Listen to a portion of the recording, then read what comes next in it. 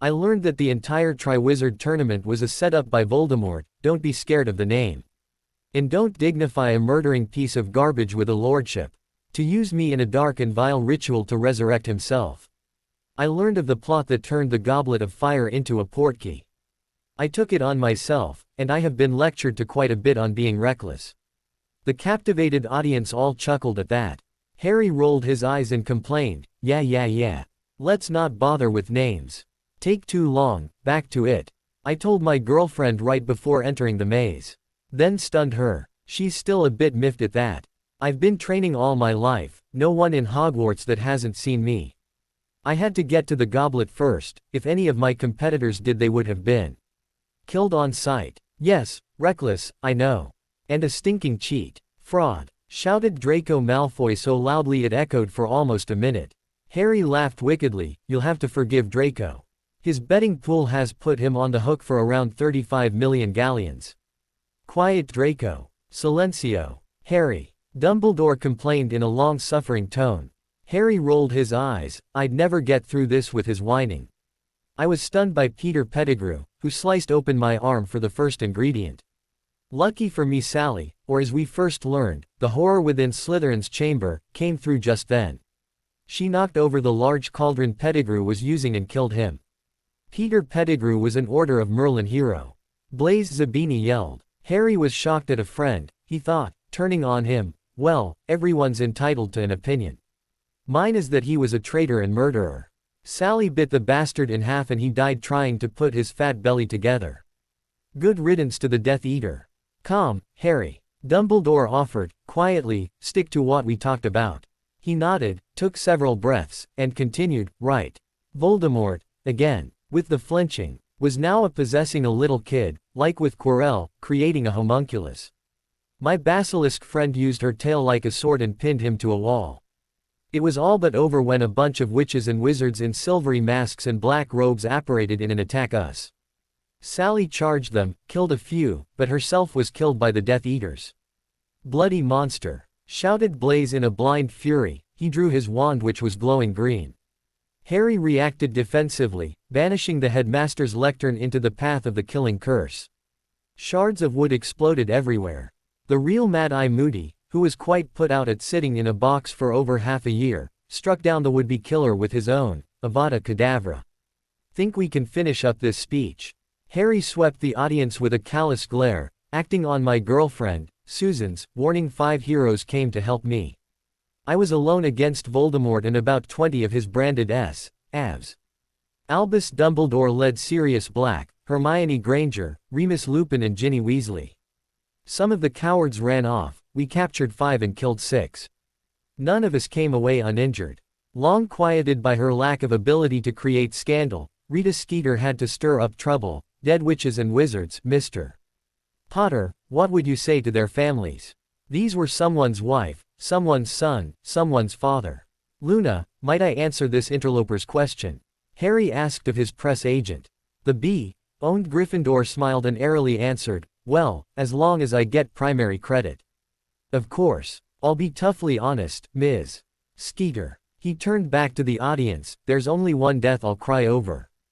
And, no, not Zabini there. No, Rita, I'll only cry for Sally, my basilisk friend. Over the last couple years, she was the only one I could talk to about some things. So wise. Really such a gentle soul. She did things to further the death of Voldemort that I can't explain yet. I am selling her remains through Gringotts. Legally, it's my right.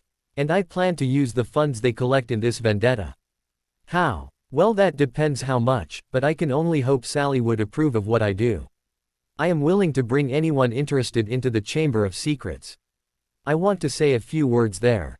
There was utter silence after that. Rita finally recovered her power of speech, at first stammering, WHWH what why you're saying is that you care more for an animal, THTH than APP person.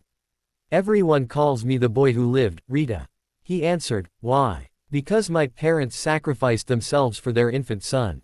Call me Pyjamas the Terror. I like that. She looked offended. Let me repeat my question. Do you care more for an animal than a person? When it comes to people trying to murder me, yes. Answered Harry. Rita rolled her eyes and spoke as if to a misbehaving child. Let me repeat my question. Do you care more for an animal than a person? Let me repeat my answer. Harry used her exact same insulting tone. When it comes to people trying to murder me, yes. There was a rather lengthy staring contest before the reporter huffed and spoke no more. Come on people, Harry complained to the crowd, nothing down here to bite. Well, not anymore. I was last here before the third task. What about you and your yellow friend Seti? I got a brave puff up here with me. Cedric Diggory spent a week in a ministry holding cell and was questioned extensively. He was cleared of all charges, not just released to compete in the tournament. Completely cleared. And he was robbed of even a fair chance. Nasty little sod, aren't you? Can't beat me at Quidditch. Harry taunted the taller boy. Too bad the goblet didn't declare me Hogwarts champion. Wanna fight? Muggle. Magical. Go for it. Dumbledore pushed between the posturing youths and said, Harry, please, we're all fascinated by the tale of the chamber. Let us proceed. Please, let it go. Susan squeezed his hand. It's hard for me when my boyfriend hates my house. Harry couldn't stand up to that. All right. I hope everyone enjoyed the slide. Seems Lord Slytherin had quite the quirky sense of humor. You can call this the antechamber. There's a round door, locked with snake tumblers just up ahead. It opens to Parseltongue, of course. Then we're in the main chamber. There's a bunch of large snake statues and a whole wall carving of Salazar himself.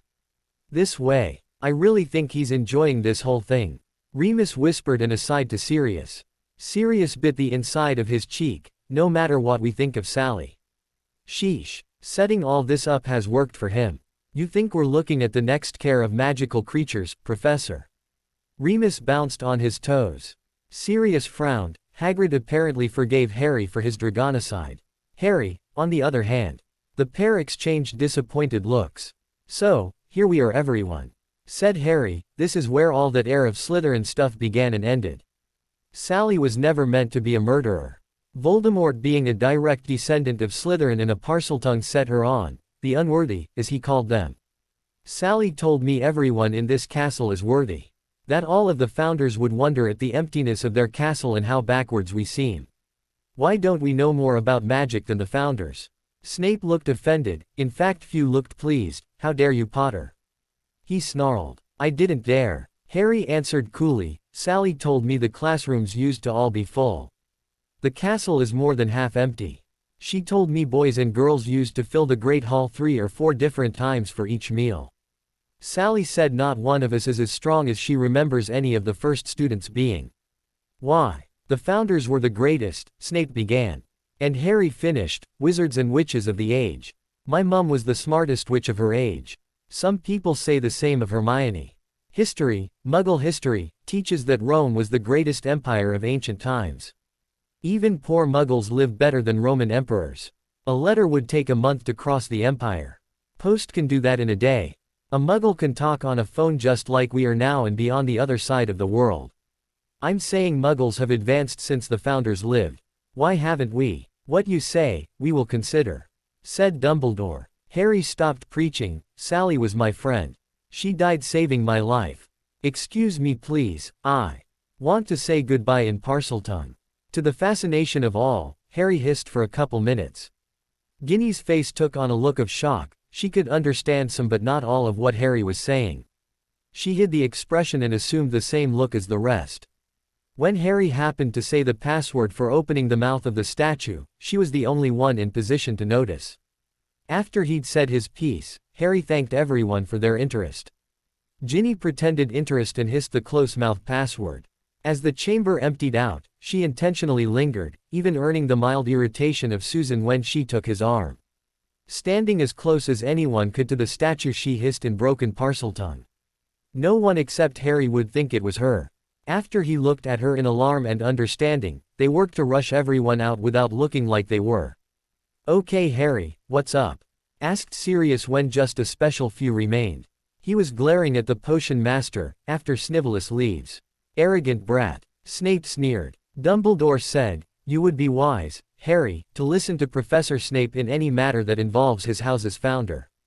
Always wondered about that, Albus. Remus put in, Aurora is as much a Slytherin as Severus. and senior in tenure. Why is she not head of Slytherin? Snape growled, werewolves are a disgrace to the wizarding world. As for you, Potter, no more pet to bully your betters with. Your little world will be very different next year. I haven't met my better, Snivellus. Harry had fought, and now killed in real combat. The last of Snape's ability to intimidate was gone. I'd take you out myself, but Myrtle loves to deal with intruders. Myrtle. The teenage Ravenclaw ghost appeared. Hiya Harry. She cuddled up and hissed at Susan. Myrtle, this is Snivellus. Harry pointed between the two. Myrtle, Snivellus won't leave after I told him to go. Think you can convince him? The ghost tittered happily and said, for a key. Howie. Oh, all right, he answered, but just because my girlfriend is here too. With her prize received, Myrtle delightedly went to work tormenting the potion master. She blissfully ignored Dumbledore's protests and Snape was soon driven away. Now we can proceed, said Harry with a smirk. During my speech I accidentally hit the password to open the statue where Sally came out of. Ginny noticed because she can partially speak Parseltongue. Sally's last words to me were go behind the statue. Dumbledore said, then I suggest you do so. However, slowly, carefully, and with us backing you up. With wands drawn. Ladies and gentlemen, I don't much care for this, Albus. Sirius complained, no, I don't care for it at all. Harry grinned, thanks Sirius. I mean that, but if Sally told me to do it, then it's safe. He climbed around the statue, followed by Sirius, Dumbledore, Ginny jumped in next, Susan forced her way on, then Remus. Lifting himself up and into the mouth, the first thing he did was cast Lumos. Get in there already, Sirius complained, nudging the headmaster impatiently. Harry's voice echoed from inside, yeah. No, it's all right. Just a little slippery. A little creepy if you ask me, said Susan, almost like he's talking. Slytherin I mean, what's it like in there? Harry grunted with the effort of pulling Dumbledore in, then replied, well, 1,000 years worth of snake, to be honest. But, see I'm fine Sirius, come on everyone light up. Is there enough room? Susan wanted to know. Harry laughed at her as he pulled her in. A 60-foot snake hung out in here for 1,000 years. Books everywhere. If I may, Harry, cautioned Dumbledore. He waved his wand several times, then gently pulled the nearest book off the nearest shelf. Harry tugged on the old man's hand, and started reading. Boy, Hermione's gonna be pissed, exclaimed Ginny, giggling madly. No one else recognized the alien language. Harry only saw English, but he got it, printed in Parseltongue isn't it? Oh, she's not going to be pissed. She's going to hate me. He positively gleeful. I don't get it, said Susan. Sirius put an arm over her shoulder and pointed out, what, my dear, is the most important thing to any bookworm? Books obviously, she answered, though Harry is learning the value of snogging. Stuff it Sue. Harry groaned and poked her in the side. Well, assuming I live through this war. I've got my career. Ha ha. Books on parcel magic. Susan and Ginny complained almost simultaneously. Of course you'll win, Harry.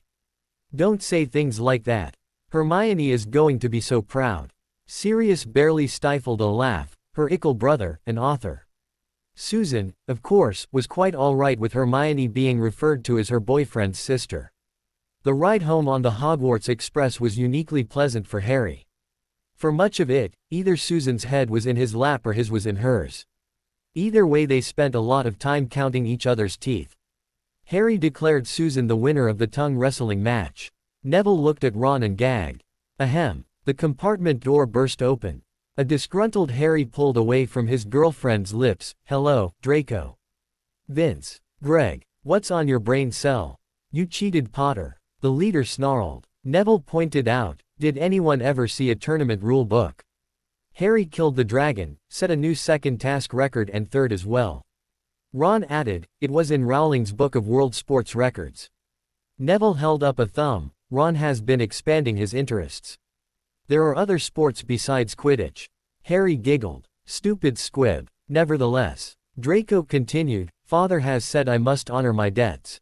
After expenses I managed a take of just over 5 million galleons. I'll be depositing that in your Gringotts account. Everyone could see the utter disgust with which he made that statement. Harry rolled his head in Susan's lap and looked lazily at his nemesis. He said, interesting. Neville. Hey mate, can you go get Luna for me, please? She sorta helps me with stuff like this.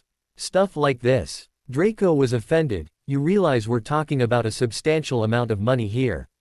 Harry gave a negligent shrug. That's why I have advisors, to help me deal with the important decisions. Ah, Luna, dear, thanks mate, young Mr.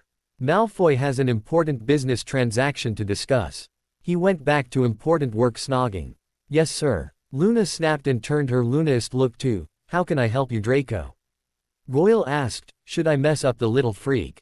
Crabbe cracked his knuckles. Ron and Neville both had their wands out. Harry gave a displeased groan and went to sit up. Susan pushed him down into her lap. I plan on depositing something over 5 million galleons into Potter's Gringotts vault. Draco repeated his explanation. Luna nodded, well, thank you sir. And seemed to zone out. Well, that's it then. I'll take the pool ticket and consider the bet paid off, said Draco, preparing to leave. Luna's eyes bugged as she gazed at him. Well, sure, Harry can accept that as a down payment. That would leave House Malfoy owing House Potter around 25 million galleons. You little freak. Draco snarled at her. Harry, Neville and Ron moved as one. Crabbe and Goyle were petrified, immobile on the floor. Harry's wand was between Draco's eyes. How many spells do you know would kill at this range? Asked Harry, casually. You wouldn't dare. My father. Draco blustered all the while licking his lips. Harry pressed his wand harder and harder into the very minimal flesh of his forehead as he screamed. Then suddenly twirled his wand and folded himself back in his girlfriend's lap. He waved a hand dismissively and said, you may go. Take that with you. Luna, thank you very much. Would you like to return to your compartment or stay here? Well, these boys are not attached, she commented, wriggling up Neville's lap and key, dotting him. Ron started to get up to leave, but Luna slid her leg up his chest then sensuously across his face. Harry, hearing Mo, Ning, looked over and almost swallowed Susan's tongue. She slapped his shoulder and started giggling. How am I supposed to snog if you giggle? Harry complained. Ginevra, come away from that Potter brat, exclaimed Molly Weasley, who was waving her hands furiously. Arthur Weasley was bringing up the rear unable to quite catch his wife. Harry had his left arm around Susan's waist and Molly Weasley's daughter on his right arm. 6 days after the Battle of Little Hangleton, as the papers dubbed it, no witch would need help walking. Ginny didn't even have a slight limp. Arthur glared at his wife and shook Harry's hand. I know there's more to the story than the papers have been told. I thank you for whatever you did to protect my daughter.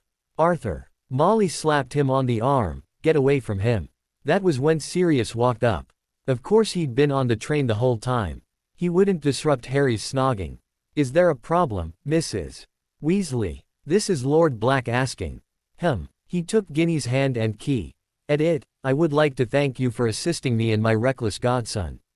My pleasure, Lord Black, and to his look smiled. Sorry, seriously, sorry. Oops, hee. Harry saved my soul, I was glad to follow him wherever he needed me to be. And before you go there, Harry, for the 994th time my foot is fine. See you later. She key. At his cheek. Susan had mixed feelings about this Gryffindor, almost as much as the Gryffindor Harry insisted on seeing this summer. But she smiled, hugged her and key. At her cheek, think we can have a quiet year, next year. She quipped. Let's put a pile of money on that and buy a bit of quiet. The younger redhead laughed. Now, beat it. The three of you. We're just going to wait for Ron and the twins. Harry shook Mr. Weasley's hand, ignored Mrs. Weasley and whispered in Ginny's ear for a moment. They went to look for Madame Bones. Mother. Ginny snapped as soon as the threesome were out of earshot. You and me are going to have a major argument when we get home. That was me until your sodding howler arrived. Molly brought out her index finger and waggled it. Watch your tone with me, young lady. You might find yourself grounded. HMPF. Grounded. Try having a few crucios thrown your way. She wasn't the least worried. Just then, Molly Weasley had a shock that reached Sirius canine-enhanced ears. I believe your friend's mother just saw Neville, Luna and Ron. Ah. A less than conventional motorcycle sped off a highway, turned at the next overpass and zipped along. Turned 3 streets later and pulled up to a large house with no sidewalk beside it. Good thing it's Saturday. The younger wizard quipped, no traffic on the expressway. Would have caused a jam. What's jelly got to do with it? Asked the older wizard, roguishly. The younger rolled his eyes, you didn't take Muggle studies. Of course not. Sirius answered, only Muggles I wanted to know about in school wore skirts that stopped at the knee. Harry snorted, perv. Hey, Ellen was 20, he protested. Harry didn't look up, Patty is 19 and a half, Sirius added. Harry paused at the top of the steps, who's next Eloise Midgen? Don't know her. Not a page. Sirius queried. Harry sighed, no. Gryffindor. Second year. Sirius opted to pass on that and rang the doorbell like a good Muggle. See. What are you doing here? Michelle Granger glared at the visitors, last year you nearly killed my daughter yourself. This year she was tortured under that sick. The Marauder sighed, and you should blame the Death Eaters who did it. Not the boy who saved her. I am all too well aware of the spell that was used. Our hospital has half a dozen people still suffering from its effects nearly 20 years later. One couple has a son, just Harry's age. He doesn't remember his parents any more than Harry does. And what do you want here? Ian Granger stepped in front of his wife, hand in a pocket. Harry touched his godfather's hand. I can tell what's in your pocket.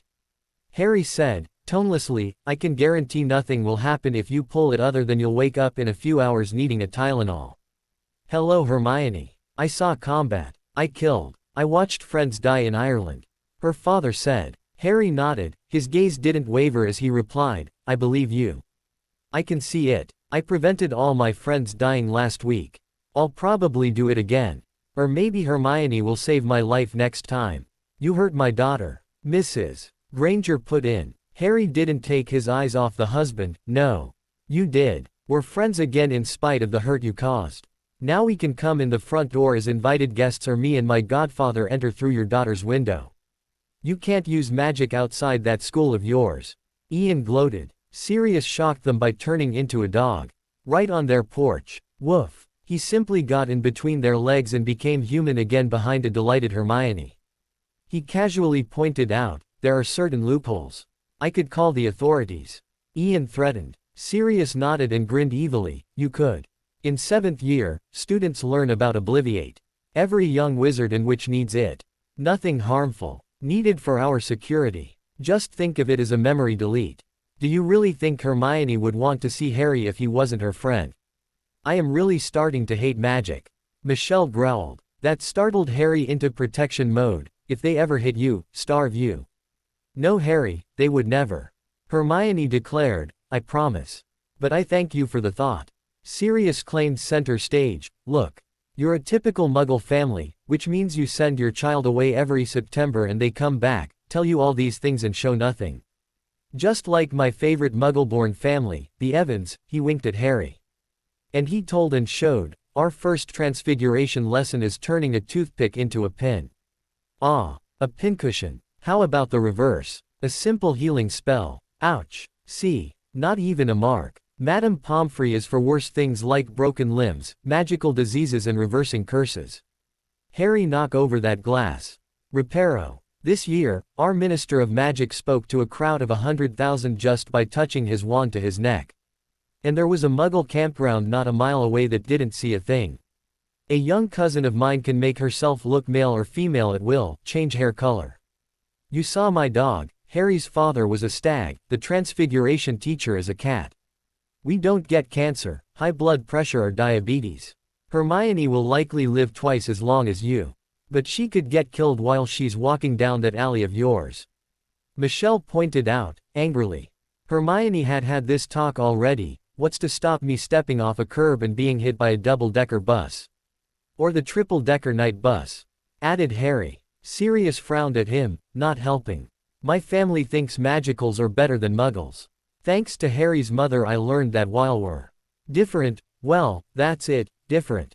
Is there bad people? Absolutely. A woman who is as close by blood to me as Harry has tortured one of my best friends and his wife to insanity. Led by a wizard who killed hundreds of people just because they didn't want his extreme version of purebloodism. And you would have me hand over my daughter to such people? Asked Ian. This is where Harry put in, Hitler, Stalin, Mussolini, Mao, Hirohito, the Islamic invasions of India 1,000 years ago. Sorry, my Muggle history lessons ended at 10 and I was never allowed to outperform my idiot cousin.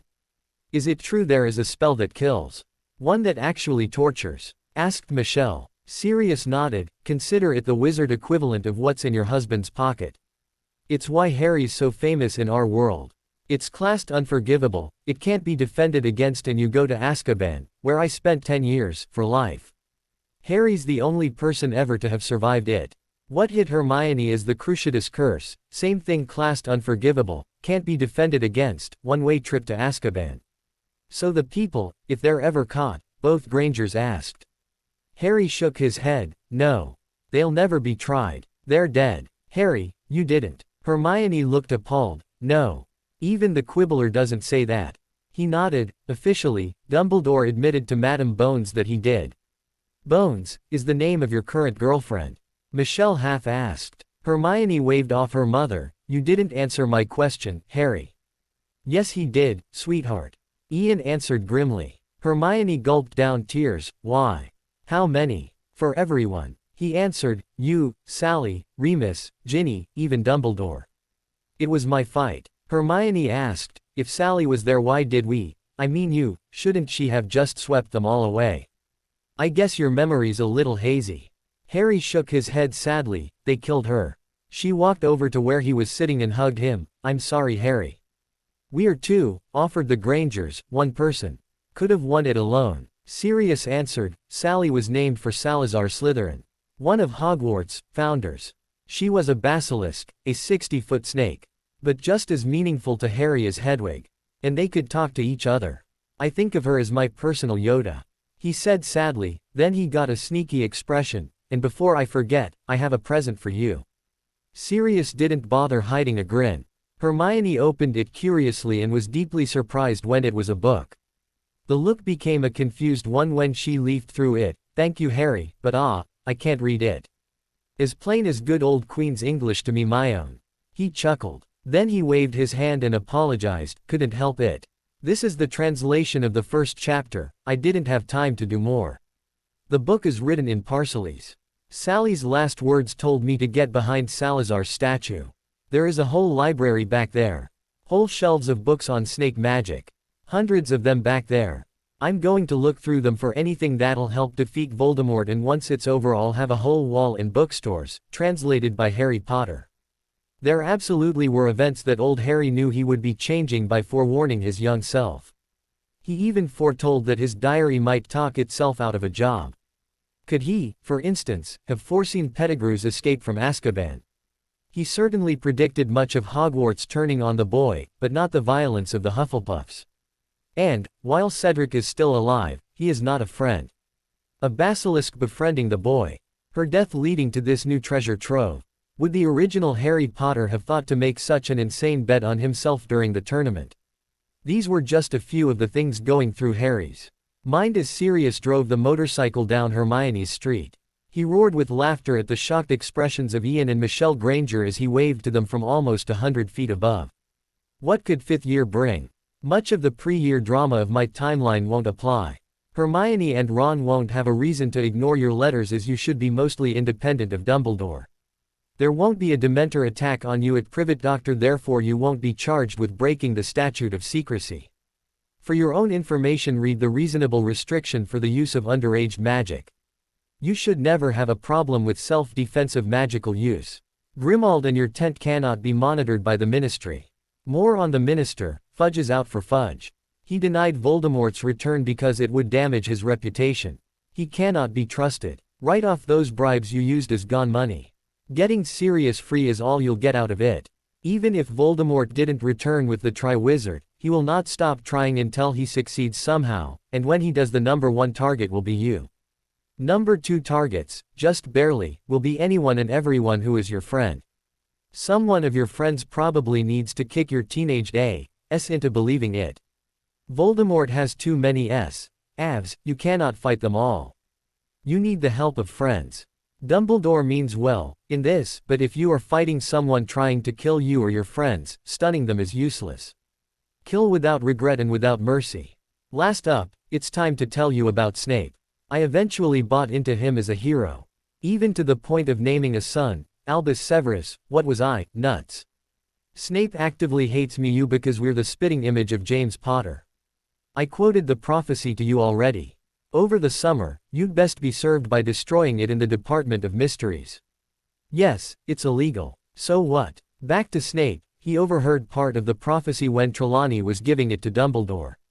Snape told that part of the prophecy to Voldemort. On the condition that he not kill Mum. I know this from Snape's own extracted memories. I didn't view them until many years later. Snape's Patronus was a doe. Do you understand? He was obsessed with Mum and Dad, stole her from him. I have seen his memory of Snape calling Mum a mudblood, when all she was doing was defending Snape from the marauders. When Voldemort went after us, Snape ran to Dumbledore, betraying Voldemort, to save Mum. Not Dad, not you, only Mum. I don't know if you've been friendly with him or not. Snape is a coward and a traitor, to everyone but himself. I don't know if Snape is a true Death Eater or not, he does have the dark mark. But, frankly it doesn't matter. Don't do this yourself. Involve Remus and Sirius. He is as guilty of killing Mum and Dad as Voldemort. I'm telling you now because you needed to learn magic, your place in the world and have your own earned reputation before having a chance to get any justice. I'd kill him myself, but I'm ancient. You're 14. Harry would later be grateful that he read this passage alone, in his tent. He raged, releasing his adrenaline in bouts of physical activity. He gave up counting his sit-ups and push-ups. And the number of times he ran back and forth to Hogsmeade. He collapsed on his bed there, and when he woke, he exercised himself to collapse several more times over the next 3 days. Harry, you're back. Sirius welcomed him to Grimmauld Place with heart embrace. I've had a dozen fire calls from Susan, almost as many from Neville, Hermione, Ron, Ginny. Need I go on? The teen sighed. No, I'm sorry. Really. You know I'm really uncomfortable telling you about my diary and the source. I just learned something from it that temporarily sent me over the edge. I'm just pissed at everyone just now.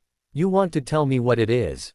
Asked Sirius. He nodded. Yeah, but no point in saying it over and over again. Yes, Madam Bones, you have the God-given right to give me an earful in loco patris, but not today. Harry grumbled, but, yes I do want to explain why I dropped out of sight for a couple days. We'll start in a minute I promise. Ah, last ones are here. Let's all go into the sitting room. Creature. Dobby. Are there seats for everyone? Refreshments. Coffee. Tea. Coke. Graham crackers. Cookies. Pastries. The 2 elves appeared and nodded. Hermione complained, 2 house elves. Harry. I thought we discussed this. My dear friend. Harry glared at her. We don't have 2, we have 3. I am going to give you a book on house elves. Read it and come back to me. For now, please, shut up. The Weasley youngsters, all present, hid laughs. Sirius leaned over her and whispered, let it be.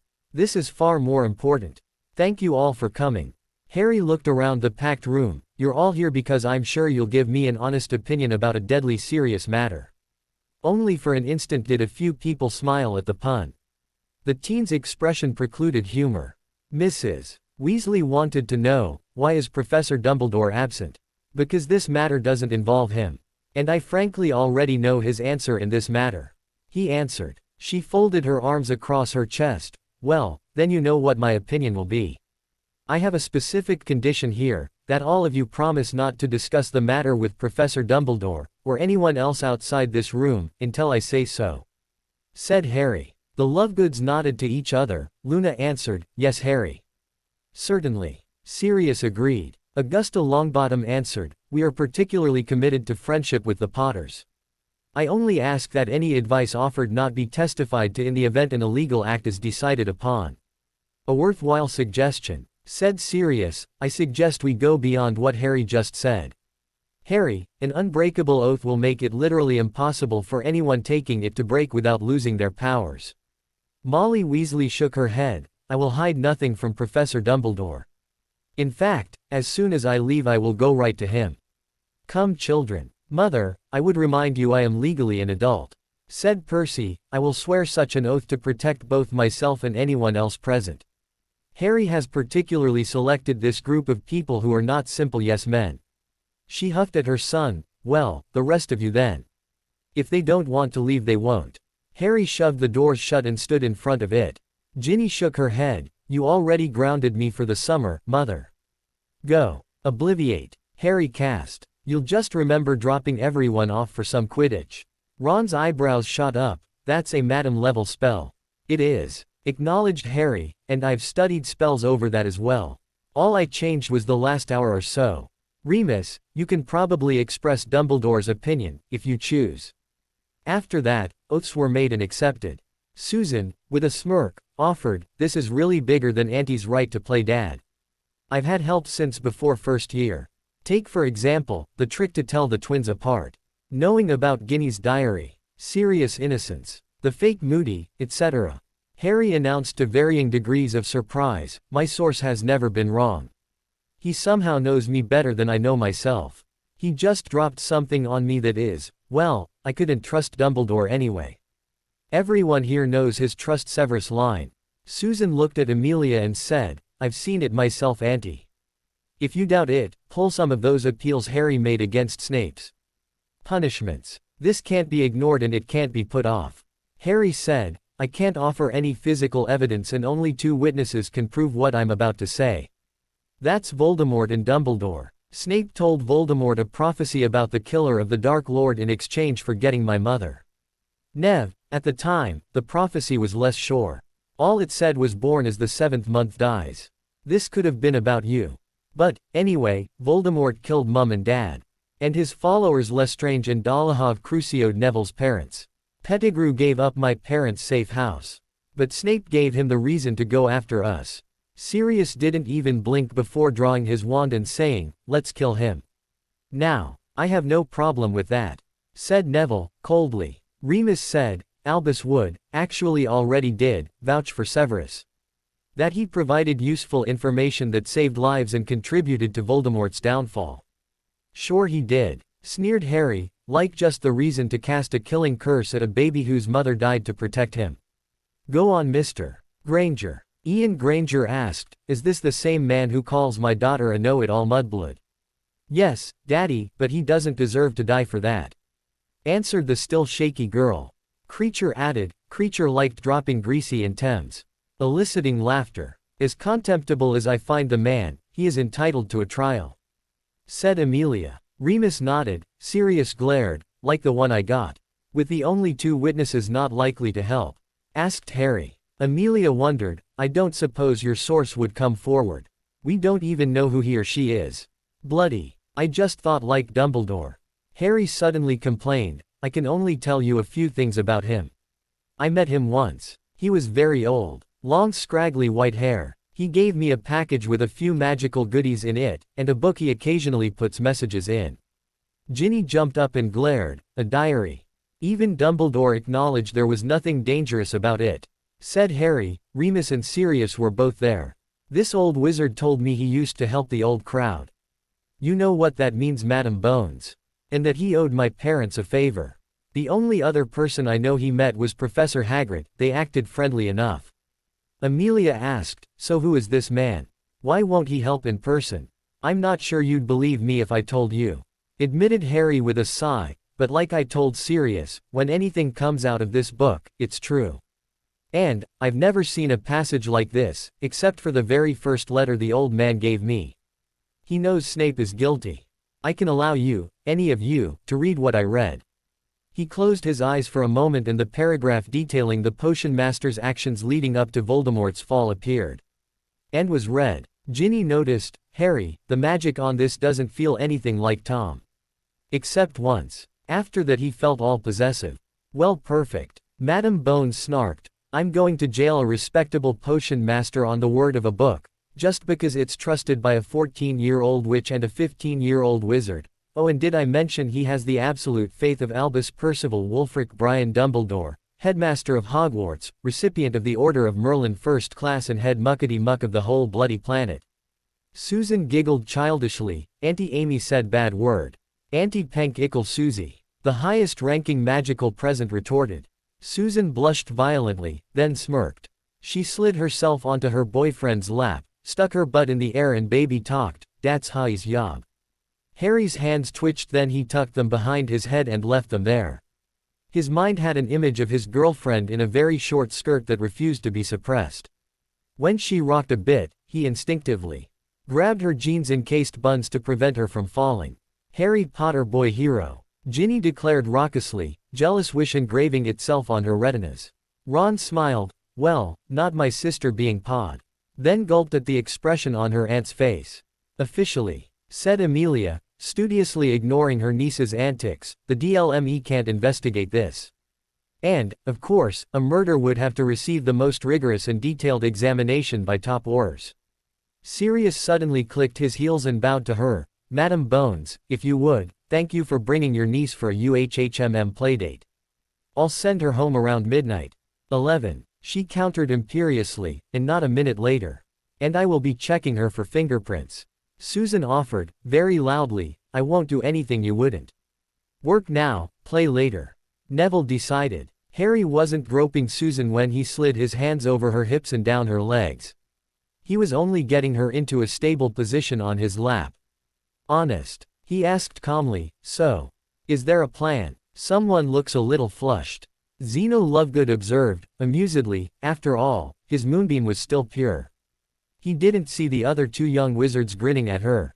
Sirius rolled his eyes. Yes Harry, we figured everything out while you were scooping Susan off the floor. The first question would be exactly what are we doing to do? Asked Luna. Remus wanted to know, are we actually contemplating murder?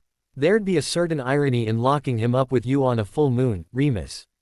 Sirius grinned nastily. Harry shook his head. Exactly how do you lure someone to the Shrieking Shack? A werewolf inside a school is not an option. Madame Longbottom objected. It is rare that a teenage boy can concentrate on anything other than a teenage girl in his lap. But Harry argued, no offense, Hermione, but no, killing someone isn't a valid answer for name-calling. That might deserve some very nasty pranking. But, so far, let's see, only one person, besides Sirius, has paid for my parents' murders. The method of his death is something I have a problem with. Mr. Lovegood put in. Harry looked at the man and grumbled, it was him or me. Oh, and a resurrected Voldemort, too. Be that as it may. He continued, I am utterly opposed to the death penalty in any way. Neither myself nor my daughter will participate in the planning or carrying out of such an act without the legal authority to do so. Which this group does not have. Come Moonbeam. Luna took her father's hand and began leaving. She paused to squeeze Harry's shoulder and say, well, perhaps not in this. Good night Harry Potter. Well, I still agree, and so does Auntie. Said Susan, Snape needs to die.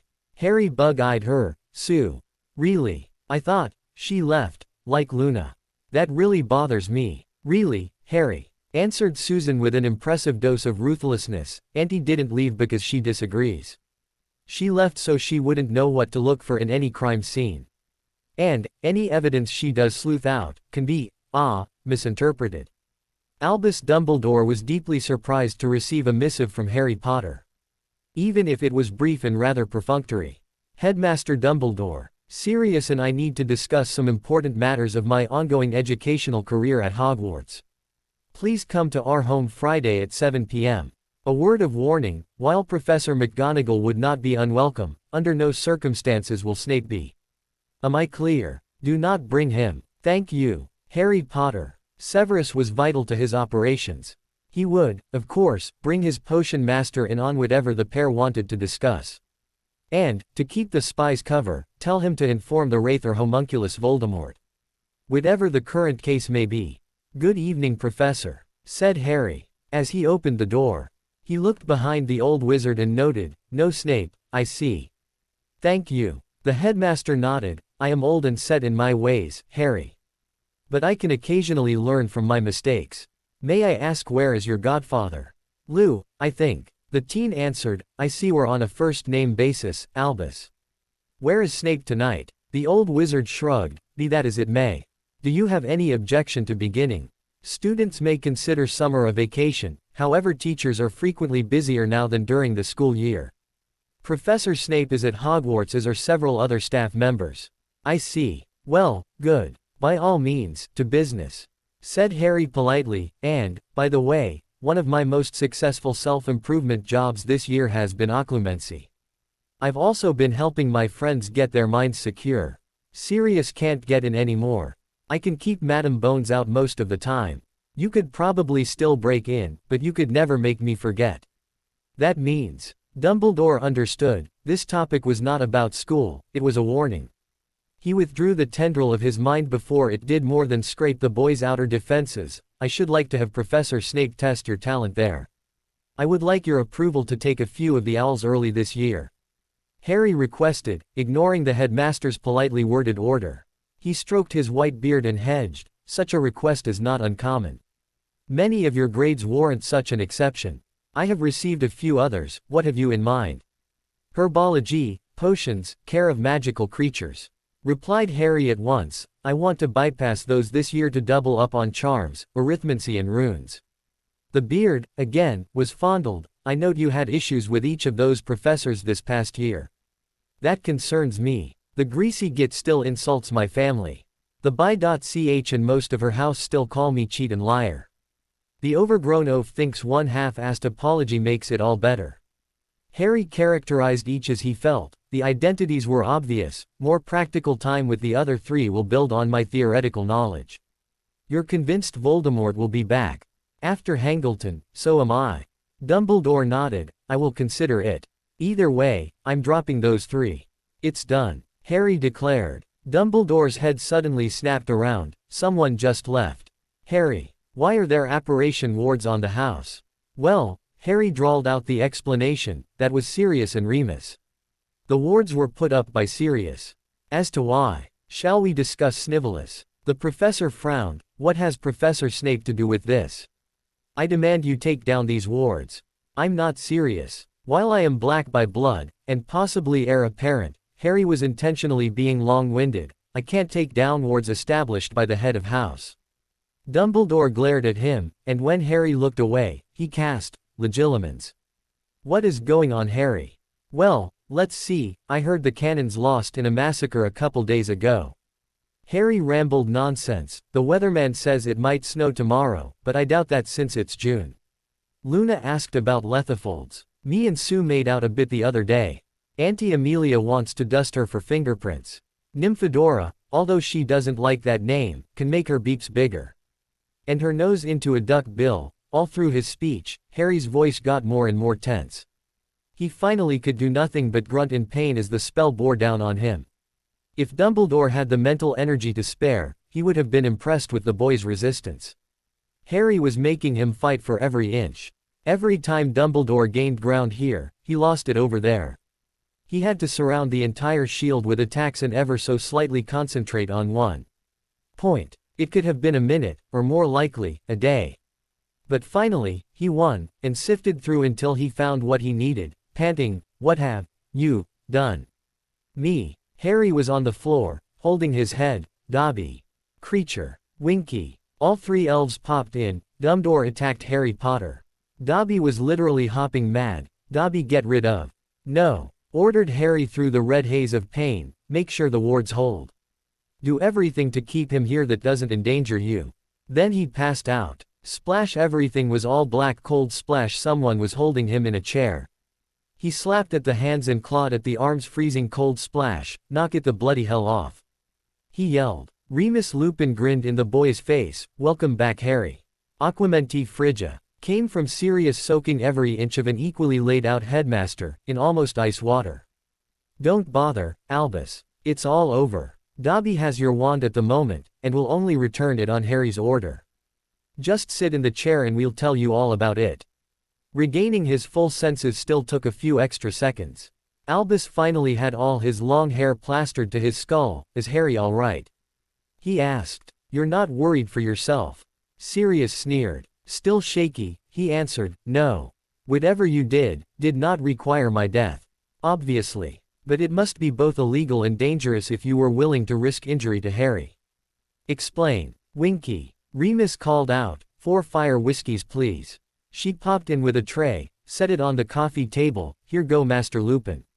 Harry should not partake, said Dumbledore firmly. Sirius shrugged, maybe by the calendar. But in my book, he's earned it. Saved our lives. Fought you to a draw. Ha ha ha. He was laughing at his godson trying to soothe his throat. My book told me about Snivellus, said Harry, angrily. And with you and your I trust Severus spiel we knew this was the only way. They could feel a wave of uncontrolled magic. Remus was disgusted with himself. Calm down.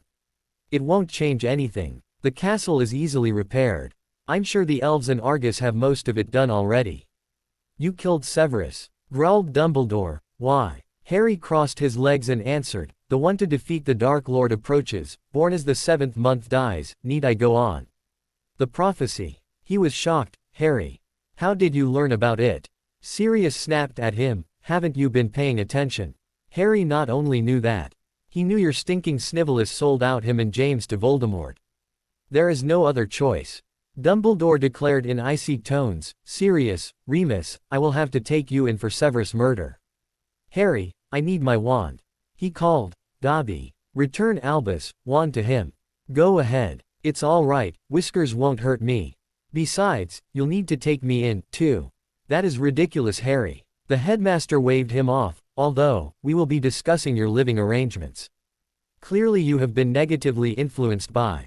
Remus and Sirius looked worried. Harry didn't. In fact he looked stony and stared down the headmaster. You can't take either of them in for murder without charging me.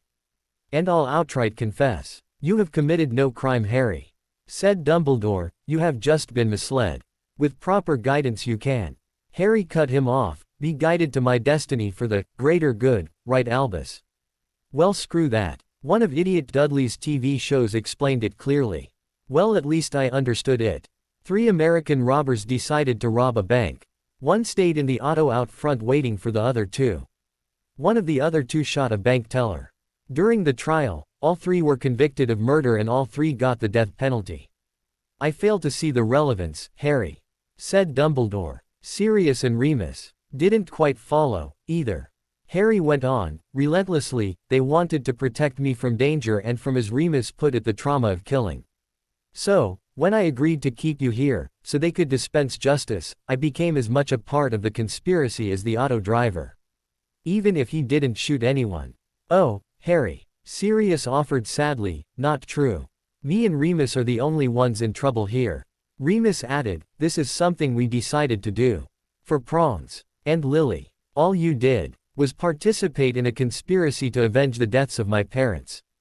Harry concluded. Dumbledore took on a sad expression. I can see your grudge against Professor Snape went beyond all reason, Harry.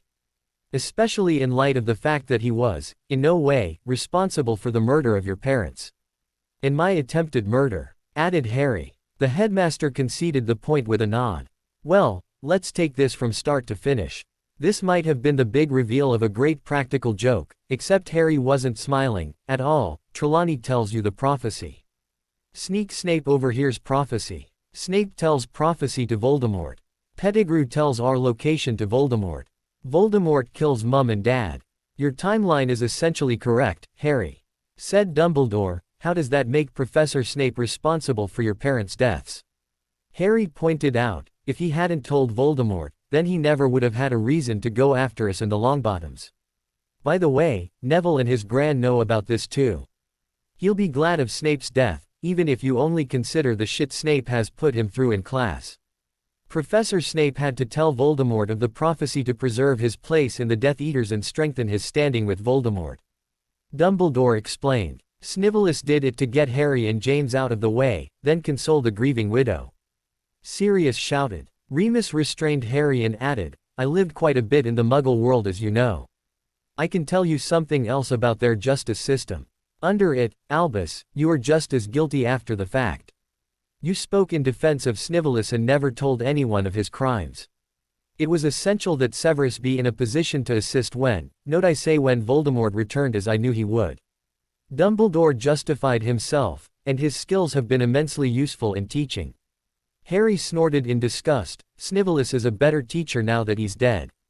Harry, that is an awful way to speak of the dead.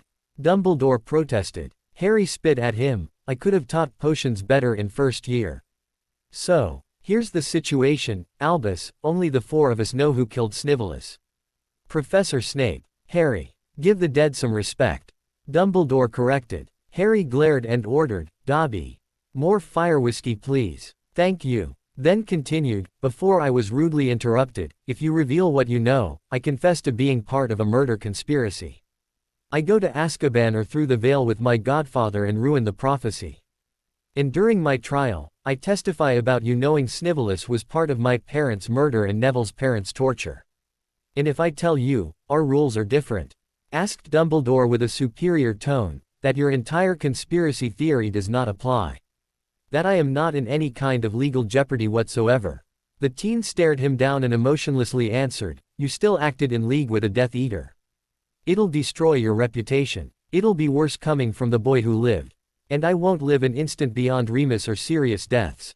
Harry, exclaimed both marauders, it's our job to protect you.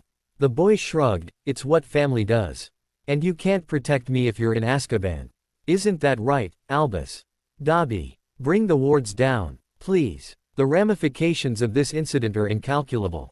Dumbledore stood, dried himself, made himself impeccable and disapparated with a particularly loud pop. Minister Fudge, good afternoon.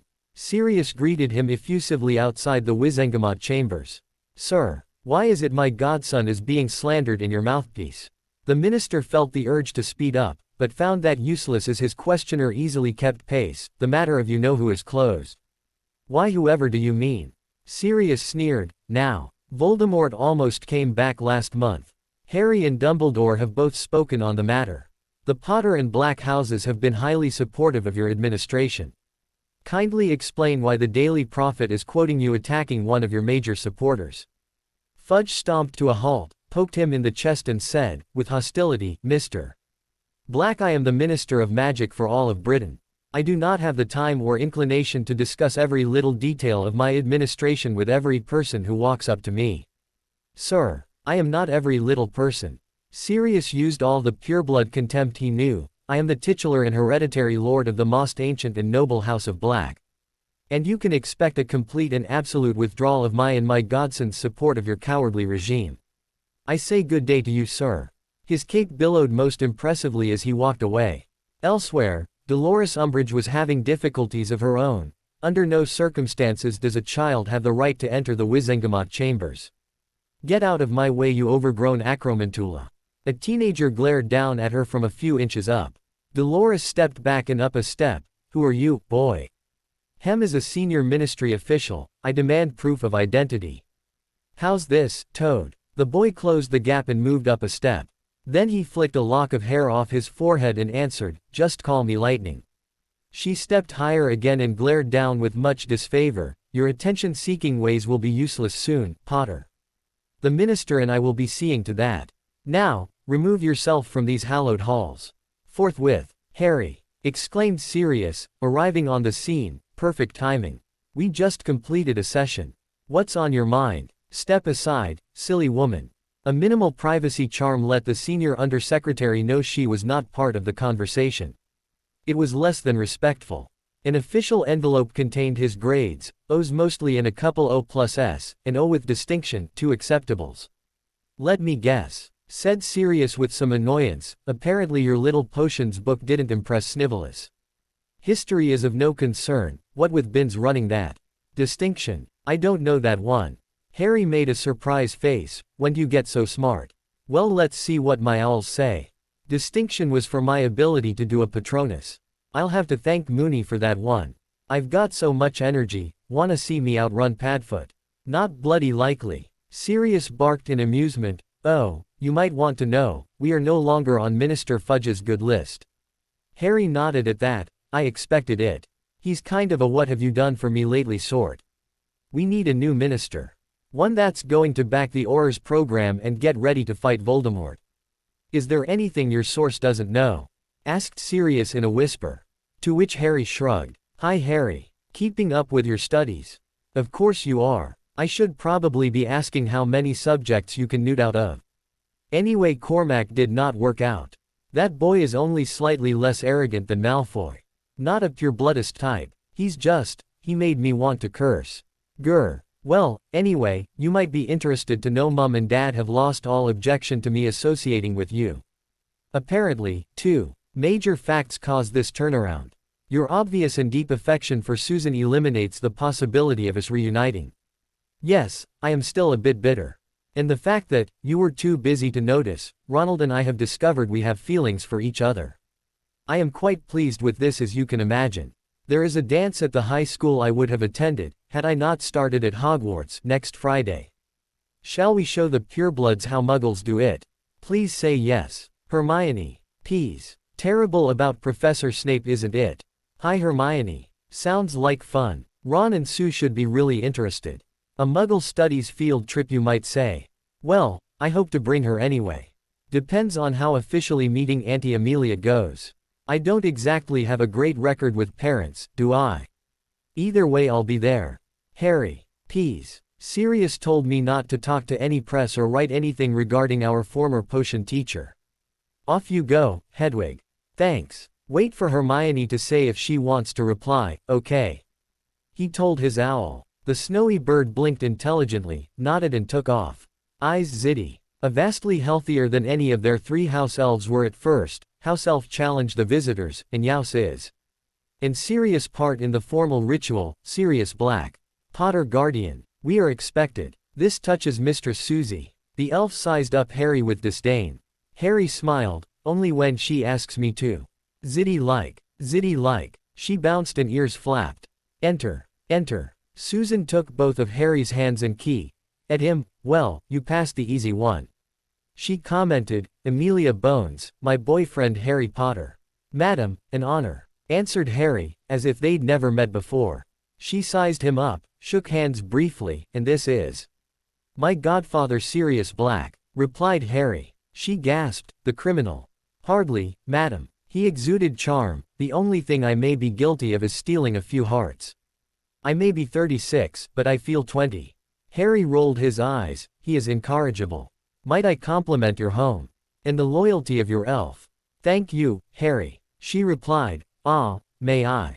He allowed her to link their arms, Susan doing the same with Sirius, of course. On a serious note, you heard of the incident at Hogwarts? Asked Amelia. Sirius nodded, but of course, Director Bones. I am most relieved it occurred after the children returned to their homes. Did you know? My young cousin Draco was the unfortunate man's godson. Yes, I did learn that. She replied, can you tell me anything other than what you've said in your interview? Sirius shook his head, sorry, but we were discussing Harry's scholastic achievements and intentions with Headmaster Dumbledore during the incident. At the Black Estate in London. You don't need me to repeat my past with the man in question. Very well, said Amelia, as far as I can see, case closed. It was a shock to so many. I would like to look at that year in light of our children's involvement with each other. By all indications my niece is very fond of you godson, and her happiness is about a flick of a wand behind her safety in my eyes. Harry deeply regretted Susan's involvement in the second task and had told her so more than once, Madam Bones, I've learned I'm a trouble magnet. The boy who lived and all. Not a title I invented. But ever since I learned about it, I've been studying and training. Susan wants me. Why? Honest, I don't know. I'm a match for anyone in Hogwarts. If someone wants to hurt her, they'll have to get through me. That is why I want you, Harry. Susan said, Auntie kept things rather, boring for me when I was younger. Amelia complained, why can't they just skip from 12 to 20? Now, I have a concern. I've been barred from relationships in the past, said Harry. Everyone always gets to quiz the boy, what are your intentions toward my daughter? Well, I'm going to throw that back. I don't know that I love Susan yet. In fact, I'm not sure I know what love is, really. The short version is my mother's sister, husband and their son were not the best people to raise me. So, can I expect to be told I'm no good for your niece? The light-hearted mood was gone. Surprise was on everyone's face. Zitty called Amelia, put warming charms on the meal please. How about we discuss your family later, Mr. Potter? She said formally, sit down please. You are fairly accurate in your description. It is considered essentially a duty of a girl's father to dislike and threaten a suitor. Muggles and magicals alike. Well, except for those who engage in marriage contracts. I have seen nothing that tells me you are anything but honorable. I would like to think I have been a good enough parent to please Neil and Kathy. I will do nothing to stand in the way of your relationship. Should it become permanent, you may expect my blessing. Sirius smiled broadly, as more hesitantly, did Harry. Thank you, Madam Bones. I should have realized Hermione and Ginny would have made you react like this. Susan apologized. I'm sorry, Harry. He took her hand, patted it and smiled. To Amelia he explained, Ginny Weasley. Got a howler from Molly forbidding me taking her to Hogsmeade. Hermione Granger, my best friend, her parents made her break up with me over Christmas a couple years ago.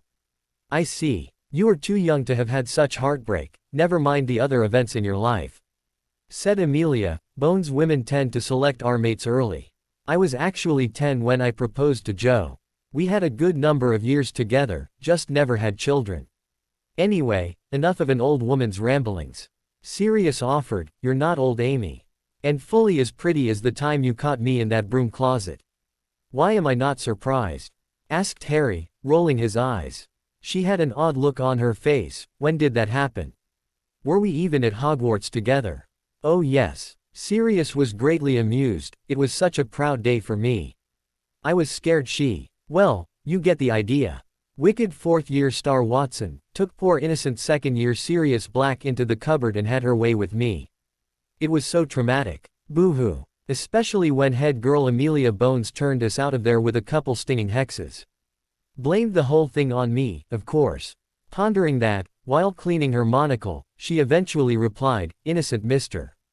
Black was on top of said girl as I recall. And Professor McGonagall docked Gryffindor more points that night than she did Hufflepuff. Do we need to be here for this? Asked Susan sarcastically. Amelia smirked at her niece. Come, let's eat. I would like to hear the kernel of truth behind the wild rumors about Mr. Harry Potter. I should, strictly for the record, get a statement on Professor Snape. I hated the bast, rotten man. Said Harry, completely honest. He asked me questions that were part of fourth-year potions, right on first day and took points complaining. Clearly fame isn't everything. He tried to punish me for exercising after I'd already been at it for months. Took until the end of the year to get it reversed. You'd think he'd learned, but no, the next year it was his personal goal to make my life miserable. Seems it was all my fault that my dad wasn't nice to him back in his school days. Amelia had noted that, well, by all logic, it would make you a prime suspect. Unfortunately for the theory of murder, you being in the verified company of Headmaster Dumbledore for quite some time both before and after the explosion, rules you out. I suppose once again, the simplest explanation is the most likely. Answer. I plan to wrap up the case as a regrettable accident. Enough of that talk, please. Susan grumbled, come on, Harry, I'll give you the 25 Canute tour of the place. With Auntie's permission, of course. Sirius waved a permissive hand, and winked. Amelia did much the same. Harry complained about lacking change and Susan laughed, swatting his backside as she followed him up the main flight of stairs. The tour included a much-needed trip to the bathroom. Harry admired the classic pink and blue tile. Nothing like the lovely glass shower door. And this is my room. Susan was a bit bashful about this moment. Harry looked around. I like it. It fits you somehow. Neat, but not spotless. Clothes on the floor. Damn. Bloody. She exclaimed, red-faced as can be. She snatched it from his hands. He playfully slapped her cheeks and scolded, naughty words, little girl. Bully. She whined at him, turned and twisted until they both bounced onto her bed. Well, well, well, what do you know? Boy who lived isn't so good after all. Harry smirked under her. Oh really? He stuck his tongue out and licked her nose. Ew. Gross. She complained and began wrestling with him. Blowing a very why raspberry into his narrow waist. He squealed, flipped their tangled bodies over and nipped at her neck. Susan suddenly froze and hissed, the wards. A strange voice ordered, kill the bi.ch. I'll get the girl. Move. Harry whispered, pushing her off her bed. The door creaked open, a knife entered first. Well well, the voice cackled, looks like we can have a bit of fun. Dearie wants to play. Come on you F.K. Harry snarled. He snatched at the knife and slammed the bedroom door on the invader. Momentarily stunned, but an old hand at burglary, the invader shoved back hard. He'd managed to hold onto his knife and realized he was fighting no girl. He slashed and stabbed, shoved on the door and was rewarded with the feeling of biting into flesh and a scream of pain. "Get out, boy," he ordered nastily, "and the wound is all you'll get." "Harry," Susan wailed, seeing a wicked blade embedded in his back. The attacker cackled gleefully, "Get in here, Ace. It's Potter. A double bonus. UHNN. Harry grunted through the pain. A wand was a fairly useful weapon even without a spell. It slid out of his wrist holster, into his hand and through the man's neck. Susan brought her crystal ball down on the fallen invader's head. Blood and shattered glass littered her bed. He stifled a howl of pain, yanking the knife out of his back and his wand from the dead man. He gritted out at Susan, "Keep low. Wand out. Are you all right?" she asked worriedly, but was silenced by the noises from the hall. Red stain, she noticed, was growing all over Harry's light blue shirt. He suddenly yanked a person in, throwing them on top of the dead man and was ready to deliver a death blow. Susan yelled, "Auntie." Harry, stop. The crisis over, Harry sagged into the wall and Ned, weakly, "That really hurts." "I imagine so." "Serious." Amelia yelled, "Ziddy. Bring first aid kit. Episki. Oh rubbish. Vulnera Saniter." Looking behind him, wand drawn, he rushed in and pulled the door shut. "You know, Amelia, you had to send Ziddy to break up a snog session." He quipped, "All right there, Harry." "Oh, yeah, I just love knives in the back." He shot back, "Good thing no one can get their hands on basilisk venom." "Damn, that hurts. Sue, I think Auntie enjoys this too much. What took you so long?" Sirius examined the still closing wound with real concern, but quipped, "Amelia, clearly she's learned love bite skills well." And winked at Susan, who blushed. 4 hit the living room. "Looks like someone thought this was an easy job. No one we know. Interesting wand technique here, Harry." Madam Bones offered, handing back his wand. "We'll have to research that spell." "Well, this will make your time at Hogwarts a little problematic." Flipping the body over, she noted, "The father of Vincent Crabbe, I believe." Susan gasped, sobbed and cried. It was one thing to not especially like a schoolmate. It was another to have killed his dad. The Bones flow erupted with arrivals: Kingsley Shacklebolt, Rufus Scrimgeour, Tonks, Pius Tickness, Dolores Umbridge and finally Albus Dumbledore. Immediately taking charge, Amelia said, "I want a full crime scene team here, now. And a report as to why your arrival took 6 minutes instead of a previously timed 4. Kingsley, you'll find Harry Potter and Sirius Black in my niece's room, take their statements. Tonks, you're with me to see to Susan. Pius, Rufus, you will be in charge of the investigators when they arrive. Hem, I believe you have disregarded the presence of a senior official." Umbridge finally got in. Each of her earlier attention coughs were ignored. "The way we will do things is exactly as I have ordered." Madam Bones cut her off. "This is a criminal investigation in my home. You Dolores were not invited and you may leave. I have never liked you and I like you less in my home." The pink-clad woman just smiled. "Why, Amelia, I am only looking out for your best interests. Surely you could use a little extra authority at the only authority you have just now." Madam Bones now pointed her wand, "is the choice of how you leave my home. Conscious, or not." Pretending full confidence, Umbridge said, "The minister will expect a full report on his desk by close of business." "In good riddance," Harry growled, standing there with a glass of pumpkin juice in his hand. The tall black Auror indicated, "Come, let's go back."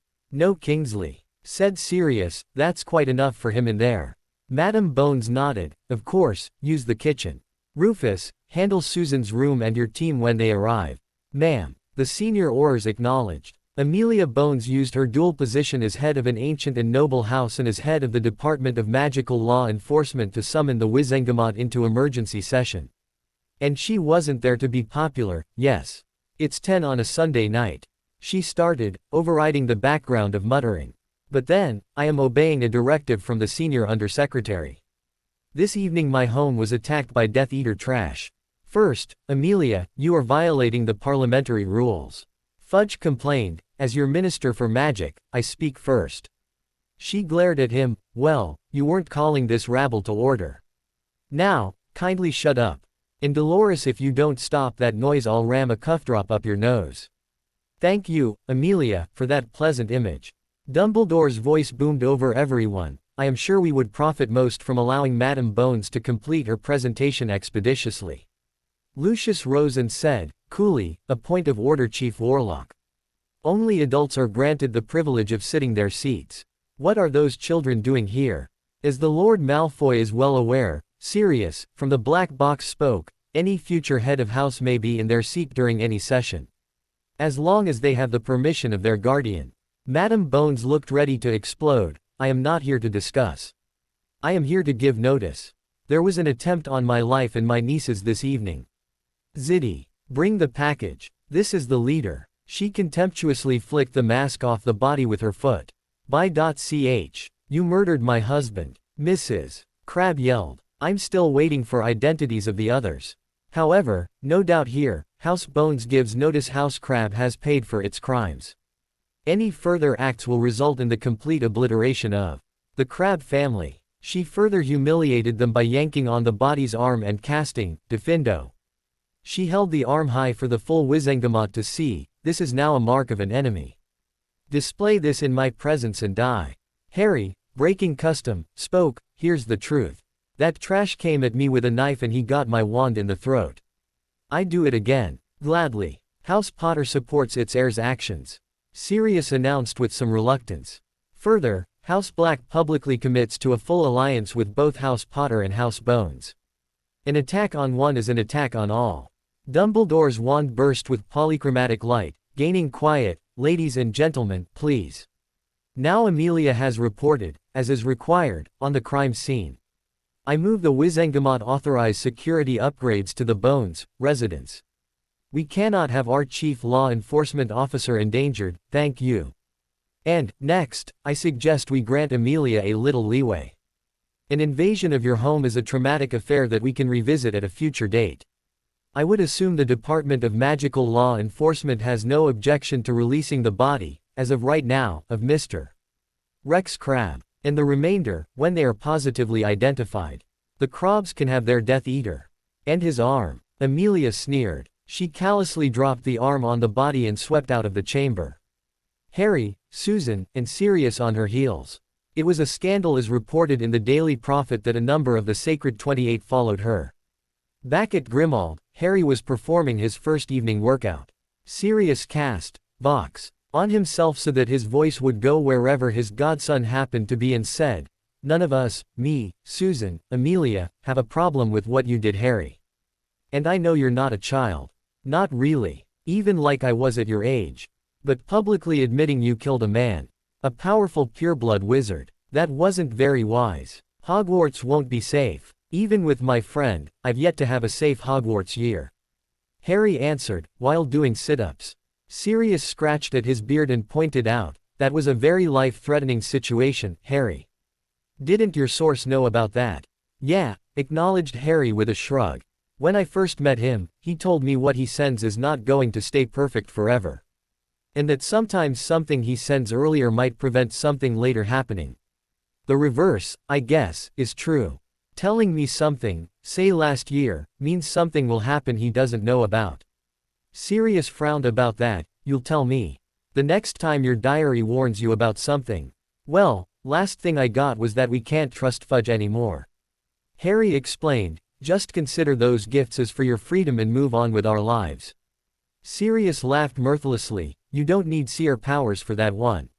Who do you think should replace him? Asked Harry. The Marauder blinked, scratched his nose with his wand, that's treason, you know.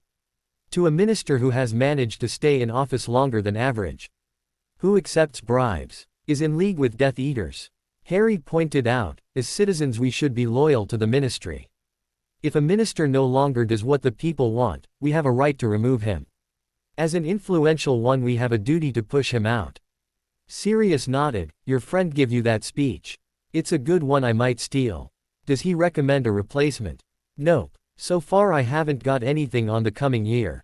Harry answered, but nothing, that is, I take everything in that diary seriously, no pun intended. He apparated down from the 4th floor to the foyer, you know, that takes a lot out of you. To which the adult wizard nodded, apparition gets easier as your abilities mature. You'll have it down in a couple years at most. You think Voldemort will give me that much time? asked Harry. He was already sprinting around to the second flight of steps. Go ahead, take that speech into the Wizengamot. Sirius shook his head in wonder. Kid, I get tired just watching you. I'm going to bed. You should, too. Yeah, I know, only when you're done running yourself into the ground. In your spare time, think of a new minister. Hey, I'm the teenager here, he playfully whined, now at the top floor. He apparated to Sirius on the first and started up again. Can't you adults do anything? After a couple days, Harry sent Hedwig with a letter to Draco Malfoy reminding him of the bet on the Triwizard Tournament and the exact amount he figured he was owed. It came to exactly GG 25,819,772 SS7 Kane 13. And to please reply with a date to meet at Gringotts. Woo! Exclaimed Harry as his girlfriend stepped through the flow in Grimmauld Place. She was quite able, in t-shirt that didn't quite cover her belly and blue jean skirt that didn't quite reach her knees, and he did so. Good evening, Madam Bones. Amelia stepped through even more gracefully than her niece did and said formally, likewise Mr. Potter. I understand you are planning on venturing into the Muggle world this evening. Well, yes ma'am, he acknowledged, a school dance in my friend's, Hermione Granger, neighborhood. It's the school she would have attended had she not been a witch. She described it taking place in a gymnasium. A very public event. There will be hundreds of other kids from 12 to 18 there, just like the Yule Ball. Well, without magic. Teachers and parents act as volunteer chaperones to prevent any hanky-panky. Madam Bones made a face, but then the boy had saved her niece's life. She still had to apply some parental force, and just how successful do you suppose Muggles are at keeping an eye on their children? About as successful as Grandma and Grandpa were with you, Mummy and Daddy, Auntie. Susan offered, angelically. See you at 11:30, Mr. Black. Amelia scolded her. No, young lady, I will see you at 11:30. Which means Mr. Black best see you before 11:20. Thank you, Auntie. Love you, Auntie. Bye, Auntie. Susan pushed her boyfriend at the fireplace, stuck his hand in the flow powder and signaled, do. Harry obeyed. Granger residence. The couple vanished in a flash of green. We made it. Susan yelled in relief. Harry had to depend on her for a smooth entrance, but got it and didn't dirty his muggle-looking shirt and tie, getting better anyway. Hiya, Harry, Susan. Hermione's face showed a flicker of surprise at the redhead's presence. But it wasn't disappointment. Ron's on the stoop with Dad. Getting the my little girl speech. Did he hold up to your aunts? Susan grinned and replied proudly, guess you haven't heard. No paper subscriptions. You get to skip all that when you save the girl's life, even if you destroyed her bed. Huh, was all the smartest witch of her age could manage. Susan giggled at the reaction. First she casually greeted, hiya Ron. Hi Ginny. So, look at it from my point of view. Here I was having a rather pleasant little snog, suddenly I'm thrown out of bed. My own bed, mind you, and this thug is suddenly there bleeding all over everything.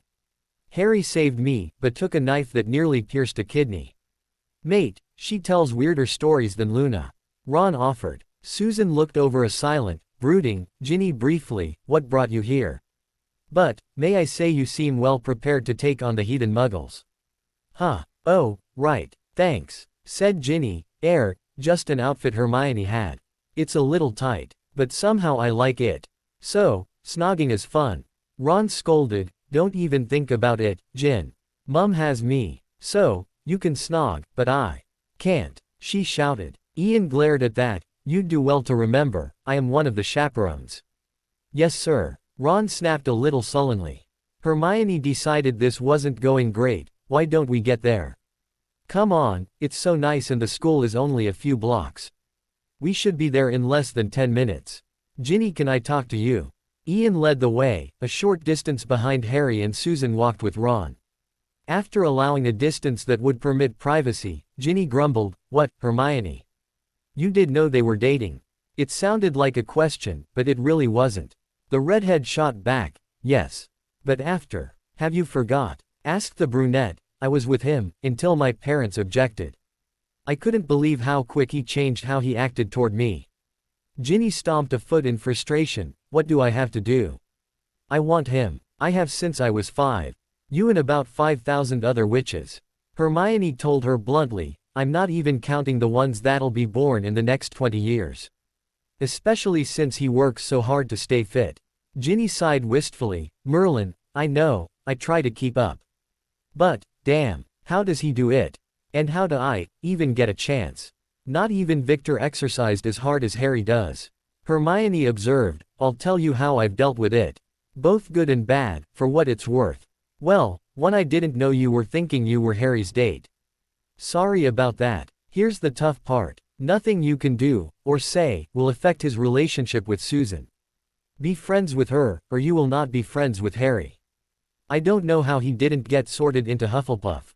He stood in front of a furious hippogriff for someone he hates. He'd do the same for any one of us, gladly. But, he won't tolerate interference in his relationship. If anything could happen between you two, you would have to be entirely willing to side completely with him against your mother. I doubt he'll ever forgive that howler. Ginny let a sound out her lips that sounded like a fart. Most undignified. Meanwhile, be chummy with the girl I want to bat bogey hex so hard they'll take her to Pluto. And bearing in mind, that, if for whatever reason, they do break up, Hermione commiserated, and no reason to necessarily expect they'll get married, you'll have a boatload lot, of competition. From me, included. She noticed Harry had abruptly stopped walking. The conversation had to end at that rather charged moment. Harry was currently muttering and pounding his forehead with his fist. How could you do this to me, my own? Me? What did I do? She immediately protested. Ned, not tell me the name of the school. I did, didn't I? She countered, honestly confused. Why? Is that even important? Harry's eyes were dark and worried. One of the last things I learned before I left my mother's sister is that good old cousin Dudley was going to Smelting's Academy. Come on, Harry. It won't be that bad. Susan rubbed his shoulder. Look at that building. It's as big as Hogwarts. And look at all the kids going in. Must be at least 1,000. Even if he's here tonight, what are the odds you'll run into him, at any time? She finished optimistically. Ron couldn't help snickering. Beeper bet. I wouldn't put a Canute in. Well, come on. Harry finally decided, after glaring at his sometimes friend, no sense ruining the night for everyone. It took a few minutes to get in. Harry was quite paranoid as they walked up the steps, sure he was going to see his cousin, or worse his uncle. They got in, music was playing, everything takes place in 3 rooms. Hermione explained, the assembly, you can put coats, well at winter, anyway, the gymnasium is where the music plays and dance floor. Downstairs we can buy drinks, sit in. Relax. I brought plenty of muggle money, just in case anyone forgot. She hoped Ron and Ginny wouldn't make an issue of it. Come on, Harry. Susan spoke over the music, I wanna dance. Hermione waved them off, go on. We'll find each other from time to time. I'm putting my purse in the other room. Ginny, Ron, this way. Remember, I will be about, young lady. Her father went off in the same direction as Harry and Susan. Ginny wanted to know, exactly what are the rules. The music could still be heard in the assembly room, but you didn't need to holler to be heard. Well, the chaperones seemed to go by, would I want that boy doing that to my daughter? Hermione answered, to Ron's distress, the issue is that every one of them goes by their own rules. Ginny grinned, watching a boy move between a row of seats, so. Like school basically. It's not illegal if you don't get caught. Well, be careful. Hermione warned, any chaperone can put any kid out, if they want to. Ginny decided, after her conversation with Hermione, she was going to enjoy herself and that meant losing Ron. Which she immediately went off to go exploring. There were, Harry saw, a lot of couples on the dance gym floor. In some cases, a circle of girls dancing together, boys did no such thing, a few were on the floor showing off flashy moves. Most boys stood near the walls if not with a date. The rhythm of music and lights changed after a time from fast and flash to sedate and slow. The dancing changed from arm waving, feet kicking to couples cuddling for a few different songs. Then back to fast again. I'm sweating all over, complained Susan. She'd lost her hairclip and everything was everywhere. I'm a Merlin-forsaken mess. A boy tapped Harry on the shoulder and said, Merlin. Weird girl, but beautiful. And mine. He answered casually, then touched her elbow and led her out of the gym. They found a girl's bathroom on the same floor and Harry was directed by a younger boy to the lower floor for the boys' room. Meet me downstairs, Sue. We'll get sodas. Hey, thanks kid, you having fun? The boy looked disgruntled, not having much luck with girls. I'll fix that right up. Full of adrenaline and testosterone, Harry gently took a tween's elbow and made an instant couple. Yeah, I thought you two would look good together. Well, mate, off you go. Pleased with himself, he skipped down the stairs. Relieved of his slightly weighty bladder, he came out and looked around. He'd been enjoying himself immensely, coming with people he liked, and liked him. Dancing with his beautiful girlfriend, slow dancing was his favorite activity. A flash of red, he immediately called to, "Hey, Ginny." After getting sodas from a man Harry didn't see, she in the company of a boy taller than him walked over smiling. Hey Harry. Whatcha doing alone? Sue ditch ya. Very funny. He grinned back, having fun. Her tall companion held her shoulders possessively and replied, she sure is. With me. Dave, this is Harry. She introduced them. Harry, I've been dancing with Dave this past hour or so. His right hand took Harry's and squeezed. Right to the level of inflicting pain. Much to this tall boy's annoyance, his apparent little competition didn't even react. Pleasure, kid. Likewise, he answered with an unstrained smile. Good to know ya, Dave. Susan, he spotted just by that jeans skirt he was getting very fond of, paused briefly on the landing at the halfway point of the stairs and turned to continue to the bottom. Looking past her, he growled, oh bloody no. A very large boy was next to Susan. Hiya pretty girl. Hello. She replied, politely, excuse me, I'm meeting up with my date. He laughed and two of his friends did too. Oh. He'll be alright if you go with me. I'm sure. I doubt that. She countered, still polite. You see, he's right down there, waiting. One of them slipped past her, blocking her path and commented, in a very nice tone, stay right here, little girl. What Big D wants Big D gets. Big D. Harry called up, taunting his long-absent cousin. Last time I saw you it was Ickle Diddykins. Or was it Dutters? He lumbered around, blinked, scratched his head. Nobody calls me that. Well sheet. It's the freak. Thought you died. That the lie horse face told you. Harry shot back, how'd you like your tale? Naturally in a cafeteria full of kids, and no music to drown it out, the confrontation was attracting attention. Potter RRRRR. Vernon Dursley thundered from behind the soda counter and advanced on Harry. But Ginny, wand in her knee-high stockings, subtly banished a chair into his path. Nobody connected her with that unfortunate accident. She was smiling up at her escort. Well, no one but Harry that is. Dudley Dursley was powerful at Smelting's academy, but not especially popular. All of the boys in Smelting's uniforms showed no signs of wanting to interfere. And of course, a 3 Smeltings to 1 foreign runt shouldn't be a battle. Susan, regrettably, found herself trapped and Dudley's 2 much larger friends caught each of her hands, laughing. This left the barely over 5 feet girl helpless as, even if she could get to her wand it was useless in this room full of muggles. Unlike Ginny, she was the center of attention. Hey Piers, long time no see. Said Harry, coolly, if you don't want a beating like I used to take, let the girl go. The crowd gasped and, ooh head. One boy even laughing, this is gonna be God. Come on Diddykins. What do you say? No one needs to get hurt. Harry showed no sign of fear, or even anger. Vernon was pushing himself to his feet on the chair he fell over. Unfortunately for him, Ginny was on the job. Another small flick of her wand and one of the metal legs simply bent outward.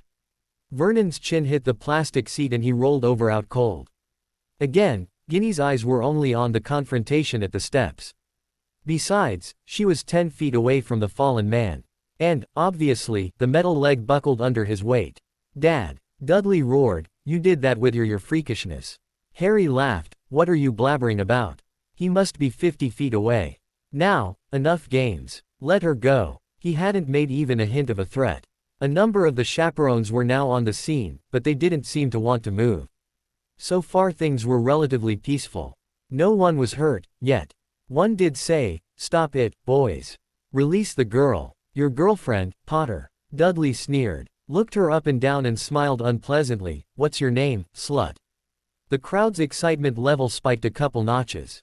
You don't need her name. Harry still showed no anger. But then, Dudley slapped Susan quite nastily in the face.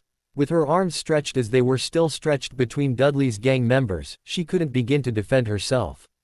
She cried out in shock and pain. That was more than enough to move Harry. He bounded up the wide flight of steps. He caught Dudley with a fist in the groin, then shoved him hard into the goon he didn't know. Both went down in a heap.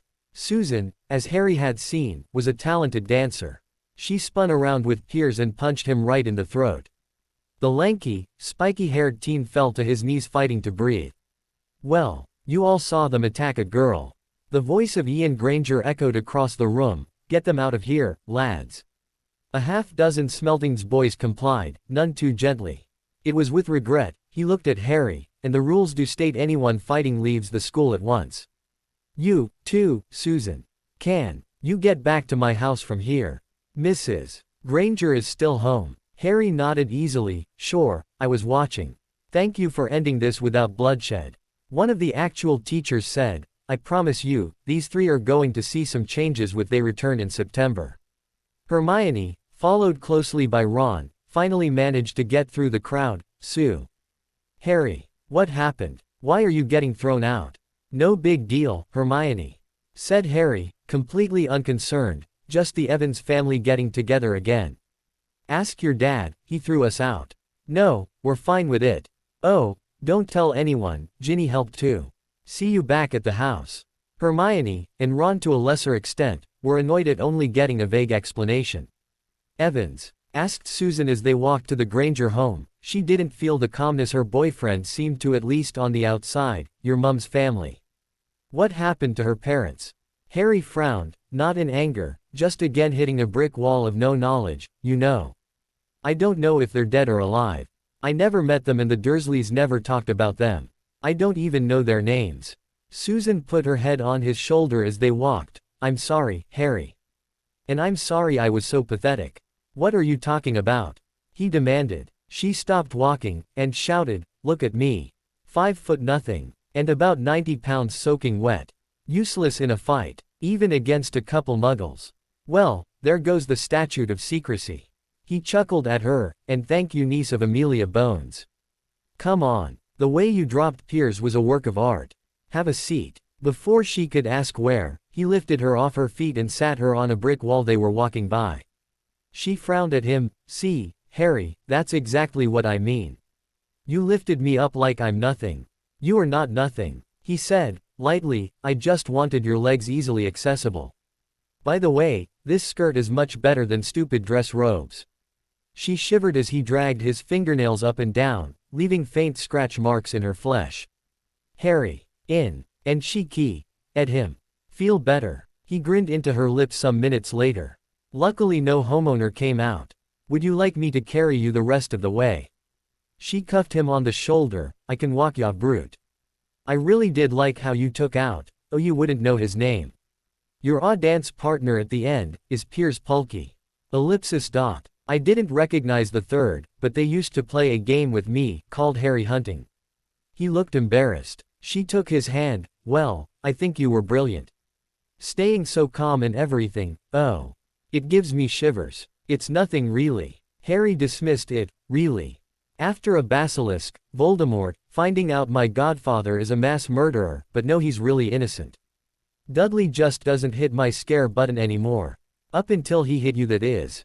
As soon as I saw that school, I knew. Susan sighed. Don't even go there, Harry. That great oaf was following me before you got involved. I imagine he would have done the same to any girl he happened to pass just then. They smelled of liquor too. And I am sure you would have helped any random girl, if it hadn't been me. What are you two doing back so soon?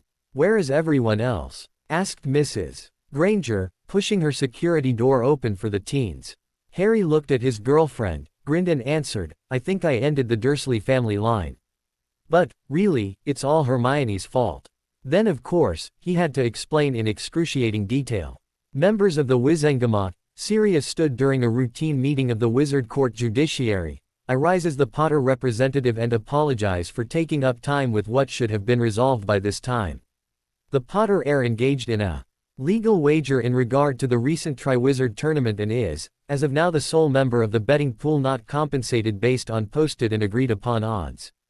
Lord Parkinson, chairing the session, asked, and why should the Wizengamot involve itself in a child's game? My daughter participated in this and lost GG 250. Not an amount worthy of attention by this body. Certainly, Mr. President, Sirius acknowledged, and had she won her bet, would you not have expected her to have been paid in full? Regardless of the amount, and on the posted odds. Hemhem came from a lesser tier. Why are we hearing this, Lord Black? Madam Umbridge, under the circumstances I am to be addressed as Lord Potter. Sirius corrected her, then continued his address. I have no doubt that some would be of any great concern, Mr. President. However, Harry, the presumptive Potter heir, did not bet a small amount. He went all in, as the poker players call it. He wagered exactly 2,686,033 galleons. Known for being a Malfoy ally, the chairman said, I seek unanimous consent to proceed to the next speaker. No, said Amelia Bones. Coming anonymously, dishonor. Shame. Do you have evidence, Lord Potter? Parkinson asked, reluctantly. Lucius stood and said, I do have a receipt confirming young Mr. Potter accepting a payment of over 5 million galleons from my son. Immediately, opinion swayed against Sirius. Ah, yes, so that is an acknowledgement a bet was made and accepted. Sirius pointed out. Lucius answered, and paid. Malfoys pay our debts. I never stated otherwise, Lord Malfoy. Sirius said, politely, which is why I am sure just an additional point would be needed to resolve this to House Potter's satisfaction. I believe Misters George and Fred Weasley are outside the chambers. Master-at-Arms, please bring them in.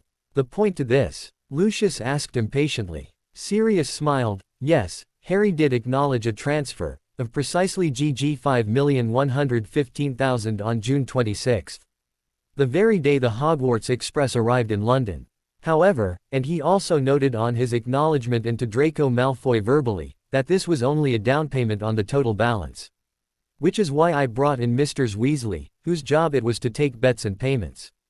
Gentlemen, what were your instructions from young Master Malfoy? We were to, Fred began. George continued, get as many bets. As we could. And set the odds. As Mr. Malfoy stated. So, Mr. Malfoy was fully aware of the odds for Mr. Potter's wager. Asked Sirius. Both Weasleys nodded. Yes, my lord. What were the terms of Mr. Potter's wager? Asked Sirius. Fred answered, that he would kill the dragon first task. And he would win the third. Added George. Lucius stood and bellowed, AHA. Cheating. Thank you, Misters Weasley. A last question, then I will explore Lord Malfoy's accusation. Said Sirius, and that is, can you confirm the amount of Harry Potter's wager and the odds? George replied, 10.6 to 1. GG 2,686,033. Said Fred. Sirius bowed his head in thanks, then, to Lord Malfoy's accusation. I would ask how Harry cheated. The boy knew about dragons before the event. Lucius was arrogantly confident in this answer. Sirius gestured enthusiastically, 100% true. But, 2 points on that. First, all the other competitors knew, as well. So, him knowing makes it fair.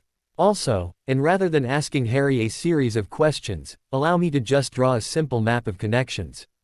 Harry has a long, if somewhat volatile, relationship with 5 Weasleys at Hogwarts. Dragon handlers brought them from the mainland. One of those handlers was Charlie Weasley, their brother. There is the matter of Potter using a Class 10 creature and getting through the tasks. And, an unforgivable, Lord Bulstrode added to the discussion. Harry held his tongue, not liking the degrading reference to Sally. These arguments, of technicalities, said Sirius with a smirk, are what the ancient and noble house of Malfoy bring forward to dishonor a debt made in good faith. Lucius slapped the rail in front of him. My son. My son had no right to risk such a sum of Malfoy money. As trustee of the Potter house, I could make the same argument about Harry. Sirius countered, however, both of these boys are sole heirs to their house and were therefore only risking their own money. However the wager came out, don't you believe in a child learning the lesson of recklessness? It certainly seems young Master Malfoy knew what he was doing. I do not see the benefit of punishing young Draco further," said Madame Umbridge. An upstanding young scion with such a bright future merely got in over his head. Sirius dismissed her with a flick of his hand. "I do not see the benefit of the opinion of a minor house in the larger affairs of major houses. Regardless, I would think I have proved House Potter's point and ask the Wizengamot to request House Malfoy make payment of, excuse me a moment. Harry, do you have the exact figure?" "Thank you, after accounting for young Draco's down payment, the correct amount is GG 20,704,772 SS 7 Kane 13. And again, I am sorry to have pressed for this issue at this time." "Why, of course, Lord Potter." Lucius sneered, with particular emphasis on the last word. "House Malfoy does not require Wizengamot direction when it comes to honorable wagering. The amount is somewhat unexpected, some can imagine. Would it be acceptable to discuss the exact terms in private?" Sirius leaned over and whispered with Harry for a couple minutes. Mostly he was discussing Harry's plans for his date with Susan tonight. "Why, of course," he finally said, brightly, "honorable houses can always handle business matters in an honorable manner. Luna Lovegood of the Quibbler here with Harry Potter." She introduced herself. "Your guardian spoke eloquently just now. Are you satisfied with the outcome of this session?" He pecked her on the cheek and said, "Thank you for coming, dear. And yes, of course. House Potter and House Malfoy may not be friends, however I believe in the system. And I recall hearing Lord Malfoy saying that everyone can count on Malfoy honor." He locked eyes with Lucius and bowed with courtesy. Across the room, Lucius had to bow back. But he did not smile. "Bringing private affairs before the council," Lucius snarled in the small conference room off to the side. "Not very tactful, Black.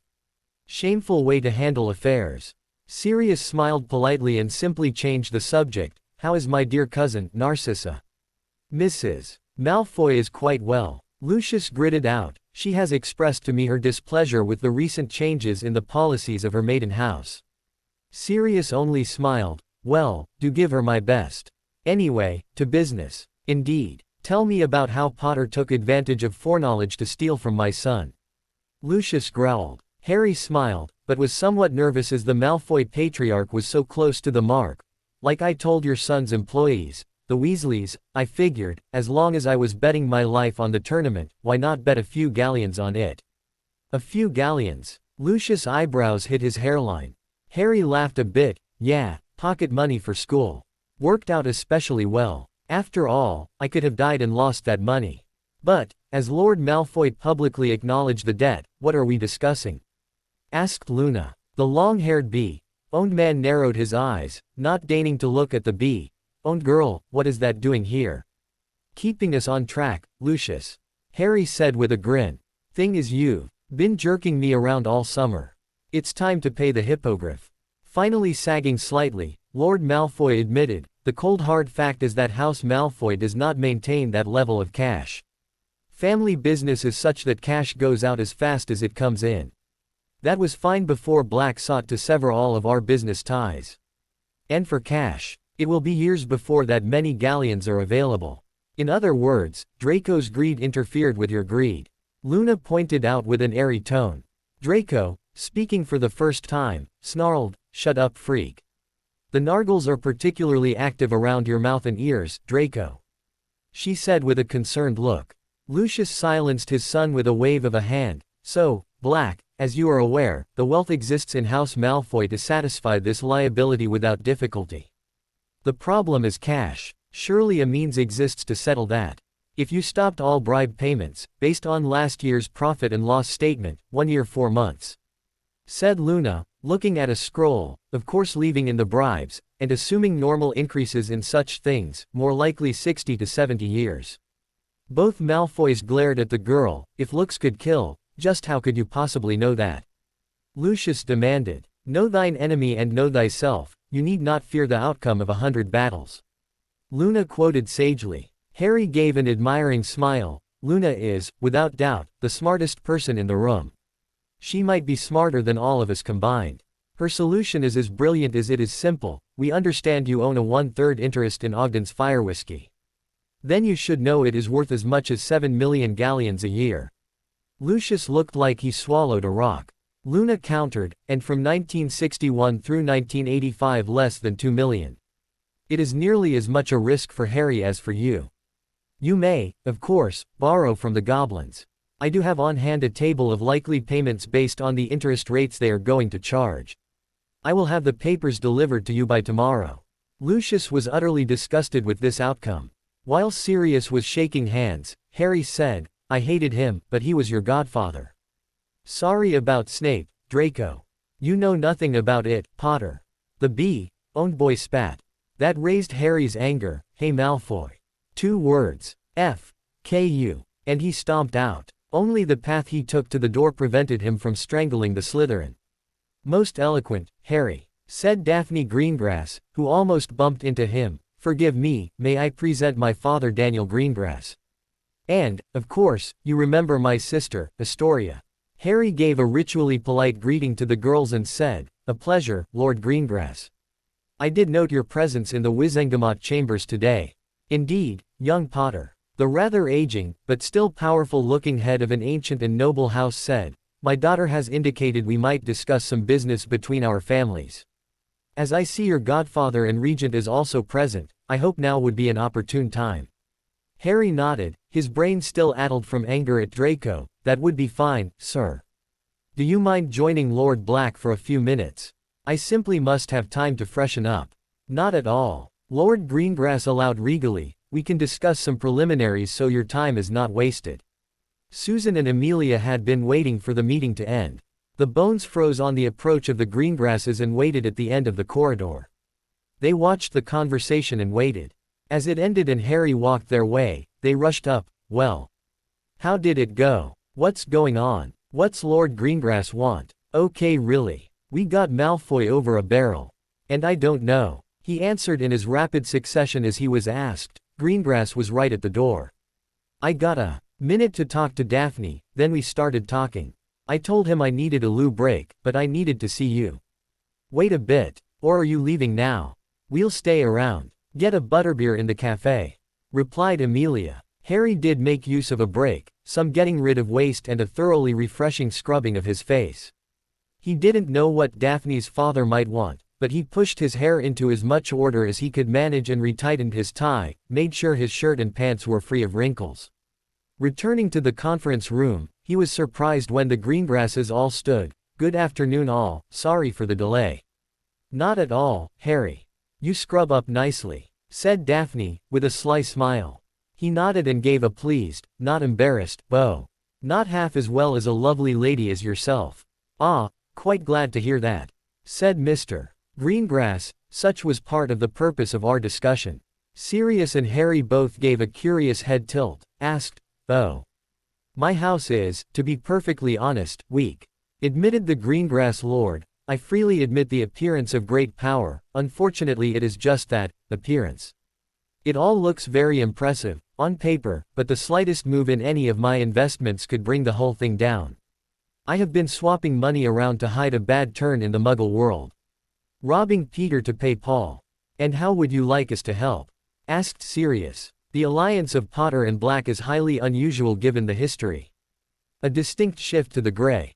The Greengrass Patriarch said, I have 2 highly attractive and very marketable girls to offer.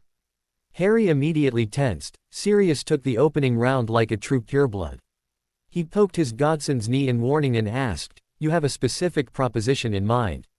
Both your houses are flush with cash. Said Daniel plainly, neither of you have been active managers of your house for years. Particularly with that significant coup of young Harry's over the Malfoys, and both reputations are on the rise with your notable victories over you-know-who. To that last, Harry gave a derisive snort. Something, young Potter? The man asked, with some irritation. Harry sighed, I've got to get with Luna on this. I'll start by quoting my friend, Hermione, fear of the name only increases fear of the thing itself. This great Dark Lord is nothing more than a murderer. He was once a Hogwarts student, same as me, you, Astoria. His first job out of school was a clerk in Diagon Alley. I see you are not impressed with the fear he created. But then, you are a child. Greengrass did not like the speech. No, not at all. Sirius didn't need legilimency to know a change of subject was needed. Lord Greengrass, let us maintain focus. All you have said about our financial situation is fairly accurate. I do not imagine any head stating his house was having problems would be making untrue statements. You have mentioned what you need, how would we benefit from such an arrangement? My name still wields much influence. He pointed out, slowly looking away from Harry. A fully revitalized Greengrass house could give you a significant voting bloc. Minister Fudge is no longer interested in your agenda. You might, perhaps, wish to change that, or him. That for the future. The immediate agreement would be marriage contracts for my daughters in exchange for cash. Large sums of cash. A look from Sirius silenced Harry. Not something to be entered into lightly, Lord Greengrass, I am sure you'll understand. I assume you have agreements drawn up for me and my attorneys to review. I certainly do, he replied. Astoria, Daphne. The girls nodded and demurely handed copies to each Harry and Sirius. Their hands on the wizards just long enough to be teasingly erotic. Exactly, as instructed. Then, gentlemen, I leave you to the rest of your day. Lord Greengrass said with a stiff bow, then an imperious, girls. And they were gone. Then Harry glared at his godfather. Damn it, Sirius. Why didn't you let me give that obnoxious get what for? Whhh. Harry, that's a 5-galleon word. He chuckled. Eyes sparking, he snapped. Don't give me that. He's all wimpy with his you-know-who. Arrogant when I call him on it. And now he's pimping off his daughters. One to each of us. Said Sirius, anticipating the explosion. He went on adding, on top of that either of us can choose either of them. Harry's scar throbbed, he pressed a fist on it, just plain bloody lovely. I don't need this. I'm perfectly happy with Sue. What am I supposed to tell her? I would suggest, as they say, the truth, the whole truth and nothing but the truth. Sirius put it to him, these types of arrangements are all too common in pureblood politics. Narcissa and Bellatrix just to name two. Your source apparently didn't tell you about that angle of the wizarding world. Harry pondered his older self. Decided a little detail wouldn't hurt. Well, he's told me he had a good marriage. I don't think he did one of these contract things. But he's never really said. Me, I don't like the idea. Not at all. And nuts to Galleon Sue won't like hearing this either. No bet there, kid. Sirius laughed sourly, but as much as she'll dislike hearing it from you, imagine how much will she dislike hearing from someone else. Something like this has a shelf life of about a day. Morning, Harry. Susan's face appeared in Grimald's flow about a week before school was to start. Are you in a good mood? Sirius frowned at that. Not a good way to start a call, my dear. It's usually because you have bad news and hope to soften the blow. She sighed. Yeah, any time now you'll get a ministry owl. You're being summoned before the whole Wizengamot for using magic before muggles. Harry, busily doing push-ups, scratched his head. He'd begun doing them one-handed, and wondered, when?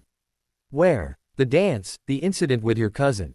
She summarized quickly, the ministry detected magical use and decided it was you. Harry rolled his eyes, seriously. 5 of us there and they decided I used magic. And that's all we know about. There were over 1,000 kids there. I don't think we were the only ones. Do you? Who knows? She answered with a shrug. So, are those negotiations over? He gave her fireplace face a glare. It's real annoying you're so amused by this. I was amused by how it took you 20 minutes of snogging and sweet talking for it to come out. She laughed at him. If anyone was less upset, it would be Auntie. You'll likely have a proposition or two more. Honestly, I don't know why something from the 1500s hasn't come out of the woodwork. Harry looked horrified. I could have been landed with Millicent or Pansy. Shame on you, Harry. She chided, anti-Slytherin bias. Harry felt extremely lucky his girlfriend hadn't dumped him the instant she heard of the Greengrass proposal.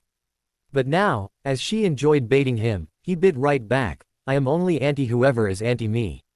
Astoria and Daphne are nice enough. Pretty, too. Looks has nothing to do with marriage contracts, she retorted. He laughed. Tell that to Lord Greengrass and his highly marketable daughters. She took the barb with a wink. Back to the subject of my call.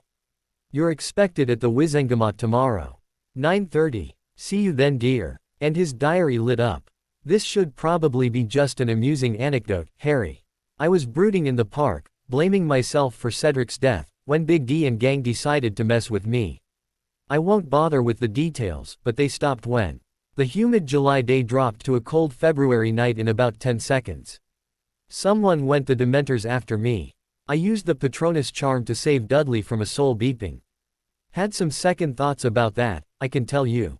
The Wizengamot brought me up on underage magic use and exposure to Muggles charges. Two absolutely delicious points about that.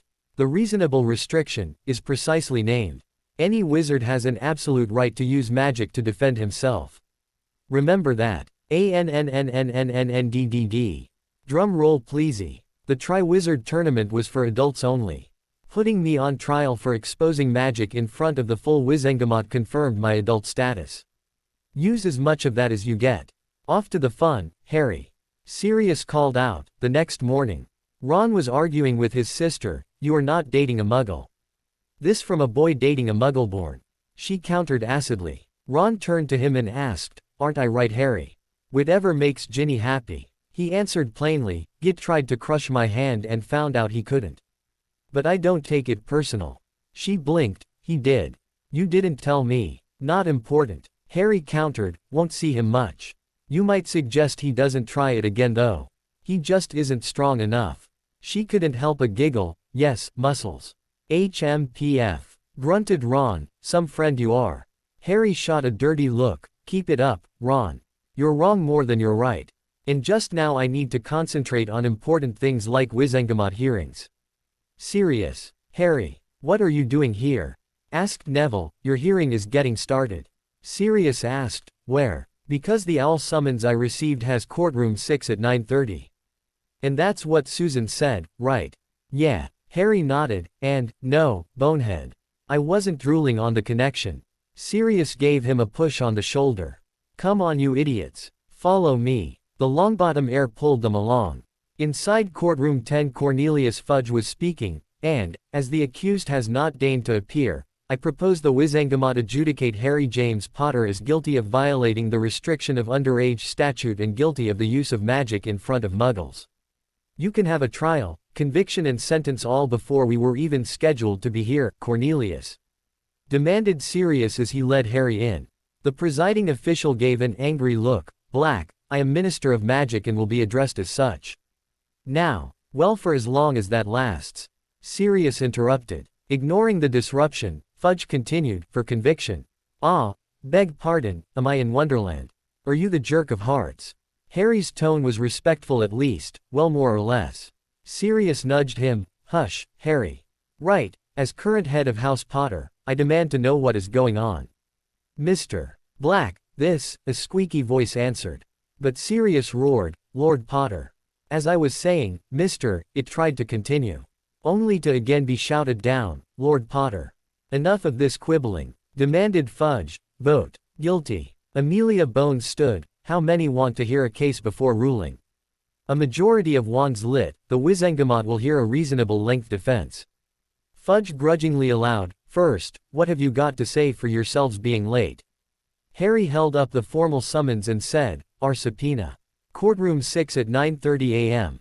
So, why are we in courtroom 10? And 9:08 is late. Yes, you were sent a change of venue and time, owl, boy.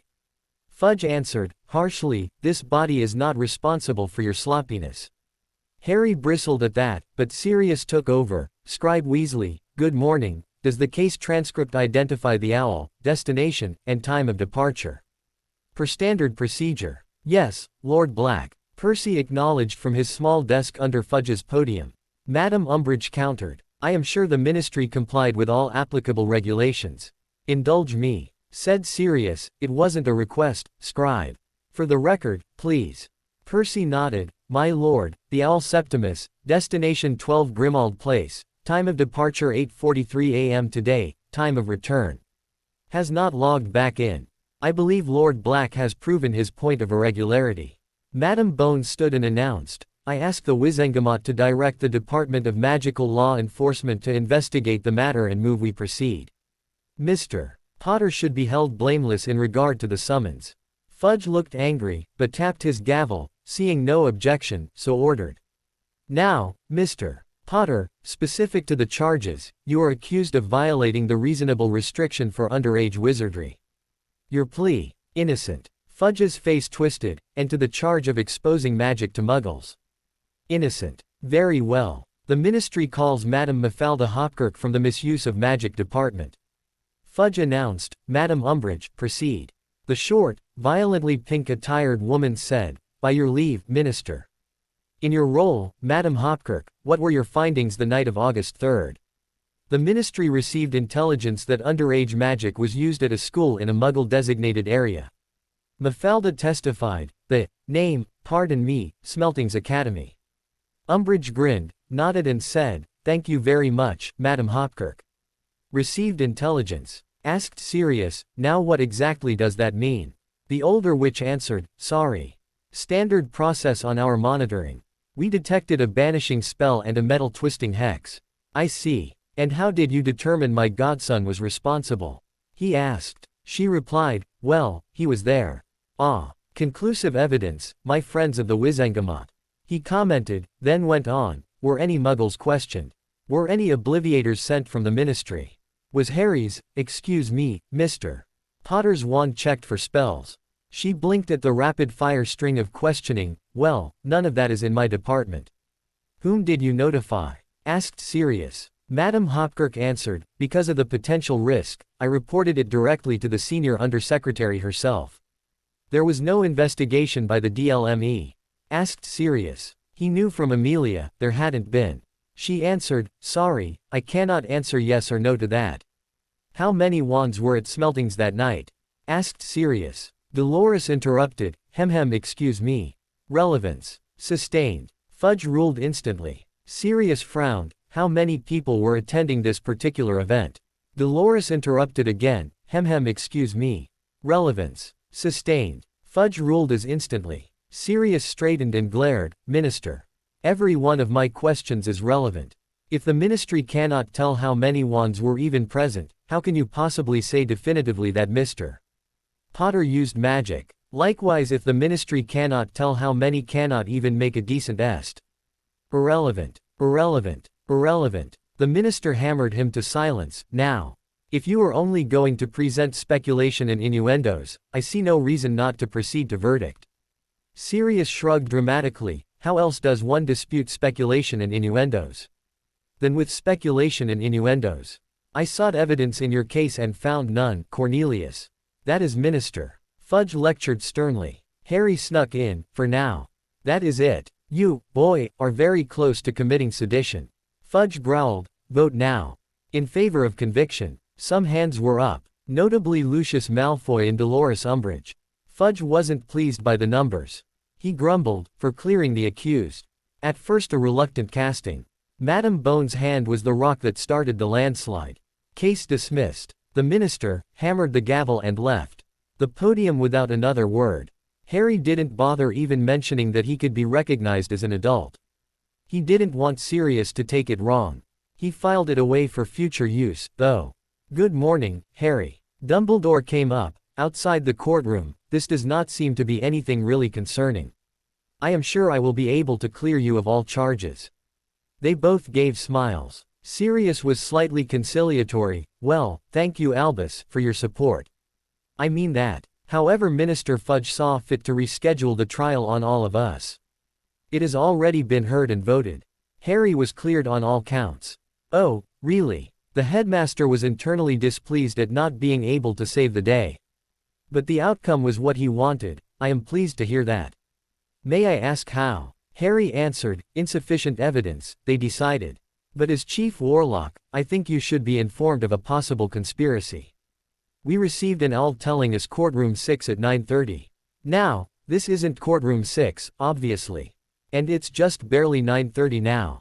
A reschedule owl was sent out not even in time to get to Grimmauld. Yes, I will see about it. Good day. He abruptly departed. It was late August 31st. Harry was in his tent. He sometimes needed to go someplace to be completely alone. In 5 years only Sirius had a vague idea where it was and hadn't even asked to come back. The old marauder understood his wish for this place and only ever asked that he keep in regular contact. Harry appreciated that greatly. He didn't bother counting sit-ups or push-ups anymore, he just did them until his arms couldn't complete one. He assumed it was around 200. Harry wasn't surprised when his diary went off, and was still amused at how the last passage was so different, yet so similar. Year 5, Harry. Begins pleasantly enough. Hermione gets prefect, no surprise. Ron too, looking back that is a surprise. He never quite topped the list in schoolwork, or anything else other than being my pal. And, as a longtime headmaster, I wouldn't have let him be one. Either way, not your problem, and honestly unimportant. But you should be pulling grades good enough for it if you want it. This year I taught defense to a group of malcontents that called itself Dumbledore's Army, thanks to Ginny Weasley. You should actually already have a group like that, and probably many of the same people. The Creevies, the Weasleys, the Pottles, Luna Lovegood, Lee Jordan, the rest of the Griff Quidditch squad, Anthony Goldstein, Michael Connor, Neville of course, Dean Thomas, Lavender Brown, Terry Boot, Ernie Macmillan, Hannah Abbott, Susan Bones, Justin Finch Fletchley, Zach Smith. This was the core group. This was the fun and good. Why we needed it is the bad. Dolores Umbridge came in his defense against the dark arts teacher. Cornelius Fudge's number 2 at the ministry and definitely not a real teacher. Thanks to my headmaster's access, I learned she only achieved a EE on her defense owl. I require madams are outstanding on newts for any professor, for the taught subject. This is the lesser part of her problem. She eventually becomes headmistress and high inquisitor. I've still never figured out what that exactly meant, except chief fun ruiner. At the time, I thought it was a personal grudge of her versus me. My investigations have since shown that she was able to torture most of Hogwarts students with blood quills during her tenure. What is a blood quill? A quill, duh, but a dark evil object. It uses your own blood as the ink and causes more pain the more you write. And eventually leaves permanent scars. Dumbledore spent the year avoiding me, out of some belief that Voldemort was in my head. And by the way, Snivelus teach me occlumency. I'm sure you know enough about it by now, too. Know how bad an idea that is. So he was useless on the Umbridge front. The only advice McGonagall had to offer was keep your head down. And that's a quote. Screw 'em both. Try Flitwick and Sprout. But my classic problem comes up. I don't know an easy way to bag her. Umbridge has to commit the crimes for you to be able to crush her. Lousy teaching didn't get rid of Snape and he was there for 20 years. The best advice, I use that loosely, is to allow a number of kids including yourself to be tortured and run her out by revolting. Violence is to be discouraged. That said, if the system doesn't work so be it. This passage made Harry's blood boil. Foreknowledge really beeped. He ran himself into the woods like a wild animal. He'd already discovered he didn't have animagus talents, but that didn't stop his fury from fueling a night of mindlessness. By the time he woke, he'd already missed the Hogwarts Express. Really, it was no catastrophe. He simply used his portkey back to Grimmauld and sent Hedwig out to find Sirius. They then apparated to Hogsmeade and waited for the arrival of the Express. Potter, I thought I was rid of you. An angry Draco Malfoy shoved at his shoulder, got half a mind to kill you myself. Harry spun and coldly retorted, too bad about Snivelus, ain't it? You'd think a potion master would know ingredients better. Did we bust you so bad you can't afford proper fitting robes? He'd noticed that one sleeve fit his school nemesis properly, while the other hung free over hiding his left hand. Harry, and Harry, came from two different directions. Malfoy snarled, I'd watch my back if I were you. Potter, and marched off, Crabbe and Goyle in his wake. All right there, mate. Neville greeted him, we were all worried. A red-headed missile prevented him from answered, I cannot believe you missed the train. Shut up and key, me. He ordered his girlfriend, who complied. Then smiling, sorry, had a bad night and overslept. Just had Sirius apparate me here. No big deal, really. How was the train ride? Hi Yenev. Seen Luna. The younger Gryffindor was already on a carriage, waving. Neville grinned and ran over. Well, shall we? He asked, that is unless you want to find Hannah. Susan grinned at him, I had plenty of Hannah yesterday. Thank you very much. She has her own boy to pay attention to. Ah, okay then. He put an arm around her waist and pulled her close. He loved the feel of that. He climbed onto the carriage then pulled Susan up, sat and pulled her into his lap. He gestured vaguely at Neville and Luna, said, you may carry on. By the time they reached the castle both pairs had swollen lips and mussed hair. Harry, exclaimed Hermione, from the other side of Ron, what happened to you? Professor McGonagall was just livid. He distractedly slapped the redhead's hand in greeting, while watching his girlfriend walk to her spot beside Hannah Abbott. And, only after she was engrossed in conversation, did he sit and answer, overslept. Shit happens. Neville, Dean and Ron giggled. Seamus just looked sour. Harry, it is serious, she complained, and stopped cursing. He smiled at her, okay. Caca happens. Ha ha ha, it's really no big deal. Happens a couple times a year. But actually real good reason. I have it on good authority that pink toad up there is bad news. Looks kind of sweet to me. Offered Ron. Harry rolled his eyes, yeah, right. So did Lockhart. Right Hermione. Ding ding ding. Professor McGonagall was tapping her goblet. Then Headmaster Dumbledore rose, rubbed his long beard for a few seconds and spoke. I am sure we all are saddened over the death of Professor Severus Snape. Please, we should all stand and observe a moment of silence. Harry, among others, remained seated. He was even more demonstrative, picking up his pumpkin juice, slurping deeply and expelling a noisy belch. And just in case anyone missed it, he declared loudly, good riddance you greasy git. Potter. Professor McGonagall exclaimed, that was utterly disrespectful. 20 points from Gryffindor. In detention with me all next week. The teenage wizard called back, Professor. That was worth 100 times the points. As for detention, for disrespect to Snivellus, not after the way he always insulted my dad. In a word, no. Where'd they bury him? I wanna go pee in his grave. Anybody join me? Let us on with it. Said Dumbledore, cutting both off. The post of potions professor will be assumed by Horace J. Slughorn, who has graciously decided to return from retirement. He will also be resuming the post of head of house for Slytherin. Please welcome him. There was a pleasant round of applause. The assemblage looked to Harry, who was politely applauding. And, as you have become accustomed, we have a new defense against the dark arts professor. Dumbledore went on to say, on loan to us from the ministry, Dolores Jane Umbridge.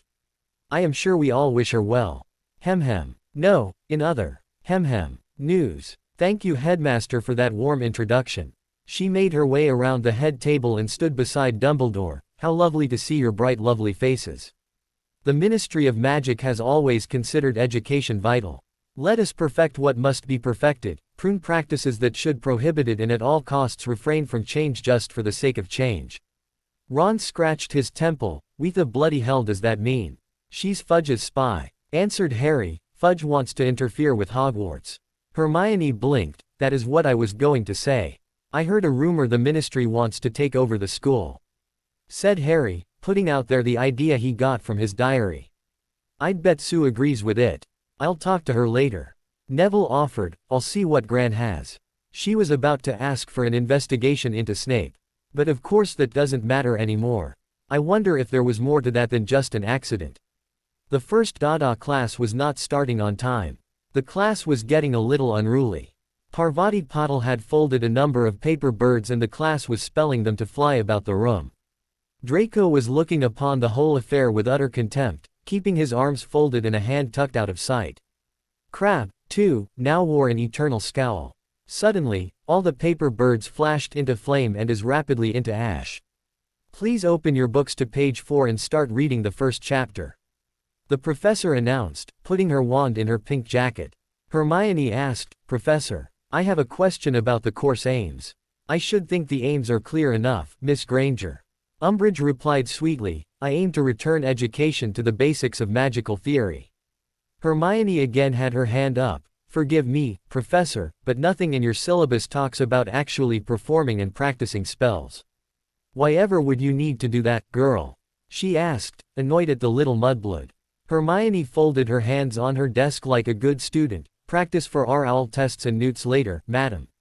You should not need to practice, dear. A thorough understanding of the theory is more than sufficient to performing any spell to pass your tests. The professor's tone was now unpleasant. Harry now put in, theory didn't do me any good against Voldemort. Do not use that name. The professor shouted. He snorted, why not? It's just a jumble. It also happens to translate from French for fear of death. Do not question me, boy. She shot back, all of you. To your reading. Harry was disgusted. Think I'll give this book to Voldemort. It'll bore him to death. Detention Potter. And 50 points from Gryffindor. The professor's wand exploded with a flash of light. Read. At the end of class, Seamus shoved him on the way out. Nice job, Potter. Sod off, Finnegan, countered Harry, but he had runes next rather than divination. Seamus was discussing his summer in the Gryffindor common room, and just as Harry and Neville walked in, the worst part of it was when my mum wanted to pull me out of Hogwarts. He was glaring at Harry as he finished. Oh, Harry didn't need to be hit with a 2x4, and why don't you tell us about it? To which the Irish boy sneered, Mum doesn't like liars. People telling stories about you-know-who being back. No, who? Countered Harry. Oh, you mean Volume DM Wart. He drawled out, causing a unanimous flinch. Tell me, who do you think injured Dumbledore? Who do you think came to within a hair of killing Ginny? Seamus grunted in disgust. None of that was in the Daily Prophet. Grant cancelled our subscription. Stupid rag, said Neville. Only paper now in our house is the Quibbler. To which Harry slapped his shoulder. Points for making the girl happy. As for you, and your stupid mother, can both key my ass. Don't talk about my mum, Potter. Seamus growled, angrily. To which he sneered, then don't bring the stupid by.ch in here. No matter what side you might have been on, not a single Gryffindor moved after that. Except for the 7th year prefect, Angus Matlock, who rushed out for help. Really, Finnegan, is that the best you can do? Asked Harry, having just sidestepped a blind charge and kicked his housemate to the floor. And, enraged all the more, Seamus stomped up with his fists extended. He swung and Harry caught it right in his palm and twisted. Quit while you're behind. The Weasley twins, in stereo, said, yeah, mate. Walk away. Bugger off, snarled Seamus, barely sparing them a glance.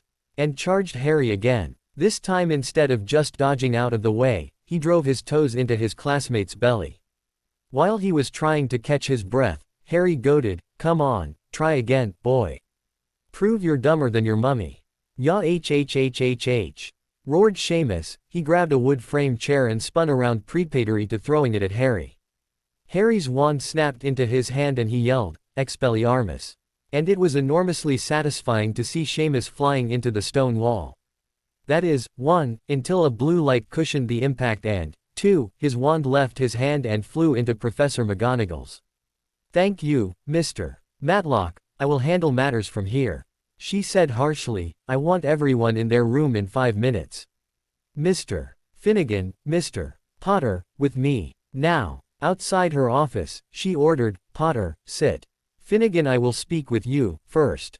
He sneered at Harry and nodded, yes, ma'am. Well, no sense wasting time, said Harry after a minute. He got on the floor and started with push-ups. He was alternating 10 push-ups 10 sit-ups not knowing how long it might be. They came out while he was in the middle of a sit-up. He stopped and was easily standing, but Seamus kicked at his elbow. He seized the foot and pulled on it violently, causing the Irish boy to scream and fall, then whimper as the back of his head impacted on the cement floor. McGonagall fired and, enervate. And ordered, Mr. Finnegan, go see Madame Pomfrey about the lump you are currently touching. Off you go, Mr. Potter. Well, I have Mr. Finnegan's version of the incident. Gryffindor is currently in the hole 45 points. I'm now making it 95. Whether and for how long you were in detention for depends on whether I like your tale. Begin. Well, he probably told you I called his dear mummy a stupid by.ch. Harry went for the throat, and, well, that's totally 100% true. But then, how did he expect me to react to being called a lying nutjob like the prophet has? She huffed slightly and, I see.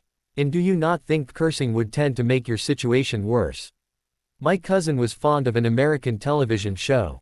Harry began, seemingly irrelevant, the story, well doesn't matter now, point being the lead character said if we're going to be damned, let's be damned for what we really are. No sense hiding what I said in front of about 50 witnesses. The head of Gryffindor almost smiled, bravery, a point in your favor, Mr.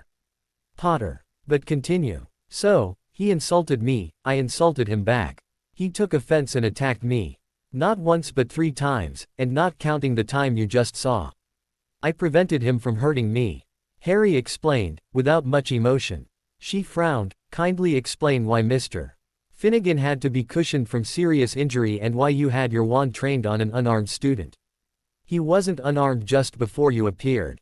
Harry was unimpressed. I had to protect myself from the chair he was about to throw at me. Feel free to confirm that little detail I'm sure Finnegan left out. She didn't comment on the last, but it was true. Have you anything more to offer, Potter? A reminder, and a warning, Professor. Said Harry, coolly. I remind you, I've had to defend myself against attacks every year. Voldemort, his minions, a basilisk, Diggory and his minions, my fat bully cousin, uncle and aunt before here. And I warn you, and you better warn Finnegan, I was only playing with him. This sent a chill down the professor's spine, and it bounced back as a jolt of anger. I do not tolerate threats against students, Potter. If Finnegan attacks me again, I'm going to assume he's trying to kill me. He looked her square in the eye. Is there anything else, Professor? Needing some level of control, she said, a week detention, Potter. With me after supper. And, so you know, I have assigned Mr. Finnegan 2 weeks. Your version seems more likely than not at this point. However, and I intend discussing this at greater length, fighting in my dorms is utterly unacceptable. Understood, Professor, answered Harry, and left when he was dismissed. Professor Umbridge, said Harry, that night. He was decidedly put off by the pink decor and the dozens of frames filled with cats. The defense teacher smiled like a vulture at his prey. Do come in, Mr. Potter, she said, then dunked a sugar cube into her teacup. The closer he got, the broader her smile. The chair, please. You see the parchment there, and the quill. You will write, let me see. I must not tell lies. How many times? He queried. Her smile was silky sweet, her tone venomous, as many times as it takes for the message to sink in, boy. I didn't bring an inkwell with me, he said, looking at the quill in confusion, but knowing what it was from his diary. All she did was tap her quill on her desk and order, quill to paper. Begin. In. Harry ground his teeth as he wrote, and wrote, and wrote. His opinion of Umbridge mutated with every stroke away from mere dislike into an active hate. And the more he wrote, the more he contemplated a more Snape-ish solution. The short term, he was going to bite his tongue, follow old Harry's advice and throw out the occasional weak-worded protest that would get dismissed. And talk to other students, after their detentions with Umbridge. Mr. Potter, a word after class, said Professor Sprout as they were wrapping up the period. All of his closest friends present, Susan, Neville, Ron, Hermione, Justin, and Hannah, quietly offered their support. Last year had been a difficult year for the Hufflepuffs in his circle, with most of the house regularly abused Harry, and still suspects unknown, nearly killed him. He let them pass and coolly asked, Professor. Last year most of my house was deeply wrong, son. She said, kindly, all we could see was that you seemed to be wanting to steal the glory from us. We so rarely get the spotlight in Hufflepuff. Harry asked in a disinterested tone, permission to speak freely, ma'am.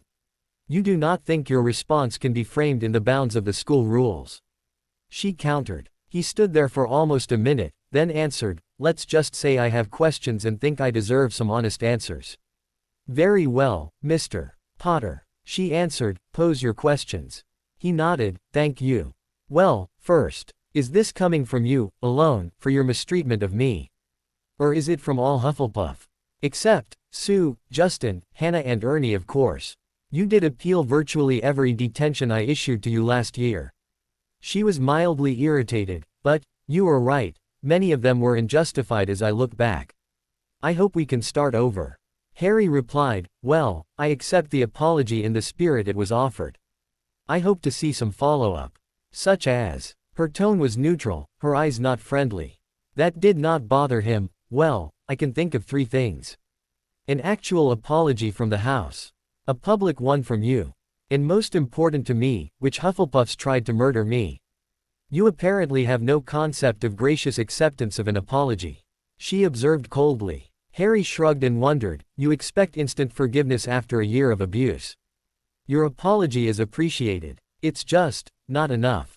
You may go, she finally said, after staring at him for several seconds, and, Mr. Potter, back on the record, understood. Harry just grunted, uh-huh. and left. Well well well, Mr.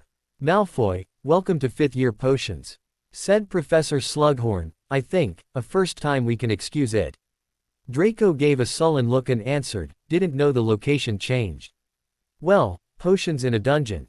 Slughorn contemplated, not really wise given the volatile nature of ingredients. Just why I've moved up here to the 3rd floor. I have read Professor Snape's evaluation of all of you and I will take them seriously. However, know that each of you has a clean slate with me. To that end I plan to zip through the first 4 years of material which would also benefit your L review. Hermione put up a hand, was called on, and asked, Professor, how can we remember first-year potions? Well, not the specific potions, my dear. No no no, the professor declared, absolute basics of potion making. Why the potion has to be stirred clockwise instead of counter. Why you cut one ingredient but squish another. And why do you all look like I am talking Swahili? Surely Severus began your education with this. Harry put up his hand as was called on. Sir, my first-class Snivelus shouted a bunch of questions out of 4th-year potions at me, deducted points from me just for looking like James Potter, then pointed to the board and ordered us to brew. If we dared to ask a question we were called, well, dunderheads was the least offensive. I always found Professor Snape the most excellent instructor, said Draco with a sickening servility, and he always spoke highly of you, sir. All the Gryffindor boys taunted with key.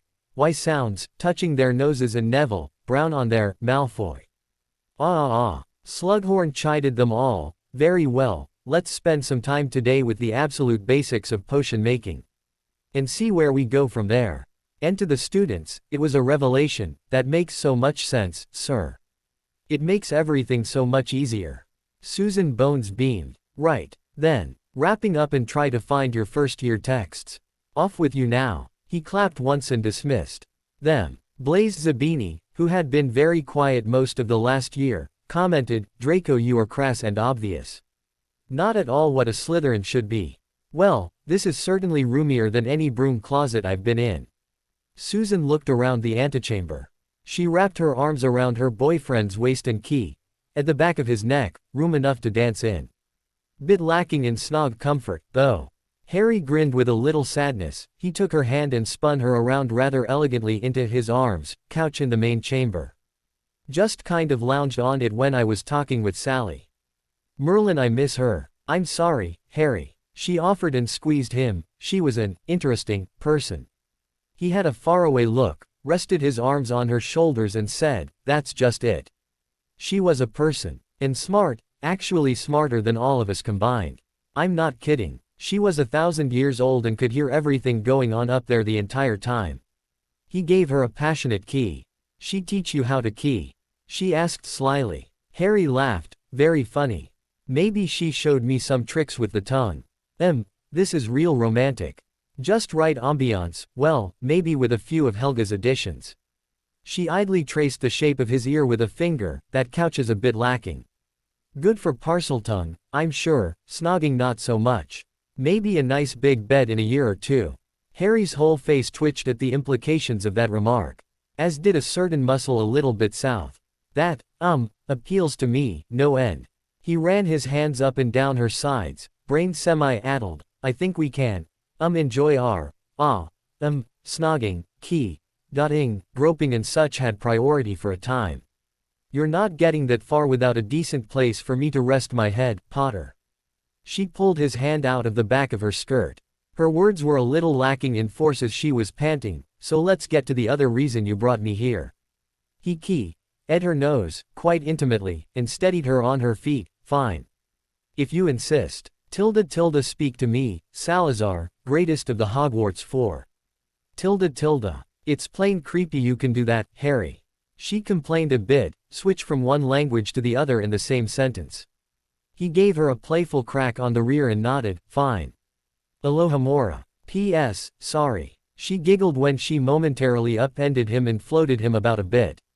She righted him, then carefully guided him over Sally's pool in front of Salazar's carving. He leaned in the hole the basilisk came out of, cast, Lumos Maxima. Climbing through he was astonished, as Ron would say bloody hell. Harry. What? Are you all right? Susan could only hear the echoes of her boyfriend's exclamations and explorations. He had to lay on the floor of Sally's chamber and bend backwards to see her, upside down. You won't believe it, Sue. Books. Hundreds of them. Thousands. Hold on. Accio Susan. The girl skimmed across the pool of water in a few seconds, and was moving just fast enough to lightly impact Salazar's mustache.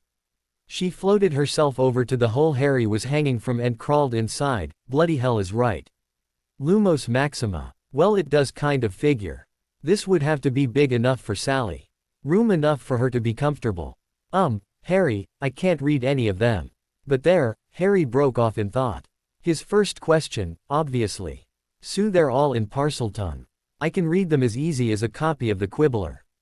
Wow. Spells, potions, herbology, transfiguration, charms, biography of Merlin, Mephisto, Morgana, Niamey, Uther Lightbringer, diaries of Helga Hufflepuff in Parseltongue. His voice drifted off as he wondered, privately, why old Harry hadn't mentioned this place at all. He had no answer. Susan was easily struck gormless. Books. From the founders on magic subjects. Biographies of legendary names of history. And this, from just what happened to catch the eye of a muggle-raised wizard. That is remarkable, Harry. She finally said, and what about that glowing pile down there? Emeralds, diamonds, rubies, topaz. He scooped up a handful off a pile he didn't even have to bend over for. Allowed them to slip through his fingers. He was stunned too. Guess Sal didn't go in for gold or silver. She looked around in awe. What are you going to do with it all? Well, I owe you 14, 15, years of birthday presents, Harry said with a wave at the pile. Want a handful? Or two? Susan almost reflexively reached for the pile, then shook her head. Thank you. No. Too much, really. Really, you should. He encouraged her. I think that's how I'll give this stuff away. Just put a couple handfuls in a sandwich bag and give them out to my friends. He pointed his wand out the hole, transfigured some of the water into about 20 sandwich bags, pointed his wand at the pile of jewels and the bags filled with a random assortment. The couple didn't really notice a significant reduction in the pile. The couple arrived at the Great Hall for dinner. Dumbledore noted their presence and asked, exactly where were the two of you? Something Sally told me about. Answered quite honestly, and I was deeply surprised and truthfully, delighted with what we discovered. You might remember the mouth of the statue of Slytherin where the basilisk came out, Albus. The students in range of the conversation looked shocked at a boy's casual use of the headmaster's first name, who went on with it, indeed, Harry. What did you and Miss Bones discover? Though on another note, did you consider whether Miss Bones, guardian, might object to her being taken to a potentially dangerous area? I'm sure Susan would have told me so, sir. He replied, with her nod of support, then touching his neck with his wand to amplify his voice, so the entire hall could hear. There were books there, all written in Parseltongue. About all kinds of magic from centuries ago. About people we only hear about in Bin Sleepfest. I plan on translating them in my free time, for now. And jewels. A stack of jewels. Well, I'm no giant, but it's almost as tall as me. I brought some up to share around a bit. Unsurprisingly, Ravenclaw House was set drooling at a library full of long-lost knowledge and immediately all but rioted that only one person could even read it. Harry could make a career translating books. Harry went on, we transfigured water into bags that could hold a couple handfuls and filled them so we could give them out to friends. Professor, I object. Protested Draco. No Gryffindor should make decisions on how to distribute noble Salazar Slytherin's wealth. Susan sneered at him. I suppose that should be you. I would suggest a committee of respectable Slytherins. Said Draco, pompously. Harry smirked and pointed out, well, I was the one who opened the Chamber of Secrets. I'm still the only one who can. Well, except for Voldemort. God, I love that flinch. So, Pyjamas the Terror will distribute treasure as he sees fit.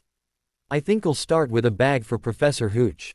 Buy some good, solid brooms for the school, ma'am.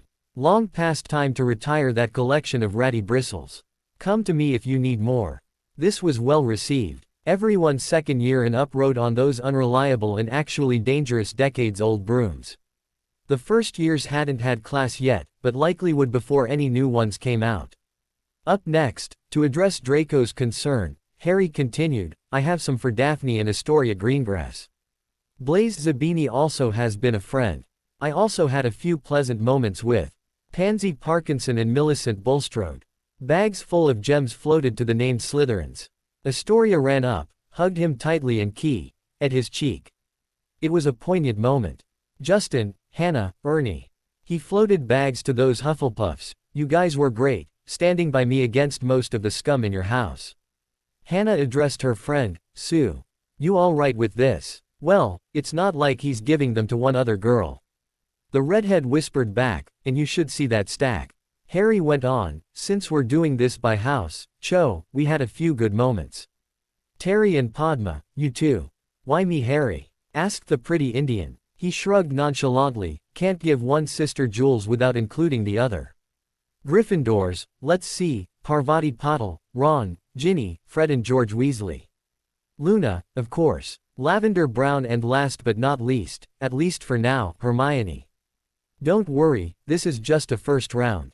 There's loads more I plan to bring up. Professor Umbridge said not a word during this distribution of wealth. All the defense against the dark arts teacher did was scratch onto a parchment. Well, for that display of generosity, 50 points, take Mr. Potter, said Professor McGonagall. She was a little befuddled, causing a bit of a crumpled speech pattern. Harry was just pleased with the smiles of his closest friends. He shook hands with the boys and took hugs from the girls. That each one of those handfuls of gems were worth thousands of galleons was the veriest bagatelle. Mr. Potter, do you think it appropriate for a child to determine the fate of a founder's wealth? Asked Professor Umbridge as she walked down the aisle where Harry sat. Draco, followed by many Slytherins, perked up at the possible confrontation. Harry gave a sigh and answered, no, Professor, I don't. Then you are turning over the wealth of Salazar Slytherin to the proper authorities. It sounded like a question, but no one thought it was anything but an order. Harry nodded, almost amiably, and answered, well, of course, Professor. And if I was in possession of anything belonging to Slytherin, I'd be glad to turn it over. Don't be impertinent, boy, she snapped, slapping a yardstick on his desk. We all know I am referring to the contents of the Chamber of Secrets. He yanked the yardstick from her hands and snapped it in half. Since no one found it for centuries, until me, and no one else can get in, except the guy you deny, it's mine. How dare you? She yelled, detention, Potter. You too Weasley. And Longbottom. Seamus, ego still bruised from his chat with Harry, laughed at their predicament. 5 points to Gryffindor, Mr. Finnegan, said Umbridge with a sugary smile. Harry shared a detention with Neville, and in which both wrote lines, where Harry noted that his friend was struggling just as he was, clearly in pain. He didn't like it. Word was starting to spread. First ever Hogwarts High Inquisitor. Minister of Magic Cornelius Fudge has announced the appointment of Dolores Jane Umbridge as Hogwarts High Inquisitor. As High Inquisitor, Madame Umbridge will have far-reaching responsibility to preserve and protect the education of youth across Britain. Among her new duties will be reviewing and reporting to the minister each professor's classroom performance. Further duties may default to the High Inquisitor as are deemed necessary. Madame Umbridge has had an impressive career with the ministry, most recently as Senior Undersecretary to Minister Fudge, who has stated publicly that he expects to see an almost immediate improvement in educational results at Hogwarts. We at the Daily Prophet look forward to and endorse these changes. By Justanator Writer. Photos by Rita Skeeter. What's all that mean? Asked Ron. Seamus. Put in, things are getting better around here. Ah. Harry playfully pinched his girlfriend's lips closed. Hermione, if you please. The bookish girl, after Harry's drumroll, explained, it's a major ministry push. Fudge thinks Dumbledore is trying to take his job, so he's going to try to push Dumbledore out as headmaster. Give that girl an O, declared Harry, with a pompous wave of his wand, and what do we do? Much as it pains me. Hermione was mostly interested. We cannot get decent owls in defense against the dark arts only by reading in class all day. We must be able to practice. There's that, yes. Susan acknowledged, we'll need a place to practice. But, Harry also wants us to openly defy Umbridge and support Dumbledore. Ginny, Neville and Luna immediately clinked their glasses together and exclaimed happily, all for one. One for all. You're all out of your minds. Harry was shaking his head. Back Dumbledore, fine. But don't go up against Umbridge. Leave her to me. And I have 2 places for us to practice. Find out if anyone else is interested. Hermione put in, we should use someplace else than where you plan to hold practices. Just in case the people we invite turn out to be untrustworthy. I know just the place, oh wise one, said Harry happily, at the far end of Hogsmeade. Far from the prying eyes of Umbridge and Albus. Owned by the one and only Aberforth Dumbledore. Neville asked, is that really a good idea? Oh, don't worry gang. Abe loves his brother like I love my cousins. Harry snorted, either of them. Start Saturday at 1, gives late-comers time enough and still get done early enough to enjoy the day. Harry and Neville were running up and down the central staircase. His closest male friend could almost keep pace with him now. Only when Harry really ran flat out could he still leave Neville behind. Harry landed with both feet after leaping off the 10th stair up to see Draco Malfoy, Pansy Parkinson and Millicent Bulstrode. He focused on his nemesis, missing your real girlfriend's Malfoy. Out after curfew, Potter. Declared Draco, that'll be a detention with Mr. Filch. Now, get in your dorm. Oh. And Longbottom, too. Same for you. Neville hit the floor and bounced to his feet lightly. According to my watch, it's still 4 minutes before upper-class curfew. Countered and taunted, but, then, I hear you had to sell yours to pay Harry's bet. That's a detention for you too, Longbottom. Sneered Draco. Neville got closer, looked slightly down and retorted, wanna bet? Problem here, boys. Hermione suddenly appeared. Draco looked at her like a piece of gum under his shoe. For your information, Mudblood, I've caught Potter and Longbottom here out after hours. So, they both have detention. Well, since it's later than I thought, Hermione countered, smoothly, I'm afraid I will have to give Millicent a detention as well. You and Pansy are of course exempt, being prefects. Harry and Neville grinned maliciously. That's not fair, protested Millicent, and I thought you liked me, Harry. At least a bit. He shrugged, uncaringly, yeah, well, about that, I remember you dropping me after us having a good time together. And what do I see now? A Malfoy flunky. No better than Crabbe and Goyle. Vince's father, the Slytherin girl muttered darkly, you were responsible for his death. Harry didn't disagree. Well, insofar as being beeped into stopping Death Eaters from reviving Voldemort, yeah. Don't know exactly who did what to who. Well, except for Sally eating half of Pettigrew. You want the truth, I'm more sorry for Ginny's ankle than all the dead Death Eaters. You 3 non-prefects, there will be no detention if you get directly to your common rooms. Professor Dumbledore made his presence known. You prefects, you will be discussing use, and misuse, of your authority with your heads of house. All of you, go, except Harry. The teen wizard nodded, sure Professor. Quickly enough they were alone. Harry, I am greatly disturbed by this lack of empathy you have developed of late. The headmaster lectured, and that is nothing to say about that one secret we are compelled to keep. Harry didn't even blink, neither of them would speak aloud about Snape's death. For part 2, I'm proud of my part in that. Just wish I'd done something more direct. Answer me this, Professor, would you rather me, or you, be dead? Or any number of Voldemort's Avs? That is hardly the point, Harry. Life is precious, all life. You must preserve it at all costs. Certainly accidents may happen, but I do not expect you, or anyone else, to intentionally kill to save anyone, not even me. Dumbledore argued, most emphatically. Harry shook his head, as disappointed in the headmaster as Dumbledore was in him. You heard what I said about Ginny's ankle. It wasn't a question. Well, I'll tell you this, if killing every Death Eater meant I could spend just 1 minute with my parents, I'd call that a good deal. You have no idea what you are saying, Harry. Children seldom do. The old man decided to close the discussion. Annoyed at being cut off and not being able to get in the last word, Harry made his resentful way back to Gryffindor Tower. Again with the attitude, Mr. Potter, asked Professor Umbridge in her sugary tones. See me in my office at 6:30. Harry answered sullenly, yes, ma'am. Such a shame we have to go through this exercise so frequently, my boy. She said once he arrived, what will it take to get through to you? I only want what is best for all students. Well, you know the drill. Quill in hand. Begin. And he wrote, repeatedly, I must not tell lies. In his own blood. At one point he growled, got others doing this. A few, my boy, a few. She answered, pulling an exaggerated sad face, but none seem quite so stubborn as you. Perhaps seeing others suffer might have a more dramatic effect on the most troubled of you children. Giving a dirty look, he grunted, I'm not your boy. Quill to parchment, Mr. Potter. She ordered. Right. Settle down. Settle down. Hermione's voice accompanied sharp clapping of her hands. We've waited enough, looks like. Shall we get started? Ernie Macmillan wasn't impressed. Who made you boss, Granger? Usually, she is. Luna pointed out, a little dizzily, she does make a good drill sergeant.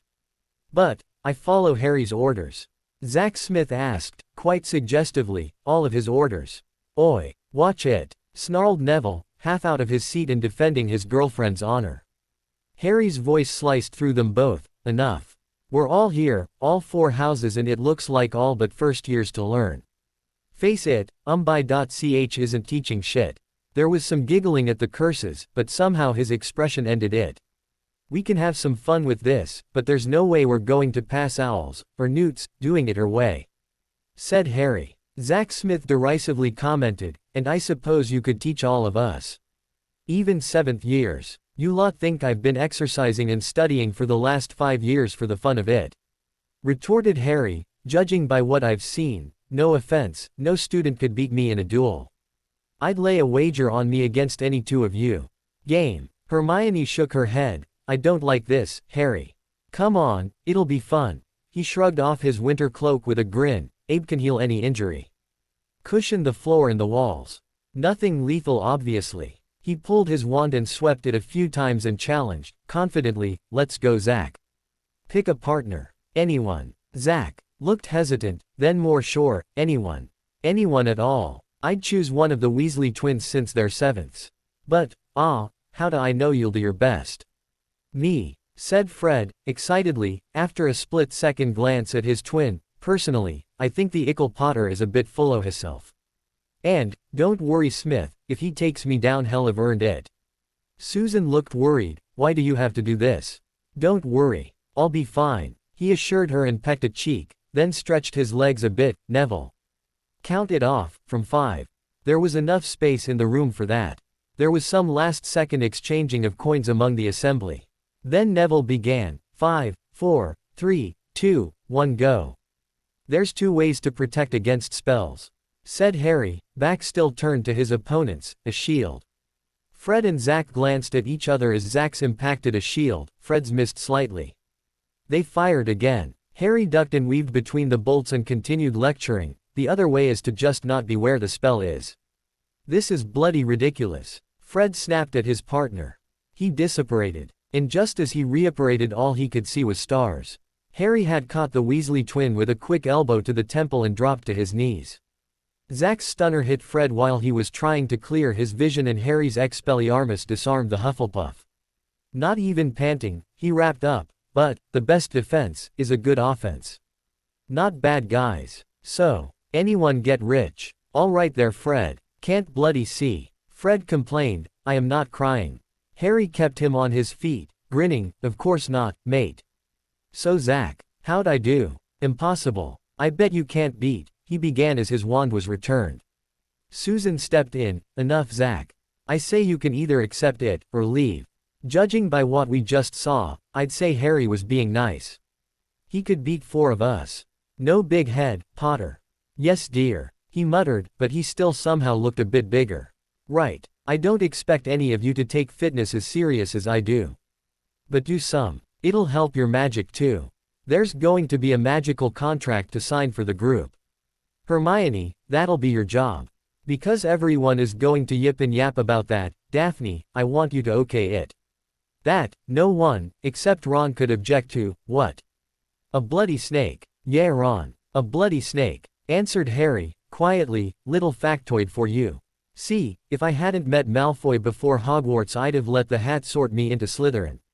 Plus, I have, other reasons, to trust Daphne and Astoria. The sisters' betrothal to Sirius was a secret. The redhead glared and stood, well, I just don't trust them. Either they go or I do. Sorry, then, said Harry, you're welcome to run with us, still, Ron. The girls were halfway to the door when he said that. They paused to hear, Daphne, story, sit. Ron glared at him, then to his siblings, come on Fred. George. Ginny. What? Come on. It's bad enough putting up with them in class. Stop living in the past, Ronald. Said Hermione, surely you have noticed potions is different with Professor Slughorn. As he was still heading out, Harry addressed him, see you for chess tonight, Ron. Right, everyone, 2 simple things to start out. Exercising, legs, arms, belly, sit-ups, push-ups and running. They're nothing exciting, but it's important and it also strengthens your magical core. Next, concentration, you saw what happened to Snape's arm. I do it almost constantly. Focus on your hands, look at them, front and back. See each individual little hair. Once you can do that, change the temperature of your hand, make it hot then make it cold. If you can do that before our first real meeting next week, come to me for the next step. Why? What use is it? Asked Smith. We have homework. Harry shrugged. My teacher didn't tell me. Not right away. I trusted him to know what was best for me. When I learned why I saw he was right. More to the point, I'm not bragging, but who's the #1 student in school? None of this is mandatory, people. I can't give you detention. If you don't want to, don't. Might be interesting, actually, to see how you do without doing what I suggested. And who is your teacher, Potter? Asked an older Ravenclaw. Harry just smiled enigmatically, sorry. That's need to know. Good first meeting. We'll all leave in 1s and 2s. Scatter about the village, don't seek out each other but don't avoid each other, either. I must defeat this sort of behavior. Professor Umbridge was looking out her office window to the school courtyard. And she headed to do exactly that. A group of students were coming back from Hogsmeade. They were engaged in a running battle. Screaming and hollering back and forth. Dodging and throwing, being hit and wrestling. For example, Hermione caught Michael Corner with a snowball on the back of his knees, causing him to fall. Neville pounced on the Ravenclaw, but Ginny took him out with one that clobbered his chest. Harry ran up behind her and stuffed an armful of snow down her back. Susan stopped him cold, hugged him, and stuffed snow down the front of his pants. And so it went. Enough of this, screeched the diminutive Dada professor as she marched out into the battlefield. Such behavior is utterly unacceptable. Cease at once. Luna shattered the moment of stillness. Fire. No, stop. Umbridge countered, and was soon encircled in flame which incinerated every incoming snowball. When it dissipated she pointed her wand at Luna and ordered, you. With me. The rest of you, I know your names, to your dorms. Ginny, did you see Luna this morning? Asked Harry as soon as he saw his 4th-year friends in the Gryffindor common room. Colin. How about you? They both shook their heads. No. Hermione, good. You and Ron, I want the dorms all searched. He commanded, every bed, every loo, every shower. Find Luna. Ginny, Dennis, Colin help them. Neville, you're with me, we're going to the hospital. Ginny, you come after us with news, you're next fastest. If you don't find her, find McGonagall. Go. Move people. Then, he took off fully expecting his friends would do their parts. The 7th-year prefect grunted in irritation, bossy little snot, ain't he? Help her get out of the way. Ginny shoved her and headed for the girls' dorm, Hermione hot on her heels. The 2 boys ran down to the 1st floor bending the laws of gravity. Where there was a crowded intersection, Harry somersaulted over the students and Professor Sinestra. Neville barreled through, only slowed for moments. Neither of them stopped to see who might be injured. Harry, in time, slowed to allow him to catch up. You go ahead, Nev. I'll deal with Sinestra. I'll let you know. Neville called out as he passed. A winded professor finally caught up. What is the meaning of this? She huffed and puffed. We're looking for a Gryffindor who wasn't in her room, Professor Sinestra. Harry explained, then his eyes turning hateful, added, we last saw her being taken away by Umbridge. The Slytherin-aligned professor's face flickered. Mr. Potter, you will refer to professors properly. If one of your house is missing, why is your head of house not involved? We only discovered it when we started down for breakfast, replied Harry coolly. He was unconcerned for himself, punishments or otherwise. All he was waiting for is Neville or Ginny to report finding his friend. Harry refused to move from his spot. After a couple minutes with an annoyed teacher stubbornly eyeing each other, Ginny and Neville arrived almost at the same time and reported basically the same fact. Sorry, Harry, no Luna. Now we go to the Great Hall, said Harry, and the three Gryffindors outdistanced the professor quite easily. And he didn't wait for them either. Everyone there was eating, but aware that something was going on. Word had spread from Gryffindor that he was involved, so when he sprinted in, activity quieted to a minimum. Susan stood, he ignored her, continued right to the head table and to his head. Professor, Luna Lovegood is missing. We've searched the tower and checked hospital. Last time we saw her was with that by.ch. All movement stopped, except for far in the back where the rest Harry's group of Gryffindors arrived. Professor Sinestra bringing up the rear, panting heavily. Professors were the first to react, Dumbledore leaning forward, steepling his fingers, McGonagall ordering, "Calm down, Potter. We will organize a search. I am certain Miss Lovegood will be found quite unharmed. That will be a week's detention, Mr. Potter," said Umbridge in her sweet tones, "with me, starting tonight. And 50 points from Gryffindor." He marched over to her, swept her plate and goblet off the table, pointed his wand right at her nose and demanded in no uncertain tone, "Luna now." "Harry, lower your wand. It does not do to threaten professors," commanded Dumbledore, iron in his tone. Eyes not even moving, Harry threatened, "He might disarm me before I say the killing curse. Wanna bet? Avada K." And his wand jumped into the headmaster's hand, followed instantly by ropes binding him. Then Dumbledore reluctantly ordered, "Minerva, take Harry to my office. He is to remain secured indefinitely. I will speak privately with Madame Umbridge and be along as soon as practicable. Come along, Potter." She took his elbow and walked him out, scolding the whole way. "In all my years here, never would a student draw a wand on a professor. James and Lily would be disgusted to see their son attempt murder." At that he inserted, "Never knew my parents. Lucky you. Oh God. Bloody idiot I am. Fred George. The map. Luna. Silencio." McGonagall's wand flashed and nothing more came from his moving lips. She proceeded to levitate him and float him away. In the headmaster's office she cancelled the spell, but left him tied. "What, Potter, in the name of Merlin were you thinking? That was a one-way trip to Azkaban." Having had time to think, Harry knew he'd stepped out of line, quite a ways out. And he knew only one thing that could help him at the moment. He did it with a sigh of defeat. "Professor, as a minor, I am asking for my guardian to speak with me before any questioning." "I see," she responded with a disapproving glare. To which, Harry could only look away. He had a rather long wait with nothing else to do other than worry about Luna, look around Dumbledore's office and stare at McGonagall. When finally his godfather appeared, he was emphatic, serious. "Luna's missing. Make sure the twins know every password to the map." "But, Harry, what about you?" he asked, highly concerned. "You're in danger of a trip to Az."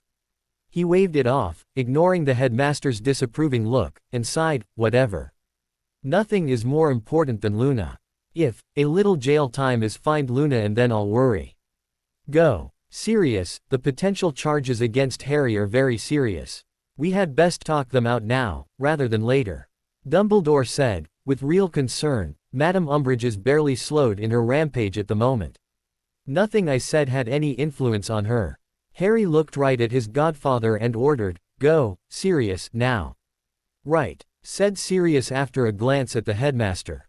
If his godson was so willing to speak openly about a sacred relic, a piece of family history, then someone was in real trouble. He nodded and vanished from the office with impressive speed. Dumbledore sighed, "Very well, Harry, let us discuss what happened in the Great Hall." "Professor, as a minor, I am asking for my guardian to speak with me before any questioning." He repeated, exactly, the words McGonagall had heard nearly an hour before. And he stubbornly waited until his godfather's return. Sirius returned, looking very subdued. "Albus, Minerva," he said, "Harry, the map worked, I'm sorry. It was too late. You should contact her parents." "What?" asked Harry, all thought of his situation was gone. "No. You can't mean. You just can't." "Where?" Sirius grabbed his godson and hugged him. "No reason for you to go. Nothing you can do, Harry.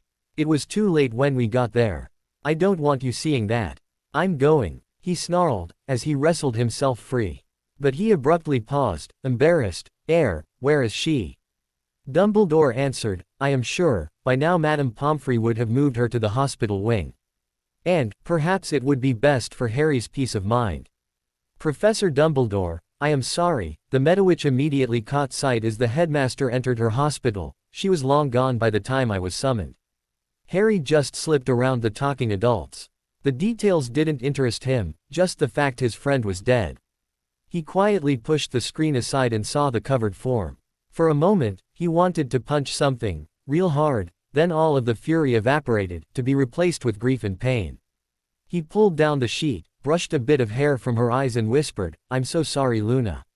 I was supposed to protect you and I failed. The best I can promise is she'll pay. Hello, Harry Potter, said a well-known voice, from behind him. He spun around and was overwhelmed by the spectral form of one of his favorite people. His head whipped from body to ghost and back again.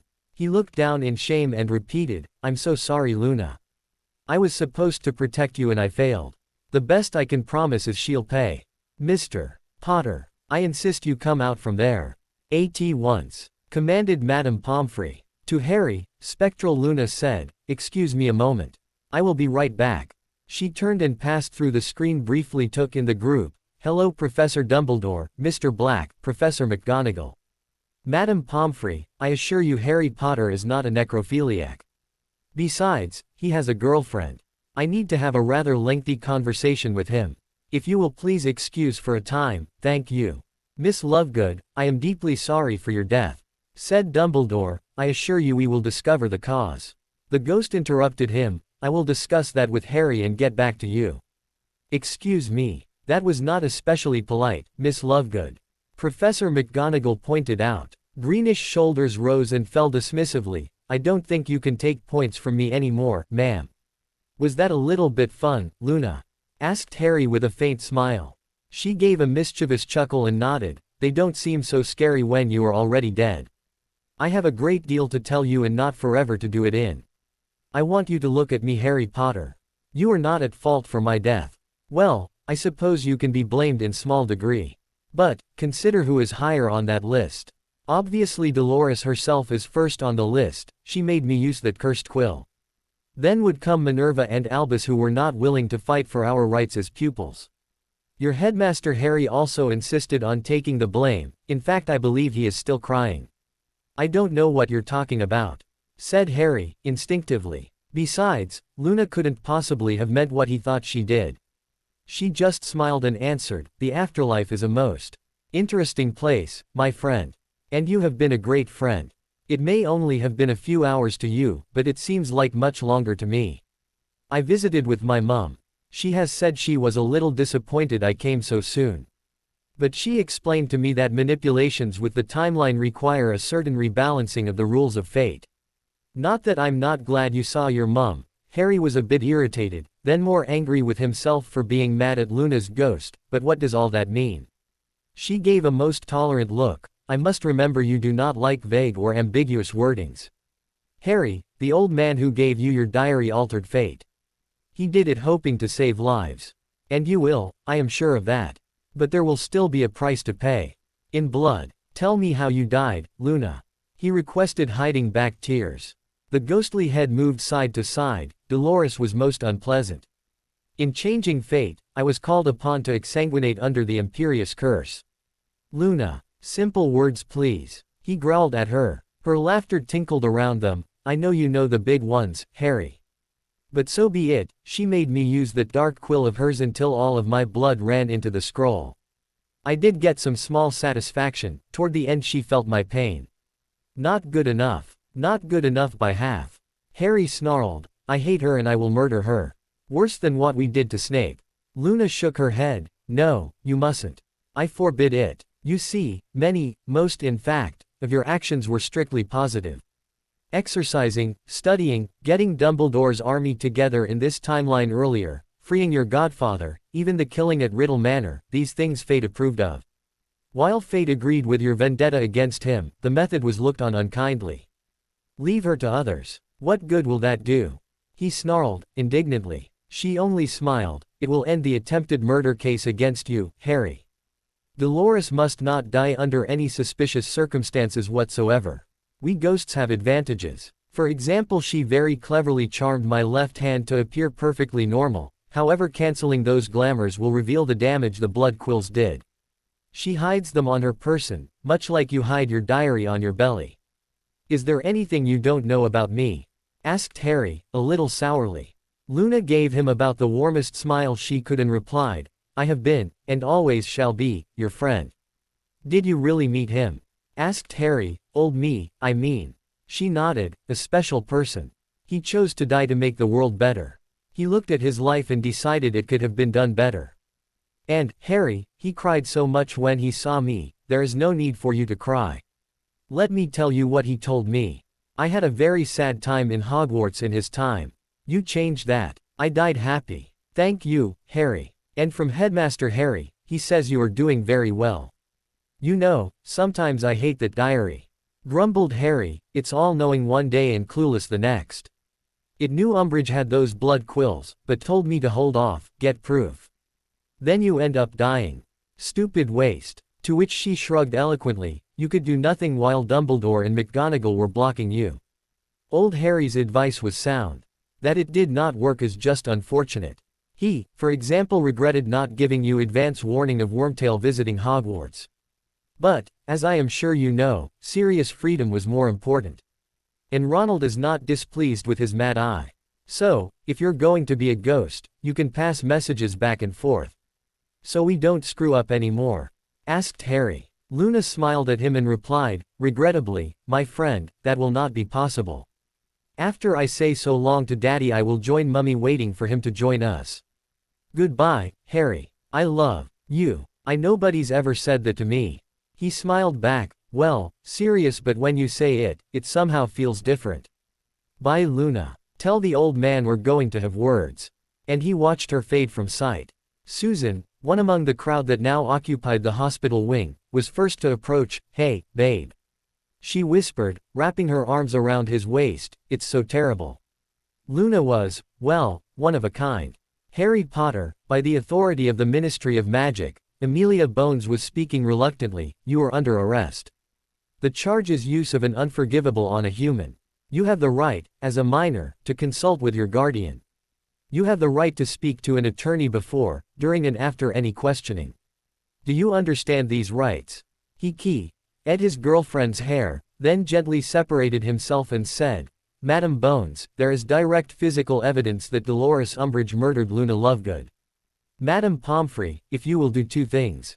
First, examine my right hand. I must not tell lies. Mr. Potter, there are very few ways such scarring can occur. The Medowitch said on completing her testing. I assume a blood quill would be one such. He was not asking, and he was holding a tight rein on his anger. Now, after removing a rather impressive glamour, tell Madam Bones what you find on Luna's left hand. She had to call on both Madam Bones and Professor Dumbledore to succeed. Then Poppy was able to read, I must not be an idiot. F. Kingby.ch.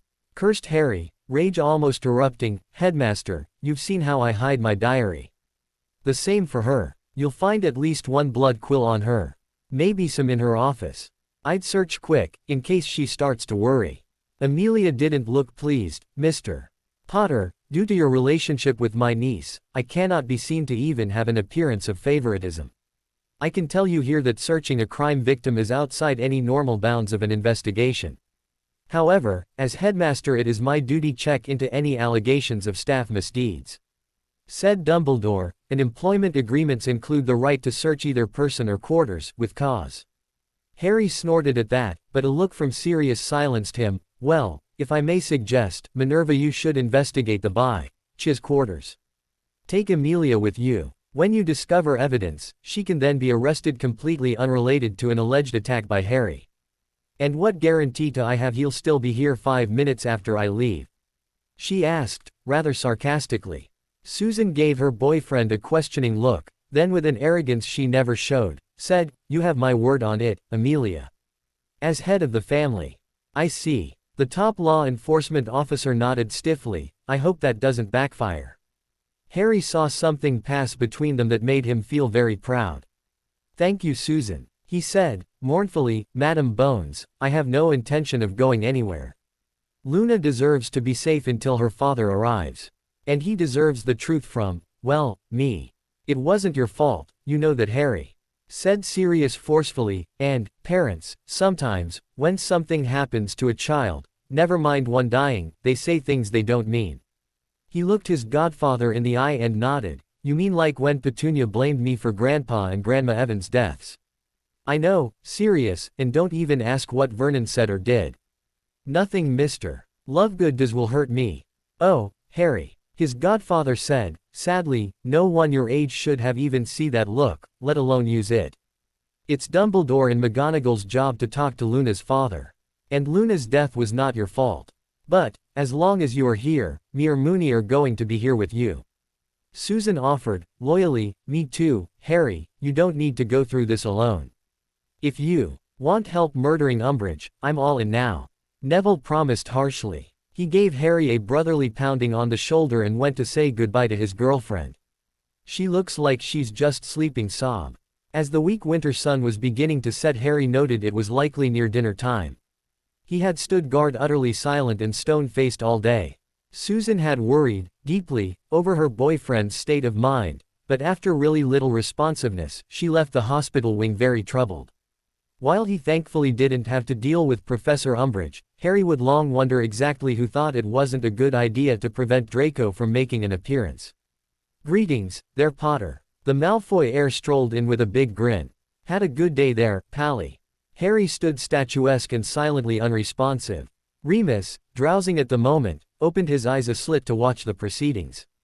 Something then set his wolf on edge and he stood. I think Harry is wondering why you are here, Mr. Malfoy. Mind your own business, werewolf. Draco sneered, you're not even a professor anymore. Headmaster. Yeah, fake university. Ha ha. Right, but it was fun watching you pull one over on that doddering old fool. Hey boys. Crabbe and Goyle dutifully laughed. Right, Draco. You should be careful about antagonizing a werewolf, boy. Snarled Remus, showing teeth. I'm sure you've learned that from meeting Greyback. You reek of him. What's Lucius hanging out with the dregs for? Draco's eyebrows twitched in a display of arrogance. Careful with what you say, you'll pay.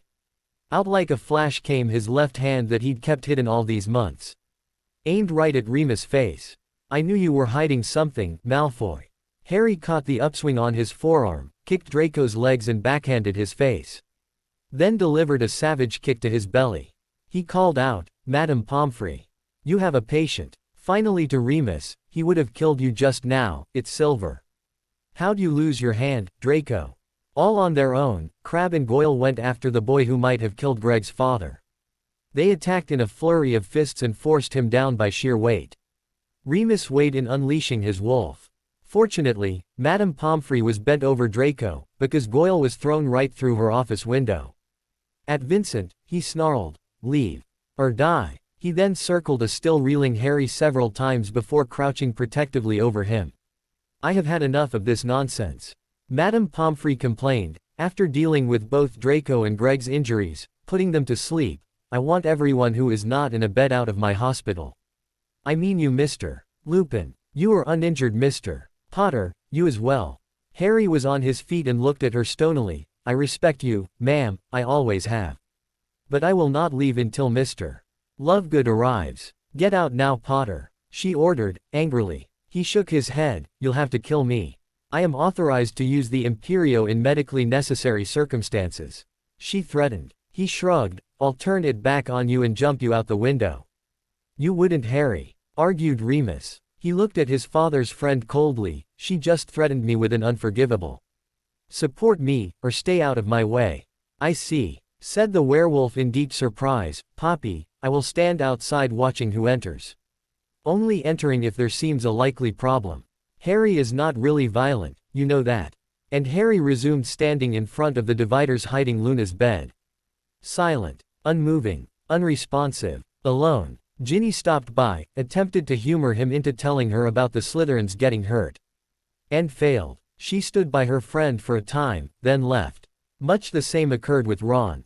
Susan came with a meal, was rewarded with a faint softening of expression but no words. Harry pushed away any food she playfully tried to feed him. She didn't break out in tears until after she returned to Hufflepuff's common room. He's here, Harry Sirius had replaced his friend sometime before. It was an occurrence he'd hardly noticed. His godfather was escorting a man who was as tall as Dumbledore, thin like him though beardless. He showed signs of forced dissipation of drunkenness and a sadness no one matched. The headmaster and deputy headmistress followed with suppressed emotions. Stepping aside as he had for no one else, Harry's unused voice first addressed his godfather harshly. "I know who he is, Sirius." Then the only other person in the room as far as he was concerned, Mr. Lovegood. "Sir, I feel I personally failed her. I knew Umbridge was a threat, but I didn't protect Luna like I should. Sorry will never be enough, I know, if I could trade my life for hers I would." Little Moonbeam. The broken man ignored Harry and walked right past him. He leaned over his daughter's covered form and began crying. Sirius cast a weak privacy charm over the divider and Harry pushed it closed. "Okay kiddo, you kept your promise. I can tell you're due to literally fall asleep as soon as you let go. No, don't argue with me." Ultimately, it was necessary for him to take his godson's elbow and march him up Gryffindor Tower to his bed. "I do not want to see anyone, Sirius," Harry complained, in a mood of self-loathing. The marauder didn't even pretend cheeriness. He was floating his most unwilling godson through the stone corridors and down steps, explaining, "No Harry, you don't get to avoid this. The worst thing for me about Azkaban was not being able to mourn your parents with Remus. And knowing I wasn't fulfilling my duties as your godfather. About now, you need a kick in the ass. Silencio. Now as I was saying, you're not the only one who lost Luna. There's Neville, her dad. I don't think Hermione entirely knew what to make of her. Those Golgafrinchans of hers, that what they were. That's either blibbering humdingers or gulping plimpies." Harry answered, knowing Sirius was a lip reader. Continuing with half a nod, he added, "And to complete this little guilt trip of mine, do you think it occurs to me that Susan is probably feeling a bit abandoned at the moment? What was she doing while you stood guard, not talking to anyone? Aren't you the least bit curious?" "That's a low blow," Harry snarled, angry enough that his magic destroyed the silencing spell. Long hair bouncing in clumps for not being washed for a few days. As he nodded, Sirius retorted, "Good. Be angry with me. You're right, it was. Hate Umbridge to Hades and back, but go do it with your friends." With that, he cut the levitation spell and violently embraced his godson, absorbing without complaint the punches on his arms and chest. "Hey mate, we all feel like shit," said Ron as he guided his friend down the aisle. Sirius watched him go and groaned in pain. He leaned against a pillar as his friend came up. "Damn, Moony, the boy can punch." "Well, my friend, I can see the bruise on your shoulder will make a nice welt before it's done," commented Remus with a grin. "You might have Poppy check on your ribs." Susan was there with her friends from Hufflepuff, looking very ragged, quite miserable in fact. She put her arms around his waist and leaned her head on his shoulder. She asked, "You feel any better?" "You didn't see her dad," said Harry, as if all his emotions were gone. He put one arm around her waist and choked on a sob. "It made me just wanna die." She shook her head and cupped a cheek. "I do not even want you thinking things like that." "You," he sighed, full of guilt. "That's what Luna said. I'm gonna tell you something, just you and a few others, that might just change your mind. Later." "Hey, Jin, how's you? I can't believe she's really D," the redhead sobbed into her sleeve. He squeezed her shoulder and leaned on her head and looked at his closest friend, Nev. "How about you?" "I've been through grief, Harry," said Neville, stonily. "What I want now, honestly, is revenge. That by.ch murdered my girl. I want her to suffer, with my own wand preferably." Hermione gasped and pleaded, "No Neville, you don't mean that. It's something for the courts to contend with. Sometimes, Granger, you don't get the wizarding world." He gave her an angry look. "It's my right. The only person I need defer to is Mr. Lovegood if he wants to kill her." She backed away a little fearfully. But any conversation ended when Dumbledore entered dramatically and spoke. "I imagine rumors have flown about the castle. Let me dispel any errors that may exist. Harry Potter was charged with use of an unforgivable on a witch or wizard. Due to extenuating circumstances, the charges were dismissed. That does not exempt him from detention, which will be addressed privately. The extenuating circumstances is the alleged murder of Miss Luna Lovegood. Miss Lovegood was a fourth-year Gryffindor with an impeccable record. She is survived by her father Xenophilius of the Quibbler. Rag! Shouted Draco. Neville was over the intervening Hufflepuff and Ravenclaw tables. He yanked the Slytherin off his bench by the collar and sneered up at him. Say that again, Malfoy, and I will kill you. Mr. Longbottom. Professor McGonagall was outraged. 50 points from Gryffindor. Unhand your classmate. Holding him over his head by the necktie, and ignoring the punch Draco managed to bloody his nose with, Neville heaved him over the Slytherin table and growled, "Remember what I said, Malfoy." "Your threats don't frighten me, Longbottom," retorted Draco as he pushed his fellows aside and roughly yanked his robes back into form. Neville smiled, not at all pleasantly, and in a tone no one would forget, retorted, "It was a promise. I'd remember it if I were you, classmate." "Go Neville," cheered Seamus. However, everyone around him glared him down. Neville as well, as he returned. On the 7th floor, Harry walked back and forth in front of an apparently solid wall repeating, "I need a place for people to talk. Couches and chairs. I need a place for people to talk. Couches and chairs. I need a place for people to talk. Couches and chairs." "Little dramatic, don't you think, Harry?" complained Neville, impatiently. "I'd rather be with Luna and Mr. Lovegood." In the room that was now well equipped for a mid-sized group of people to lounge about, Harry said, "All of you, but especially you and Ginny, should hear this. I know you all know bits and pieces of what I've hidden from most everyone. Sirius, Remus and Dumbledore know the most, but he's not going to find out what I'm about to tell you. If you're stripping, I'd rather a private show," Susan quipped, to some light amusement. Harry grinned at her through a blush and retorted, "I'll keep that in mind. I was in the leaky cauldron with Hagrid when a very old man came up to me. He didn't tell me his name, but gave me a letter and a package that had my diary in it. You've all seen it. It's where I also got those colorful shoelace portkeys, Hermione. He told me he was about to die, but totally comfortable with that. Blew my mind at the time. He talked to Hagrid for a bit, then left. I never saw him again. The letter said that he was me, just from the future. But, Harry, time tuners only work for a few hours." Hermione jumped in and pointed out. He just shrugged, "Well, obviously, there are other ways to time travel. I don't know all the details, but he used some necromancy. Anyway, old Harry, as I've come to call him, told me that he wanted to help me do better. The diary tells me about his life as I go along. The first real major change he made was getting me out of the Dursleys. I spent the summer after first year in a tent near Hogsmeade. First good summer of my life, even if I did push-ups, sit-ups and running the whole time. And he left you that huge pile of galleons you used to bilk Draco."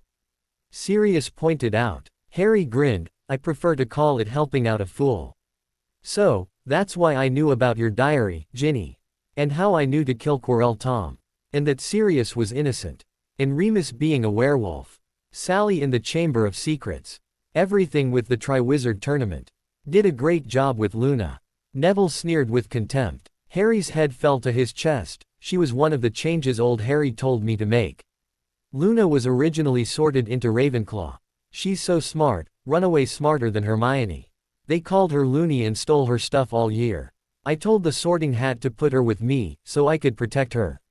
When it started up in Gryffindor, and I was so ashamed, I got the Chasers to stop it. So, instead of name-calling, she's dead. Nice job, Potter." Neville was hateful now. Harry punched a cushion, uselessly, and snarled, "You think I don't know that? Sometimes I hate this King diary. But, one of the first things it told me, and constantly reminds me, is that the more I act on what it tells me, the less valuable old Harry's knowledge is." "That is completely logical," pointed out Hermione, in lecture mode, ironically calming Neville. She continued, "Every theory of time travel to change history has said that you just get caught in a causality loop. Oh bother. Simple example, I go back in time, kill my mum before she ever met my dad. Therefore, I cease to exist. But, wait a second, if I don't exist, how could I ever have killed my mum?" Ron shook his head. "Muggles are really strange. So, what happened this year?" Harry went on, "I knew what Umbridge was going to do. I was accumulating names and focusing her anger on me, so that I got the worst of the torture. Then, when I had enough, I could go to Susan's aunt and hang her out to dry. Problem was, just like Pettigrew's visit at the end of third year, too much changed that old Harry didn't know about it. Luna dying was never part of his life, well, at least that I've read. See, the other thing about the diary is he didn't want to give me information too far in advance. Hermione had already worked that out, and was nodding. Of course, change too much too fast and his foreknowledge becomes useless. But, surely, Harry after now 5 years almost nothing would be the same. No, not necessarily, the Triwizard for instance. Harry smirked at her. The events were all exactly identical, but me and Ron went to the ball with the Potter twins, Ginny went with Neville, and you went with, what did Skeeter call him? Oh yeah, Hungarian Bon Victor Crumb. In old Harry's life, Umbridge tortured kids who couldn't defend themselves, me, and Muggleborns, like you and Justin. McGonagall told him, keep your head down, and by the end of the year she was headmistress. She only got ousted because Dumbledore was able to retake the school after she pissed off the centaurs. She never killed anyone, but then I don't think anyone tried to throw a snowball at her. Ron looked alarmed. Her. With him. He's a bloody git. That's not what you said at the stadium. Harry had a glint in his eye. I gotta get his autograph. Ron glared. Not funny, Harry. Yes it is, countered Susan, and it's the first time I've seen even a half smile from you, Harry. I have a question, has old Harry ever said who he married? At that, he actually chuckled. Hermione and Ginny both got attentive when they heard the question. He covered that a couple years ago. Harry opened the diary, it glowed and he turned a few pages. The old man says here I had a happy marriage, but I didn't so much choose a wife as have a lack of options. That's why, almost from the beginning, I've mentioned a number of different girls from all houses. That doesn't answer my question. Susan grumped and folded her arms across her chest. Harry playfully hit her on the head with his diary. I've been trying to unlock this damn thing ever since I got into the restricted section in the Black Library. I just don't know enough yet. It only tells me what he decided I need to know when I need to know it. So, yeah, I knew about the blood quills. But I swear old Harry never said anything about Luna dying. In fact, he only started mentioning her again just this year, except for warning me to get her resorted. It's like he didn't know her until his 5th year. She was such a wonderful person, I can't imagine not knowing her all these years. There's no way you could have known Harry, said Neville in a defeated tone. You said it yourself. If the old guy was still Luna's friend he'd have told you. Well, that's all my brain can hold, I'm going back to Luna. Goodnight. He got off the couch and walked out by himself. Harry's eyes followed him. Just between us, you know. This is something I don't want spread around, right? Not anyone else. It is some tale, said Hermione, and I must have about 1,000,000 questions. But, later. The Great Hall was somberly decorated. Black Gryffindor flags hung from the rafters. People spoke glowingly about the quirky girl who died too young.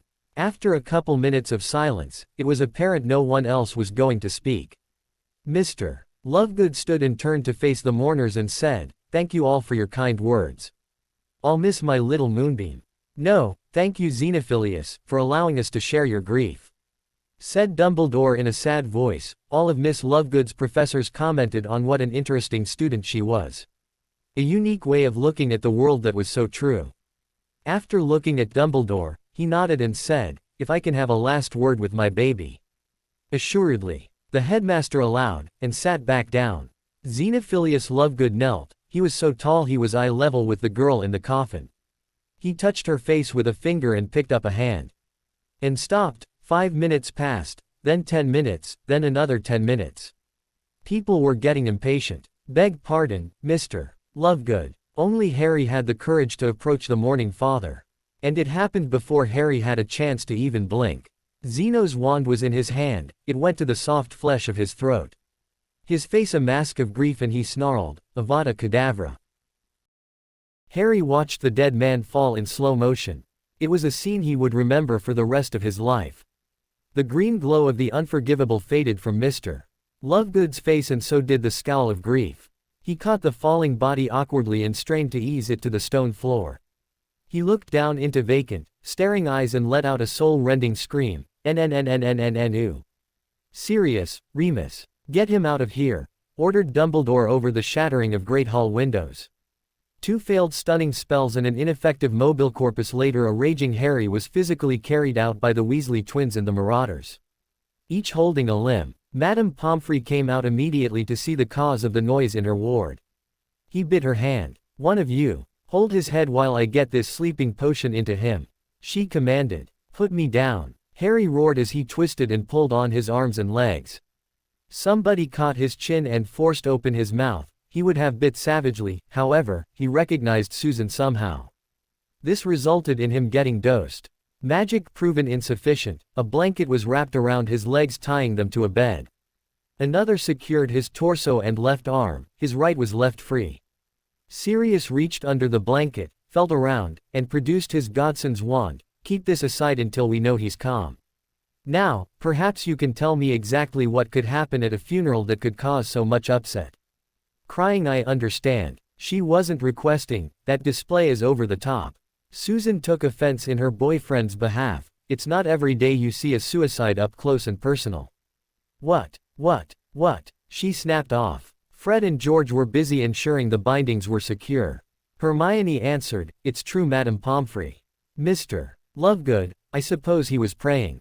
When Harry got up to make sure he was all right, he used the killing curse on himself. "Oh, my lord," the Medowitch gasped. "Well, I will keep him out for 24 hours. Let his dreams work it all out while he is physically safe but restrained. Tomorrow, he will be emotionally exhausted, but too tired to put up such a fight." Susan stroked the fringe of Harry's hair and transfigured a standard visitor's chair into a velvet recliner. "A well-done bit of transfiguration, Miss Bones," said Dumbledore, pleasantly. "I would certainly like to know what you are planning to do." Now Susan was among those children who considered the defeater of Grindelwald as a near god. Even her first couple years at Hogwarts did little to change that. As she was pulled deeper into Harry Potter's world, that changed. She didn't necessarily agree with his borderline Dark Lord evaluation, but she didn't think the old wizard was a god anymore. In the middle of getting comfortable, she explained, "If any of his family still lived, they'd be here for him. I'm not, yet, but I want to be. And I'm going to comfort him as best I can. I do not think your aunt would approve of such a co-ed situation.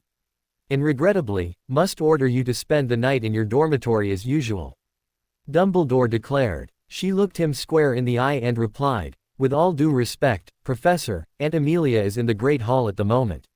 So you're free to ask her opinion on the subject. And if she truly has a concern, then she'll need to come here to explain her reasoning." "Dear lady, thank you," said Sirius, bowing and dotting her hand. "I shall leave it in your capable hands, then. Shall we go?" In the wee hours of the next morning, a lone figure slipped quietly into the hospital wing. A sprinkle of sleeping sand took care of the redhead interfering. Then the shadow slipped around close to the sleeping boy and began talking. "It's all your fault, Harry. Luna was so sweet and innocent. She just wanted friends and to be understood. You murdered her. It's all your fault. That poor sweet child. And not only that, you went on to kill her dear daddy. How can you live with yourself? Murderer." On and on went the friendly-sounding voice. Susan partially woke to a variety of people talking. Her brain wasn't functioning enough to see or hear clearly, but she responded favorably to her boyfriend's voice. Eventually, she managed to rejoin the real world and smiled. "Hiya, Harry. Glad to see you're awake. Harry is having troubles coming to terms with Luna's passing," said Remus neutrally. Harry glared. "Luna didn't pass. What? Like miss a bus? By.ch tortured her. Bled her to death. And I didn't save her. I promised I'd always be there for her. And then her dad, if I hadn't been so impatient, just waited another minute or two, he'd still be alive." "Oh Harry, that isn't true," said Ginny, sadly. She squeezed the hand near where she was standing and passionately offered, "Luna wouldn't believe that. She loved you, you know. Really." He looked at her with an empty expression and flicked her hand. "Sod off, Ginny." "Oh." She choked and snatched her hand away. She stiffened visibly and walked out. Ron's fists clenched at his sides and he snarled furiously, "If you wasn't in hospital, I'd put your ass in it, mate." "Cool off, Ron. He's not saying anything he really means," said Remus in teacher mode. He also was staring down Sirius, who was glaring at Ron. Harry ignored that and taunted, "Don't go for the jaw, Ron, go for the throat." You can do some permanent damage and not risk breaking your knuckles. Well, I guess we can thin the crowd out a bit, suggested Susan, diplomatically. The expression he turned on her had no affection whatsoever. You can take your ass out with them, he ordered. Of course, she replied without a flicker. She leaned over and at him full on the mouth. That he did not react upset her deeply, her tongue futilely pushed against his teeth for over a minute. She was half tempted to tear off both their shirts. Finally she opted to pull away, smiling as if nothing was wrong. Susan looked back before leaving with a faint smile. She was the last one there, and said, "Good night, Harry. I love you." He snorted in disgust. "Well, I hate me. Don't come back." "Good morning, Prongslet." A cheery voice called through the dividers. "I come bearing gifts for my favorite godson." The night, and especially more whisperings in his dreams, did nothing to improve Harry's outlook on the world. "Sod off, Black," he answered, coldly. "Harry, I wish you'd stop beating yourself up about this." He pushed the divider aside and had bite his fist to contain reacting to how truly miserable he looked. "Damn, boy, come on. You think Luna would want you to suffer like this?" The teen spat back cruelly. "I'm bloody sick of being your James clone. My whole life at the Dursleys is your King fault. Had to go after Pettigrew. What did it get you? Azkaban. That it was my job to save you from everything." Sirius began, then choked and resumed, head down. "I never thought of it in that way. I can see why you might. All I can say is I'm sorry for everything. None of us should be expecting you to fight alone. And, me personally, Voldemort is going to have to physically rip my heart out before he'll harm you. I swear it." Harry snorted in total contempt. "You're under the impression I care. Maybe I should just let him kill me. At least I'd be with Mum and Dad again. I'm going to sit here and work you through this," said the hurting man, "and, first sign of you walking into Voldemort's lair, I'll sit on your chest." Harry called out, "Madame Pomfrey. Someone is disturbing my rest." "Harry, how are you feeling, my boy?" The headmaster appeared some time later. To which, the boy made a disgusted noise. "What do you want?" "I, like many of your classmates, am highly concerned about you," replied Dumbledore, ignoring the tone, although for different reasons. "You see, Harry, accidental magic within Hogwarts walls is almost impossible. And yet you destroyed every window in the Great Hall." Dismissing it with a laugh, he retorted nastily, worried about the repair. "Pocket change. Bill me. Done. Out." "No, Potter. I will not be ordering the headmaster to leave. He pays my salary, you do not." The Medowitch glared at him, patience used up. "I feel if you are capable of telling him so, you are capable of removing him yourself. From there, it implies a more than sufficient ability to remove yourself from my ward. Kindly do so." Glaring in her direction as she departed, he said, "Fine. I won't miss you, either. Watching me change, Dumbledore. That's okay too. Done. Where to?" He carelessly left the hospital garb on the floor and indicated he would follow the headmaster. "All of us, Harry, are deeply concerned," said the headmaster. "Miss Lovegood's death is a terrible waste, but it would be a greater tragedy were you to turn against everything and everyone." He just groaned. "Another greater good lecture, Dumbledore. Snortboy, he might have screwed the hippogriff this year, but he sure has you nailed." "No, I'm not going dark. I hate Umbridge and Voldemort more than you. Yeah, I blame myself for Luna's murder. But where were you? McGonagall, Slughorn, Flitwick, Sprout. How dare you?" Hagrid lumbered into the hall they were approaching. His fist took a chunk out of the wall near Harry's head. "Fessor's a greater man than ye'll ever be. Don owe ya no answers. Saved yer rotten life, did.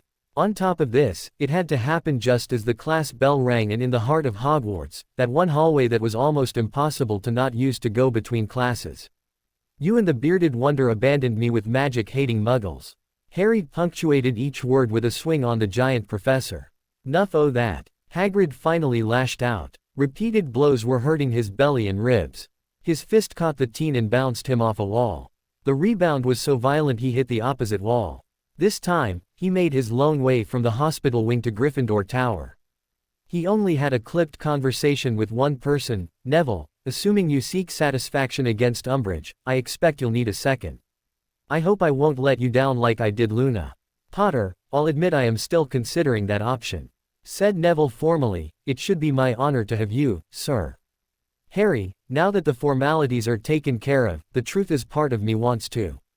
But there's another part that's scared. Not of dying, well not entirely. But of losing and not doing right, you know, by Luna." Hermione put in, "I do not think it is our business at all. We're kids. And, yes, I detest what Umbridge did. And yes, I'll miss Luna like anything. But let the court convict and punish her. If you, well, that's murder." "No," answered Neville, looking at her sternly, "it isn't. My only concern is whether I have what it takes to kill and whether I'm good enough to kill Umbridge." Parvati sighed, fighting for his lady love. "It's just so totally romantic for words." To which Lavender gushed. "Put all this into Muggles please," requested Dean. Harry and Neville had begun talking in more depth of possibilities, so Ginny explained, "Umbridge has been charged with murder, we all think she's guilty, but there's no guarantee. If she's convicted, what does she get convicted of? And what's the sentence? The option those two are talking about is a duel. Mr. Lovegood Sob could have claimed the right of vengeance and dueled Umbridge, but with his death, legally, the Lovegood family is extinct. Neville's relationship with her, he can claim Luna as his maiden duel. The duel takes the place of a trial. If she wins, she's freed, clear of all charges. But of course, she'd be better at fighting than a student," complained Hermione, and exclaimed, "Neville, you just can't." Harry snapped around from his discussion, "All that matters is a dead Umbridge. And you, Harry," she went on, "I cannot believe you of all people could consider killing someone." He sneered at her in response and countered, "Then you haven't been paying attention. Neville, if you don't or won't, I can and will. Luna's death will not go unavenged. I swear it. Let me know when you've made up your mind." But this exchange was a rarity.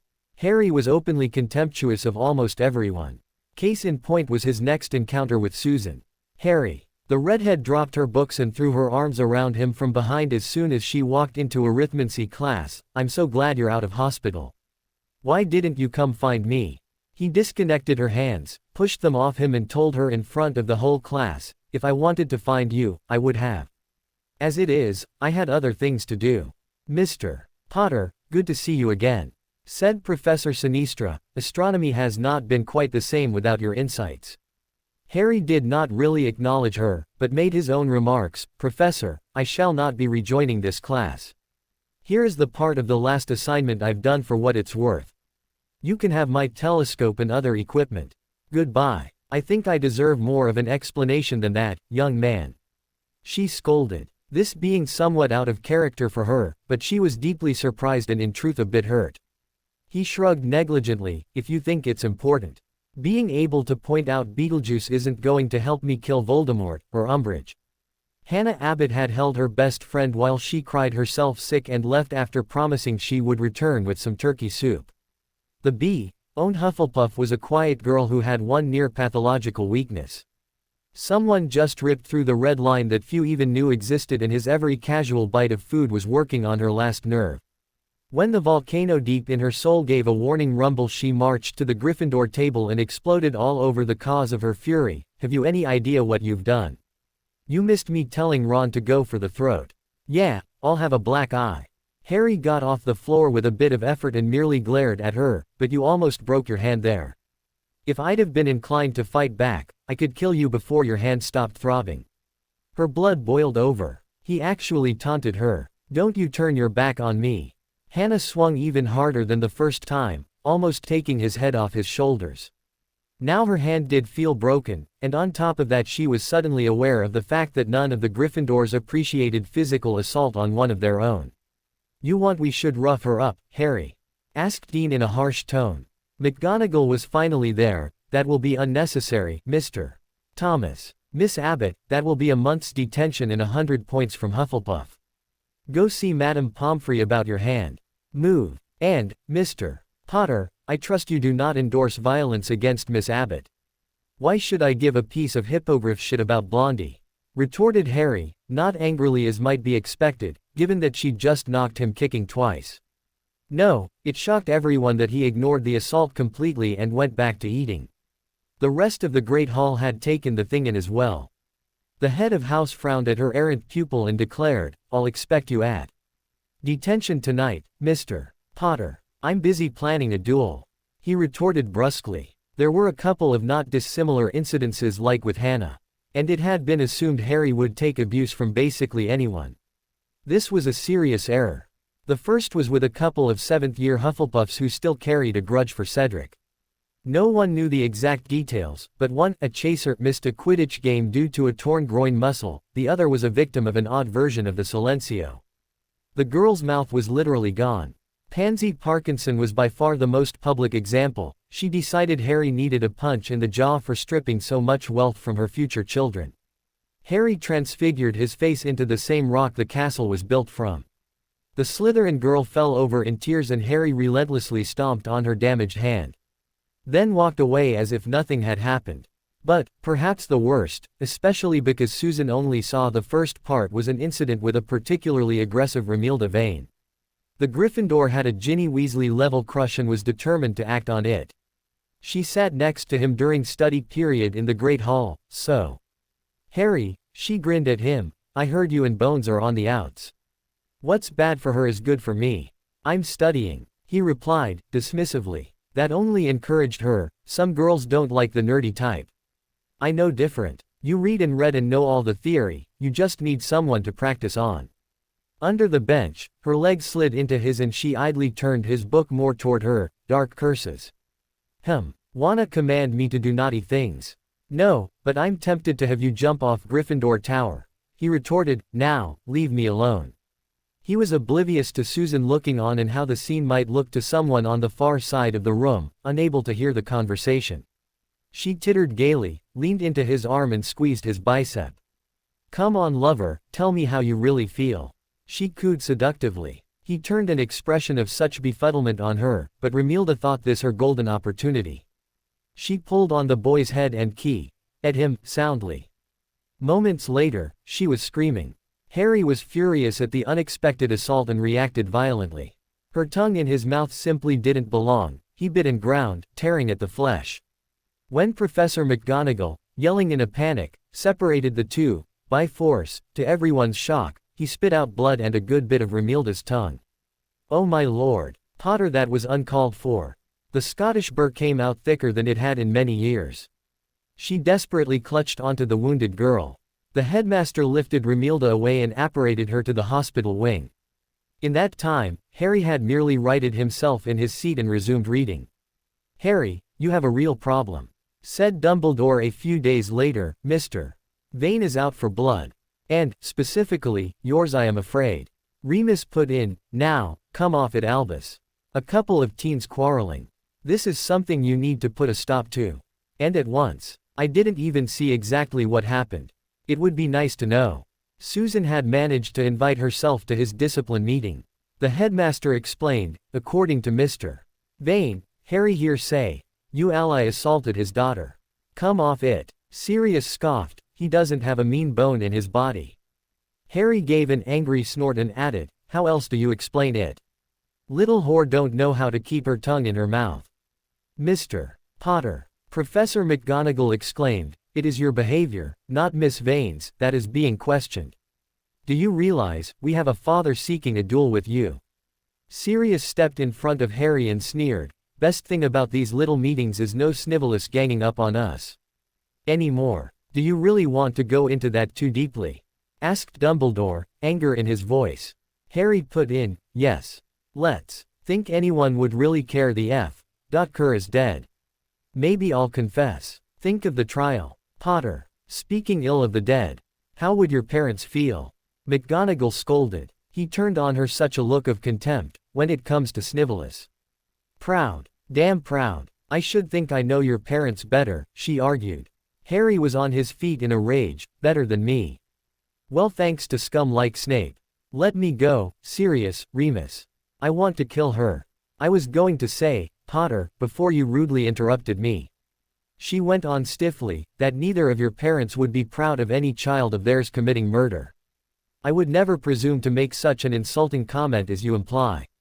In the background, Susan was appalled by what she was hearing. And thanks to being Amelia Bones' niece, she had a fine ear for what was not being said. It made her want to flee, but she held fast, becoming very quiet. You can tell Vane's father that I wouldn't have been able to bite his daughter's tongue if she hadn't stuck it down my throat. Harry abruptly went back to the original topic. If anyone was you ally assaulted, it was me. If he wants to press charges, go for it. And I'll bet Voldemort's really a warm-up for him if he wants a duel. Minvera McGonagall's sensibilities were deeply offended by that speech. Mr. Potter, the fact is, she scolded, the male is the sole offender when it comes to such activity. Proof, in my view, is your way of expressing yourself. Your paw, you don't like my answer. He sneered, cutting her off. Tough. You're doing a great job filling in for Snivellus. And this is your last warning about mentioning my parents. Dumbledore interjected, Harry, I cannot tolerate threatening professors. I will let it go given it occurred in private. However, do not repeat it. It wasn't a threat, it was a promise. He countered, you wanna expel me? Go right ahead. I could pass any newt. Remus stood and said, I think it wise for us to adjourn. No, not another word. This isn't getting anyone anywhere. Harry, you're starting to really worry me. Susan took his hand as they left the headmaster's office, angry with everybody. I know you and Professor Snape hated each other, but it was almost like you were admitting to killing him. That's not true, is it? And threatening Professor McGonagall. And, no, I don't like that Remilda Key. But the look she saw silenced her. Sirius, worried, told him, Harry, don't say anything you'll regret. McGonagall never told me about my parents before, and I don't want to hear about them like that now. He explained, anger in his voice, if anybody asks, I'll tell them how glad I am Snape's dead, but no, I was nowhere near here when his lab went up. And I told you, about the only person I hate now, is me. Exactly who invited you anyway? The question made her choke, but she hid her feelings and retorted, don't worry about it. Now, I'm certain Luna didn't blame you for her death. And I'll tell you who I blame for you being so hard on yourself, it's her father. Shame on that man. No, he began to argue. But she stomped her foot on his toe, and that idiot old man of yours must have been senile. Dumps the worries of the world on a little boy. For what? Ouch. I didn't tell you so you could shout it across the school. He whispered harshly and cornered her against a pillar, damn Sue. I already stopped Voldemort getting a body, first year, freed Sirius almost 2 years early, and kept Diggory from getting killed. Don't you get it? He wanted to save lives. She decided it was time to back down. I think we need to know, in detail, what you learned about in advance, what he said happened and what you did different. She suggested diffidently, and you should tell us anything new. Don't go through this alone. I still don't get why you won't stay away, like I told you. He complained in an angry tone. She sighed sadly, levitated herself a few inches off the floor and pecked his cheek. Try to get some sleep, Harry. She said, and left. Name? Asked a bored junior. This was a dull, but safe, posting for a recently graduated starter to have. Others made sure the prisoners stayed locked up, he just had to take names and wands. Yawn. The visitor answered, Harry James Potter. Yeah, whatever. Yawn, everyone's a joker. Was the annoyed response. He didn't even look up from his prophet, wand. And who ya visiting? The visitor handed his wand butt first and answered, 11, Holly, Phoenix Feather. Dolores Jane Umbridge. Who? The formerly bored guard exclaimed, snapping to attention, bloody hell, Harry Potter. What are ye doin', air? Rolling his eyes, impatiently he repeated, Ha-R-R-Y James Potter here to see Dolores Jane Umbridge. Do we have a hearing problem? Ma mad eye. He suddenly yelled, we got a problem. Out he came, grumbling, what you want, boy? My business is with the murderer. Answered Harry, impatience up to irritation, I'd require a witness anyway. You're welcome to watch. Clop thump the senior. Auror started walking, turned back and waved a hand. Well, come on then, boy. I imagine someone else would like a chat too. Amelia. Well, Mr. Potter, I have been contemplating a letter to discuss my niece's difficulty with you. The imposing head of the Department of Magical Law Enforcement appeared and presented herself severely. Why don't you step into my office? Harry shook his head. No, thank you, ma'am. As I told Moody, I have business with the murderer you're holding. Perhaps you should clarify that. She scolded, "No one here has been convicted of a crime." He gave an insolent look and countered, "Can you say Sirius Black?" "Now, where's Umbridge?" "Alistair," she said, not even looking at him, "escort our star prisoner to the questioning room please.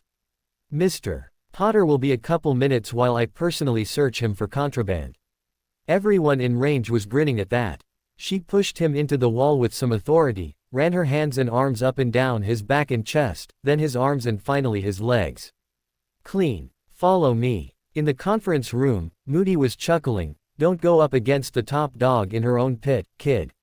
"Nicely done, Amelia." "Well well well, Harry Potter." "I'm flattered," said Umbridge, mockingly, "here to say bad things you can't get detention for. Just wait until I get back to class."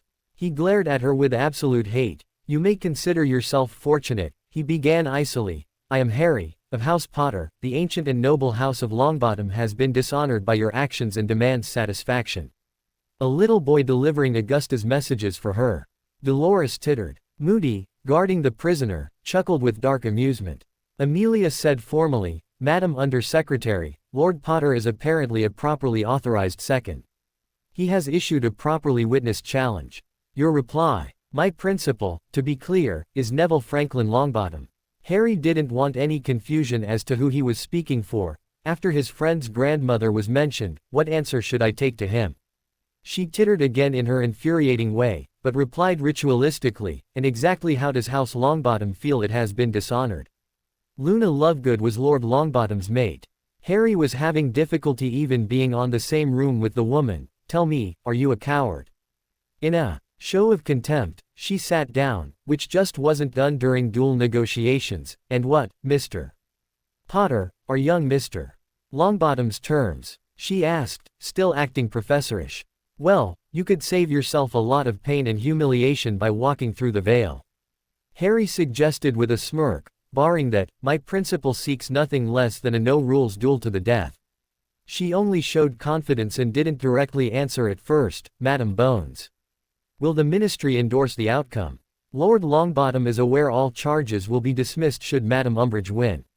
asked Amelia. Harry nodded. "My principal swears he cannot live with the shame of Madam Umbridge's continued existence on this planet." "You may tell your little playfellow," Dolores was smiling in a cartoonish manner, "that while I would be happy to clear my name in court, ending the Longbottom line would bring me great pleasure." Following the ritual, he removed his hat and bowed. "Lord Longbottom will be pleased. Your second may call on me for scheduling." He added darkly, "Do not expect to survive him, but if you do, I will be waiting. And you will suffer like Luna did." "Your message delivered and duel accepted. Does either side have any additional business?" asked Amelia, formally. "Then, thank you, or Moody, return the prisoner to her cell. I will see to it Harry departs. You and I, Mr. Potter, have some personal business to discuss." Harry stood, glaring hatefully until Umbridge was gone, then forced a neutral expression and asked, "Yes, Madam Bones." "The first is a warning." Her tone was dripping with menace. "Your godfather's arrest did not take place under my watch. Don't you dare embarrass me like that again. And in front of my whole department. I trust you don't need a second search to get my point." Harry muttered an apology. "Secondly, what makes your words so significant is your relationship with my niece." She went on, "Susan is a good judge of character, and she does love you. That says a great deal to me. I know your friend's death and then her father's suicide were hard on you, but I can tell you she hurts too. And, I'll be blunt, you've been a rather poor boyfriend of late. Susan thinks you're worth it, do not prove her wrong. Now, straight face, I know you can do that well and I will escort you out." The first person Harry saw was Susan, and the couple exchanged faint smiles. He watched her best friend yank on her arm to pull her away and the redhead yank back. He stepped up his pace. He didn't quite reach the snow-covered hill the friends were standing on when he heard, "Ah, Harry, a pleasant coincidence, I hoped to run into you," said Dumbledore, in the company of Neville, Augusta and Remus.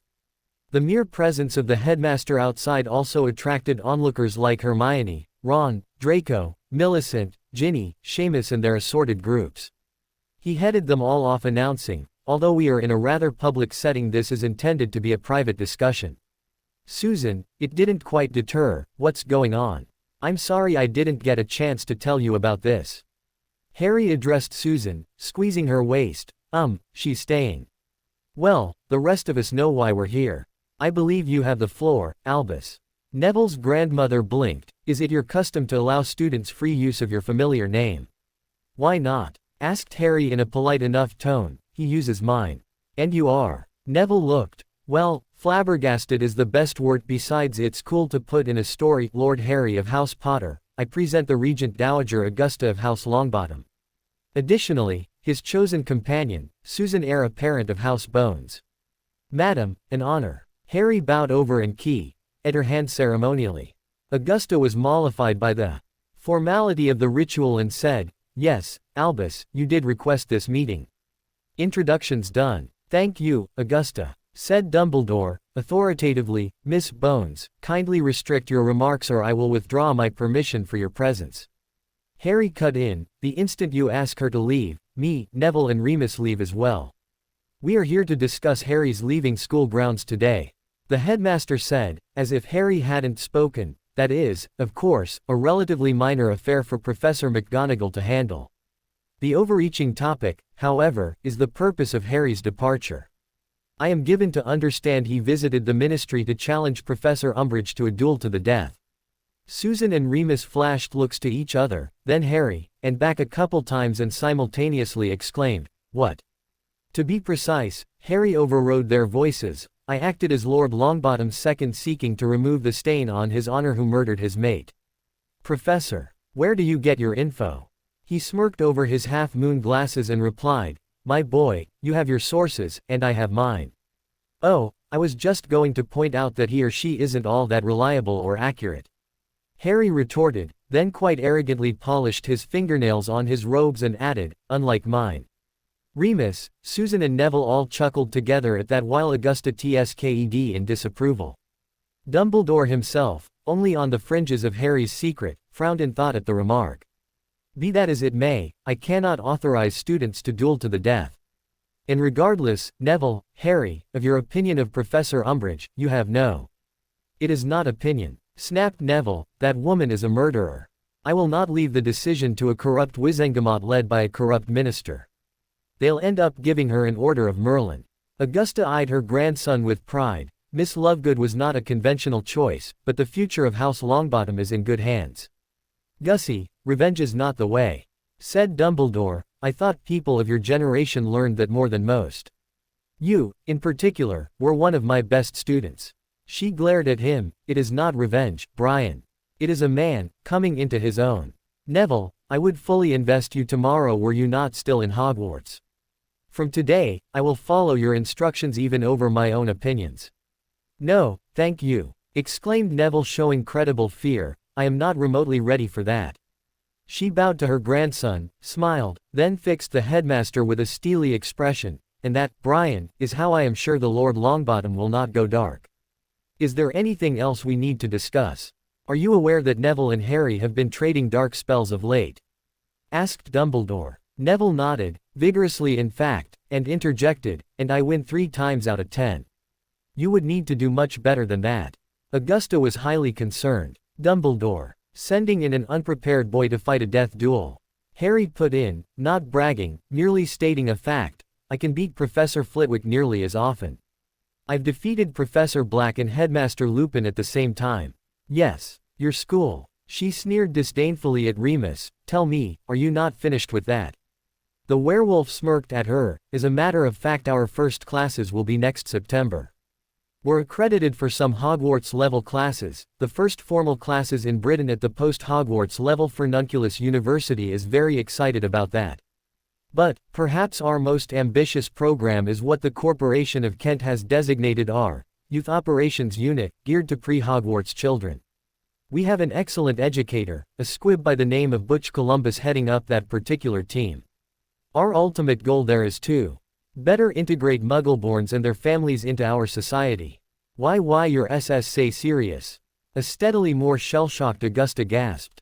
Harry's lips had quirked as he put the Marauder-inspired school name together with this new group. It was, given his mood since Luna's death, quite an outburst.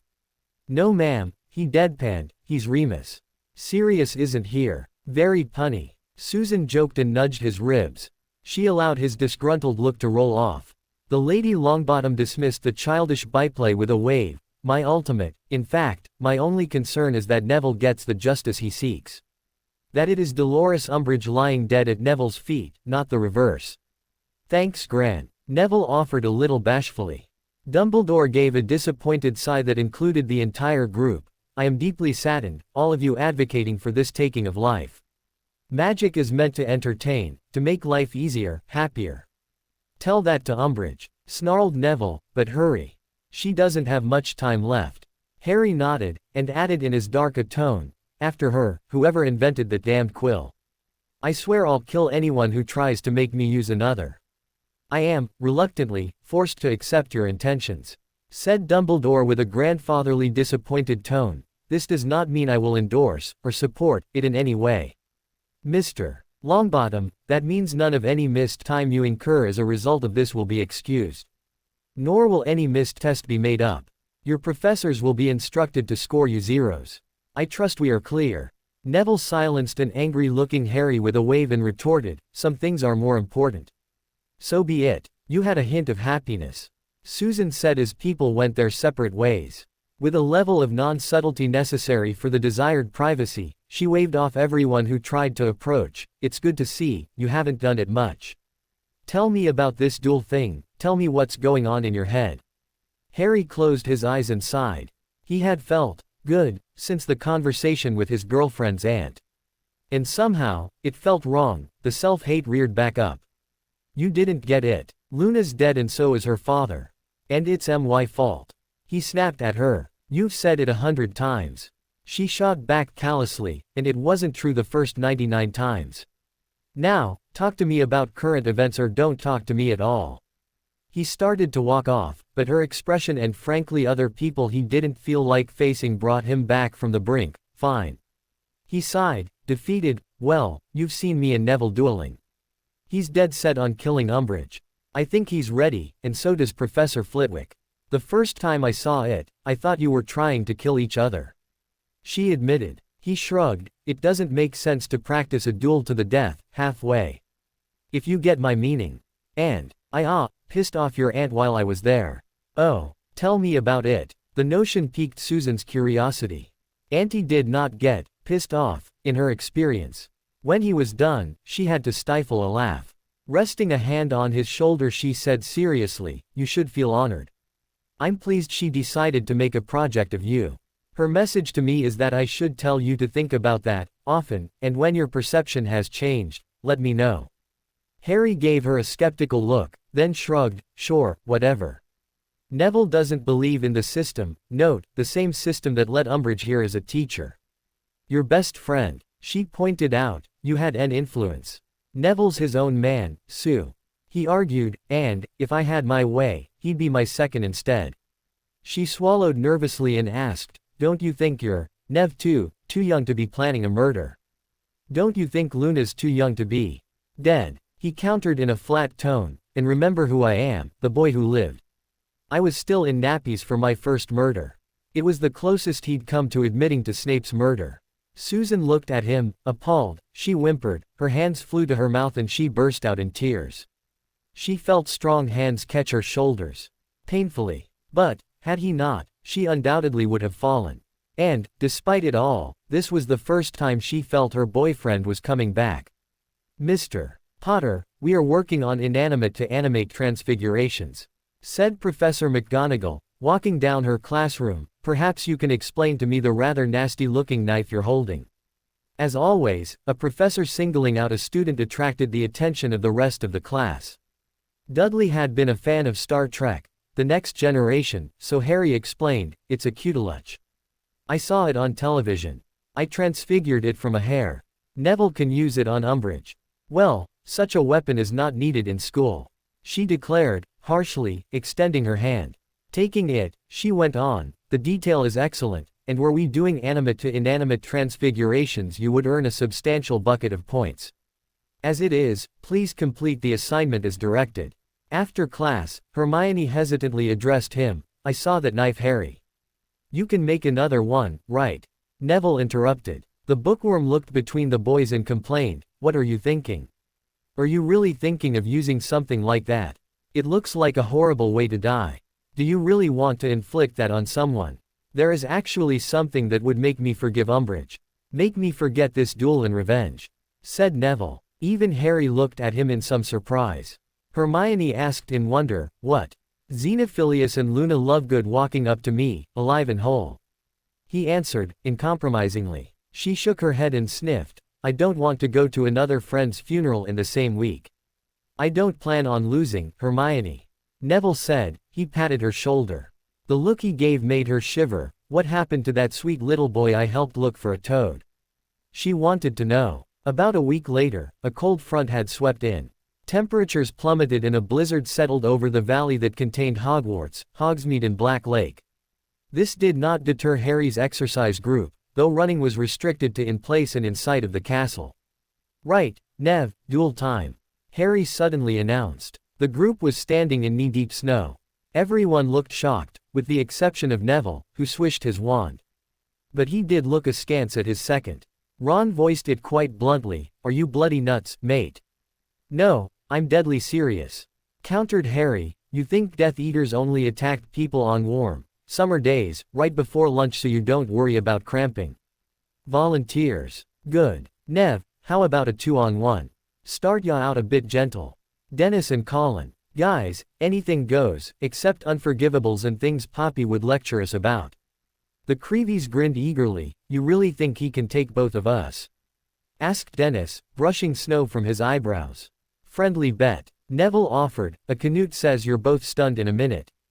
Harry shook his head. "Not getting a workout that way, m'lord. You can earn a sickle for 5 minutes. You, sir," Neville pointed his wand in a salute, speaking with all seriousness, "have a bet." The brothers were whispering to each other, strategizing, then Dennis whipped out his wand, swished a few times and challenged, "Ready to eat Snow Longbottom." "Harry should have given you a trio." Neville glared back, getting into the spirit. "Let's go, Potter. Count it off." All three excitedly stood together, wands at the ready. Suddenly, the entire group of about 20 didn't care in the slightest about snow. The group watched in high anticipation as Harry counted, 1.2, 0.3, 4, 5, 0.6, 0.7, 0.8, 0.9, 10. There was a purple flash right over where the duelists were marching and a small, sharp bang from Harry's wand. Expelliarmus. All three combatants fired at practically the same instant. Neville's spell forced the brothers apart. It dissipated in the distance after it passed between them. The Creevy spells raced at Neville, one high, the other low and a few feet apart. All but impossible to dodge. Neville simply tossed his wand in the air, one hit him in the chest. But since he wasn't armed at that instant, it was ineffective. Hermione was shocked. She demanded, "How did he do that?" "Classified," was all Harry said, devoid of humor. "We'll discuss it after the duel." Neville lashed out with a flurry of spells that almost took out Colin, but it took him off balance and he slipped in the snow. He scrambled to both avoid getting hit by the brothers' spells and to get his feet under him. Once Dennis paused to pull his older brother up, Neville had the time he needed to get back to throwing spells. Reducto. Expelliarmus. Furnunculus. Furnunculus. Protega. Came from the Creevies, blocking Neville's attack and forcing him to dodge. Nearly falling, he shot a Rictusempra that threw Dennis 20 feet, causing him to be declared dead. The group cheered the first victory of the duel. Dennis sat in the snow, picking ice out of his mouth. Colin and Neville circled each other, warily, occasionally firing a spell that was either dodged or impacted on a shield. The owned boy was winded and tiring, so he desperately fired a Bombarda, which utterly destroyed the opposing shield. He wound up to follow through, but was met with an impedimenta. Then, stupefy. The duel was over. "Ronald, George, Ginevra, Frederick, you will forgive me. I am here formally as second to Undersecretary Umbridge." Percy Weasley first addressed his younger siblings, then turned to Harry. "I am given to understand you're second to Neville Longbottom." Harry stood and inclined his head slightly. "Lord Potter. Your information is correct, sir. I am Lord Longbottom's second." "Excellent," said Percy, inclining his head ritually. "My primary has instructed me to say that, Acknowledging young Longbottom as a minor, he may withdraw his challenge without loss of honor. All minor you get, growled Neville, still panting from the Creevy duel. Harry blocked him with an outstretched arm and a sideways glare. What my primary is saying, Mr. Weasley, is that no, the intent of my first visit remains. Lord Longbottom will not suffer Madame Umbridge to live. Percy, how could you back that murderer? Yelled Ron. The eldest Weasley present glared at the youngest brother. For the record, Ronald, Madame Umbridge is only charged with a crime. She has not been convicted of anything. This means she is still the senior undersecretary to the Minister for Magic. As such, she is entitled, not only to the benefit of the doubt, but our highest respect. It is why I volunteered to second her in this affair. I'd hoped, as my siblings are close friends to the alleged aggrieved, to end this without resort to violence. Undersecretary is a critical position and Madame Umbridge has a great deal to do, that cannot be done with a scandal hanging over her head. Mr. Weasley, once again, as Lord Longbottom's second I must state that he will not suffer Madame Umbridge to live.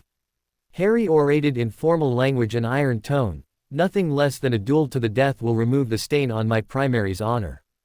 Percy nodded with a touch of disdain. Very well, then. Such was not unexpected. As Madame Umbridge's second I am authorized to accept the terms of the duel on her behalf. She looks forward to clearing her name. As court scribe these are formal subpoenas to appear before the Wizengamot, Friday night. The duel now replaces the trial. That means, failing to appear means Madame Umbridge will be found innocent of all charges. If I may just say, off the record, judging by the fight I witnessed Lord Longbottom has little chance. Oh, wanna go around Percy? Challenged Neville, swishing his wand. Again, Harry restrained him. Cool it, Nev. And, no. It's inappropriate and unwise to duel a second. You don't want to reveal any of your strategies to your opponent. How about us, Harry? Asked Colin, eagerly. And his brother was nodding. Percy glared at them with barely disguised contempt and said, it would barely be worth my time. That sounds like a challenge to me. Dennis declared, shaking snow out of his wool cap. He danced about, menacingly, behind his brother. Harry considered, then said, well, if they're game, Percy. A little friendly action. Ellipsis. Great. Rules are no unforgivables. Nothing that can't be fixed by Madame Pomfrey. Agreed. Of course. Percy smirked and walked off to get in position. Harry looked at the pair and said, guys, do me a favor. He's probably good, he was head boy. But don't use more than what you should be learning. Test him a bit, but let him win. What? Asked Colin. And Dennis protested, why? Guys, this is important. Harry pleaded, he saw you almost beat Neville.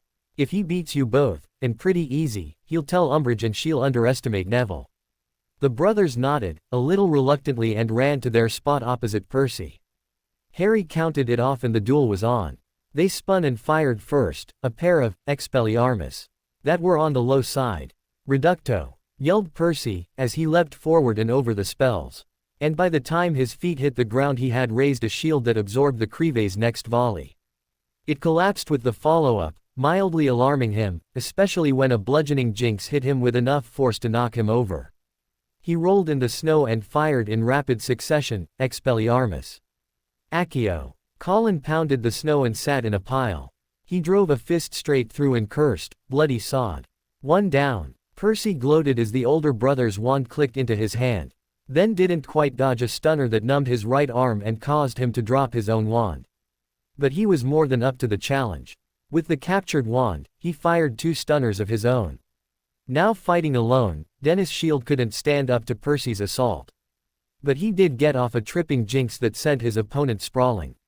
But was unable to capitalize as a Rictusempra hit him. Percy, frustrated that 2 underclassmen could do even this well against him, fired off 5 stunners in very rapid succession and a shield just after the 5th stunner. Dennis danced as best he could and tried to shield, but it was overwhelming. His shield shattered and he was caught in the air by one of the stunners. The young bee-owned boy landed face down in the snow, panting. Stop, Percy. Ginny screeched over the wind. She ran out between the duelists. That was just bullying. How could you? She sprinted to where Dennis was, turned him over and settled his head in her lap. Colin walked over, gave a snort and kicked one of his brother's feet. Little faker. he declared, bet you wouldn't have that shitty-arsed grin if it was Parkinson's lap you were lying in. Dennis struggled to keep his face passive, but ultimately burst out laughing, oh. Bugger you. Turning his head, he looked up into her eyes and asked, Ginny Weasley, will you marry me? Best offer I had all day. She quipped. Let's test your snogging skills. The Weasley boys all immediately complained, groaned and turned their backs. Percy strode up, arrogantly, tucked away his wand and said, as you can see, ministry officials are well trained. We must be to protect the government secrets we are party to. Now, I am probably breaking the rules here, but I am prepared to forget your earlier refusal. Lord Potter, please consult with Lord Longbottom, convince him this is not the way to go. Go on back, Harry ordered, curtly. Colin, Dennis, sorry to interrupt, we need to chat. Gin, you can have him back in a bit. And after it was just the Creevies, Neville and him, well. Colin shrugged, didn't even say good duel. He is good, I'll give him that, but he's not that good. I don't walk into spells and lose my wand that easy. Noted, said Harry curtly, what's the bottom line? Dennis observed bleakly, you know, we seriously liked you better a couple weeks ago. Yeah, asked Harry tonelessly, a couple weeks ago, your only concern was getting into Faye Dunbar's skirt. Luna was passing notes for you. How about going back in time and killing Umbridge before she murdered her? Colin pushed his younger brother back, not liking any confrontation with this new depressed, angry, Harry. He said, we all know time travel doesn't work outside Drive. Who? Look, Percy is going back with a nice report of how inferior Neville is. And if we assume Umbridge is as good, or better than, Percy, she still has a long way to go to beat him. I still don't like any of this. Susan complained, with the silent support of Hermione, Dean and a few others. Nev, your grandmother is Speaker of the Wizengamot. Don't you trust the system to deal with Umbridge? Forget all the stupid honor garbage. He glared at her in a way that made even the cold of the snowstorm chillier. We all know with Voldemort back, sooner or later Azkaban will fall. I won't get a fair chance to kill the by.ch who tortured my parents while watching my back for the by.ch who murdered Luna. If you'd like Gran's opinion, Sue, feel free to write her. Right, everyone, said Harry as the wind picked up, we're getting in. Do whatever you like until dinner, and anyone willing can gather in the room of requirement. Spells and especially a crack at Patronus. What? Just because I'm not up to it doesn't mean others can't manage. Susan gave an unhappy look. Not that she'd had much to smile about lately, but she felt the little positiveness creeping back into her boyfriend had been flushed away by the cynical way he just used the two younger Gryffindors. She decided to discuss that with him, in private, and if it led to an argument so be it. Mr. Potter, Mr. Longbottom, my office please, said Professor McGonagall as curfew approached. The entire house was in the common room, everyone knew what tomorrow was and none of them were taking it lightly. There was silence when her office door was closed. Sit, gentlemen. Starry. Tea, Earl Grey, please, and donuts, for me and my guests. An elf wearing a cozy embroidered with a Gryffindor popped in, bowed and acknowledged, yes, Mistress Minnie. Now, this for the record. She said, with her stern administrator tone, Headmaster Dumbledore has ruled on your waivers for tomorrow. Your applications are rejected. You both have a potions exam scheduled, Mr. Potter has one in arithmancy and Mr. Longbottom in care of magical creatures. I am correct in assuming you will both absent yourselves tomorrow. They both nodded, as one, yes, ma'am. Those will be unexcused absences for all classes that. She pointed out, you will both incur detention for each class missed and zeros for the exams, which will not be made up. Neville spoke for them, we understand that, and as we told Professor Dumbledore, some things are more important. I'll worry about detention and grades when Umbridge is dead. Harry accepted it in silence. Mistress, young masters. The elf popped back, set the ordered refreshments on the deputy headmistress' desk and vanished. McGonagall waved a hand inviting, help yourselves, gentlemen. As I said, that is for the record. Go on, Mr. Potter, I know you maintain a strict regimen, however you can bend to some powdered sugar tonight. Now, off the record, nor will I deny this if it happens to get out. Duels are not my favored method for seeking justice. That said, Neville, Harry, I would much prefer to have you both serving detention next week. Thank you, Professor, replied Neville with a bit of a smile. I appreciate that. She returned the smile and drank tea before going on. I admit to spying on some of your practicing, particularly your private sessions with Professor Flitwick. Never fear, I've told no one. Dolores was an adequate student in defense. She never exercised as you two do. Like Miss Granger, her essays were always O's. Unlike her, however, practicals came up short. Mr. Longbottom, you might profit from knowing Transfiguration was not Dolores' cup of tea. Good luck to you both. Thank you, Professor, Neville replied. Harry nodded. Maybe this wouldn't be necessary if someone had stood up to her sooner. And, don't worry, I blame me as much as I blame you and Dumbledore. Thanks for the info. Come on, mate, complained Neville, you gotta bend a little. He gave his friend a stony look as he got up to leave. Go to bed. I won't have you dying because you need to yawn during the duel. Susan was wearing her dress robes. Not what she wore to the Yule Ball last year, what made every boy want to hex Harry. This was the severe, formal outfit of the head of an ancient and noble house. Her auntie, of course, wore the Bones crest. Everyone was milling about this morning. No student cared about first period. But activity stopped abruptly, and her gaze was drawn where everyone looked. She was distressed, but unsurprised, at the cold expression on Harry's face. Neville, morning. Hi Hermione, Ron, Ginny. She greeted and stepped close to her boyfriend. I thought you didn't support this. He said, the words confrontational, tone not so much. She deliberately took his arm and replied, I don't. I don't think anything good can come from it, but that's between you and me privately. Neville needs his friends and you need me. The time for arguing is over. I'll yell myself hoarse for him to come out alive. Well, the squib walking to his death. Draco, accompanied by his bodyguards, sauntered up and slapped Neville across the chest. We're really gonna miss having you around, Lardbottom. Aren't we boys? Neville smiled at the teen who'd bullied him early on. His head quirked. Care to bet on that? No pool, no odds, even money, you and me, name the amount. Crabbe chuckled in his way, but Goyle glared, one blood traitor down. I'd rather Potter dead. You'd like to make it happen, Greg? Asked Harry, coldly. He hadn't moved from beside Neville, nor gone for his wand. We could go first. Provide an undercard for Umbridge's execution. Hardly Slytherin of you lot. Professor Slughorn scolded, 5 points off, each. Ron, followed by Dean and Seamus, other Gryffindor boys shook Neville's hand. Good luck, mate. Mr. Potter, Mr. Longbottom, the headmaster appeared on the scene, decidedly put out, commanded, if you are quite determined to proceed with this, you may each take an elbow. I will apparate us all to the Wizengamot chambers. Courtroom 10 was the largest room in ministry officialdom. Membership of the Wizengamot could sit in the curve of one side, and this was where the heads of the ancient and noble houses sat today. The families sat in the long straight sides. Places here and there were reserved for photographers. The balconies at each end were offered to the common people, first come first serve. And the room was packed. This was one of the greatest events in recent memory. A delegation from Gringotts arrived. It was headed by the rarely seen king of the Goblin Nation himself. He wore a plain business suit, that just happened to be made of woven 24-karat gold. A dozen ceremonial guards surrounded him, armed with pikes, axes or spears. One, astonishingly, was a wizard, Bill Weasley. The humans commented among themselves on the horrible state of the king's eye, but all that was known is that it occurred sometime in the last 5 years.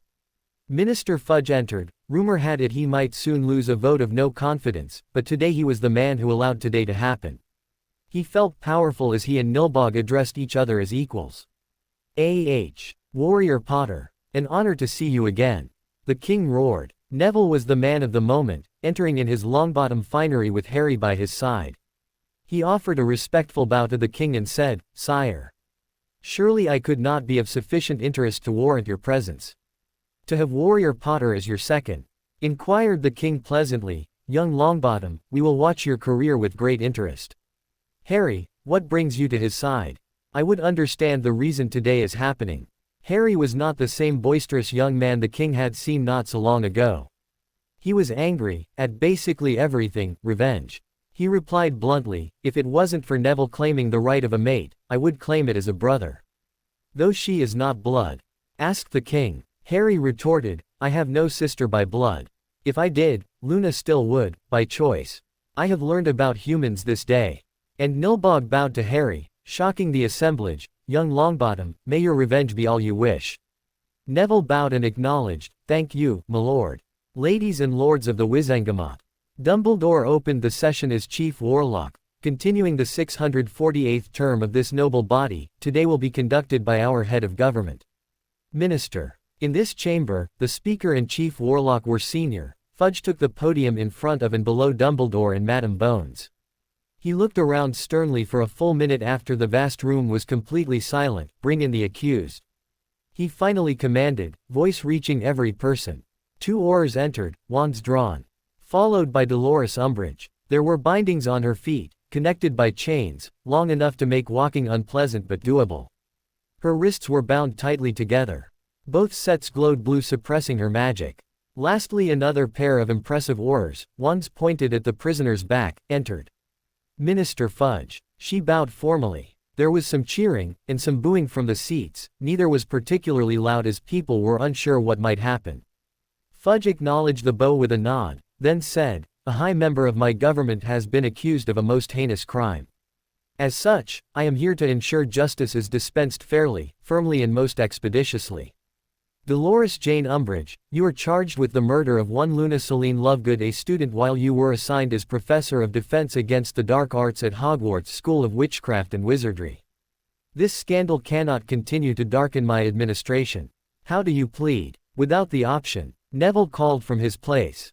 Fudge's wand exploded with light and sound. He ordered, the assembly will be silent. No one was surprised, it was part of the ritual. Children, minister, should be seen. Just barely seen, and not heard before this august body. Umbridge retorted. Her response was respectful to Fudge, but her expression was a sneer at Neville. Augusta got up and declared, Neville speaks as head of the ancient and noble house of Longbottom. She inclined her head toward him. Luna Lovegood was my mate. He shouted at the top of his lungs, an attack has been committed on my house. One that cannot be addressed by any mere man-made law. Umbridge, I demand satisfaction. Although far from each other, she smiled his way mockingly, a boy speaks a man's words. Tell me, do we throw snowballs at each other? We duel, ch. He snarled back, to the death. She was quite happy, giggled and replied, accepted. Minister. Mr. Weasley is my second and has my wand. May I consult? And be free of my bonds. Surely a duel is not fair while one participant is still restrained. Agreed. Acknowledged Fudge. Aurors, free the prisoner. Percival Weasley, you may enter the arena, armed. Meanwhile, I must formally ask, Dolores Umbridge, do you apologize? She simpered at him, Minister, I deny committing any crime. Thus, I have nothing to apologize for. Neville Longbottom. Fudge went on, do you, in light of Madame Umbridge's statement, withdraw your challenge? Shanking his head regally, respectfully, Minister, I do not. Do you insist on mortal combat? Asked Fudge. Neville replied, not at all, sir. I, in fact, offered an honorable alternative. The crowd responded disfavorably to that. Fudge inquired, and what was that, my lord? Minister, I suggested she voluntarily walk through the veil. Answered Neville without a smile. The crowd responded to that with a bit of laughter. Fudge waited until there was total silence before asking the final ceremonial question. As minister, I must implore one or both of you to reconsider this choice. After receiving refusals, he announced, very well. Your seconds may examine your weapons. Nothing personal, Percy. Harry met him on neutral ground, we just want her dead. The middle Weasley examined Neville's wand without comment, but the other compelled him to curse, what the bloody hell is this? A cuttaluch, answered Harry without missing a beat, a Klingon knife transfigured from one of my hairs. The code duello allows a knife. It does not specify the type. Percy growled, I've read the code. This violates the spirit, but, not the letter. Harry finished, smiling cynically. Tell Umbridge if she happens to win, I'll kill her. Madame Umbridge busied herself shedding prison garb and donning her ministry dress robes. Neville drew stares and some ridicule as he stripped down to a dark green single-piece suit that covered him head to toe.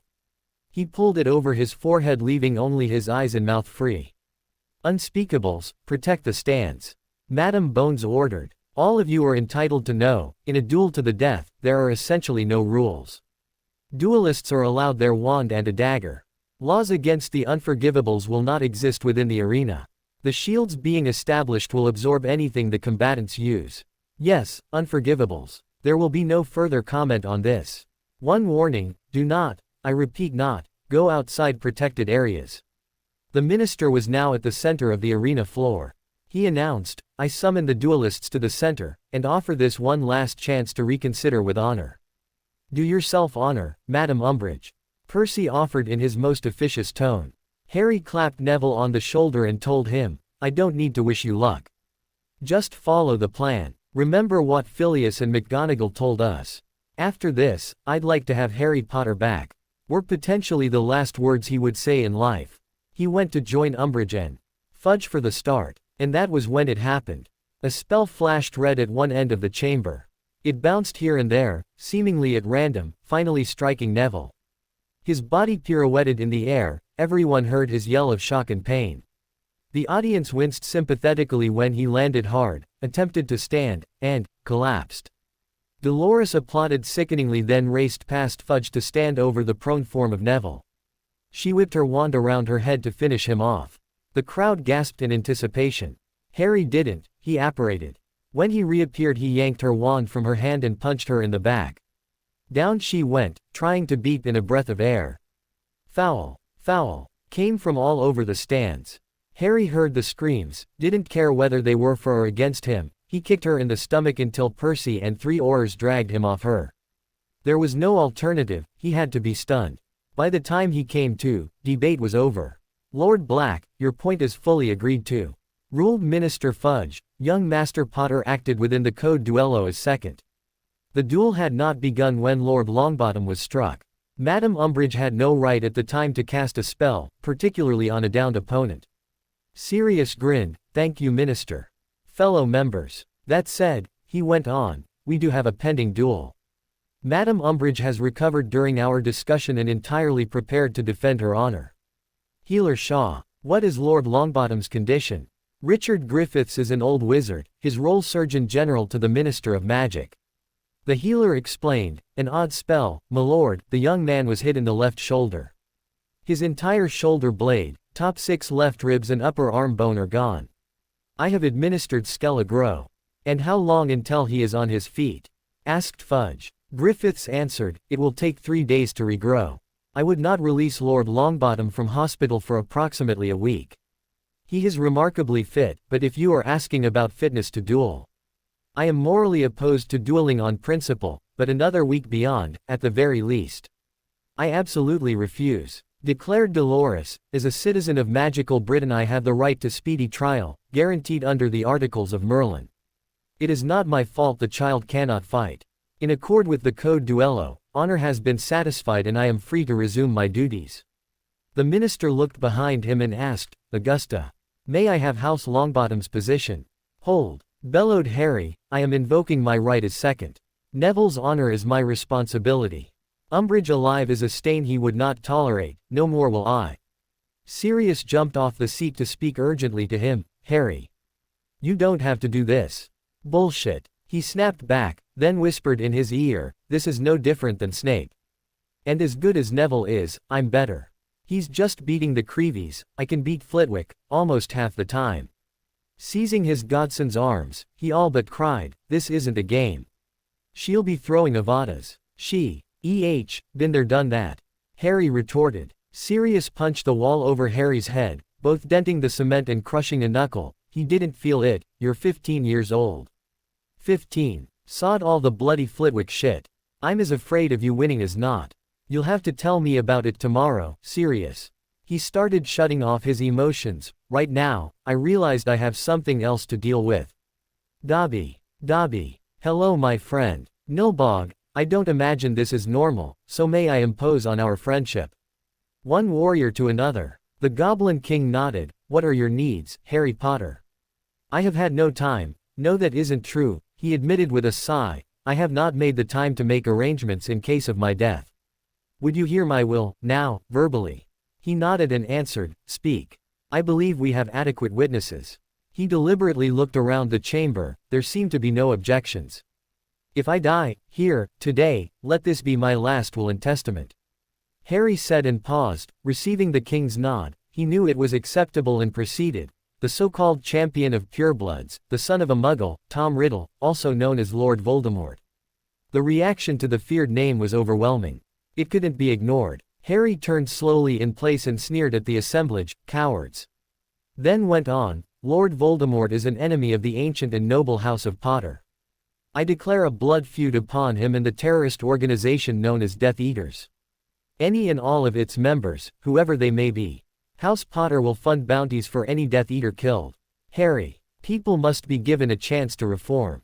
Dumbledore was alarmed. He only smiled at the king. Forgive me, Nilbog, some noise distracted me. You heard my last sentence. Indeed, Warrior Potter, indeed. He answered, continue, please. Harry nodded to his elf, Dobby, you have been a loyal friend and servant to House Potter. I wish to thank you and promote you. Harry Potter sir does not have to do that, sir. He bowed low. Dobby is very happy as he is. Harry ordered, brusquely, never bow to anyone again. Am I clear? Now, from this day forward, you are no longer Dobby the house elf. You will forever be Dobby Potter, a full and equal member of the House of Potter. I hereby appoint you as executor of my estate. Ridiculous. Absurd. And other such denunciations came from several spots in the crowd. There was a general murmuring at this literally unprecedented occurrence. Dobby was flummoxed, there is no other word for it. For the first time in his acquaintance with the great noble Harry Potter he could think of nothing to say to express his gratitude. He could only silently nod his agreement to do whatever great noble Harry Potter wanted. If I die today, Dobby, you have 3 duties as executor of House Potter. Said Harry, seriously. 1. Make sure Hedwig is safe, happy and lives a long life. 2. You heard what I said about a blood feud with the Death Eaters. Pay any bounty hunter well enough to make sure they're destroyed, all of them. And, 3. House Potter needs an heir. Find someone you consider worthy. Will you do this, Dobby? Tears streaked the elf's cheeks. Dobby Potter do. He promised before choking up. Ask advice of whoever you want. Harry added, Sirius, Remus, Nilbog, Neville, Susan, Hermione, Ron, Justin, Ginny. But you're not obeying anyone. Do as you think best. And I want you to do one more thing for me. Nodding, still emotional, Harry Potter order, Dobby Potter do. All right, sighed Harry, yielding to Dobby logic, you cannot interfere in what is to happen. I order you to leave. Don't come back until Sirius calls you. Clear. After his little friend was gone, Harry looked at the Goblin King and said, that's all, Majesty. Nilbog bowed, the whole Goblin entourage followed suit. He promised, no one will challenge your will. Success. Fellow warrior. Harry had shaken the very foundation of the wizard world with the public testament he'd just given, and he was barely aware of it. Now, he loosened his emotional control. It is the duty of a second to replace his lord when he is disabled. He announced, loudly, my friend claimed Luna Lovegood as mate. I will not allow legalisms to interfere with his right of vengeance. This fight proceeds. The coward Umbridge will pay for her crime with her life. I repeat Neville's words, I cannot live with the shame of her continued existence. There was some cheering, more than earlier. This duel seemed more exciting, apparently, to the audience than Neville versus Umbridge. Coward, she asked, clearly above such a charge. It is not I crying injury in the corner. Harry made the mistake of looking at her, almost losing control of his temper. No more talk, fudge. He snarled. Respect for the minister, boy. Umbridge ordered, simpering his way. Looking between the pair, he decided to get on with it, combatants to the ready. Avada Kedavra. The green light leapt from the witch's wand. The minister yelled, begin. As he fled the arena floor. Spectators cheered. They mostly didn't care whose blood was spilled, just as long as it was spilled. 2 facts saved Harry's life in those first moments. That his opponent cheated. No. There is the little-known fact that there is not a spell that cannot be blocked, a gem imparted by old Harry. The second. Magicals are lazy, more so than muggles, and employees of the ministry are lazy for magicals. Debris, dirt and pebbles were everywhere on the floor.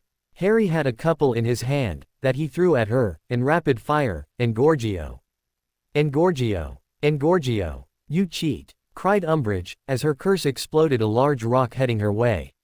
A second rock went wide, the third grazed her temple causing her to cry out in pain. Harry himself was a second behind that rock.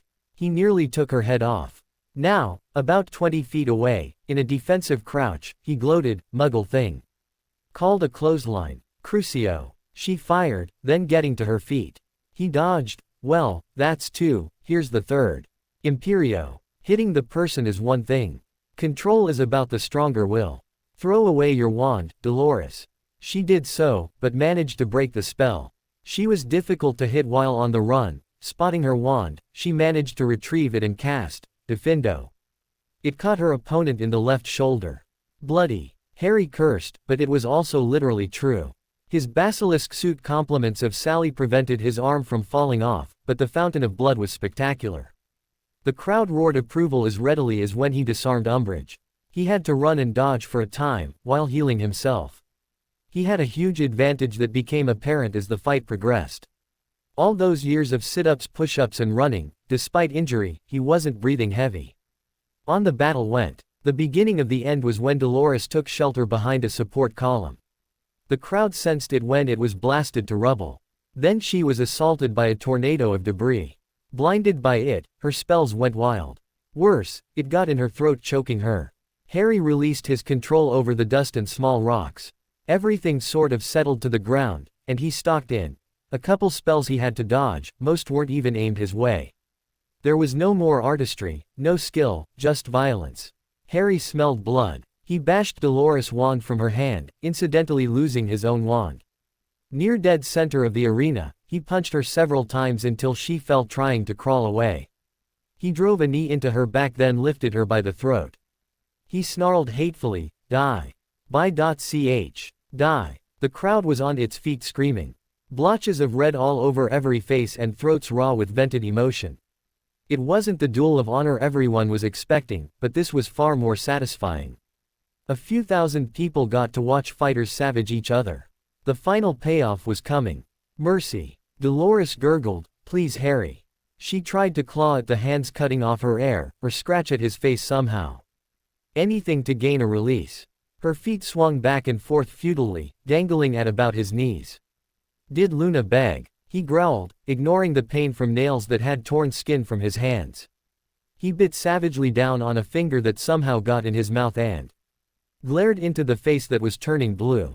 He squeezed, tighter and tighter until his hands screamed in agony. Then there was a sick crunching, squelching sound. All the struggling suddenly ended. Harry howled and flung the dead body through the air. The crowd cheered, No, that's insufficient, they roared approval. And pressed against the shields that protected them from stray spells wanting to get onto the floor. Aurors would have to engage in mob control.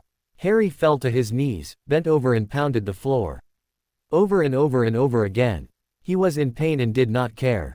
He kept it up as long, nearly, as the length of the fight with Umbridge. Neville should have been at St. Mungo's long since, but he refused.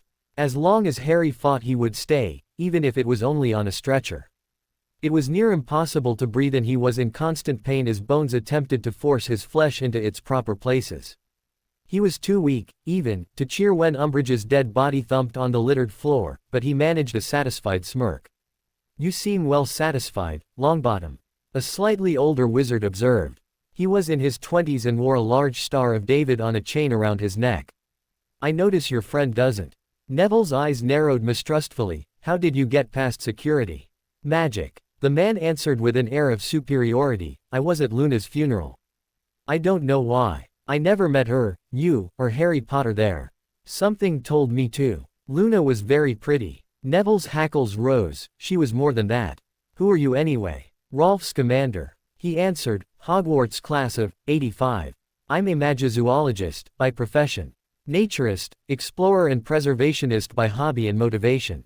After the funeral, I searched out what I could find about her.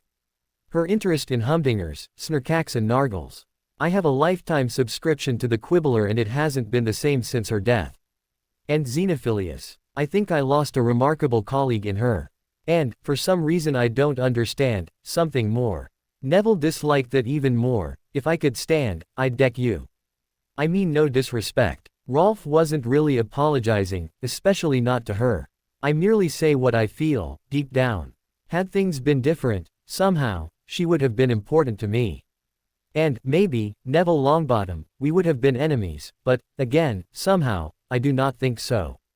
That hateful woman's death, it was satisfying, but ultimately, well, I think your friend gets it. Neville struggled to turn his head, but the man was soon out of his line of vision. What he could see was that during that odd confrontation, apparently, Harry had exhausted himself. He deeply regretted being unable to move and talk to his friend. "What is it, Harry?" asked Susan as she stroked his forehead. She was sitting, uncomfortably on a debris-littered floor with her boyfriend's head awkwardly in her lap, all the while feeling a massive bruise darkening her leg. He had unknowingly punched it several times. He was still oblivious to the chaos reigning in the stands. He could barely move after the strain of both the fight and his subsequent self-destructive rant. She begged for mercy, Sue. He rambled, all I saw was Luna doing the same. The old man told me it was my job to protect her and I failed. Yeah, Umbridge is dead, but all this didn't get Luna and her father back. A girl could get right jealous of her boyfriend talking like this about another girl. She quipped, but I don't think anyone could hate Luna. As for your friend, I don't understand him much at all. I would never have made a little boy responsible for protecting a little girl against all the evils of the world. Now, I'm just wondering, the crowd is all but gone, can we get out of here? My ass is sore. From sitting on this hard floor and I'm all pins and needles from sitting like this with your head in my lap. Harry got to his feet, with considerable difficulty, and made his way to a concerned Sirius and Remus. He looked back and asked, "Are you coming?" "Legs a bit number than I thought," replied Susan, leaning against a wall. "I'll just lean on Auntie." Amelia stopped moving when her niece's eyes touched hers. But as soon as they were out of the room, asked with concern, "What is it, love?" "Don't get excited, or mad," she said, tensely, "and never, ever, tell Harry, but I'm pretty sure he broke my leg. In 2 places if I'm right. Maybe the knee too, not so sure. Hopefully, he'll sleep a week, maybe a fortnight. Can you get Healer Griffiths?" Discreetly. It wasn't just Auntie frowning, but the head of the DMLE, though caused by concern for her niece. "Young lady, do not assume to tell me how to give orders."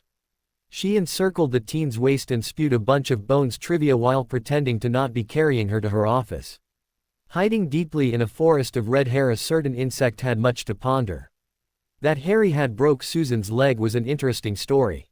It would make a quick galleon with which weekly, certainly. But what had the teens been talking about?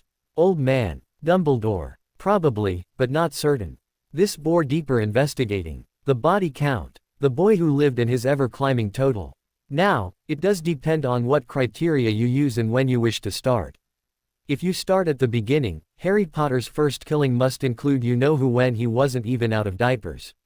Professor Quirinus Quirrell met his end at Harry's hands arguably before the boy's first key. Conflicting reports from the Battle of Little Hangleton, in the last Triwizard event, say our boy hero is at least indirectly responsible for as many as 10 deaths. Yesterday, in front of the whole Wizengamot and a crowd from all over the Isles, this reporter witnessed what can be classified between an execution and a murder. Using, some would say misusing, laws that date back to Roman times, the trial of Dolores Jane Umbridge, who was Undersecretary to Minister Fudge and defense professor at my favorite alma mater, on suspicion of murder, became an honor duel. Neville Longbottom was the original challenger, however, events conspired to have him replaced by his second. The young heir of House Longbottom was grievously wounded despite wearing a protective suit of basilisk skin under his dress robes. Miss Lovegood was romantically linked to the Longbottom heir for much of the year prior to her death. Before that, it was rumored she had a torrid affair with Harry Potter. Interesting, isn't it? Regardless, with Neville supposedly unable to fight, Harry stepped in, this even before Augusta Longbottom could offer an opinion on the matter.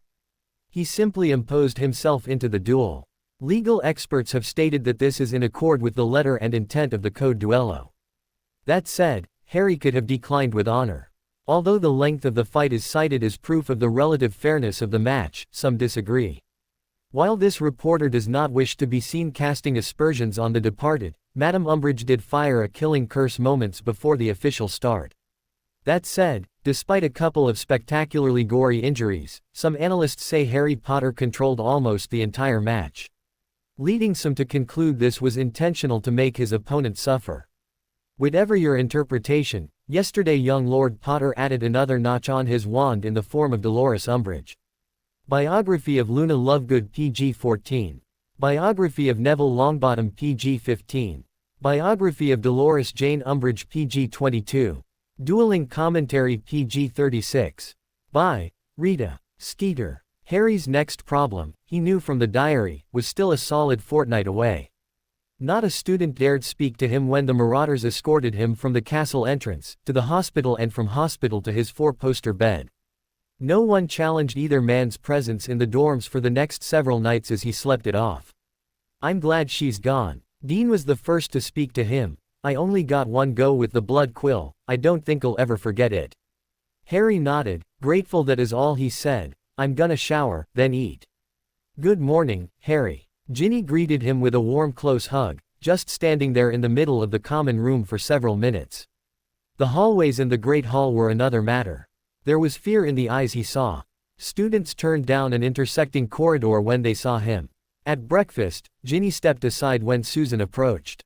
Not a soul beyond Auntie knew about the injury Harry unintentionally inflicted, and there was no evidence, anywhere. No record existed. Medically, she walked without a limp and no bruise that could be seen in any situation outside a pool. She keyed him with her usual enthusiasm, set for public viewing, of course. "How's it feel to be a murderer, Potter?" asked Draco, with his usual dose of hate. Neville didn't hesitate to pounce on his back. "Oh good," sneered Pansy, "look at the coward in action." Professors were in there to end the incident before it became a full-on riot. Harry got in a parting shot by kicking Crabbe in the face, getting him off Neville. That went unseen, or at least, uncommented upon. The Gryffindor girls allied with Astoria, Daphne and Millicent Bulstrode to restrain Pansy's faction without violence. Well, almost. "I think it's just the most romantical thing ever." Lavender Brown gushed, to her best friend, who tittered gleefully. Ron sighed in disgust. "Well, you're a ruddy stupid bint, ain't ya?" "Spot on, Ronald," declared Hermione, curse and all. Dennis, a little too excitedly, asked, "What was it like?" "Tell us about it." "I got half a mind to," Harry began, in anger, but changed his mind after taking in all the anger converging on the young Gryffindor. "No, everyone stop." "All right, Reporter Creevy, but I have a couple conditions. Your brother there will take pictures that only my wise girlfriend will approve. Second, we're doing that in the R0R where we won't be overheard. Third, only the Quibbler gets to publish it." To say they were surprised would be a marked understatement. Susan voiced it with a monosyllabic, "Why?" at him. "I should like to hear that discussion, Harry," said Dumbledore. Harry gave a negligent wave of consent, but Neville shook his head, "Not without conditions." "And what might those be, Mr. Longbottom?" he asked, surprised by the still usually meek boy's sudden impudence. Harry wordlessly gave his consent, so Neville took it. "Harry might decide not to answer something while you're there. He can invite whoever he wants, and while you may want someone there, we don't have to agree." Not a very fair set of rules, Neville. The headmaster's tone was that of a headmaster to student. He looked at Harry in an almost appeal. No one dared breathe, but Harry just curled his lips in half a smile. "Professor, this is not a school activity," pointed out Neville. "Your presence is not required." "Interesting," was Dumbledore's comment. "Be that as it may, am I safe in assuming no one would object to Professor McGonagall and another friend of mine, one Mundungus Fletcher?" The diary had mentioned this man. The thief who'd stolen the Horcrux from Sirius home. Harry couldn't see the value of such a person, but in this case, couldn't see any harm. "Sure," Harry allowed, "one thing everyone, because of his profession, leave your stuff in your dorm tonight. I mean everything, most especially jewelry and money, if you get my meaning.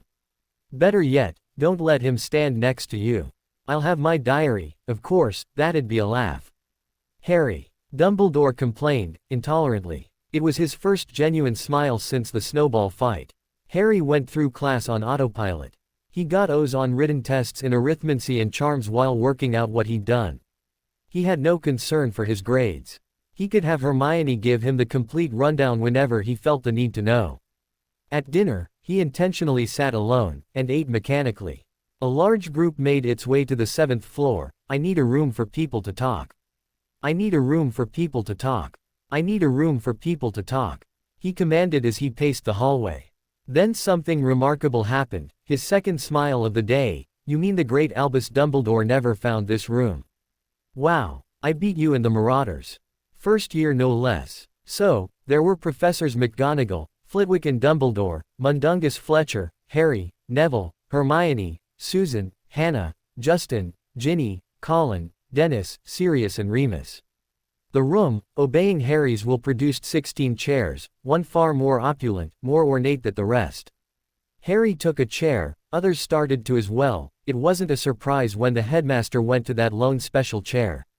That isn't for you, Harry announced coolly. Everyone froze. That's for Luna. What? You think I'm kidding? I don't care if one of you stands or chooses to leave.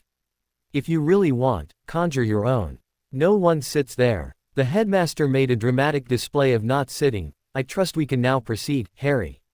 Sure. Go ahead, Dennis, answered Harry. Dumbledore frowned. And why, Harry, is Mr.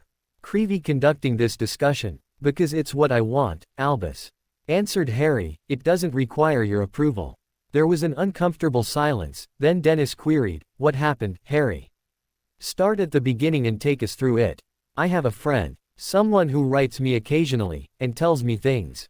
He began, I learned about Luna before I ever met her. He told me Luna was special, but different. That she would get bullied because of that difference. I told the Sorting Hat, my first day, to put her in Gryffindor and not Ravenclaw where I could protect her. Professor Flitwick was surprised. Miss Lovegood wasn't in my house. No professor, but my friend knew she would be. Harry explained, but that she wouldn't be treated well by her fellow Ravenclaws. Proof is, that she wasn't in Gryffindor either. At least not until I put a stop to it. Minerva's eyebrows spiked, and why was this never reported to staff? Especially me, as her head. And what could you do? There were incidents, not unlike with Umbridge. He shot her down. It's a head's job. Why didn't you see them? Anyway, I told Katie, Alicia and Angelina to convince the girls it would be best if Luna's stuff was returned and would be grateful if the bullying ceased.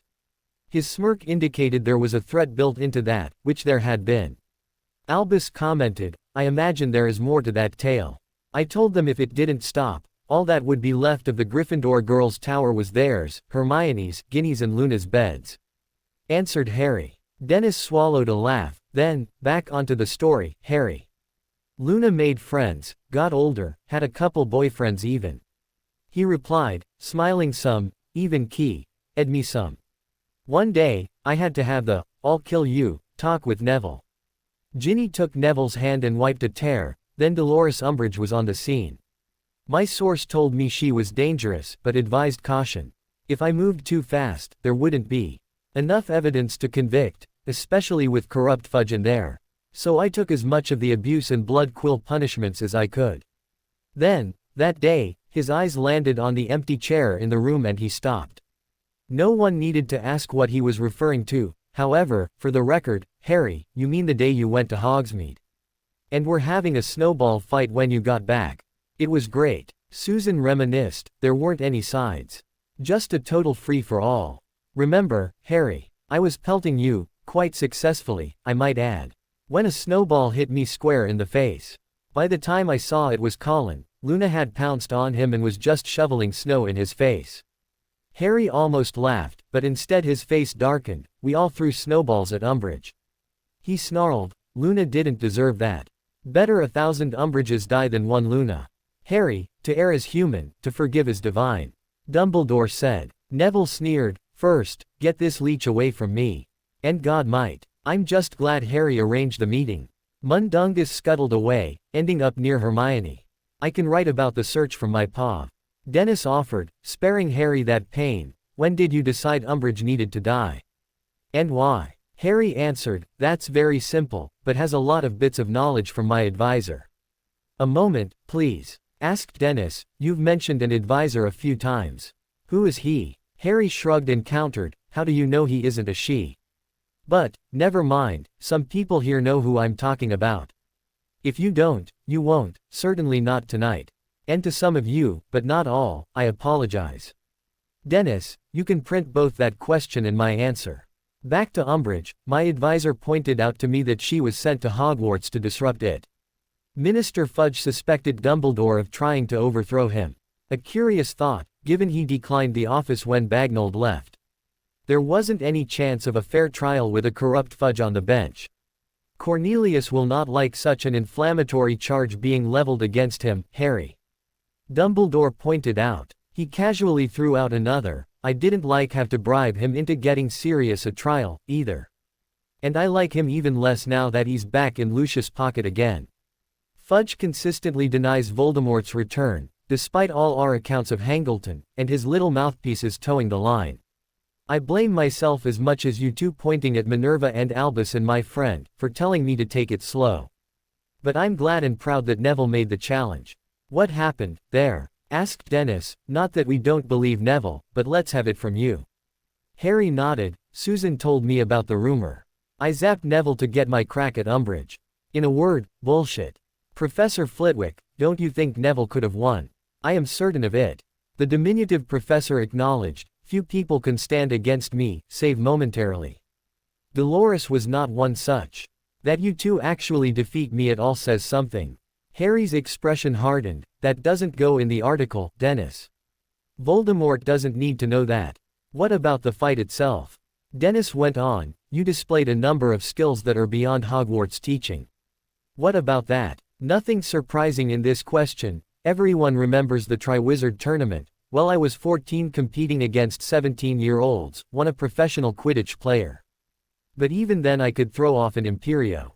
That's an effective way of saying he's not telling anyone about what he can do that isn't already known.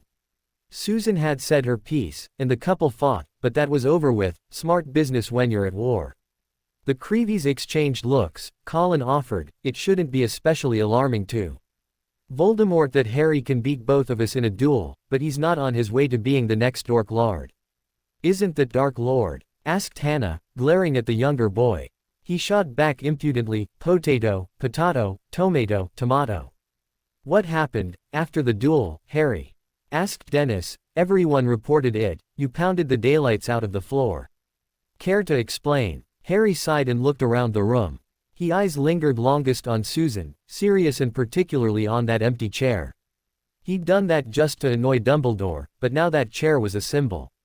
The room was silent, a feather could have startled them all. I don't even really understand it myself. He finally sniffed, but, here's the thing of it, I choked the life out of her. And it felt real great, at first.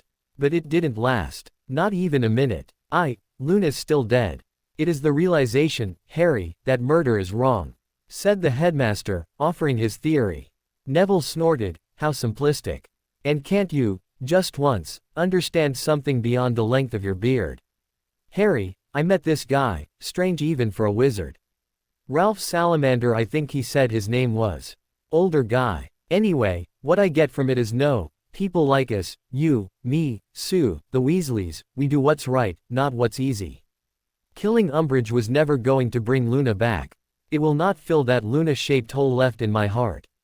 If the government won't make the hard decisions, we will. Neville, exclaimed Hermione, I'll miss Luna too, but Professor Dumbledore is our leader. He shrugged, I've spoken with my grandmother, at length, I can see voting with Dumbledore from time to time. But House Longbottom looks to Harry for leadership.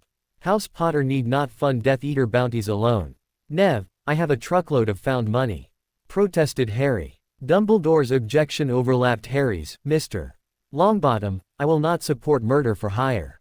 Harry, I know you spoke in the heat of the moment. Professor, Harry, shut up. Ordered Neville. Dennis, I want this in the article.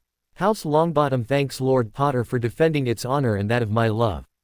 And House Longbottom repays its debts. Luna's death was a sad, meaningless, empty thing. I will not rest while anyone espousing Umbridge's sentiments wields power in our society. So let it be written, so let it be done. Christmas week was here and so was the next major event from the diary. Various members of the Order of the Phoenix are guarding a prophecy in the Department of Mysteries. A bunch of pretty words compliments of Sybil Trelawney that, boiled down, say it's coming down to UVS Voldy. December 23rd was a tough night, blaming myself for attacking Arthur because I could see through Nagini's eyes. Seemed to me I had done the deed. Let me save you 3 decades of unnecessary grief. Thanks to a lot of teamwork, Arthur was alive and well and surrounded by Weasleys for New Year's dinner at Grimmauld Plural.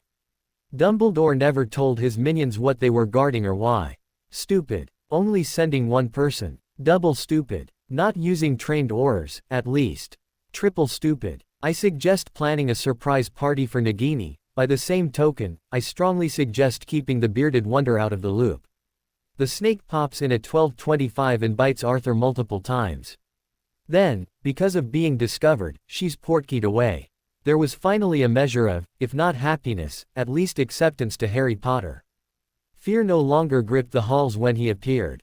And, now this particular coming crisis, he could deal with the whole murdering crew. Draco Malfoy snarled without quite entering the compartment. They'd been talking about highly sensitive matters. Harry ordered curtly, "Shut up. All of you." Then, "What's on your mind?"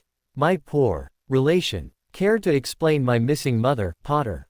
he demanded. Harry shrugged uncaringly. "Not really my problem, cousin. One Death Eater more or less." "Hey, Nev. Think we'll need to pay a bounty?" "I'll let Gran know." Neville replied, his wand trained on the Slytherin. "Narcissa would be a decent start. Lucius would be better." Pansy sneered, "You little lackey." Key, dotting Potter's ass, but suddenly she broke off and was sprawled on the floor, out cold. "Ladies don't use man talk," one of the twins commented, rubbing his knuckles and looking down at the fallen girl. Harry smiled. "Sue, you're best with healing charms. Check George's hand, will you?" "Good, all the Weasleys here." Story. Daff. Don't take it personal, you'll find out it's serious for now, only those in on it. The very notion of someone else calling a Weasley meeting is anathema. Percy complained as soon as Sirius' fiancés departed, after glaring at Harry that is. Bones doesn't count as one either. Susan bristled, but nodded to her boyfriend's silent look. Fred, speaking for the twins said, "When Harry invokes both the Marauders and Dad's safety we are his to command." "You're both already working for Dumbledore's order, yes?" asked Harry in a way that conveyed he already knew the answer. "Your dad will be ambushed tonight while he's on guard duty protecting a prophecy." Percy complained, "Rubbish. The Department of Mysteries, which for those of you who do not know, is where prophecies are protected by unspeakables, is utterly impregnable. Father's presence would be completely redundant. Where are you getting your information from, Potter?" "Classified, Percy." Harry had already stood up to demands for his sources from Dumbledore. He shrugged that off and went on. "Our job right now is to tell him without letting Dumbledore know." Ron's chess brain jumped 2 moves ahead and he accused, "You want Dad attacked. You're using him as bait." "You're right, Ron. I am." Harry looked right back, unmoved by his friend's rage, but unlike my friend's outcome, this is going to land us Voldemort's last big prize. And your dad won't be at any more risk than he would if I'd done nothing. That's why Susan is here. We're getting her aunt to fill that room with every Auror she can trust 100%, plus us, plus some others I know. Percy looked highly displeased. "You are circumventing Professor Dumbledore. What's more important, Dad's life or Dumbledore's ego?" Ginny leapt to Harry's defense. "Sounds like to me, he deliberately put Dad at risk. I'd like to know if Dad even knows what he's risking his life for." Susan cut her off. "That's for later, Ginny. Believe me, if Auntie has to go alone she will, but let's deal with what we have to now. Your job is to warn him, without letting Dumbledore know we know." He looked at all the Weasleys in turn. "We'll have Amelia's plans when we get to Grimmauld. Neville, you're more his size than anyone, can we use?" Intercepting the idea, he waved a hand. "I'll sneak the basilisk armor in, Harry. Mr. Weasley will be as safe as we can make him." "Good man, Neville." Ron slapped his back, "Thanks." At King's Crossing, Harry was short with his godfather. "No time, I'm going with Susan to DMLE headquarters." Listen to Ron. "No fire chickens. Old man emergency. We'll be there in a couple hours." If any of Voldemort's spies were in range that was sufficiently coded to confuse. Only the Dark Lord called Dumbledore old man. Harry never did. Chickens. Meaningless. A child visiting his girlfriend's aunt was of little significance surely. "Ready, Harry. Seems Auntie has some words for you." said Susan, grabbing his arm and spinning him around to face an agitated Madame Bones. But shouldn't we do this in your office? Amelia glared at both teens. Yes, Susan, that might be a better venue. She doesn't like using my full name in lecture mode 'cause hers is part of it, joked Susan, much to raise her aunt's ire. Amelia harassed them into her office.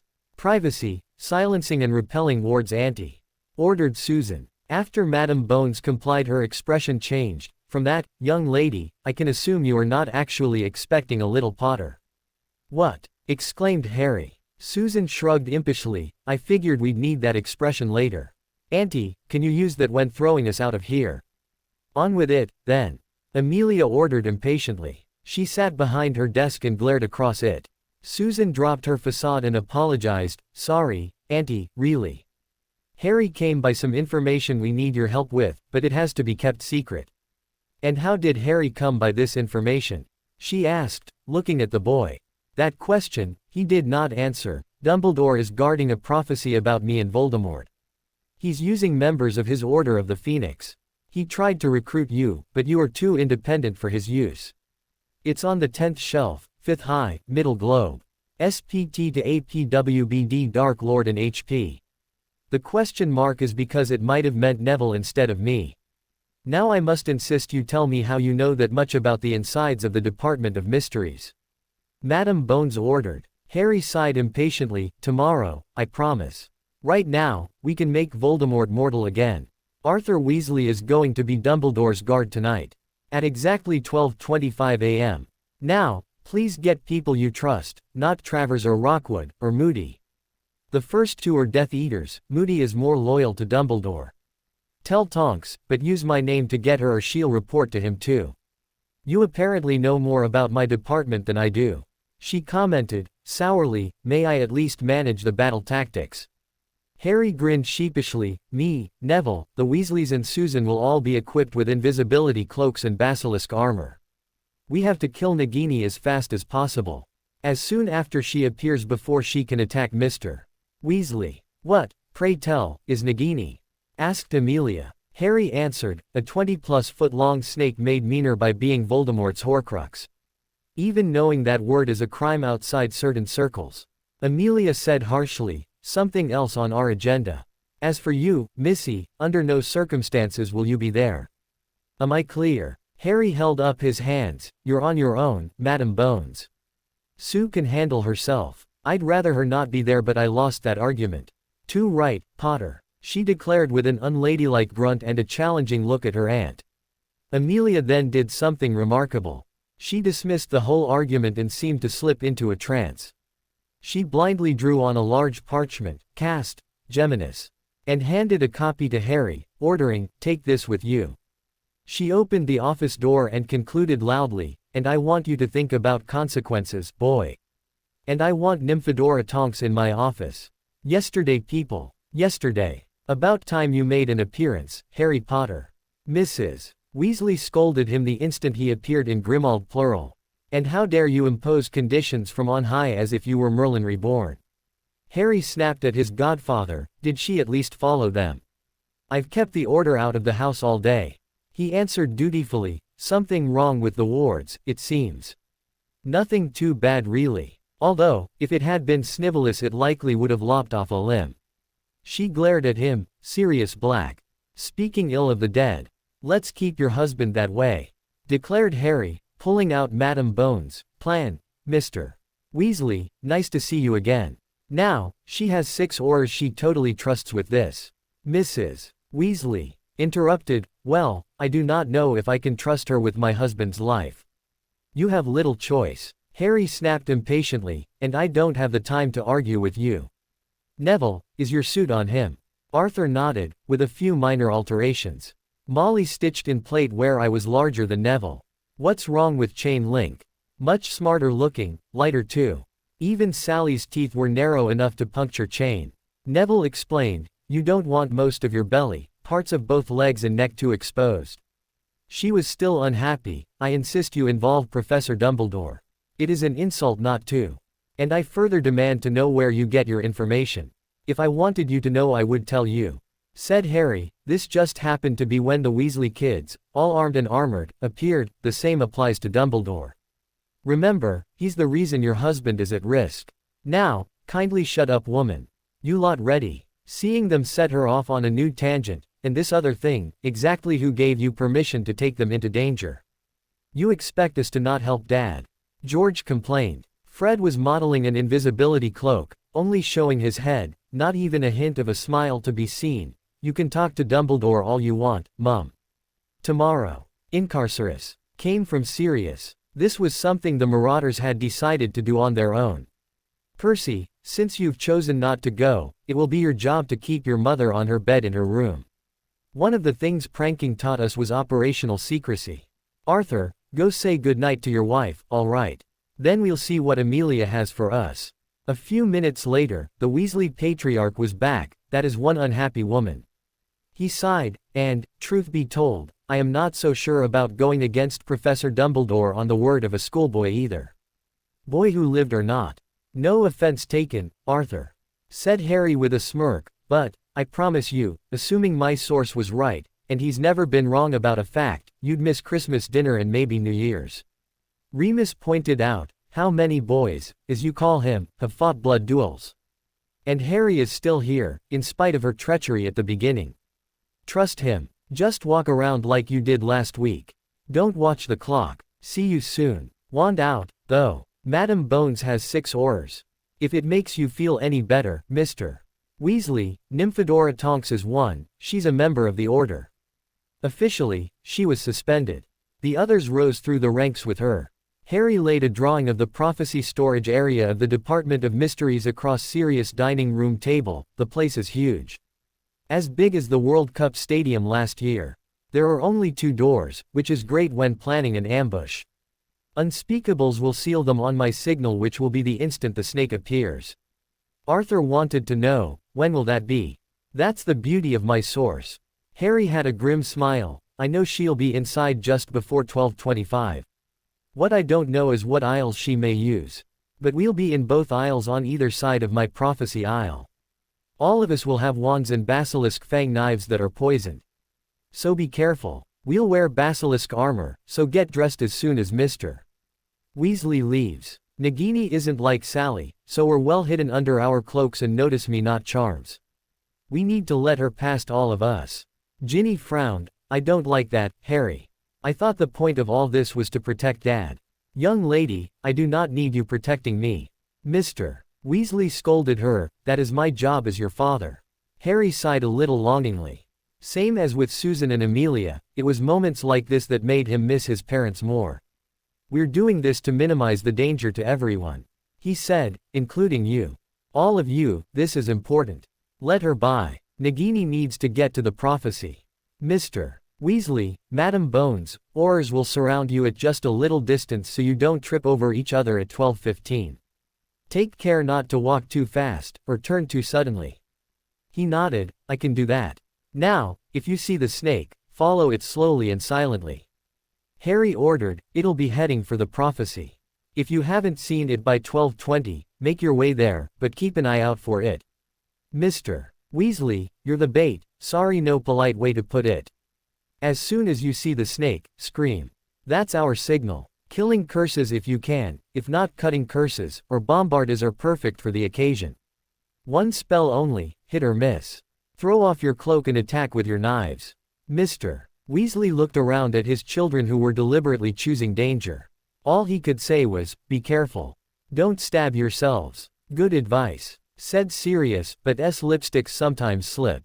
Yell. We all have antidote. Stop at once and get out of the way.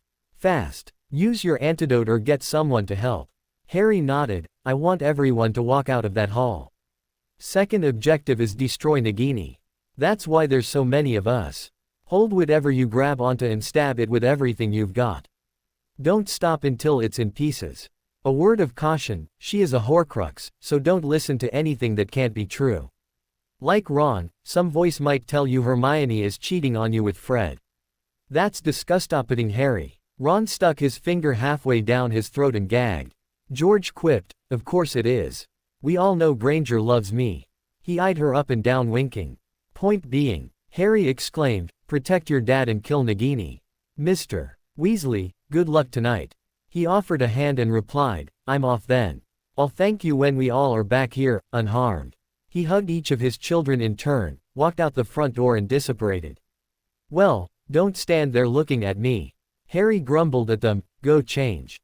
And don't bother Percy. He probably has the toughest job of the evening. Already fully dressed, the Marauders pulled him into the sitting room and wanted to know, so how did this originally go? Well, the old guy was closer to the Weasleys than me.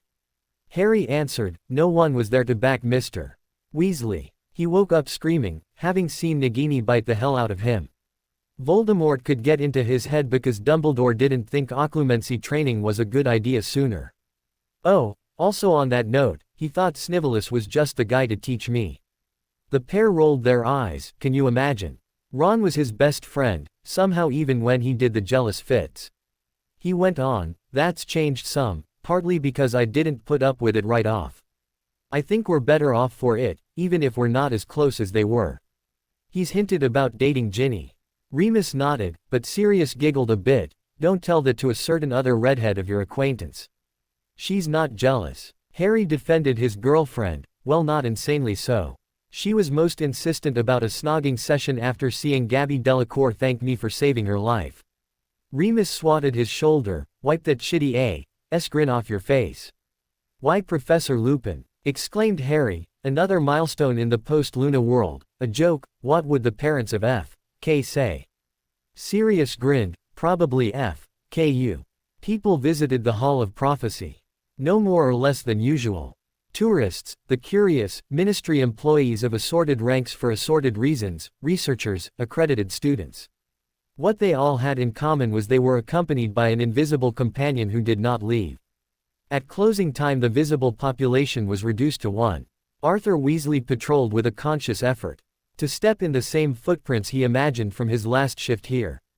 He licked his lips often, his hands shook, the man was scared. He made a conscious effort to not look in the places where he imagined his children were.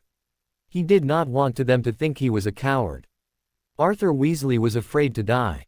Yes, he was afraid he would see someone hurt, or be killed. His mind would not even let him contemplate the possibility of anyone between 14 and 18 dying. Arthur Weasley was scared shitless. Lord Voldemort was in the Hall of Prophecy. The sound of one thing scraping across another could be heard in parts of the vast room. It moved, here and there, seeking, searching. No, hunting. She turned a corner and saw something. Two thoughts suffused her reptilian brain. Food. Enemy. Both initiated the same reflex.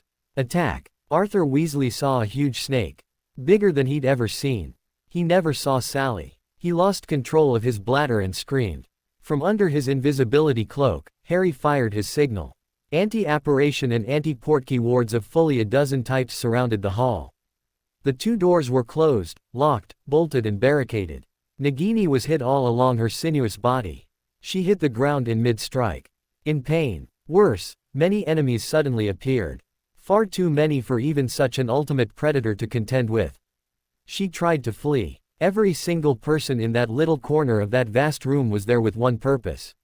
From Sirius Black to Auror Diana Zeller, after firing the most violent spell of which he or she was capable, each person whipped out their poisoned knife and poured out all the fury he who must not be named had ever inspired. The dead parents, the tortured parents, the wrongfully imprisoned, the dead brothers, the discredited friend. Everyone took it out on the creature before them. Nagini was twisted, bent, stretched in ways even snakes couldn't tolerate. Nowhere she turned offered the slightest relief from pain. Knives bit deeply into her flesh. Chunks were carved out, spilling blood.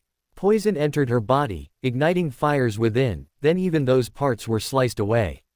Not even her eyes or tongue were spared. Then, the intelligence that powered much of Nagini's sentience began to disintegrate. Damn, Harry cursed. Suddenly, knife broke. And, quite to his surprise, a sword appeared from nowhere. He thought little about that minor detail and took to swiping neat and even slices from the snake.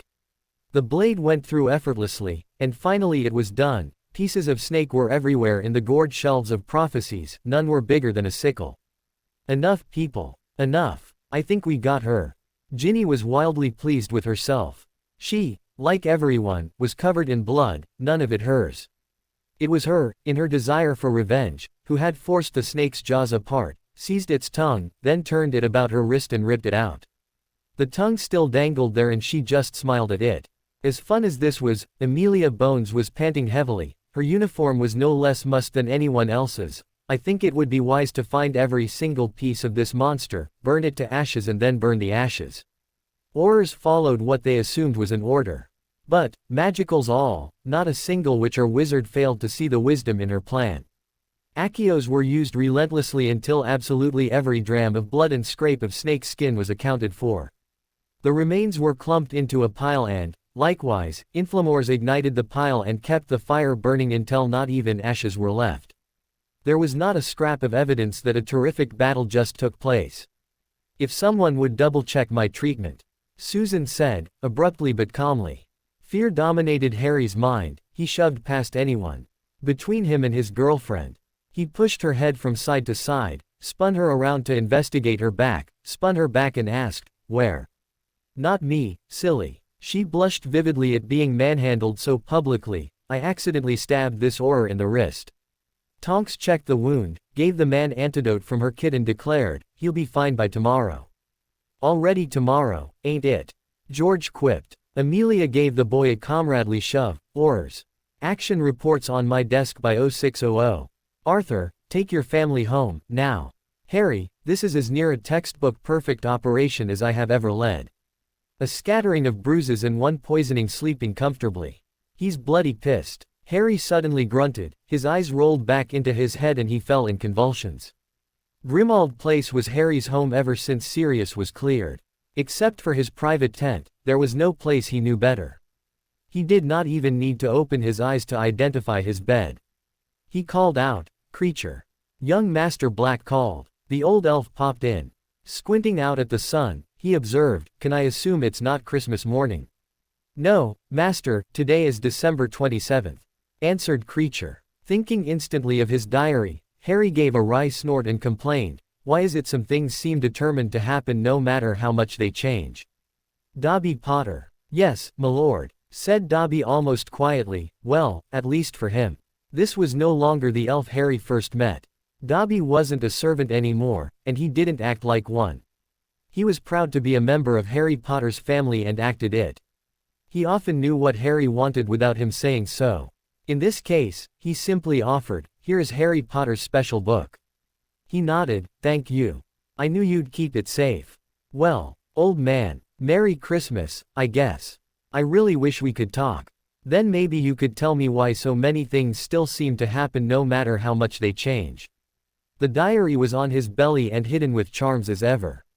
Harry was ready to deal with what was downstairs. Harry Potter. Sirius stood the instant his kitchen door opened to reveal his godson and offered a hug.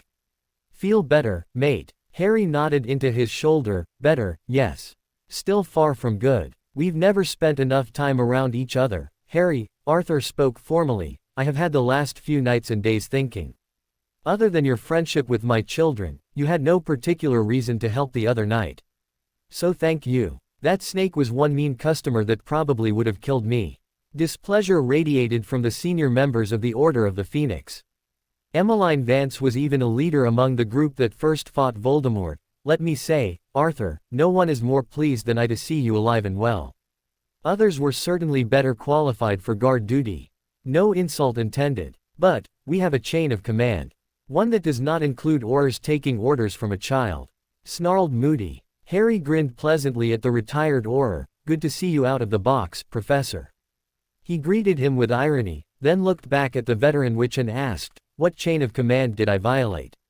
I took what I knew to, as Muggles would say, Britain's top cop. I do have a certain connection there. The papers, rumor, you're a lot of things, but, nothing I've heard about you. Potter says you're stupid. The prickly witch snapped back, the professor is our leader and you interfered in an order operation.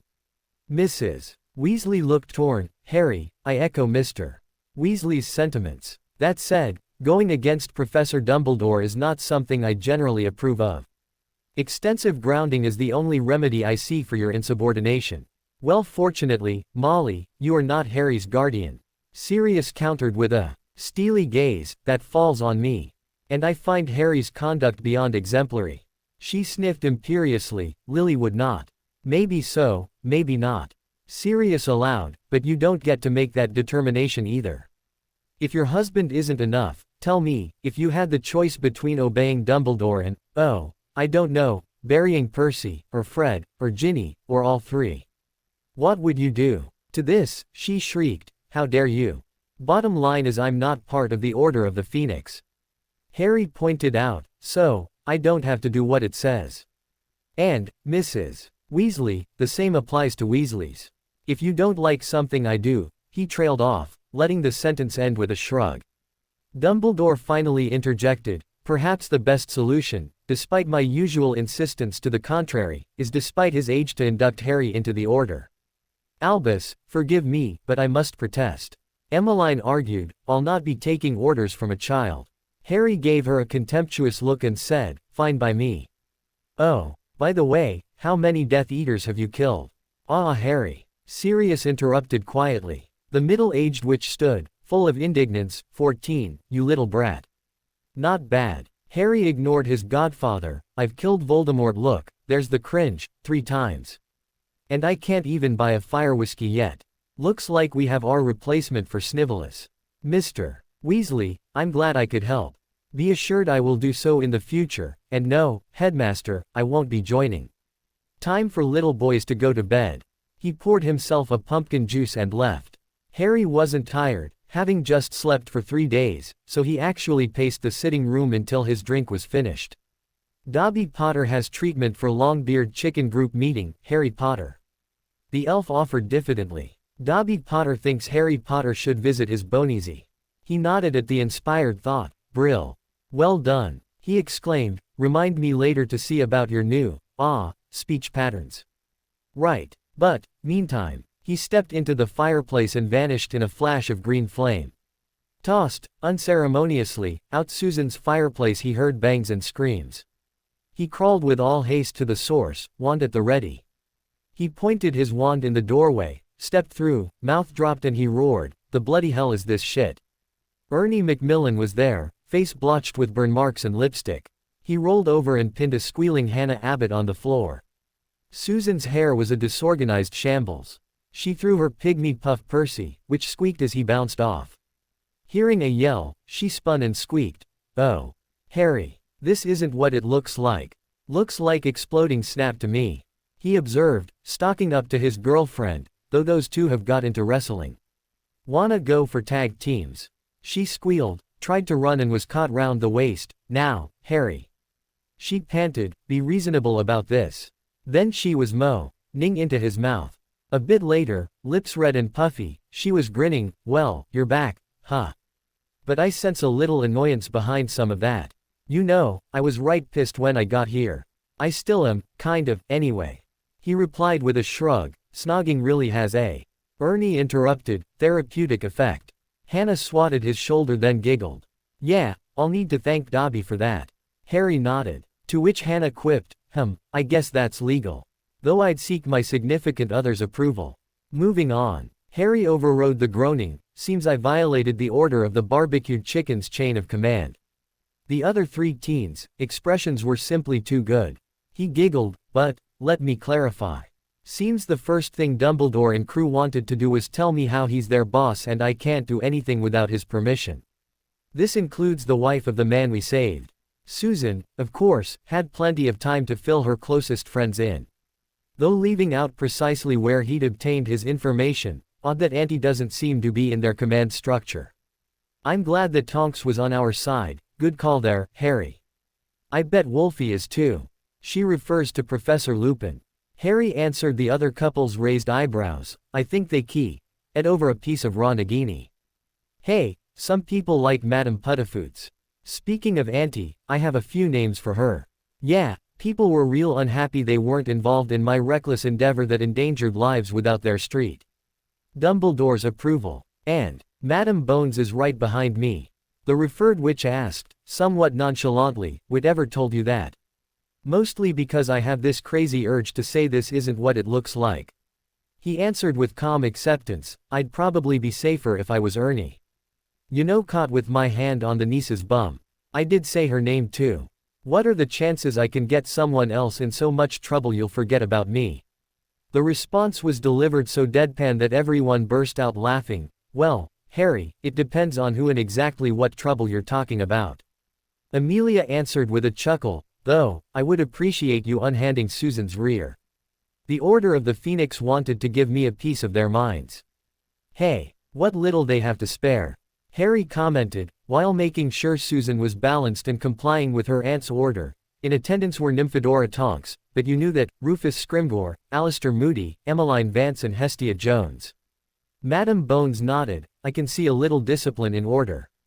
Harry, I think I will need your assistance tomorrow. My office 0800. Slip a word to Miss Tonks, if you can, to roll with it until the end. I plan to speak to her privately afterward. Prior to that, I expect you to not say a word. Susan, mail's out of here by 2200. Luna, I'll miss her, said Ernie. Sadly, I don't think there was anyone like her.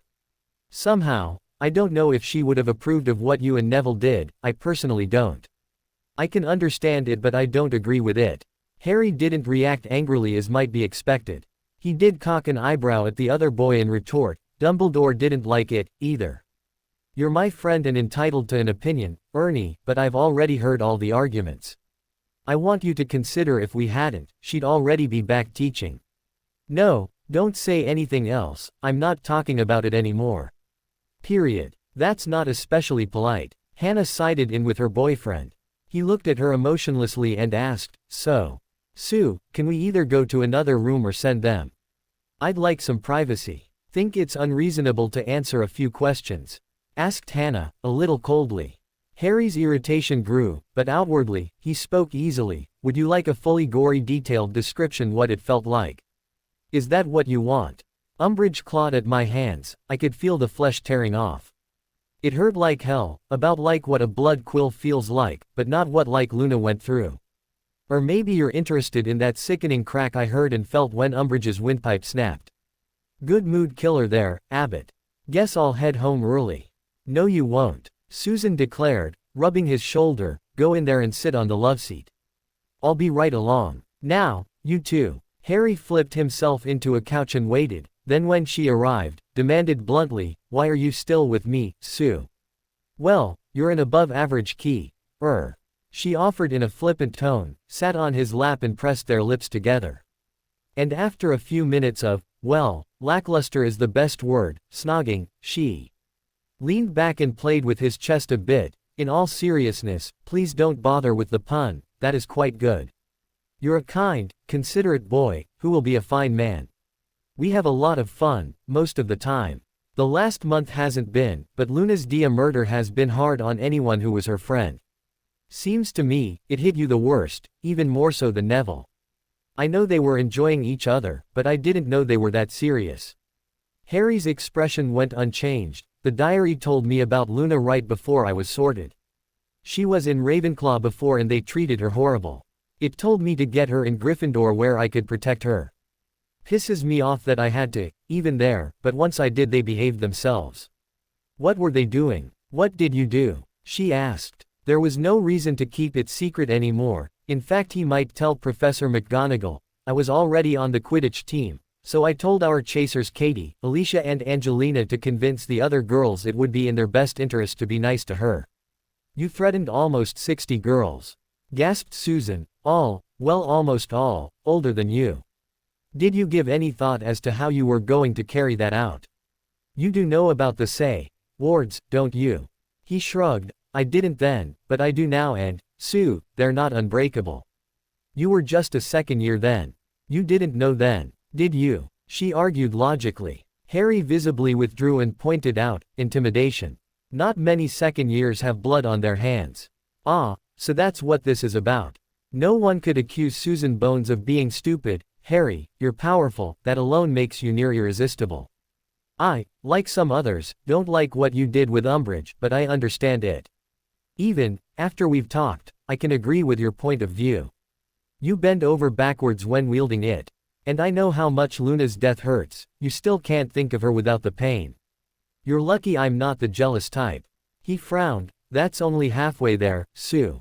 I got a trail of blood starting in 81 and it's not stopping. How can you bear my gory paws on you? About like this, she answered seductively, taking one hand and resting it on her hip. The other, she key. Eden cuddled into her cheek. Harry, it would be one thing if you had the killer instinct, but you don't. From that troll in first year up to and including Umbridge. Between the old man and that bloody prophecy, I'm sure you will kill again. I'd kill to defend Hannah and Auntie would die to protect me, or you. You don't enjoy killing, like Voldemort and crew. Do you remember what you said when I asked about Umbridge? Just after the duel. He nodded, and I told you I wasn't happy because it didn't bring Luna back. So what really made you and Neville go after her? Asked Susan. Harry breathed a few times before answering, it was bad enough she killed Luna. I'll never forgive myself for letting that happen. But, how could I suffer letting her kill anyone else? Seems there's more to that. Susan offered, if you want to tell me, I'll listen, but I'm not asking. For that, for putting your life on the line for others, I honor you. More important, Harry, other things have managed to get in the way lately, but I love you. I've known it for some time, surprised me a bit at first. I do, truly, love you that is. His look was indecipherable, for what seemed like an eternity. I know how I'm supposed to answer that. He said, bitterly, sadly, the truth is, Sue, I don't even know what that word means. I could quote Webster's on it, but that's it. I can't imagine my life without you in it, please believe that. I'm sorry that hurts. But even more than I'd never want to hurt you, I'd never lie to you, not about this. You. Stay right here, Harry James Potter. I mean it. She shifted her weight, slight as it was, to prevent him from slipping out from under her. Now, hear what I'm telling you, my personal mission in life is to teach you what love means. Don't think lust isn't a part, just happens to be a particularly fun part. A whole lot of people love you, Harry. He smiled at the blunt flirt, but responded to the end, I think so. Oh, I don't know. He fell silent and the couple just sat together. When it was time to leave, Susan again said she loved him. All he could reply with was a thank you. Arriving at Grimmauld Place in about the same outward mood in which he left it. Susan loved him, but he really did not know what that meant. He'd seen the hurt in her face at his reply, and hated himself for it. He made his way from the darkened living room to the kitchen, which was active day or night. Where have you been? Complained Mrs. Weasley, furiously slapping a dish on the table. Harry about jumped out of his skin. After his heart got back in his chest he shot back, who put you in charge? None of that backtalk, boy. She snapped at him, waving a large wooden spoon at him, you will account for yourself. He flashed back to the duel with Umbridge, lashed out, disarmed, despooned her, and slapped her down. In little more than an eye blink Harry was standing over her, glaring down and pointing the spoon. Feeling a little silly, he dropped it and answered, I haven't let anyone since Dursley call me boy. Off, woman. How dare you? Raged Mrs. Weasley, as the spoon bounced off her chest. The entire house was alerted when wards set off alarms that a fight was occurring. Basically the entire population of Grimmauld Place saw the ending, which was Harry yanking Mrs. Weasley to her feet, pushing her against the wall, slapping her face and growling, let's understand each other. I'm not a child. I'm certainly not your child. I don't answer to you. He concluded with another slap. None of them especially hurt, other than her pride. Her hair was disheveled, her cheeks all reddened and just a trickle of blood coming from her mouth. That is enough, declared Sirius in a tone that demanded obedience, though he had to banish the Weasleys across the room. He'd decided allowing them to separate Harry from their mother was wise. The first punch, however, was more than enough. Everyone, settle down. Creature, whip up some tea please. The house elf appeared and bowed, yes, master. And, now that we're all civilized, even at this unmerlinly hour, what the bloody hell is going on? Sirius demanded, looking at his godson. Harry succinctly answered, she thinks she's in charge. Watch her mouth, Harry. Ron happened to be loudest, that's my mum. Mrs. Weasley hissed, I will not have such defiance under my roof. Need I remind you, Molly, this happens to be my home. Sirius pointed out, and given a choice, I'd throw you out over Harry. Don't doubt it for a second. But we need to live with each other, especially given our latest guest, don't you agree? I said, don't you agree? All of you. Right, now that's cleared up, what happened here? Harry answered, I got back from Susan's, decided on a little pumpkin juice and she attacked me. Hardly, sniffed Mrs. Weasley, offended, the boy. Harry cut in, say it again, that's another black eye I owe you. Settle it, ordered Sirius. Mrs. Weasley chose to continue, seems to think he is not answerable to anyone. Professor Dumbledore expected to see him tonight and no one even knew where he was. Untrue, Molly. Answered Sirius, I knew full well he was with his girlfriend. An excellent choice given his mood when he left. Though, apparently you did nothing for it. If Albus needs to speak with Harry, he may inform me of his needs. If you have a problem with Harry, take it up with me. Mr. Weasley added, likewise I do not expect to see my wife getting hit again, Harry. You might remember, I saved your life, Arthur. Said Harry, and she got off light. Remember Umbridge. Don't swing on me again. Clear. I'm going to bed. He, in return, scolded, the correct way to address me is Mr. Weasley. And children ask for leave to depart. Ah, there's gratitude for you. Harry countered, glaring at the man. When addressing nobles, commoners use sire, or my lord. Also correct is noble born, though that is used for formal occasions. To that Ron snarled, no way I'm key. Dotting your ass, mate. You've never been a great friend, mate. Countered Harry, I don't know where you're sitting on the express, but find a different compartment from me. The lot of you best remember this, keep your mouths shut about something some of you've been let in on. That is if you care about Voldemort not winning this war. But essentially, his friendships with the Weasleys ended that night in Grimmauld plural. The one occupant of Grimmauld Place who had no input to last night's argument was the most recent addition. Said individual regally approached him immediately prior to returning to school. You will pass my message to my son, yes? She asked. I gave my word that Draco, personally, is safe, Madame Malfoy. Replied Harry in a tight tone, that is as long as he does not harm my friends and allies. I'll stand aside for a prank war, but don't expect my problems with the Weasleys to cause me to act foolishly. Don't expect your husband, or House Malfoy, to survive. Narcissa nodded, my blood is black. I believe in the purebloodism of my house's heritage for centuries back to the founding of Hogwarts. House Malfoy has a chance with Draco, the same one Sirius has with the Black family. You would benefit from publicizing your knowledge about the Dark Lord. Some, but not all, of his support would fall away just by revealing his bloodline. I'll be doing that and a lot more. Harry confirmed, Sirius will be bringing home a Quibbler in the next few days. That'll be my declaration of war. He gets to the Hogwarts Express at 10:30, sits with Hermione until Susan and Hannah show about 10 minutes later, and board the train together. I understand you, Mr. Potter, have something interesting from the Muggle world. Professor Sinistra announced. The time was near 1 a.m. during the first week back from Christmas vacation. Draco Malfoy sneered from his telescope, of course it was top of the line, what could Muggles possibly tell us about the sky? You'd be surprised, Draco. Harry offered, outwardly polite, but his smile was full of contempt. I have a place, outside of any city, so it's a beautiful night sky. I always loved space even before I knew to call it that. I subscribe to astronomy magazines that tell about the latest discoveries. Muggles have long written about people from other worlds, without even knowing other worlds existed. Millicent was if anything more derisive, father's right, they're barely intelligent. Oh, why? Countered Harry, automatically rejecting pureblood philosophy, goblins, centaurs, sphinxes. Anyway, the Muggle astronomers confirmed planets around other stars. Planets as real as Mars, Mercury and Uranus. Around huge red giants like Canopus and around pulsars. The first, orbiting a small binary system. Second, a pair of worlds in impossible places where life like us couldn't possibly exist. Next, a world larger than Jupiter around a star like Old Sol.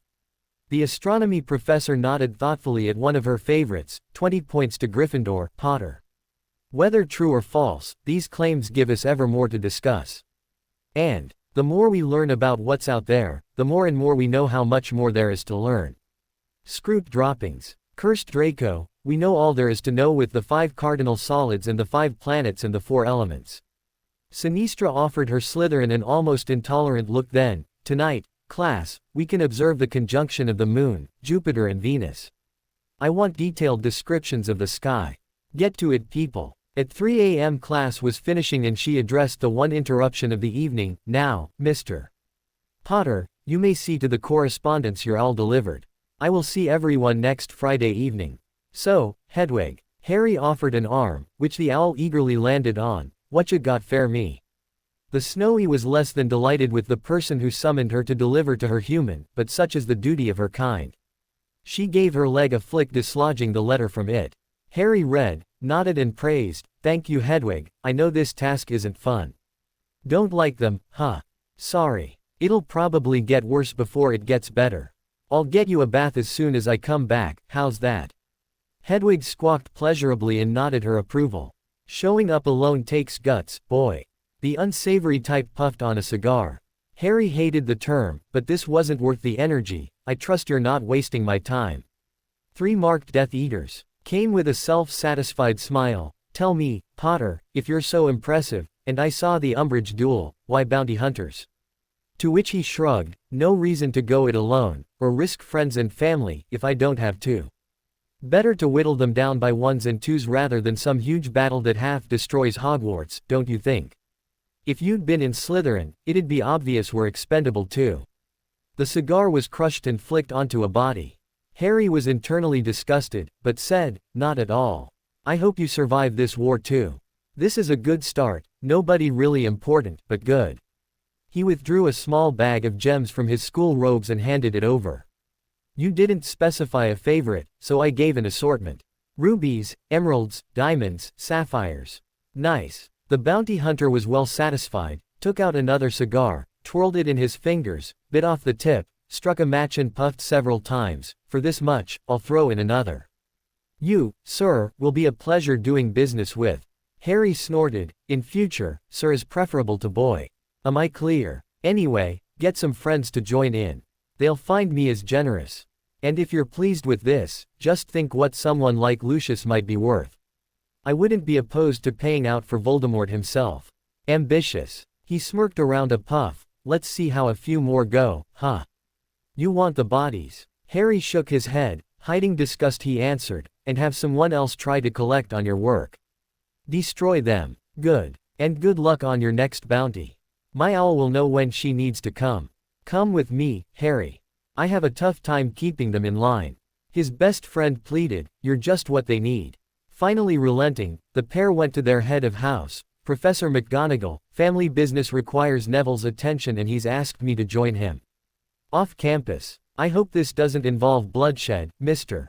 Potter?" she asked, clearly expecting a no. Neville answered, "I don't think so, ma'am. Probably not." "Very well, leave approved." She decided, "Be back for curfew." The pair marched into the corporate offices of the Quibbler, that description being a bit on the grandiose side. By far, the largest division of this building on Diagon Alley was given over to printing presses. The company had expanded rapidly over the last couple years, from a joke to a credible challenge to the dominance of the Daily Prophet.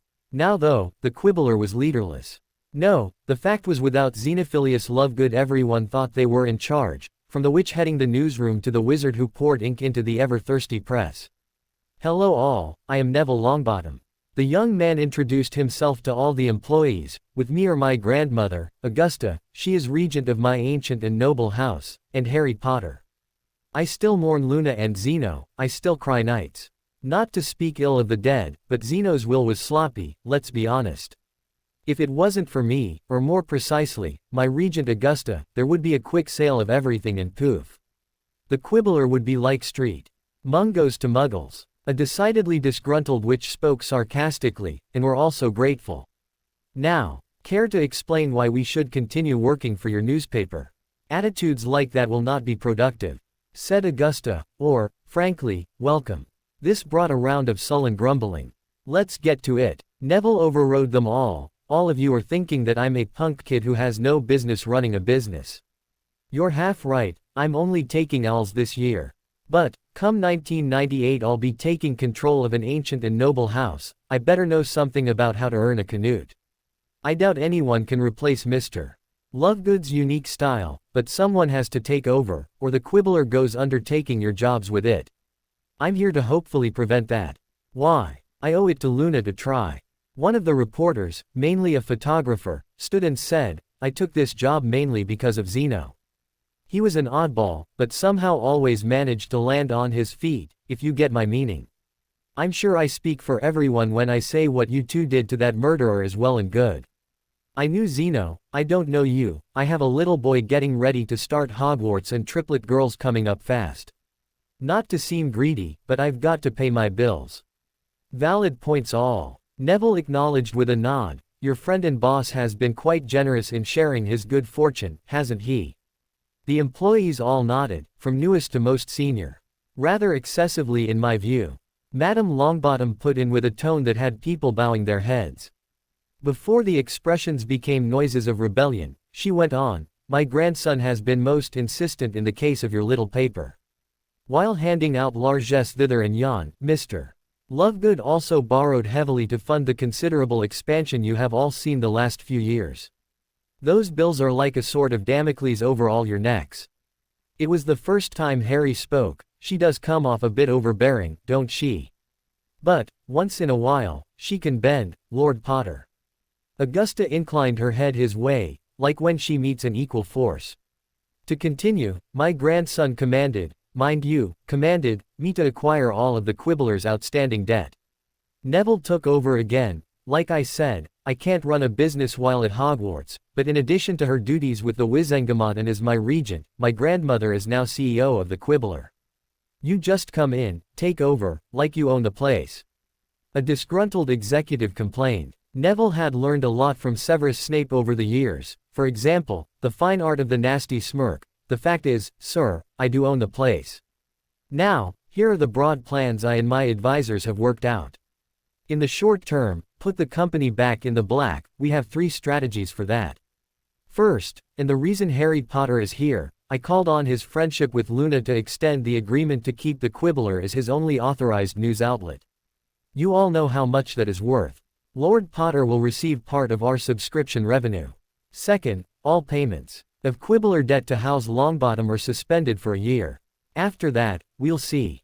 Third, Mr. Lovegood's gifts which were random, are ended. You can expect your usual salaries, backed by House Longbottom. I can live with that.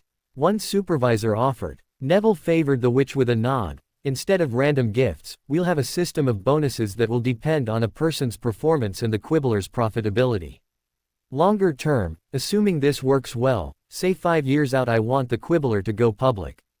With generous stock grants to each of you. How much? When? There was a faction more loyal to their pocketbook than the business, or the new owner. Harry stood and leaned over menacingly, you do know they've barely been dead a month. He snarled. Sit please. Madame Longbottom told him, firmly, no, people, every detail has yet to be nitpicked.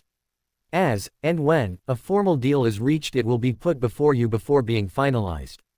Everyone will have a voice, but whether you are happy with it is ultimately for you to decide. Naturally, if you find something completely unacceptable, the Quibbler will accept your resignation and provide a reference based on your job performance. There was an undercurrent of grumbling. Ladies and gentlemen, it's up to me to give the last word. Said Neville, I'm doing this for Luna, first and foremost. When I see her I want to be able to look her in the eye and tell her I did my best. Ask yourself if you want the Quibbler to succeed. Then ask why. I don't care if you have selfish reasons. But it's going to take some time to turn it around. A small minority took that opportunity to walk out. Harry gave a death glare to an old wizard who walked right by him and sneered, good riddance to bad rubbish. Lord Potter is more emotional at the moment than is good for business. Said the new CEO, I know news is a 24-hour business and I will be living that. Morning, noon, and night I will be in the office. For at least this first week, in fact, I will be making a general nuisance of myself, sleeping little and learning much. Anyone can approach me anytime. Thank you for your attention. Weeks passed and Harry began smiling again, particularly in the company of his favorite redhead, who he was rarely without. He resumed exercising, pushing himself to return to his peak. In that, he changed, no one could pace him and he no longer kept down to anyone's level. Dueling, he was relentless and merciless. He wasn't teaching people to box, he said repeatedly, he was teaching them to live. But he kept it to that person's level. When he disappeared with Professor Flitwick, he often reappeared bruised, stiff or limping. But slowly, the charms professor began to display similar minor injuries, and more often. "Looks like your friend calling you," announced Susan, softly, breaking their key. Harry reluctantly pushed her away and opened the glowing book. About this time, Umbridge was preparing her final push to put Dumbledore out and become headmistress. "Another mistake I hope you'll correct. All the rest of my life and especially after I became headmaster, it sickened me to look into her face but no one can remove a portrait. My life only got more bleak from here, but hey at least Gryffindor finally won the Quidditch Cup. Far too many kids." Then later, Muggleborns generally suffered from her Muggleborn Registration Committee. Think Nazis and Jews from your WW2 history. As a side note, I never cared much for Trelawney, but the malicious glee she took in getting her fired really irked me. Is Snape dealt with? Good. Of significant note is Easter this year. Just before it, I had career counseling. What do you want to be when you grow up? I had my heart set on Auror, and despite Umbridge's total denigration of my heart's ambition, McGonagall promised to work her ass off helping me become the #1 Auror of the age. I did. Me, loyal Ron by my side, and a couple great senior Aurors under us, cleaned up the department. Check with Susan Bones on this, as her auntie's favorite, only niece, she knows where all the dirty laundry is. It's after this that I went on to teach, then headmaster. Imagine telling Snape you teach potions in the future. Wrapping the year goes like this. And pay attention. Things to avoid. Malfoy and his junior Death Eaters help Umbridge break into the ROR and imprison us all. She threatens me, publicly, with the Cruciatus. We lead her on a wild goose chase in the Forbidden Forest where, thanks to some lucky help from some centaurs, she's tucked away for a while. If this still happens, at least make it a better victory. Creature, following Walburga's instructions, tells Sirius you've been kidnapped and taken to the Department of Mysteries. The whole thing is a trap set by Voldemort to get the prophecy. During the battle, Sirius falls through the veil and dies. It goes without saying this needs to be prevented. Dumbledore and Voldemort fight to a very destructive draw. And suddenly I was no longer an insane attention seeker. Good old Rita is on my side and Fudge admits the truth. This lasted about a week, as everyone started demanding I do something about all the day in Voldemort. So, right on the heels of my godfather's death BTW Bellatrix Lestrange did it. Good old Grandpa Albus takes me to his office and begins his speech with, "Because you are not nearly as angry with me as you ought to be. If you were to attack me, as I know you are close to doing, I would like to have thoroughly earned it." The bonehead goes on to tell a grieving teenager the prophecy that he has to kill or be killed. Bastard. Deserved to have his office destroyed. What does he then do? Ships me back to Durscaben. Just about the only bright spot there was watching the whole order threaten our dear relatives. Just for the record, here are the Death Eater names from the Dom battle: Rodolphus Lestrange, Rabaston Lestrange, Mr. Crabbe, Mulciber, Antonin Dolohov, Jugson, Walden, McNair, Avery, Augustus Rookwood. I'm flattered. Susan commented drolly, how many other girls make it here by name? Almost a paragraph all my own. Harry gave her a look and bounced a fist off her head, then cogitated, got Umbridge but not soon enough. I've known the prophecy for years now, but Dumbledore's a beat for treating him like that. I've got have a mind to trash his office too. You can't punish Dumbledore for something he did a century ago to a different you. Then she made a face. Time travel really screws with you, don't it? He nodded, then still thoughtful. I have a feeling I'm not going to get much more useful foreknowledge from the diary. Probably not. Agreed Susan. Harry, I have a question. Reading this, I'd like to know, you had something to do with Professor Snape's death, didn't you? He looked her in the eye and replied, in all honesty, I can say not directly. He was just as guilty of my parents' murders as Pettigrew. On top of that, Dumbledore knew it, and hid it. No, Snape's death was not as reported. But yes, Amelia found what she was supposed to. I don't know exactly what happened. And if I asked if you know who, she began. Harry put his hand over her mouth and cut her off. I'd rather you didn't. Now seems a good time to snog, she declared. Spring was now well underway. In fact, the Hogwarts Hogmed area was experiencing its first 80-degree day. Harry and his classmates were in pre-newt transfiguration. Like most pre-newts, all 4 houses were present due to the relatively small number of students reaching this level. Of some importance to today's events, Draco Malfoy sat with Pansy Parkinson, as neither Vincent Crabbe nor Gregory Goyle scored well enough on their owls to proceed. Miss Granger, excellent. 10 points to Gryffindor, exclaimed Professor McGonagall. You likely have the ability to become an animagus, with training. Mr. Malfoy, you as well, apparently. 10 points to Slytherin. Mr. Potter, it appears you, unfortunately, will not be following in your father's footsteps there. Mr. Longbottom, excellent. Remarkable even. Miss Turpin, in your case it just appears to be a lack of raw power, and so on. The 2-hour period was in mid-swing when something happened. Anyone that didn't happen to have their wand out, drew. It wasn't a sound the students recognized, but they instinctively cringed. Going to the door, her own wand at the ready, Minerva cracked it and ordered, all of you, stay put. All of you, follow me. I'm to take you to the Great Hall. It was the head girl. Harry nudged her shoulder. What gives Stebbins? Don't like finding out with the peasants, Potter. She sneered at him. She'd been exceptionally close to the senior Hufflepuffs, of whom she was now, just get an F, king line with everyone else. Neville restrained him from slapping her. Not worth it, Harry. I saw it. He was here. His mark. Fearful whispers filled the great hall. 3 large white screens spanned the house tables, hanging in places that gave everyone a decent view of an adequate map of the castle. Tensions mounted as time passed. The massive hall doors were closed once the last student arrived. Only that wasn't quite true, as everyone found their friends. Someone's classmate, dorm mate, brother, sister or friend was missing. Before long 2 facts came to the surface: 4th-year Muggle studies. 3rd-year potions. When they finally appeared, the staff was as grim as they had ever been. Professors Slughorn and Burbage were missing. Instead of sitting at the head table, they all gathered behind the podium where the headmaster barely had to call for attention. We're appreciative of your patience. This has been a most tragic day. All of you know that potions and Muggle studies share a hallway. I am making it blink on the screens above. Both those classrooms were attacked by followers of Lord Voldemort. The attackers used a dark but not unforgivable spell known as Fiendfire. Everyone in those classes, students and professors, are missing, but presumed dead. Our sister was in that class. The Weasley boys yelled. Professor McGonagall commanded, compassion in her tone, calm down, Mr. Weasley. There is still much to announce. How about who did this? Demanded George. Ron finished, we want revenge. Gentlemen, now is a time for mourning, not vengeance. Dumbledore sought in a grandfatherly tone, nothing is to be gained by further violence. As one, fists raised, and joined by some others who realized they'd lost someone, they yelled, bullshit.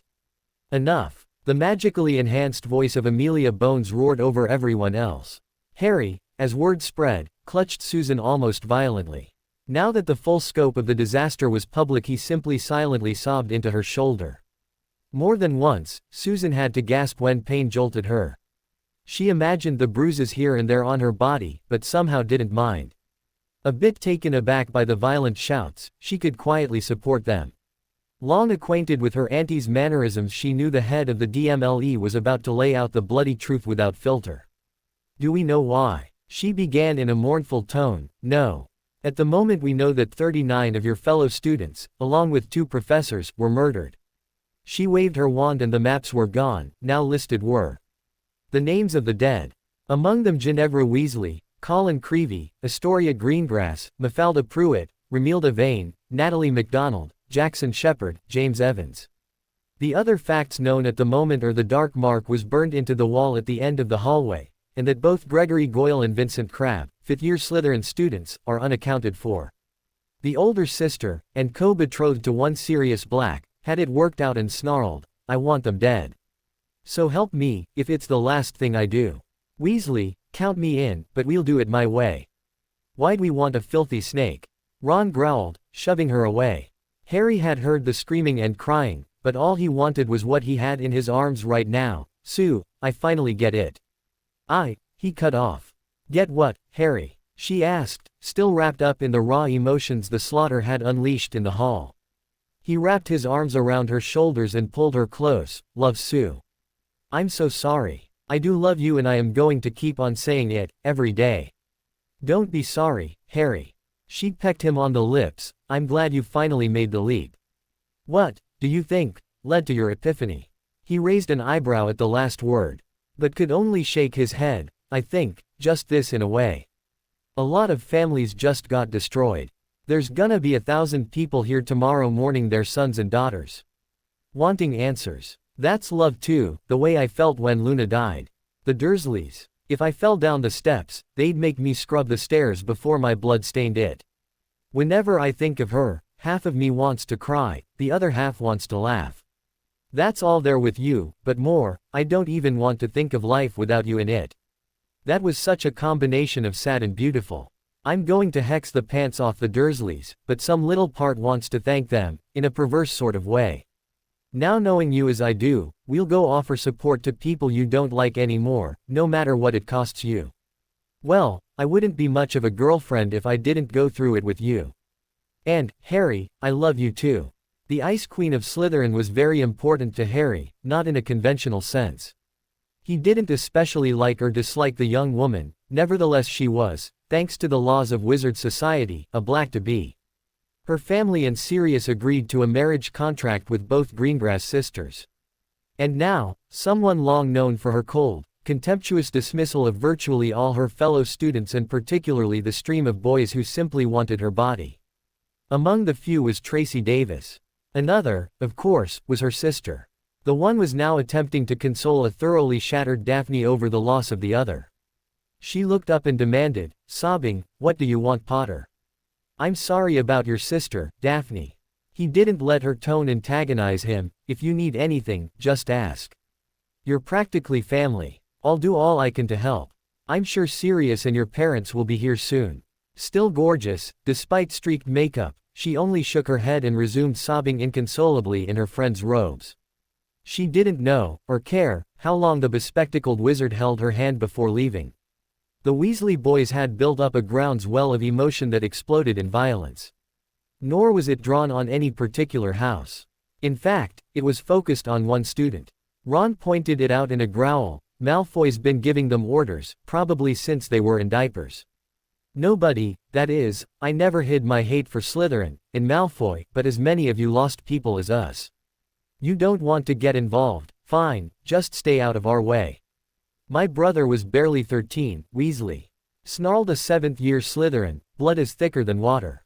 I owe that couple of baboons a beating. Since they're not here, Draco will do." Ron nodded, punched the table in front of him and replied, "Good enough." "What's all this?" asked Draco Malfoy, looking around at the hostile-looking group that he suddenly noticed gathering around him. The self-declared Prince of House Slytherin saw a mixture of Gryffindors and Slytherins, boys and girls of all ages. They surround him silently and closed in. He backed himself against a pillar. Professors and Madame Bones were distracted with keeping order and answering what they could. He looked down and contemptuously asked a first-year Gryffindor, "What do you want?" "Filthy little mudblood." The girl backed away in fear. A Slytherin boy stepped in front of her and said conversationally, "Go be with your friends, no need to watch this." "Expelliarmus." "Hey!" exclaimed Draco as his wand just plinked from his hand, but otherwise he was unharmed. That was not to last more than an instant. 3 of those closest yelled almost as one, "Crucio!" "Ah!" The owned boy fell and writhed on the polished stone floor in agony. Purplish electricity ripped through him, burning his nerves. Minutes passed where still no one in authority noticed a thing. The unforgivable faded and the Muggleborns went to work. The mob kicked and stomped and punched. He screamed, "Wait till my father finds out." Dumbledore summoned the staff and Aurors to the site of the disturbance. Some students were stunned, others disarmed, more simply shoved out of way in the rush to save the victim. By the time Madame Pomfrey was on the scene, she only delivered the obvious medical ruling, "Mr. Malfoy is dead." "Mr. Weasley, what have you to say about this?" asked Madame Bones, immediately beginning an interrogation. Fred answered, "It's like this. Ma'am," George continued. "We saw. Young Mr. Malfoy. Enough of that nonsense. She commanded harshly, I've not the time for tennis. One of you speak. And one only. From beside his brothers, Ron offered sullenly, Dunno, miss. Must have tripped. Down the great staircase, perhaps. She observed sarcastically, every one of you, turn in your wands for examination. And there will be a considerable investigation into this incident. Turning to another obvious suspect, you know, Harry Potter, suspicion will, naturally, fall upon you. The two of you were never friends. Susan leapt to her boyfriend's defense, but, Auntie, Harry's been with me the entire time. We just finished consoling Daphne. I am not Auntie at the moment, child. She told her niece severely, and you can expect to be cross-examined by Mad Eye. This is a murder investigation, this is not a game. The girl looked her square in the eye and answered coolly, I am no longer a child, madam. And we will see what we will see. That is, unless you plan to use, shall we say, enhanced interrogation. Ahaha, Harry stepped between the Bones women as they squared off. Let's not get carried away. Sue, Amy, no, I didn't like Malfoy and he didn't like me. But remember, I once saved him from a goring after the idiot pissed off a hippogriff. To which Madam Bones confirmed, a point in your favor, yes. And one, the investigation will be interested in discussing the details of, assuming it is confirmed. But, until then, you are a more than logical suspect. Your wand, please. You know, Madam Bones, he began, coldly as he drew his wand. He didn't quite aim it at her. Professor McGonagall does the same thing, I noticed. She tends to need to prove how fair she is by being harshest with her own house. He then spun the wand several times between his fingers before passing it over handle first. The head of the DMLE glared at him, lightly shaking his wand. I believe we had this discussion about respect for the people in charge. And you were right, there, Auntie. Susan countered, in this, Harry has a valid point. As for Moody, I've chatted with a basilisk, not directly, of course, through a translator, but still. Over 50 wands were taken for inspection. Dumbledore complained, I find the odd lack of evidence and unwillingness of anyone to come forward with information most disgusting. I am, as a result, voiding all house points. There will be no House Cup award this year.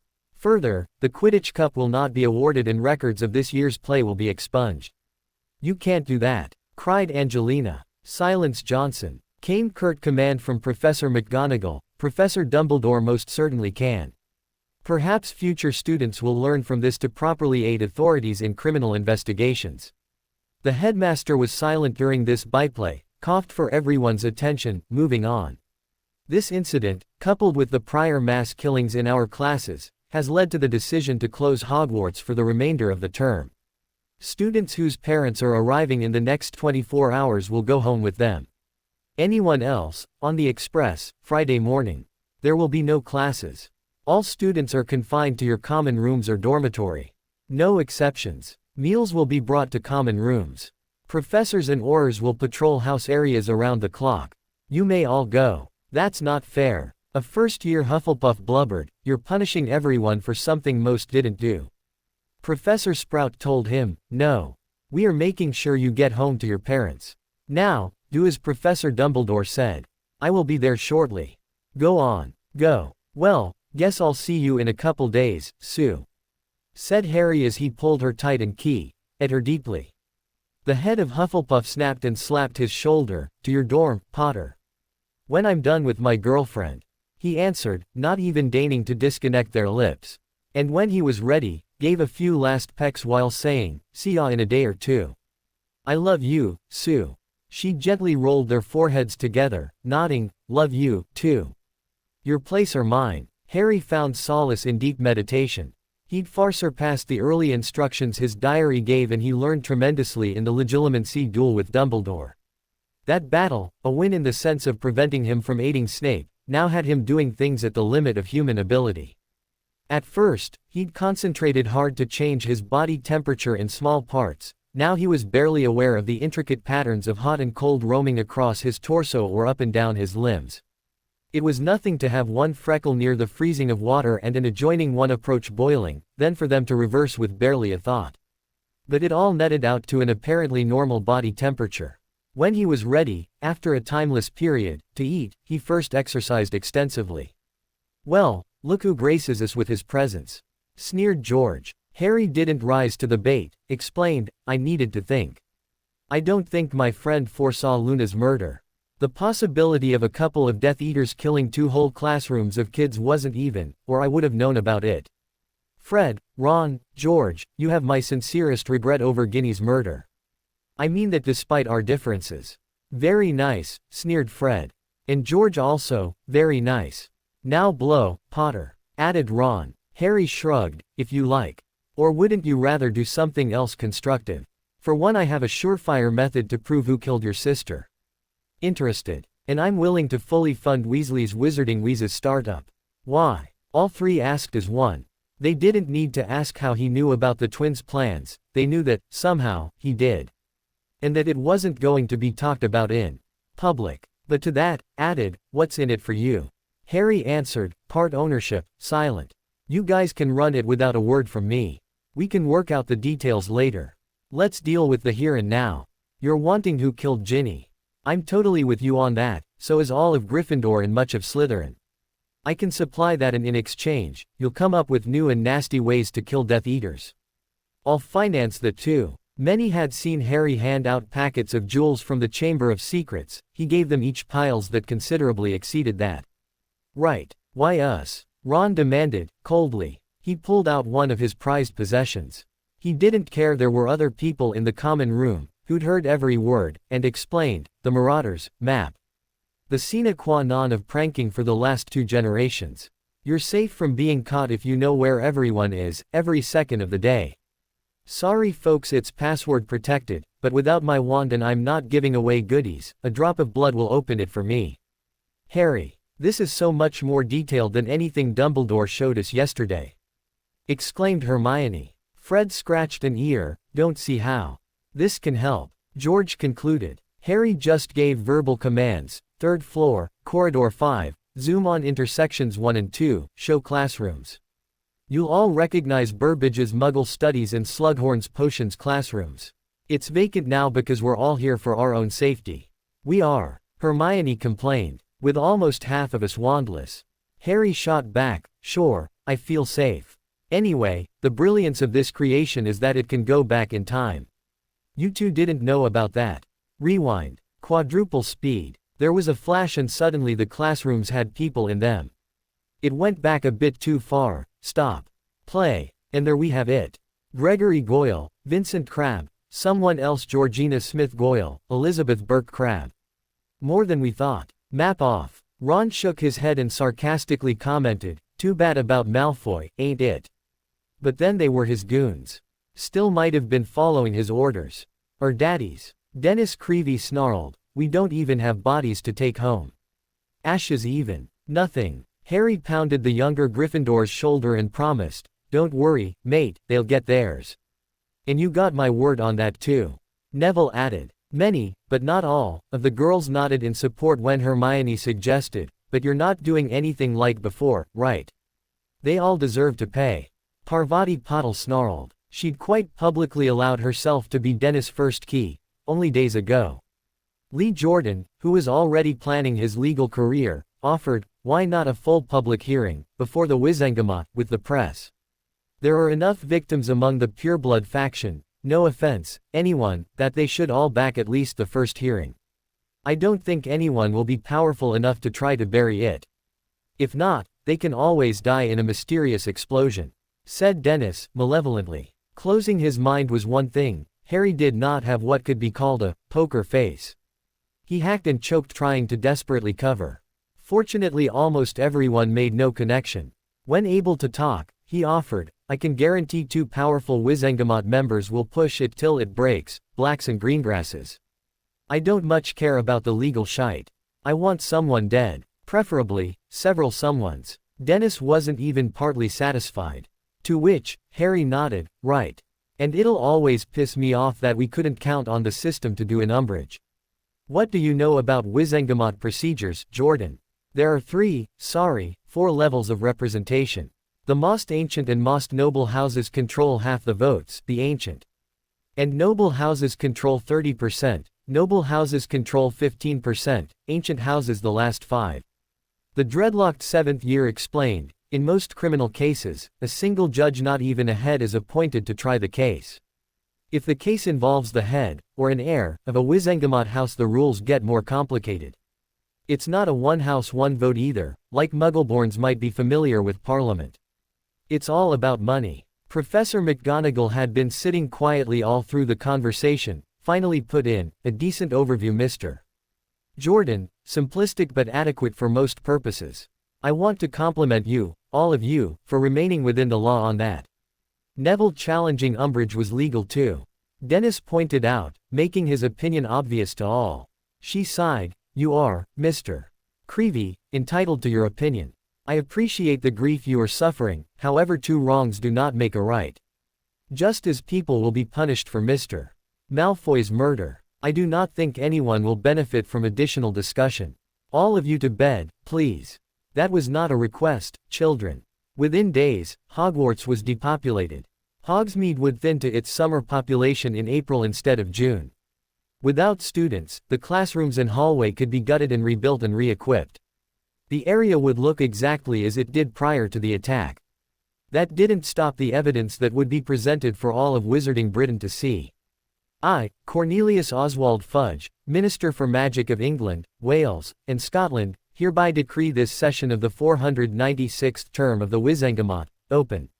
The corpulent leader spoke from his formal place, this special session sought by a sufficient number to call this meeting. Madam Speaker, please proceed. By virtue of her leadership of the largest voting bloc, Augusta Longbottom took the podium. She formally bowed to Fudge and gave her speech, by your leave, Minister. Hogwarts School of Witchcraft and Wizardry, the finest institution for education on our island, a millennium, 10 centuries of teaching most of the young wizards and witches of our great land to be productive and law-abiding magic users, that is what we are here to discuss. Starting with the unfortunate accident suffered by Potion Master Snape before the term began, followed by the torture death of Gryffindor Luna Lovegood and Dolores Umbridge's execution by Harry Potter, peaking with the mass murder of 2 professors, 17 boys and 22 girls. That is essentially all the students sorted into Gryffindor and Slytherin expected to graduate in 1999 and 2000. Lastly, the still unexplained death of Draco Malfoy, a then 5th year. This is a bald statement of the state of current events. For what purpose does the gentleman rise? Thank you, Madam Speaker. Cyrus Greengrass took a podium on the lowest tier. By every measurement this was a powerful wizard, one of the wealthiest in Britain, magically and towering over his peers. As powerful as Augusta Longbottom was in her own right, she would not be sitting in the speaker's chair without his support. The white-haired noble spoke eloquently and forcefully. Minister Fudge, Speaker Greengrass, peers of the Wizengamot, my fellow magical Britons, Daniel my grandnephew and head of House Greengrass finds himself unable to speak before this body today. The cause is the heinous murder of his youngest child, Astoria. My family is as powerful as it is because its heads have made hard choices, but wise, and occasionally lucky. In the last 4 generations, we have married members of the Parkinson, Crabbe, Weasley and Yaxley families. I will not insult anyone sitting here by claiming these were marriage for love matches. These alliances pulled my house more toward dark families, the current Weasley stance notwithstanding. Lord Daniel chose a betrothal to the drastically changing Black family as a way of moving our house to at least the center, perhaps even a light-oriented phase. It was a good, wise and sound political and financial choice. From several sources came a shout of, blood traitor. By whose definition? Cyrus sneered an angry retort, that in mudblood was burned on the school hallway. You'd have our Muggle guests believe their children deserve to die. Why? Have the courage to stand as well, if you dare speak. Though Wizengamot members held widely varying numbers of votes, during an open forum like this they were nobles equally. One did stand and declared, you go against both our heritage and our lord. Yes, yes, he who must know be named and all that rubbish. Waving a dismissive hand, well, Lady Caro, let me just point out 2 pieces of information, one a minor legal fact, one cannot, by definition, be a traitor to something he has not sworn allegiance to. The other, a definite blood matter, followers of this upstart lordlet have murdered a daughter of House Greengrass. He may beg our forgiveness with the dead bodies of little Astoria's murderers. The Dark Lord bows to none. The same witch cried, Even across the large chamber one could feel his icy rage. Then count yourself fortunate, woman, that we are in a neutral place. Outside this place every greengrass witch and wizard and every last greengrass canute are now as fully committed to his death as Lords Black and Potter. Let me remind you, Cyrus, Dumbledore interrupted from his seat, that violence and threats of violence are beneath the dignity of these proceedings. The man had been a Hogwarts student at the same time as the headmaster. He was not impressed, and let me remind you, Brian, I am not answerable to you. This is a declaration of war. House Greengrass reaffirms the betrothal of its daughter, Daphne, to Lord Black. Death Eaters may expect to do exactly that, eat death. I was hoping for a more conciliatory statement, Lord Greenger, Minister Fudge began, only to be interrupted by a page who whispered in his ear. What he said back must unrecorded. However, the poor young witch did learn that, in future, to duck when delivering bad news. The minister had to tell, I regret to announce, the security of Azkaban has been breached. All Aurors on duty are dead. All prisoners have been released. The Dementors have defected, and are now allied to he who must know be named. Magical Britain's head of state slumped into his chair and rubbed his eyes. Sirius and Harry were in a sudden furious discussion as the whole ministry rocked. The wizarding judiciary legislature was in turmoil. The Wizengamot was in chaos for several minutes. Not even Madame Longbottom's shouts of order and blasts of noise from her wand actually produced any positive results. When, finally, there was quiet in the vast hall, Sirius Black was seeking recognition. For what purpose does the most ancient and most noble House of Black rise? Thank you, Madam Speaker, said Sirius, his marauder grin in full evidence. It is clear our leaders have failed us. Minister Fudge no longer deserves our support. New leadership is needed. Houses Potter and Black formally withdraw our support and call for a vote of no confidence in Minister Fudge's government. To this, Dumbledore protested, I believe such a move unwise. We need stability to guide our people through difficult times, and with all due respect, Professor, it was Harry who cut him off. History is something of a hobby of mine.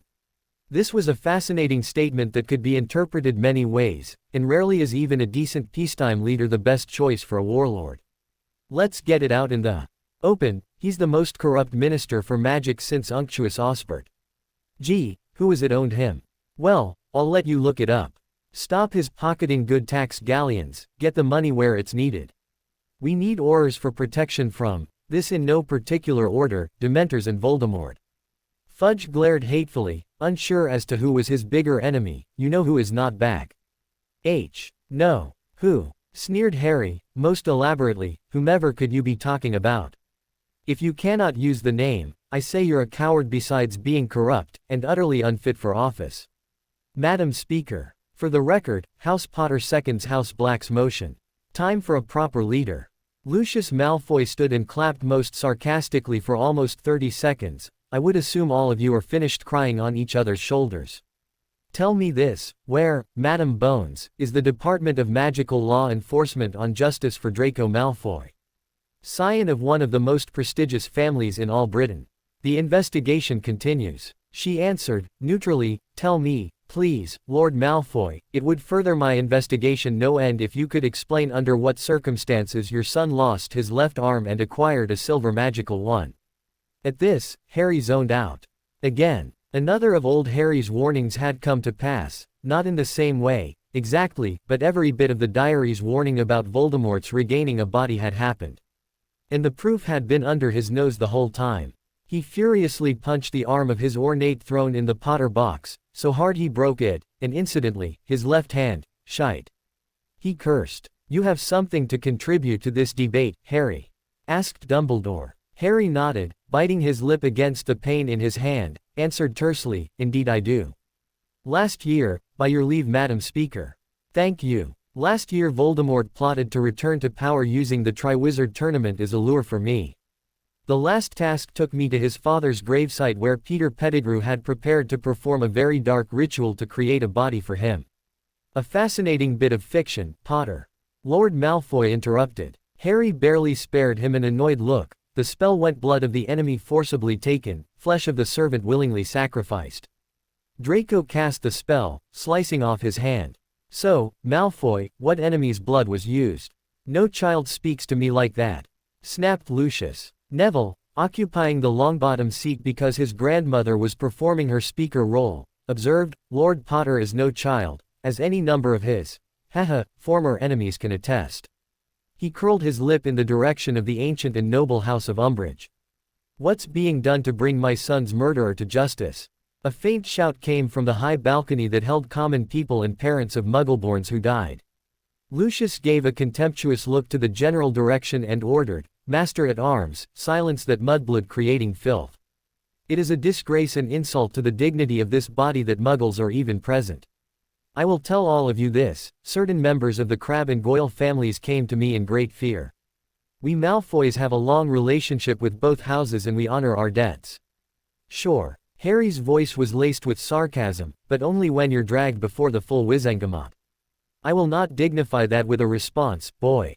Lucius made a show of waving it off. As I was saying, houses Crabbe and Goyle, and any of their members who wish it, will have sanctuary under House Malfoy's protection for as long as they wish. House Malfoy stands by its friends. Gideon Pruitt was head of one of the oldest families in Britain, one that had never, in spite of its long history, never risen to great wealth. He was a bitter, old man, who lost his son who joined the Death Eaters and grandsons who were murdered by them. Now, he'd buried a great-grandchild. No, he reflected, with deep loathing, there hadn't been a body to bury. He didn't have the long-running feud with Malfoy the Weasley branch of his clan had, nevertheless he knew the best way to attack. He was unable to rise due to his condition, lighting his wand was sufficient. My fellow nobles, this is not a case where a person is seeking refuge from persecution. These are criminals fleeing justice. I propose House Malfoy be censured and embargoed until the fugitives are surrendered to Wizengamot custody. Hold everyone. Speaker Longbottom's wand went off. We now have two tremendous issues before us. And, as weighty as the issue of mass murder suspects is, we must first decide on House Black's motion. Is there a second? There were, in fact, so many that chance began. Vote. Vote. Vote. A sufficient number having arisen, we will go to a 15-minute secret vote. The speaker ruled, and left her chair. And when the clock ran down, she returned to bated silence. Unfamiliar as I am certain many, particularly our Muggle guests, would be, Wizengamot law mandates a 2/3 plus 1 supermajority to remove a minister. There are 1,000 total votes divided amongst our great houses. I'll not detail how that is determined. Those voting present or abstaining 88. Those voting for retention 135. Those voting for removal 777. Applause erupted in the great chamber, it was deafening. Cornelius nodded his acceptance, took the minister's podium one last time and said formally, "Thank you all for your many years of trust. And a special thank you to all the members of my government for their faithful service. Goodbye." Head high, and the very personification of dignity, he even declined his rightful place at the Fudge House box, and departed. For what purpose does the gentleman rise? Augusta inquired formally. A highly unpleasant-looking man took the stage and orated, "The removal of a minister for magic is a most solemn and drastic step. I propose taking a month to reflect before electing a replacement. Emotions are high at the moment, let us adjourn for the day, at least." "Thank you, Lord Filch," said Augusta, "by voice vote, your motion is not agreed to. However, tomorrow is soon enough to start debate on a new minister. The matter of House Malfoy harboring fugitives is a different matter. Lord Malfoy, you will surrender Vincent Crabbe and Gregory Goyle to ministry orders immediately." Lucius stood to answer but Harry spoke first. "Madam Speaker, I have irrefutable evidence that proves their mothers are as guilty as they are. Malfoy should turn them over, too." "What evidence, Potter?" demanded Lucius with a snarl. Sirius stood with a flourish and spoke proudly, "No stealing my thunder, Harry. Now, some 20 years ago, Hogwarts played host to a very special group called the Marauders. You all knew them as Messrs. Moony, Padfoot, Prongs and Wormtail, 4 of the best school friends of all time if I do say so myself. One, shamefully, turned traitor. This was Peter Pettigrew. Noble, self-sacrificing, James Potter was our leader. Naturally, there is myself and finally, my co-founder of Furnunculus University, subsidiary of the Corporation of Kent, Remus John Lupin. One item we created is the Marauders map. Speaker, have we not wasted enough time? complained Lucius, none of us cares about Black's juvenile antics. Sirius ignored the interruption. The Marauders map made it much easier to pull our pranks, admittedly the behavior of kids, by allowing us to know where, exactly where, every person was, every second of every day. Students, staff, faculty, even our illimitable headmaster.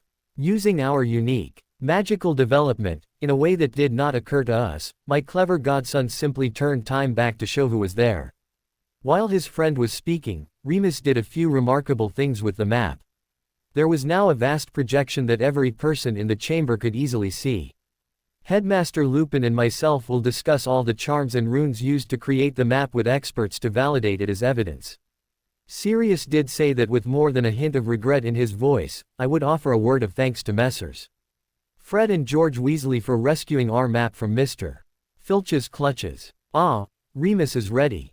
Now as you can all see we have set the map to display before the attack. Remus, start the clock. The display showed an empty hallway, neat rows of dots in the two classrooms, an occasional student moving around, the respective professor's dot was there as well. In short, normal activity. Then 4 dots appeared in the hallway, split into pairs, each of which stopped where the map indicated a door. After a pause every single dot in both classrooms seemed to explode. No one had any doubt what that meant. There wasn't a sound. Show it again, Remus. Ordered Sirius, then after the fateful minute played, rewind it, again, stop, hold there. Hold, zoom in on the doors. Now, the map showed only a small section of hall and the 2 doors across from each other. What had been dots were now circles with names labeling them. Georgina Smith Goyle, Elizabeth Burke Crabbe, Gregory Goyle, Vincent Crabbe. A lie. Lucius waved a dismissive hand at the whole thing, not even standing as was customary. Sirius glared and said, coolly, the map never lies. And again, I will submit it for expert examination. Both myself and Headmaster Lupin are prepared to disclose the theory, creation and final product. Plus the use. There will be no doubt.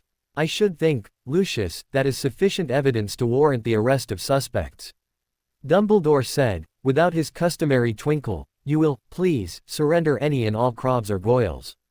Lucius stood violently, toppling his chair, I think not. He snarled, hand slashing until his finger pointed at the chief warlock. You Dumbledore have no authority to issue orders to me. House Black seconds House Potter's motion. Said Sirius. Lucius snorted contemptuously, stuff and nonsense.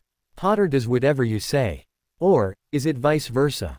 Pruitt seconds. As does Longbottom. Diggory. Would. Augusta smirked. Internally, it wouldn't do for a speaker to be seen taking sides, we do have seconds. On the question, should the Wizengamot require House Malfoy to surrender suspects in the Hogwarts mass murder case? How does the Wizengamot rule? This will be a 5-minute vote. This would be an utter violation of House autonomy, the Malfoy Lord declared, one of the very foundations of our society. I will not be bullied into surrendering good and loyal friends. Victoria Abbott, a rare female head, argued, any one of our children could have been killed that day. Lord Malfoy, my house will conduct no business with you until you surrender these terrorists. Need I remind everyone, these men and women have been convicted of no crime. Lucius pointed out, bringing every pureblood mannerism into play. Unfortunately for Lucius, the killing of students was too unpopular. The speaker brought the chamber to order and announced, on the resolution there are 111 abstentions, 106 nays, 883 yeses. House Malfoy is ordered to comply. Without a minster. Lucius sneered, try enforcing it. He swept out of the room. To a cacophony of boos. The Macmillans were an ancient house, who'd regrettably fallen from wealth, but the name still carried much influence. On a not unrelated matter, the Wizengamot should seriously consider new wand control laws. Children cannot be trusted. Don't change the subject. Snapped Sirius. Malfoy has made his position clear. House Black has already severed all ties. I propose the Wizengamot embargo. House Malfoy. Cantankerous Nod was yet another elder statesman who'd passed the reins of power to his son. He was also a staunch backer of his son as a Death Eater. His comment was inflammatory. Yes, of course, Lord Black. There we see the motive of your grand humanitarian gesture. Take in Narcissa Malfoy, claim her for yourself after murdering her son and now bankrupt her husband. I did a good job on that, too. Harry put in, to some disapproval. Malfoy's a Death Eater. His story of being under the Imperius is a lie. The not representative pointed a contemptuous finger and argued, "You, boy, have no idea what those years were like. You're talking to the boy who lived, old man." Harry retorted, "Would you care to show us your arm?" He snorted, "I am not accountable to a child."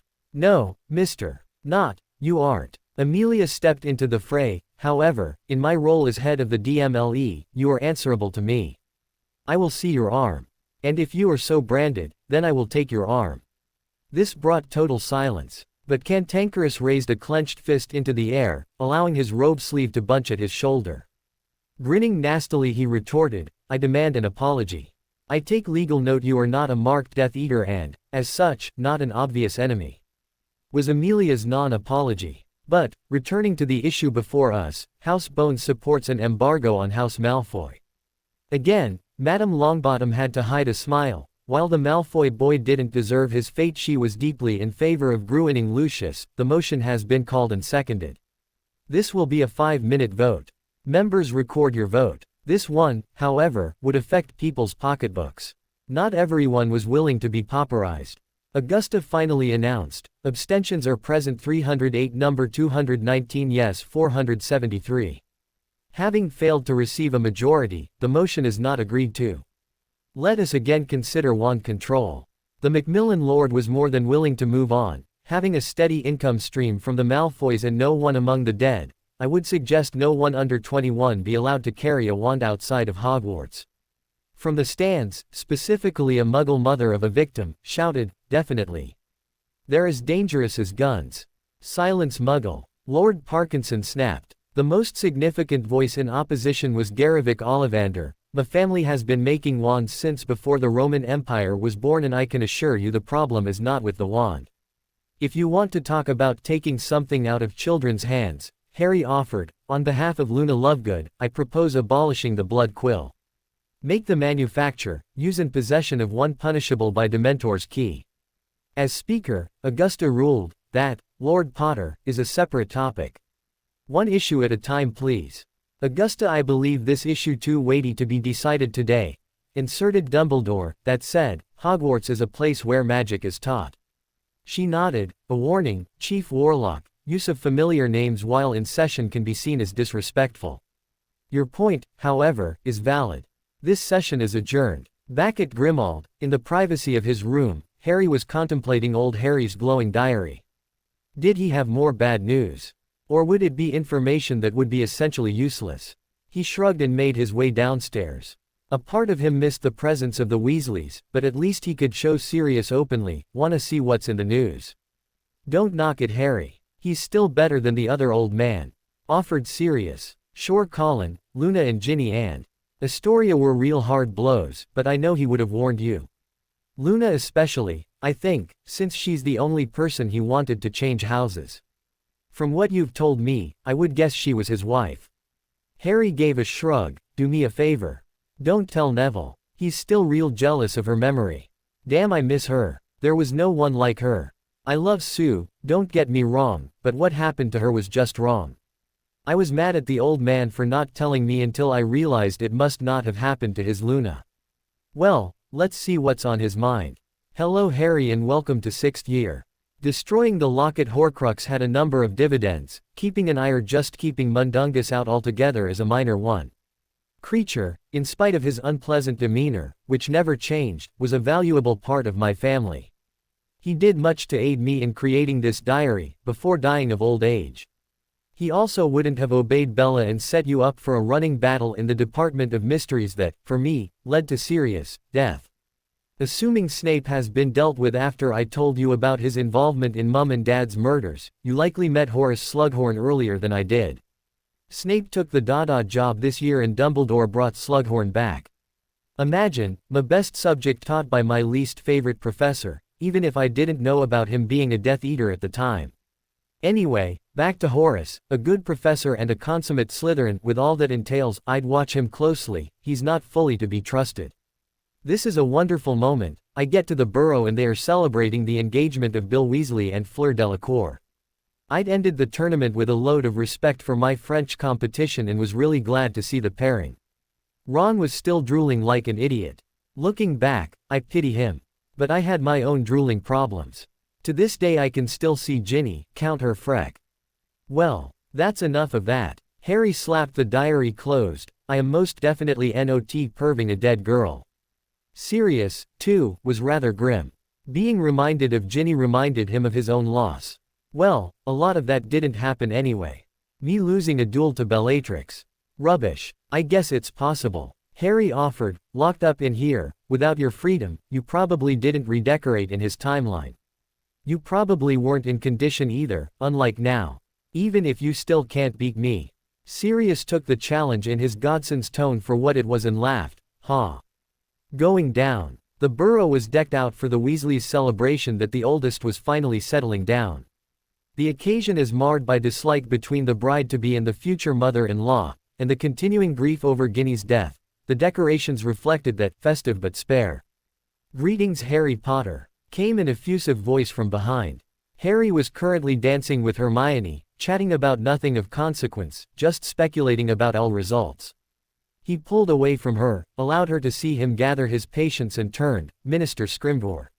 He greeted with a polite bow, something due the holder of the highest office in the land. It is a surprise to see you here, sir. Not at all, Mr. Potter. He replied, if I can steal you from your friend for a minute.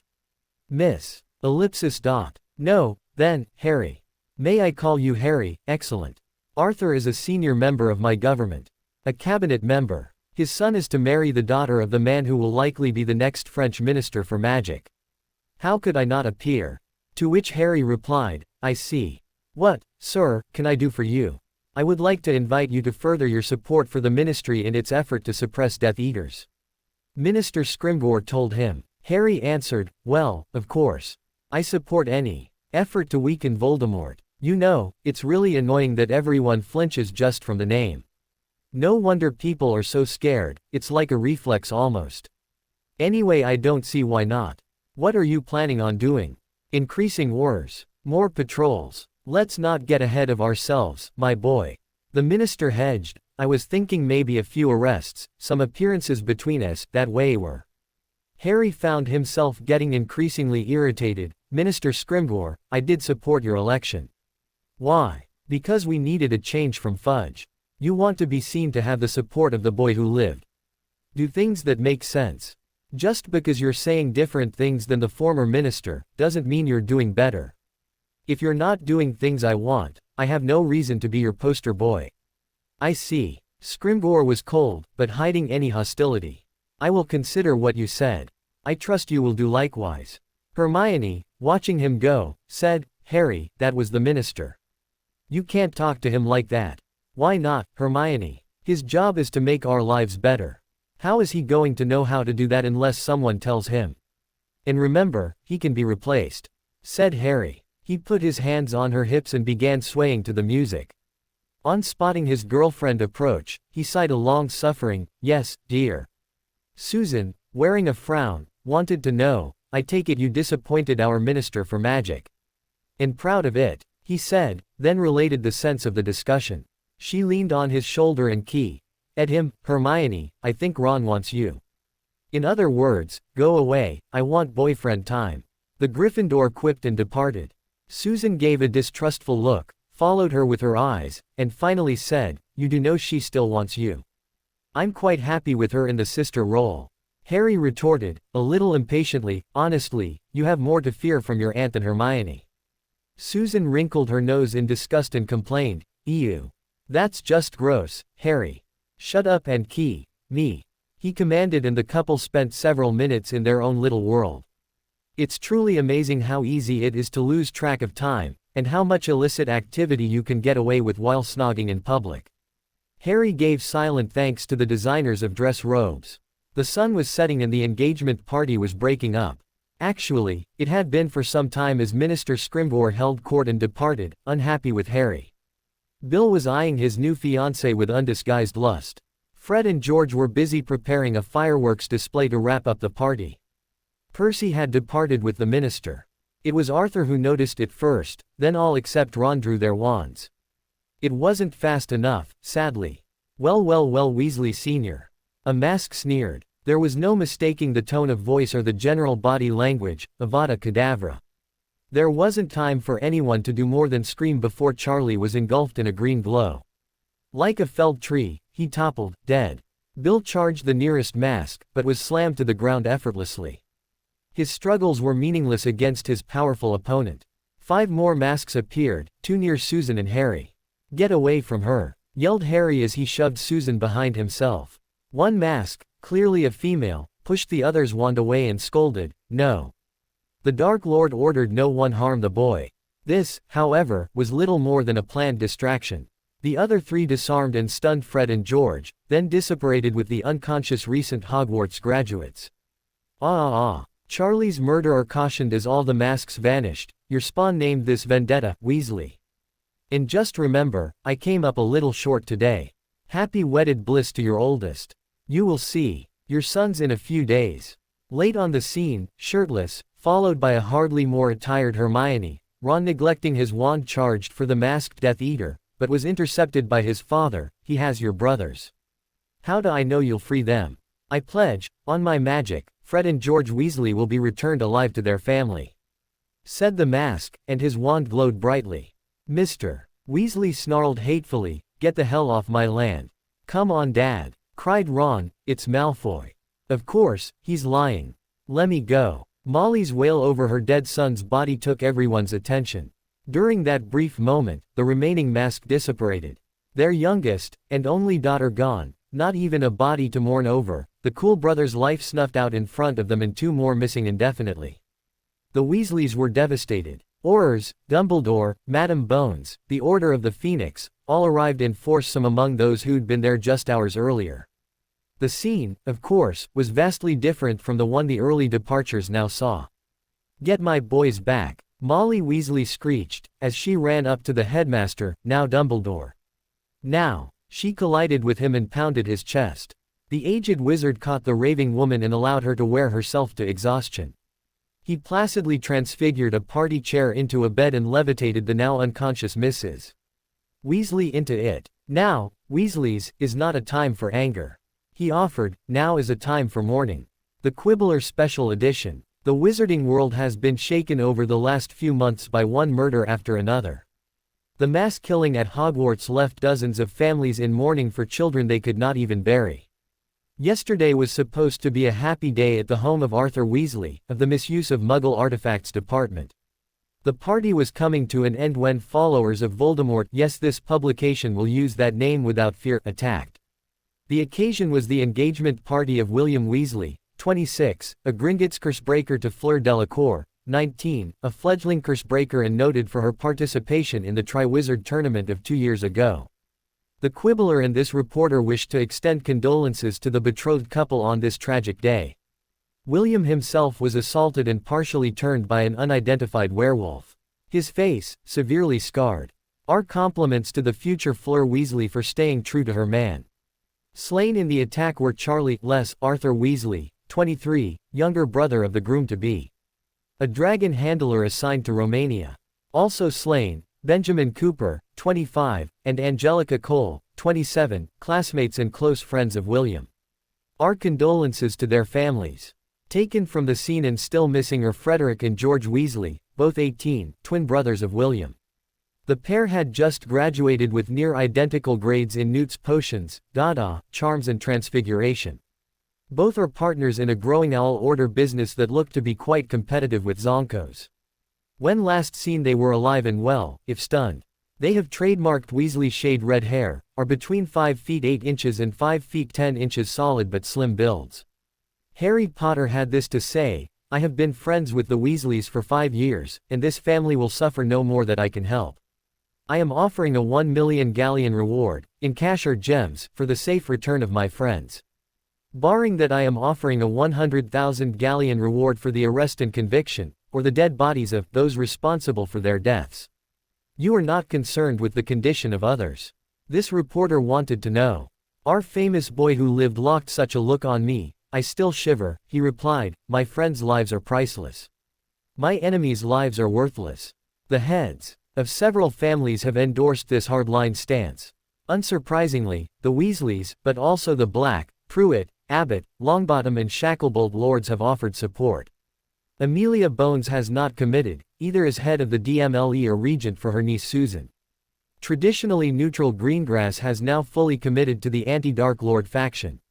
The Ollivanders, Follies, Rolls, Shakifs and Travers issued formal statements of neutrality, while the Yaxleys, Bulstrodes, Carrows, Knotts, Parkinsons and Malfoys and Gounts have denounced Harry Potter as a criminal issuing illegal bounties. All other houses have yet to commit. Young Harry is overstepping his authority as he is yet a child. Everyone, regardless of offense, can be made to see reason and join the greater good. This from Albus Dumbledore, who stated this was his position in all his roles as Chief Warlock of the Wizengamot, Headmaster of Hogwarts, and Supreme Mugwump of the ICW. Disclaimer. Article by Ivana Lynch, official Harry Potter spokeswitch. An Order of the Phoenix meeting had just concluded. Exile and refugee Narcissa Black, she'd reclaimed her maiden name, was sitting in the chair from which Bill Weasley raged for her husband's blood scant minutes ago. Of course Lucius was the leader. She observed, having clandestinely heard every word of the meeting, the wording of his oath was specific and well chosen. Whatever he intends will torment the Weasels worse than mere death. He'll never forgive them for Draco's murder. His dogs murdered their sister. Snarled Harry, everyone knows Crabs and Goyles do nothing without Malfoy approval. Narcissa dismissed the comment with a wave, and accused, Draco never believed that Severus merely blew himself up with an errant potion. Not one word uttered has given me the slightest suspicion, but that humanitarian gift of yours. And right as you're starting your own school. Very curious. Don't you think, Harry? Don't worry about things that don't concern you, sissy. Sirius snapped at her, and what concerns us right now is where he could be holding the twins. I want the address of every Death Eater safehouse and meeting place you know. To which she gave a regal nod, but of course, my lord. However, I would caution you, my information is probably neither complete nor conclusive. Time for 6th year and I know a lot of things that marred the beginning of mine just won't apply to yours. If Snape was dealt with, you likely met Slughorn earlier than me. That man is a definite Slytherin. Ambitious, not for himself, he recognizes his own talents will never give him great power no matter how much he craves it. So he makes sure his name is associated with great and famous people. His Slug Club as he called it had lots of student members over the years. Gwenog Jones for instance, Cormac McLagan, Susan Bones, Hannah Abbott, oh by the way, Tom Riddle. I can almost see the codger's eyebrow pop off his face when Tom's first post-Hoggy's job was a clerk in a bookstore. Not a pure bloodist, so was Hermione. Not a moment that will change history, but if you hear Ginny name-calling Fleur you can tweak the girl's nose for me. She was pretty darn heroic just moving to a foreign country to be with the man she loves. She didn't deserve the way she was treated when Bill wasn't in the room. Draco, thanks to his master threatening to murder Narcissa, makes 3 attempts to murder Dumbledore. First is a poisoning attempt that gets foiled by Ron drinking a gift that Slughorn intends for Dumbledore. You'd be well advised to keep a Bezoar on hand at all times. No, I didn't supply any in the tent, they don't last this long. Tap into that pocket money. Second try is when he imperios Katie Bell to pass on a cursed object. Don't hold that. Against her, some people just don't have the will to resist. And she was never really quite the same after. Died young too. Draco's last try was right at the end of the year, in the astronomy tower. He'd cornered and disarmed Dumbledore, had him trapped in Dumbledore's, he can be salvaged if he just repents Bone was in overdrive. Snape delivered the Avada personally. You might mention that to our favorite manipulator. Didn't deal with this until the final battle of Hogwarts, but Voldemort's last anchor to the mortal world is that lightning bolt on your forehead. We don't know enough to call it a true Horcrux, but it needs to be dealt with. Dumbledore's spirit came to me and explained it. The method of getting rid of it, Headmaster Manipulator basically beeped me into his theory that I needed to let Voldemort Avada me, is to say the least dodgy. Goblins, centaurs, unspeakables, I went to everybody and paid thousands of galleons for answers. No luck. I found the answer, ironic given history, in a Catholic shrine right in good old Surrey. One word, exorcism. By the time I met him, he was an aging bishop, but Vatican-trained and fully authorized Father Alan Rickman lived there all his adult life. In your time, he's not yet 30. I have a special passage key to his blood. All he need do is prick a finger. Why didn't we cover this sooner? As soon as I thought to try, I realized I no longer had my ability to speak Parseltongue. Second reason goes back to the old curse. Who would take a 12-year-old knocking on the door asking for an exorcism seriously? Well, now we know Dumbledore's interpretation of the prophecy, huh? Offered Sirius, who'd been reading over his godson's shoulder. The presence of Narcissa in Grimmauld Place meant any viewing of the diary was done in the privacy of Harry's tent. Harry gave him a suffering look and complained, I suppose that explains his resistance to me exercising. Oh, right. That fight was before you were sprung. Neville and I were working out in the courtyard, he was the only one back then, and Snivellus ordered me to stop. Can't have the sacrifice too powerful, I might survive. You know, a couple years ago I'd have wanted to punch him. I'll just use it in his next I'm concerned about you turning dark meeting. What if he starts with I only have your best interests at heart? Asked Sirius, voice laced with sarcasm. Harry jumped at the thought of the exorcism. Almost. He decided, no, not right away. There's still a great big pile of jewels I can use. It'd be even harder if I still had Sally. I'd really hate to not be able to talk to her. Sirius, can you meet him first? Set things up to meet him, say, over Christmas. We're going another step down that path, aren't we? Asked Sirius. Harry shook his head. No, it's time to take it all public. Voldemort, Riddle, the bounties. I don't want a great battle of Hogwarts like what old Harry just mentioned. That's probably where most of his friends were lost, killed. Death Eaters are enemies of society. Yes, Auntie, I know I'm a target. Susan was patiently arguing for some time out from under house wards. But think about it, if Harry takes me to the movies in the Muggle world, there's almost no way to find us there. Right. Well, granted, the odds aren't zero, but come on. I go from here to Sirius and we walk out the front door. It's nowhere near Surrey, let alone Little Whining, so his relatives should be safely far away.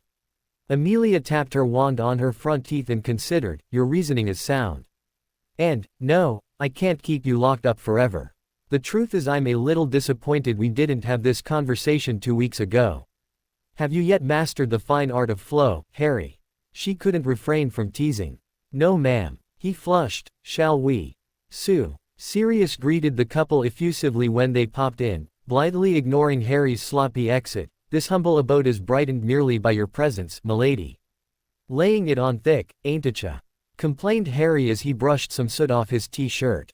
Susan offered a hand, which was dutifully key. Ed, your service honors us.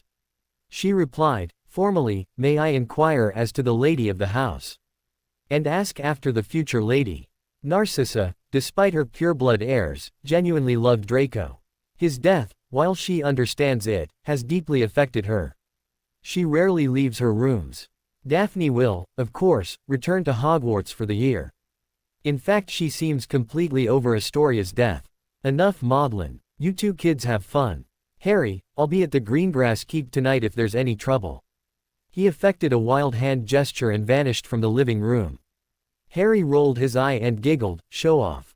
Come on, my love, let's go to the movies. And what are we seeing?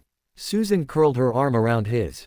Harry shrugged, well, Mad Eye insists I make what he calls good use of my time. I personally would be content snogging in front of a blank screen, but he wants a report on Braveheart. Oh, that sounds so romantic, she gushed, then frowned, but, then, knowing Alistair Moody I somehow doubt it. He laughed a bit, squeezed her waist, they walked to the theater arms around each other. When they got there, 2 for Braveheart please. He requested at the booth. Just in time mate, you can still get popcorn and Coke, only missing the coming attractions. The teen, no older than Harry, pushed a ticket through the glass and gave Susan an appreciative look.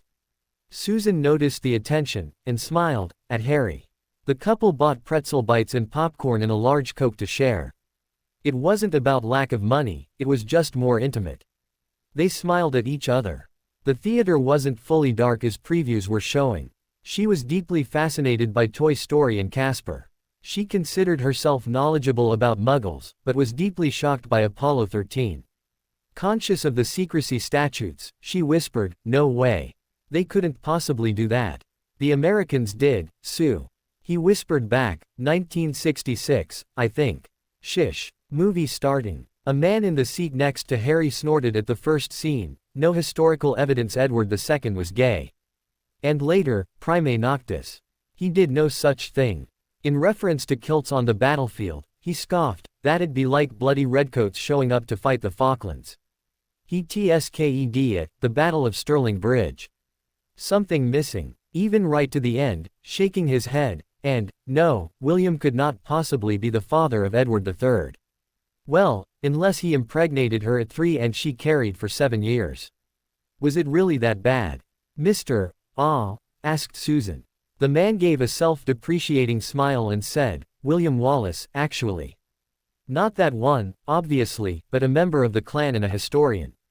The movie almost totally sacrifices historical accuracy for epic adventure. It seems to be more drawn from Blind Harry's poem than true history. Did I say something amusing? Just a little bit, I'm sorry Mr. Wallace. Apologized Susan with a titter, but, in light of your name, may I introduce you to not Blind Harry?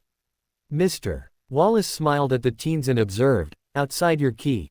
Ing, which I promise I tuned out, I did notice some astute observations. You, young miss, seem the more politically observant while your boyfriend has a military slant that's impressive for your ages. It's an assignment for school, said Harry, blushing a bit, and, sorry about that. When the girl added nothing further, the man went on, I'd like a chance to impart some of the truths of history to keen young minds. If you're interested. The worst historically, in my opinion, is Stirling. It was actually the Battle of Stirling Bridge. The victory was more about taking advantage of a bottleneck.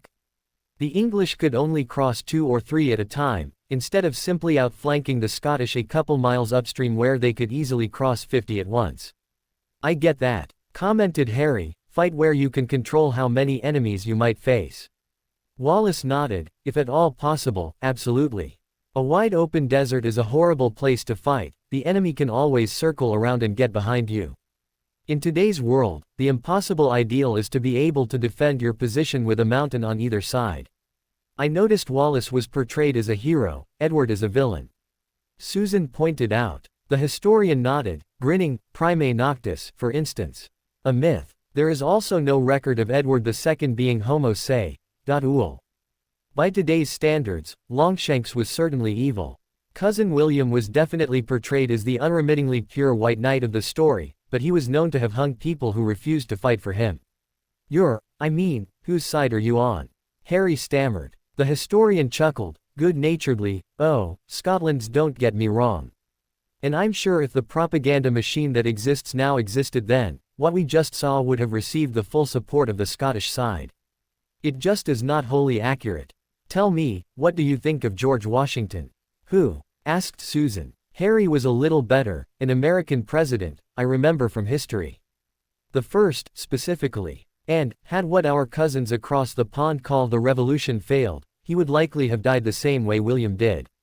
Wallace explained, though him being executed for treason would have been more correct, from a legal standpoint, than my clansmen. George was born an Englishman, William was not. Susan looked thoughtful. What, then, was William guilty of? Mostly, not winning, was the historian's mildly flippant response. No, think about it. Death is often the fate of a losing commander, even today. If your troops are defeated, your enemy invades your base. It is entirely possible you die.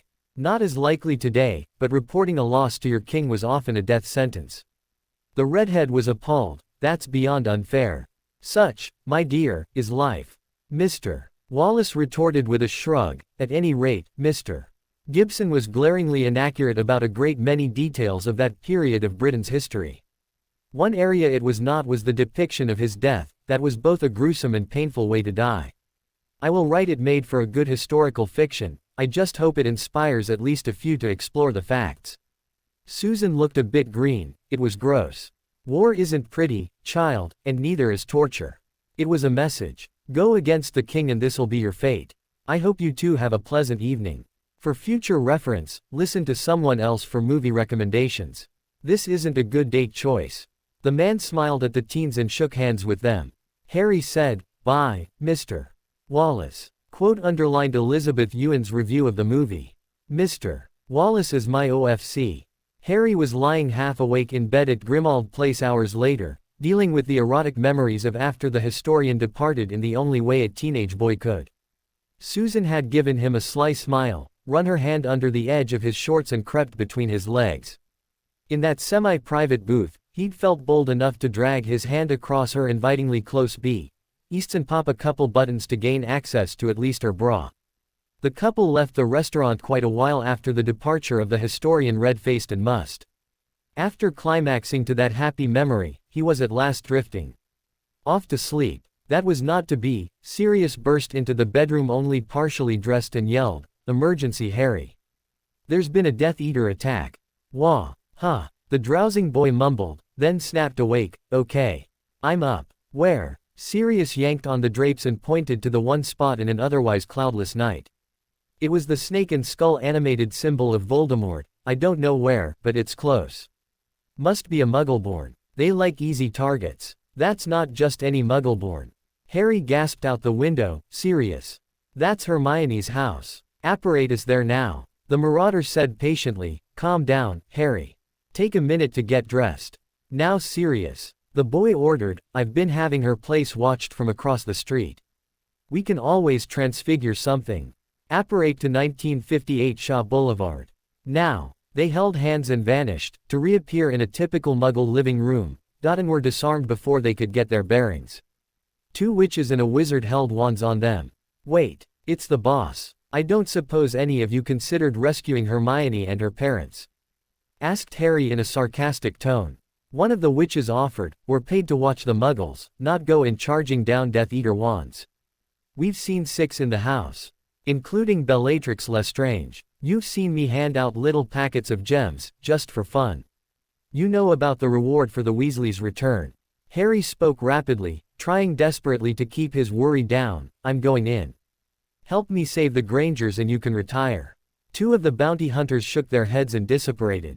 One, a witch, remained, "I don't like the odds, but I'm game for the payout. But we do it my way. I don't care about honor duels like that bit with Umbridge.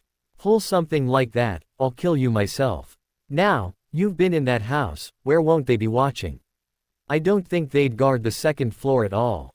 Harry cogitated. After all, how could anyone sneak up there? "We could possibly pick them off from above. Hermione's an only child, they use the other 2 bedrooms as libraries and offices." To which the witch nodded. "All right, Potter, you apparate us to one of those rooms. As soon as we're there, cast a notice me not charm on the door and floor." "How does that help Hermione?" demanded Harry, harshly. She snapped back. "Ease down, kid. You're not going to help your friend just rushing in. I plan on knowing where every Death Eater is before I fire off a spell. My way, or no way. And I'll hold you to that pay promise." Harry was right, no Death Eater was on the second floor of the Granger home. He and Sirius watched in fascination as the bounty hunter cast spells that silently made holes in the floor. Harry complained, "I don't think they'll like holes in their house. If you think there's a better way to see the enemy, go for it." She glared, "I have my methods. There's 2, another one, that's Bella, she." They could hear and see the insane Death Eater approach the bound Granger parents, lecturing, "You see, Mudblood, while Crucio is certainly fun. A true artiste can cause pain with the most innocuous spells. For example Diffindo." She'd pushed her wand against Michelle Granger's cheek. The cutting spell sliced right through the victim's mouth, ripping a hole in one cheek, cutting off 2 left molars, burrowing through the tongue, detaching 3 right molars and coming out her other cheek. Michelle spit blood and teeth out and whimpered in agony too intense to scream. "No, stop," Hermione protested, earning for her trouble a beater bat to the shoulder. Harry aimed and fired, Avada Kedavra. There was no visible hole in the living room ceiling, the spell just flashed green. Insane. Bellatrix was that, but she was a powerful and skillful duelist. She moved and the spell hit one of her cronies. 2 more killing curses, 2 more bodies hit the floor. She screamed for the remaining Death Eaters, "Get them. Ya hhhhhh." Harry bellowed a battle cry, throwing himself down the flight of steps right into the oncoming intruders. Sirius ran down a scant half-second later and pulled his godson from the tangle of bodies. Their bounty hunter helper followed and used a knife, quite efficiently, and economically, on both throats. The wizards took advantage of the noise to cover their charge. Sirius got there first, tackling his cousin as he transformed to Padfoot, who caught her wand hand in his teeth. Harry delivered the death blow, but Bellatrix, wounded though she was, disapparated. Angry, Harry picked up a dead body and threw it out the front window. Hermione and Ian, freed by Sirius, rush over to the bleeding Michelle.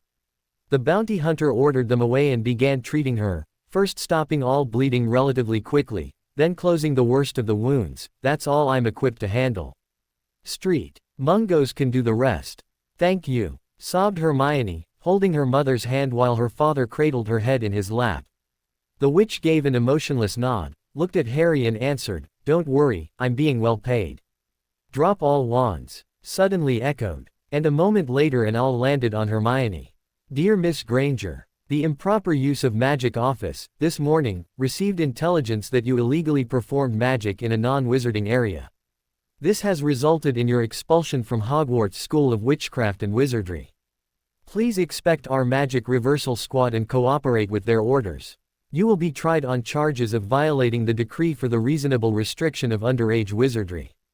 Hoping you are well. Mafalda Hopkirk, Muggle House." One of the civilian leaders of the DMLE observed with more than a hint of disgust, "Shacklebolt, obliviate any Muggles on scene. Take the mudblood into custody." Harry interposed himself between the Black Auror and his friend. "You'll touch Hermione over my dead body?" he challenged. "Do you know who I am?" the civilian snapped. Harry shot back, "Not a clue." He deliberate flicked up his fringe of hair, revealing his scar, "But I've already smeared one of your kind. I have no problem making it too. I am Pious Thickness and you would do well to obey me, boy." He faced off with an angry look. Harry snorted elaborately, then addressed the Auror, "Mr. Shacklebolt, please get Hermione and her parents to St. Mungo's for treatment. If it comes up, I guarantee all expenses." And after the family vanished, "You see, Mr. Thickhead, I have a lot of titles. One, I had nothing to do with, another I'm not really proud of. But the one Skeeter gave me I like, lover of the niece of DMLE head. So now, Harry, Sirius, Dumbledore, in the company of several Order of the Phoenix members appeared just then. Tension disappeared as quickly as wands were put away.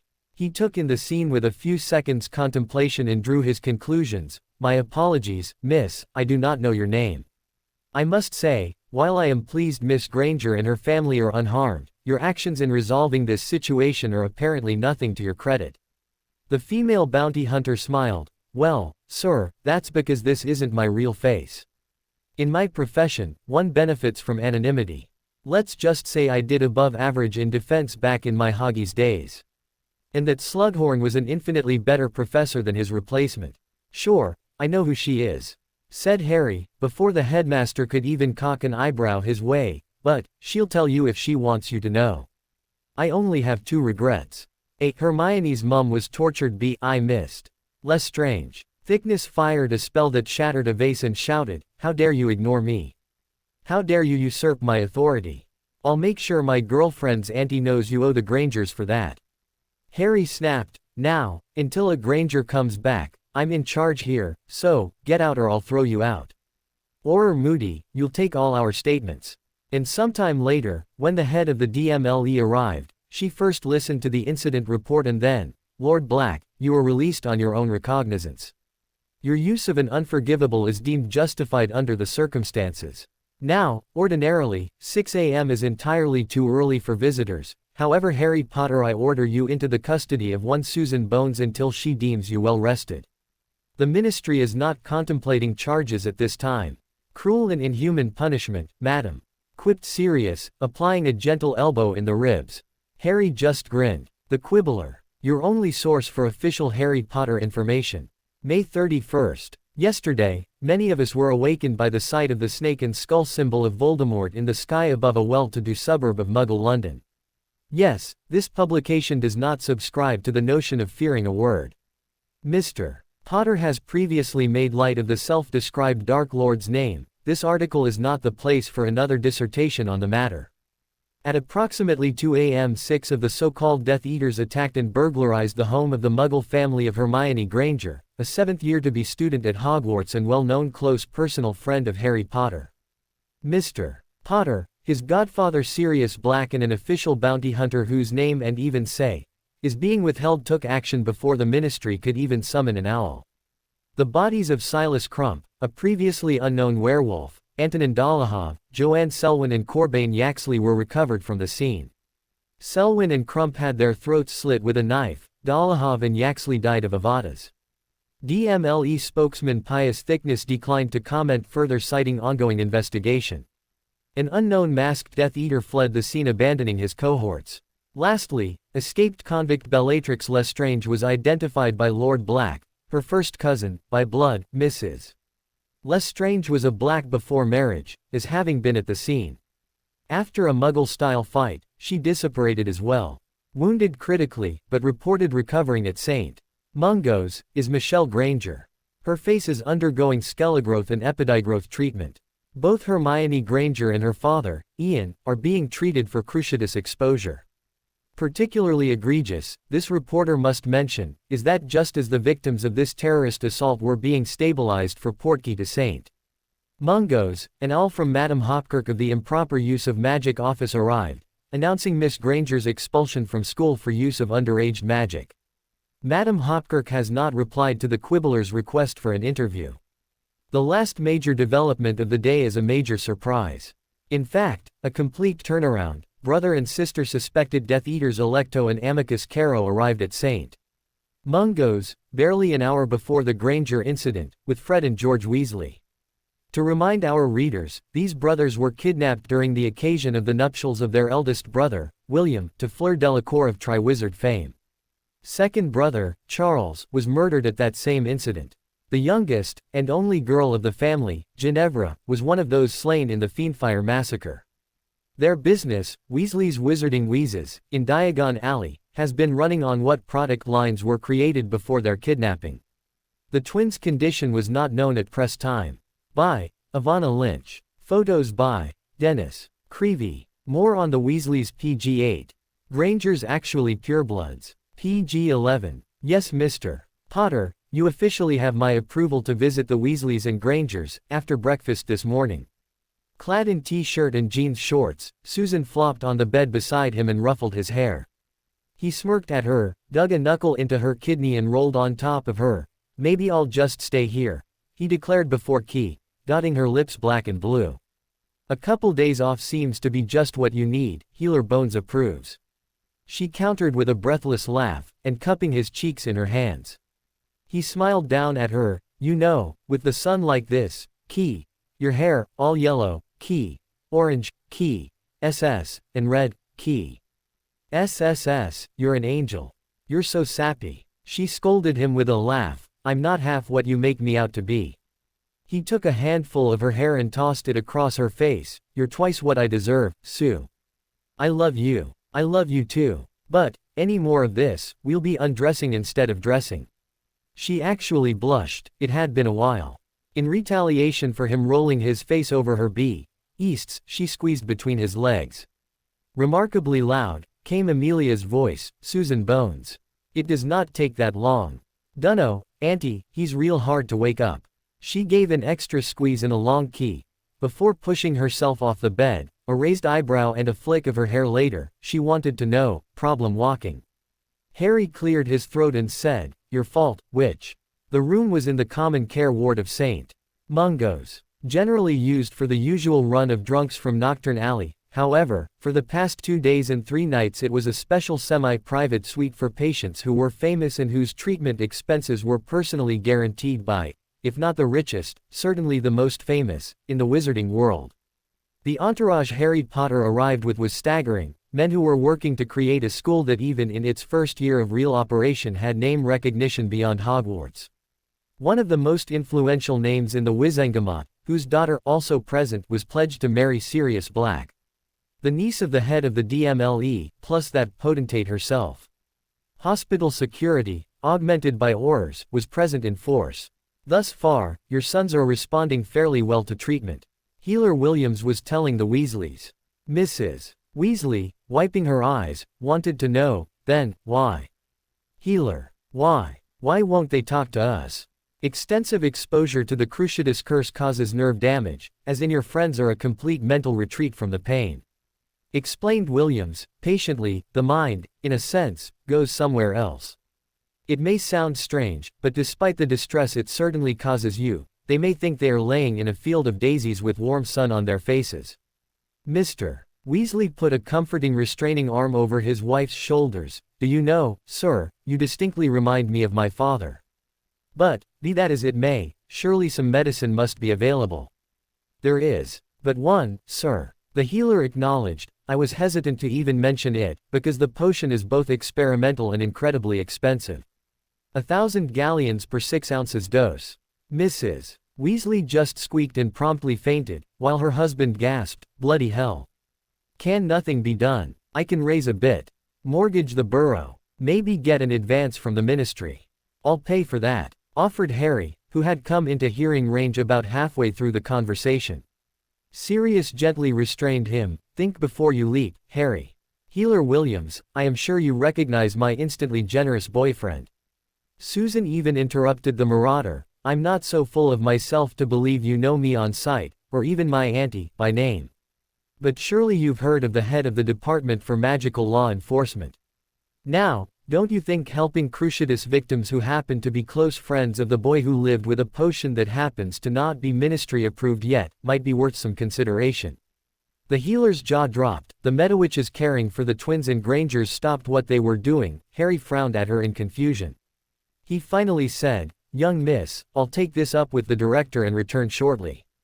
Susan, on behalf of my family, I thank you for that. Harry, you as well, for your offer, said Bill. Hermione wore a shocked expression. Sue, I can't believe you did that. I think she's brilliant, said Ron, admiringly. Ian Granger struggled with sitting up, and stuttered, an effective Crucio syndrome. IWW want to TT thank you ha ha Harry, and your GDGD father RRR. His wife, without much of her jaw and still regrowing cheek flesh, but at least pain-free, did her best to nod her head in agreement. Granger, I didn't do it for you. Harry's voice was soft, but everyone could see the anger. Nothing to do with you, Sue, please believe that. You forbade your daughter from dating me because I was too violent, remember? Now you're thanking me for, well, you saw it all, that was okay, huh? Hermione had to defend her father. Oh Harry, that's not the same thing. You mean the world to me, huh? Hell, I've killed for you, I would again. But I didn't do it for them. How do you feel? He walked over and took her hand. She winced and replied in a strained voice, my hands and feet are constantly hurting. It's like they're, or were, asleep and I hit them. You know the sensation. It is another form of Crucio syndrome. One of the Medowitches explained. The nerves are so overloaded during the curse they cannot stop sending pain signals even long after the curse stops. The healer is optimistic we can treat this. In fact, some victims recover fully without treatment at all. Hermione worried, but, Harry, you did use unforgivables. You, Sirius and that woman. Miss Granger, the law recognizes the need for self-defense. There are no charges against anyone coming to your aid. I will also personally handle the letter from Madame Hopkirk. Promised Madame Bones. The tally of visitors changed somewhat over the next few hours. Harry and Susan were sitting on either side of Hermione's bed, chatting while watching. Grandpa Gideon gained the upper hand in a chess game with Ron. Harry gently held her forearm as the nerve damage was focused in Hermione's hand. Fun watching him take it, instead of dishing it out. No kibutzing Harry, snapped Ron. Susan found that amusing. Mr. Pruitt taking Harry's advice would be the best thing to happen to your game, Ron. Oh, don't glare at me, Harry. You, Potter, have caused all sorts of problems. The leader of Dumbledore's entourage snarled. Do you realize you're committed to giving 1,000,000 galleons to Death Eaters? In swept the leader of the Light, Molly. Arthur, I am most pleased by the recovery of your sons. You have my sincerest hopes for their speedy recovery. Miss Granger, your parents should never have been involved in the troubles our world is experiencing. And, now we come to you, Harry. You and I need to discuss your actions as Master Auror Moody alluded to, many of which I find reprehensible. Brian, I feel hurt. Ignoring an old friend. Children, your headmaster and I were schoolmates. Grandpa Gideon stood from the chessboard, fair friends actually. However, Brian, you censure the young man responsible for saving my great-grandsons at the peril of my displeasure. Harry told everyone he needed a few days for a private project. His friends were deeply affected by the attack on the Grangers. Those not recovering from actual injury were helping those who were. Even Sirius and Susan allowed him to go off with little argument. What took up much of his time was moving the vast library and gem wealth of Salazar Slytherin out of the Chamber of Secrets to a place nearby that would be accessible even if he lost all his Parselmouth skills. What no one even thought of was the fact that a creature as large as a basilisk could get in and out at will. Where would an exit be? The Forbidden Forest. And, as a general rule, animals avoided lairs of predators. So, Sally's tunnel to her hunting ground didn't need a Parseltongue password and would be a safe spot. What can the shrine do for you? Asked a pair of eyes through a slit in a heavy wood door.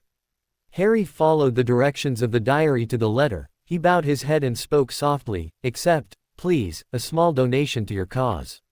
I would like to see Father Rickman. My need is urgent and please tell him my code word is Bartlett." This brought quick results. After a brief wait, he was brought to the private chambers of a disturbingly familiar-looking priest. While perhaps similarly dressed, there were striking differences. Wavy blonde hair, for instance. There was a modern look to the place. The books on the shelves had titles very pertinent to Harry's reason for visiting. His opening was a creepy reminder, "I have never met you before.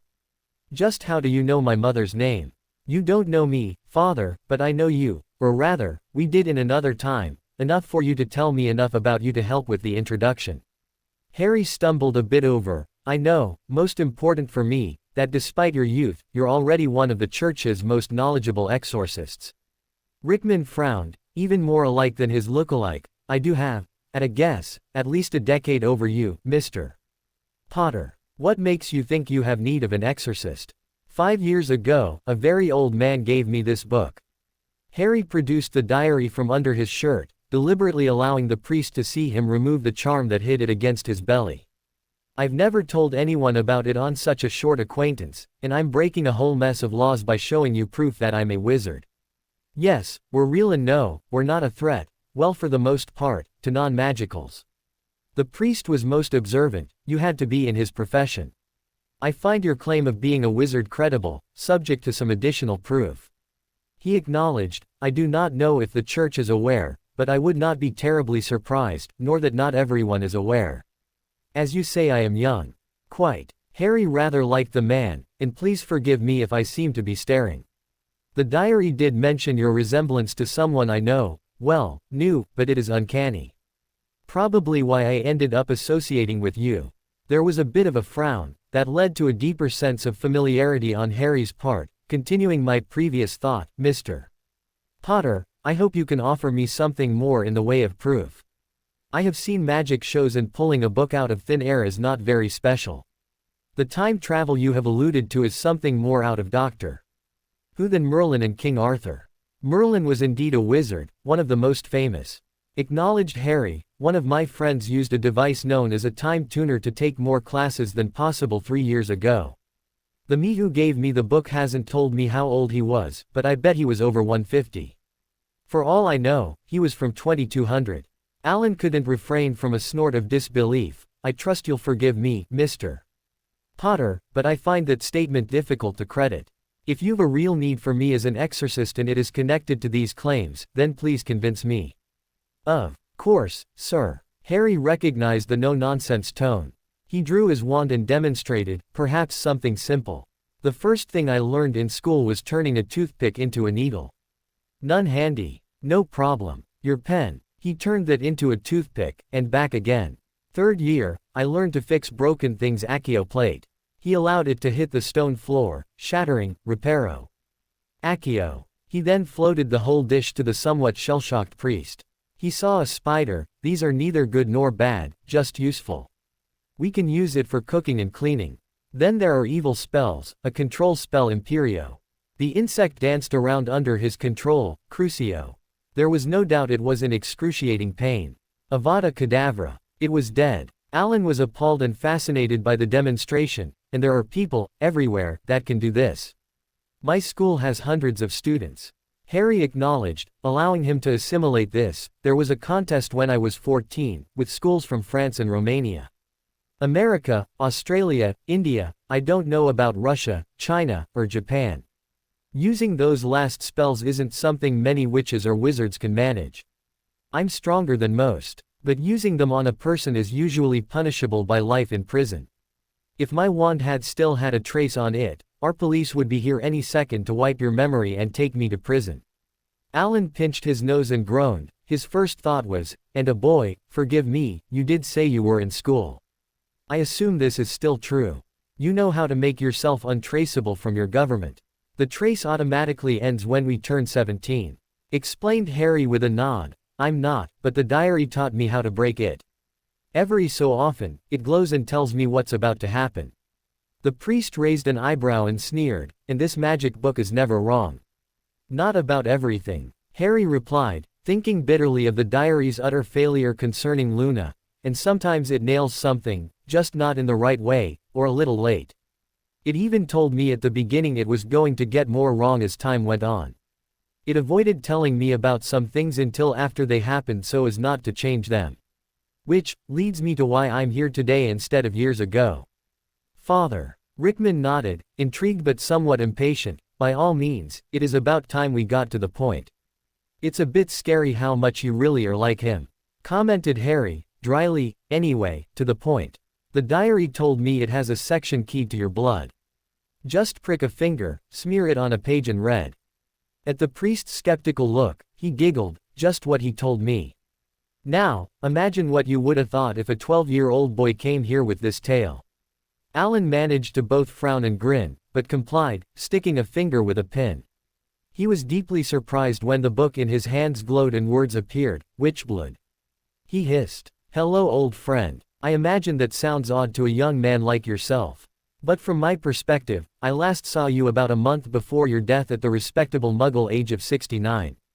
To me a century ago, how I've missed our talks.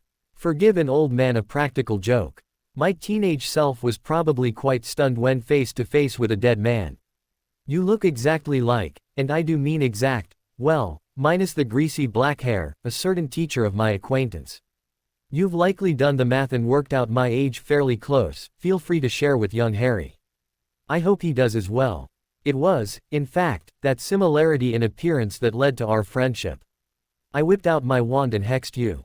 Quite painfully. Once my wife pointed out the obvious fact you were not that individual, the law would have had me simply wipe your memory. I chose to accept my responsibility and correct it. You forgave me. Over the course of years I learned from you a great deal about possession and exorcism.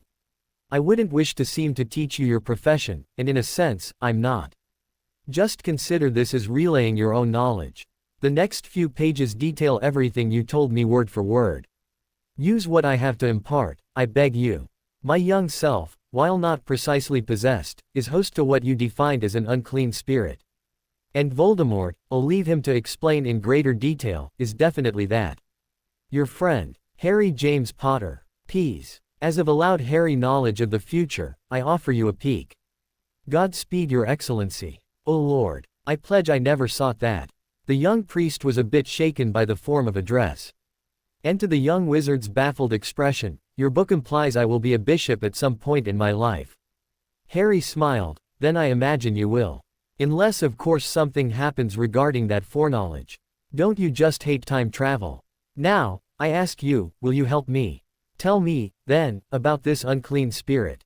The exorcist gave his full attention while scanning the diary. Harry lifted his fringe fully revealing the lightning bolt scar and launched into a summary. Through the 60s and 70s my people were gripped by fear. A terrorist was gathering followers and killing. His stated belief was rule of pureblood magicals over everyone else, non-magicals eventually too. You're familiar with Hitler. Ellipsis. Irony here is he wasn't a pureblood himself. Just like Hitler having a Jewish parent, this terrorist had a father, Tom Riddle, who he was named after, who was completely non-magical. My way is the right way and no one else is worthy. Rickman nodded and commented, a common theme in history. Today we see groups sending people with bombs strapped on to blow up gatherings, or drive cars into buildings. Most often in the Middle East. Harry's knowledge of Muggle current events was pretty limited, so he just acknowledged with a grunt and went on. My parents, along with others, actively fought Voldemort, Tom's alias, and thanks to a prophecy he came on Halloween 1981 to kill me. He succeeded in using that killing spell you saw on both my parents. It didn't work on me. The most informed guess says my mother's sacrifice protected me. How? Why? He shrugged. This prophecy. I assume you know it. Asked Rickman, who listened, asked for a slower repeat, and wrote it down. He considered for a time before continuing. I imagine your informed guess theorizes you were saved by your mother throwing herself into the path of the first spell. Strikes me as a load of bird dung, frankly. I know nothing of magic, but stopping a bullet with your body does nothing to prevent the bad guy pulling the trigger again. Sorry, continue. Harry could only grunt in agreement. Voldemort's only real agenda was immortality for himself. And he found a way. The act of murder tears at the human soul. A ritual makes that a reality. The murderer can then take the torn piece of himself and store it outside himself. Mostly, an object, but because on me, it backfired, I got part of his soul. The wizard again displayed his scar. Yes, I see. The exorcist acknowledged thoughtfully. In fact, your diary describes that at some length, and admonishes me to not share it with you. I see the wisdom, and I will not disclose this to any magical, even you. I must seek the approval of my superiors in Rome. The diary suggests you meditate and focus your power. You will need your power as much as my skills and faith. The deed was finally done. The advanced knowledge, all of Harry's magical power, and it still took 3 days. But the teenage wizard was finally free of something that plagued him all his life. I feel incredible, Alan. He enthused. It's like I was carrying around a bag of rocks, now it's totally gone. Why is my vision? I don't need my glasses anymore. Right, this I need to think about. I don't think I've recorded an exorcism that cured nearsightedness. The priest commented, are you sure? Harry nodded, yeah, my sight was all messed up with my glasses on. I know. Before I leave, get me the address of an eye doctor, I'll want new lenses. How come, if you don't need them? Asked Alan, curiously. Harry gave a smirk. Everyone knows I wear glasses. Everyone expects me to need glasses. So, I'll keep on wearing them, even when I don't need them. Interesting idea, was all the priest could reply with. I would rather you sleep a bit more. The wizard was dressed, however. Thanks, Alan, but no. I didn't expect this to be 3 days, and I'm sure someone's going to be more than a little annoyed with me. I thank you, from the bottom of my heart, for everything you've done. It's been good for me, getting to know you. I hope I can come, from time to time. Indeed. They shook hands warmly, and perhaps we can discuss this doppelganger of mine, now that you would have more time. Harry evaded that a bit. I promise to visit. Bring my girlfriend, Harry James Potter. Have you any idea how worried? 3 bloody days. Said girlfriend was the first to get her licks in on the AWOL wizard. The couple of additional hours after leaving Father Rickman's abbey had given him time to organize his thoughts. He took the loving assault in stride, cupped her butt in each hand and lifted her into a heated key. He ignored the whistles and catcalls until he was done, and after setting her down, offered as a roll call, Fred, George, good to see ya again. Ah, Madam Bones, a pleasure. Mr. and Mrs. Weasley, Hermione, Ron, Seamus. Dean, Sirius. Don't think you can put me off by dotting me. Susan complained, a little petulantly. Harry gave a tolerant grin. I visited an old friend and got rid of an evil spirit. He lifted the hair from his forehead to display a notably faded scar. Would you care to explain, Harry? Asked an irritated-looking Dumbledore. I have been expending considerable resources looking for you. To have you simply show up apparently happy as a pygmy puff, well, poor judgment is the very least I can say on the topic. His grin was peaceful and enigmatic. Glad to, Albus, with a bit of editing for those not in the know. On the advice of a very wise and completely trustworthy friend, I went for a little help. Tom aka Voldemort made himself partly immortal, committing murders and putting parts of his soul into various containers. Quiet, Albus. We most recently dealt with one of the last ones, catching and killing the snake that tried to kill Mr. Weasley. The last one used to be right here. He tapped his forehead with his wand. The leader of the light looked unsatisfied. I should like some additional details, Harry. Who, and how, come most immediately to mind. Some things are best left unspoken, Albus. Harry answered casually, without the slightest hint of temper. Mrs. Weasley didn't like that. Your headmaster asked you a question, young man. I will trouble you to provide an answer. And a respectful one at that. No, serious. He cut off an angry rant from his godfather and calmly addressed her. You are my friend's mum and I respect that, but Molly, you are not my mum. His question is not school-related and involves personal matters I choose to keep secret. She huffed. Well, I never. Dear. Arthur cut off the rant. You might remember what we owe the lad. Harry, I once again thank you for the rescue of our boys, and for what you did for Ginny. Even if we lost her, later. I cannot even begin to repay you.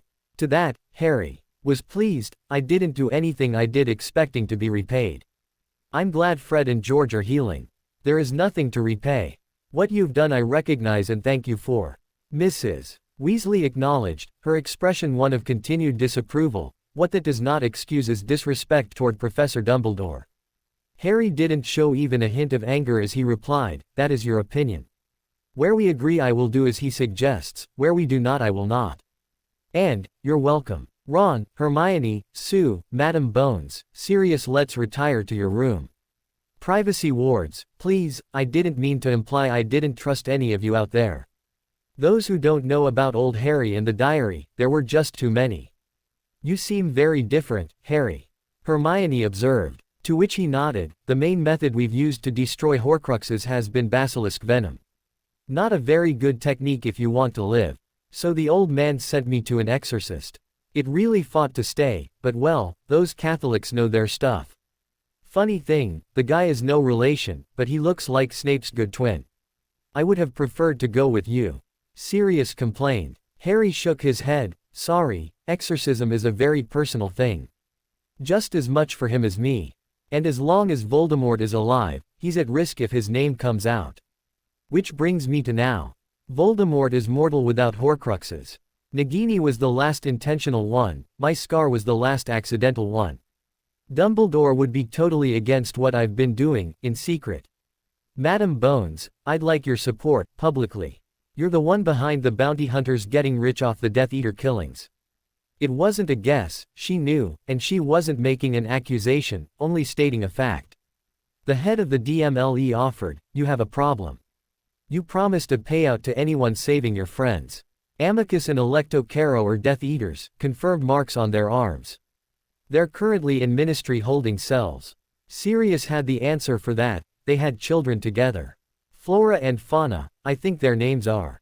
Flora and Hestia actually. Was Ron's contribution, 2 years younger than us, Harry.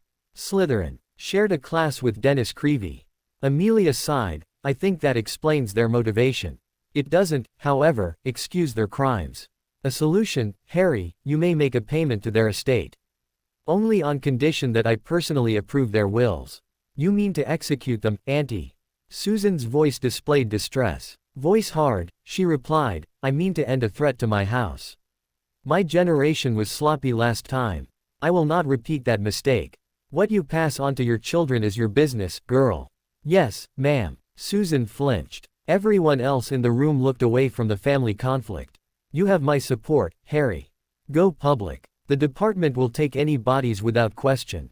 A dark mark is a target as far as I'm concerned. Amelia declared. Harry gave a grim nod and opened the door. Come on in, the lot of you. Right. It's time to take the war to the enemy. I was the one paying bounties on dead Death Eaters. Dobby. Excellent, my friend. Voldemort had a way to immortality, that has now been defeated. You can certainly continue with your order meetings as you have. Or you can bring a body with his brand on it to Amelia's office and get paid. Harry. This is an unacceptable tactic. You are following exactly Tom's path. Dumbledore complained, those people can be redeemed. Seeing the staunchest supporters among the Weasleys, Harry countered, oh. Is that what you really think? You were opposed to me and Neville going after Umbridge. We got Fred and George back, alive. They're still recovering. Mrs. Weasley, suppose this gets whoever murdered your brothers. Mr. Weasley, any problem with the death of Crabbe or Goyle? I plan on making them priority targets. The government will not support vigilantism. I declare that as supreme mugwump of the Wizengamot, Dumbledore announced. Amelia opposed him. As head of the Department of Magical Law Enforcement, I have the right to announce rewards for anyone turning in a Death Eater. Yes, you do, Amelia. He acknowledged readily enough. However, it is the Wizengamot that holds the purse strings. And I promise you, there will not be extra allocations for bounties. Especially not for those on dead bodies. Harry backed her up. That's where me and the Slytherin Treasury come in. Why the sudden rush? Hestia Jones wanted to know. Harry snorted in disgust. Great idea. Maybe your granddaughter will solve the whole mess. Bloody idiot. I was fighting dark wizards while your father was in diapers. She pulled her wand. Harry only looked at her. How many times have they been Voldemort? Not so brave you can't hear the name, huh? Even Hermione's parents, Muggles, killed one. I want the bastard dead. Revenge is not the proper path, Harry. Dumbledore scolded. He snapped back, worked on Umbridge. Right, Nev. I will not allow the Wizengamot to support this. He countered. Neville took that, the Quibbler will. So will House Longbottom. I'm sure the Blacks and Greengrasses will too. Right, Sirius. It's a real crime, but it's true. Purebloods are lining up. Too many great families lost children to that Crabbe Goyle attack. I'm glad Harry got a shot in on Lestrange. Someday she'll cross me. 26 dead wizards and witches. The head of House Knott stood at the podium and spoke in opposition to the recent killings, solid pureblood lines. We cannot allow this to continue. I demand this noble body cut off all funding to the Department of Magical Law Enforcement until it stops enabling these terrorist acts. Harry gave a small bow, first to Dumbledore then to Amelia. Madam Speaker, Chief Warlock, I rise in opposition to Lord Knott's proposal. And it is time some facts about this so-called champion of purebloodism were put on the record. Voldemort is pseudo-name of the wizard who actually is a descendant of Salazar Slytherin. But he's not a pureblood. That's right. His birth name is Tom Marvolo Riddle. Go ahead, play with the lettering and you'll find he just mixed them up to spell out what everyone fears. Back to my point, you won't find the name Riddle among purebloods. Riddle is a Muggle name. That's right. Mighty purebloods. Bowing and scraping and dotting a, by your own definition, dirty halfblood's ass. What's your answer? Defund the Aurors. Leave all society defenseless. You must be bloody nuts. Lord Potter's beepity notwithstanding, I too reject the argument. The DMLE is in no way funding rewards, merely accepting and recording those supporters of you-know-who being brought in. And not all are dead. They will be tried for their crimes, in open court, unlike certain other cases in the past. This speech came from Hannah Abbott's mother. Dumbledore stood. I would be much opposed to inflicting harm to the Auror Corps. Be that as it may, enough having risen to call a vote, I now do so. And record the chair's vote in opposition to Lord Knott's proposal. The most ancient and most noble House of Black votes in opposition. And to demonstrate our resolve I am putting my money where my mouth is and pledge GG 100,000 to the DMLE budget. Sirius declared. An attorney representing the absent Lucius remarked, House Black is a disgrace under its new leadership. House Malfoy casts its votes in favor of the Knott resolution. I am also instructed to cast the votes of Houses Crabbe and Goyle in support. This august body suspended the rights of Crabbe and Goyle. Gideon of the ancient House of Pruitt protested, and on behalf of my granddaughter and her family I still object to those who harbor murderers still being permitted to vote. There were echoes of support for the old man, but noises heckling him as well. Dumbledore ruled, Lord Pruitt is correct regarding the ancient and noble houses of Crabbe and Goyle. No vote will be accepted for either in this or any other matter until the suspects turn themselves in for fair and impartial trial. House Malfoy's vote is recorded. I object. The Malfoy representative shouted. The Chief Warlock ordered, silence. Be seated. House Greengrass joins with House Black and matches its contribution. The head of a very wronged pureblood family declared. Neville and Augusta Longbottom made a joint statement. On behalf of both our house and that of the Lovegoods, we join the call. House Parkinson supports Lord Knott's proposal. Harry recognized Pansy's father by his similarity to his daughter. He held up a tankard filled to overflowing with gems and stated, a piece of Slytherin's treasure and House Potter's vote against. You don't speak for the greatest wizard ever, boy. The Malfoy representative scoffed. Harry sneered at him. I can think of 2 witches and a wizard who are at least a match. Debate is over. Dumbledore ruled, "We will record votes by wand color. For the amendment 308 against 636 abstentions 56. I believe this concludes the business of Congress for the day." Lord Voldemort was livid. None of his plans were going as expected. His Death Eaters were still feared, but they were hated, and hunted. Recruiting for a new, massive war was, in short, a failure. The Dark Mark, his symbol, was publicly spit on. Flags were flying, over Hogsmeade, Diagon Alley, Ottery Street, Catchpole, Godric's Hollow, even Little Hangleton. They were a bright yellow, with HP and the letters ending in lightning bolt shapes. My lord. In bowed Bellatrix Lestrange, now a widow and more demented than ever. A bounty hunter collected 100,000 galleons for his body, which was defiled by the Longbottom brat in Hogsmeade Town Square. He separated head from body and left arm with a goblin-made blade, marched a hippogriff on the raised platform and allowed the beast to defecate, then set the mess ablaze. She waited, contemplating vengeance until acknowledged, "My lord, a protest against you has been announced. All of Britain is invited." A cold simmering rage was obvious in the Dark Lord. "Show me," he commanded. Anti-Voldemort rally. Yes, the Quibbler does not fear to use an invented name. Nothing more than a jumped-up jumble. What does that mean? Harry Potter, himself has promised to reveal all he knows about the man, and yes, Voldemort is just another man. Powerful. Yes. Fearsome. Yes. Invincible. No. Immortal. No. Unbeatable. Certainly not. The boy who lived. We have called him that ever since that Halloween day in 1981. He prevented Voldemort from getting the Sorcerer's Stone by killing what was basically an inferior Professor Quirinus Quirrell with not even a first-year's education. Used his power and influence to clear wrongfully imprisoned Sirius Black when he was 12. Tamed a basilisk before he became a teenager. Faces down his own house when treated unfairly. Frees a mistreated house elf from a cruel, Death Eater master. Wins a tournament intended for much older students and battles Voldemort to a draw all in the same year.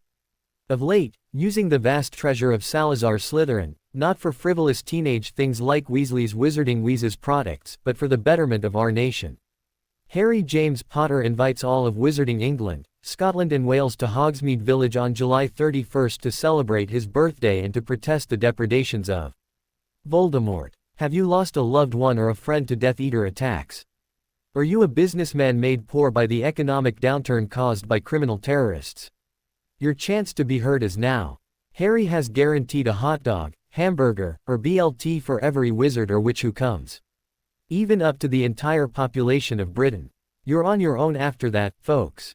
Bring either an HP flag to show your support, or a Dark Mark flag to burn. Special spots will be set aside for the purpose and vendors will sell both additional food and flags. Eat and burn to your heart's content. Security. Of course such an event is a concern. Madam Bones has declared martial law for the day. It is an all-hands-on-deck situation for the Department of Magical Law Enforcement. Every Auror will be on patrol somewhere in Britain, but count on a substantial force in Hogsmeade. Harry has enigmatically made a remark that we shouldn't assume uniforms are the only protection. By Ivana Lynch. Picture credit, Creevy Photography plc. Crucio. The Dark Lord was enraged by the article. All things considered, his return to power decidedly lacked the greatness he'd expected. Potter was to blame, of course, well, the boy and the foolishness of his own followers. In general, bloodthirstiness was just fine, but the Crabbe and Goyle chits had not even sought approval of their attack on Hogwarts. It was a mistake. And why had that incompetent Wormtail never mentioned the Marauders map? The Malfoy boy had been useful in his resurrection ceremony, and Lucius, well, of mixed value, but he always was. Up Bella, assemble all my followers. We will teach the entire world not to defy me. Bella threw herself on the floor at his feet and squealed, "It will be war, my lord." War. Yes, my dear. And while zealots and berserkers, such as Greyback's pack, absolutely have their place in my forces, I require more from those like you and Lucius. Brains, girl, a few smart assistants to direct the attack and carry out my general orders will be worth a legion of bloodthirsty marauders. Most of Voldemort's mind was deep into basic planning even while he contemplated his most valued servant. Lord Voldemort, however, while he had to engage in long-range schemes to resurrect himself, much preferred unsubtle approaches.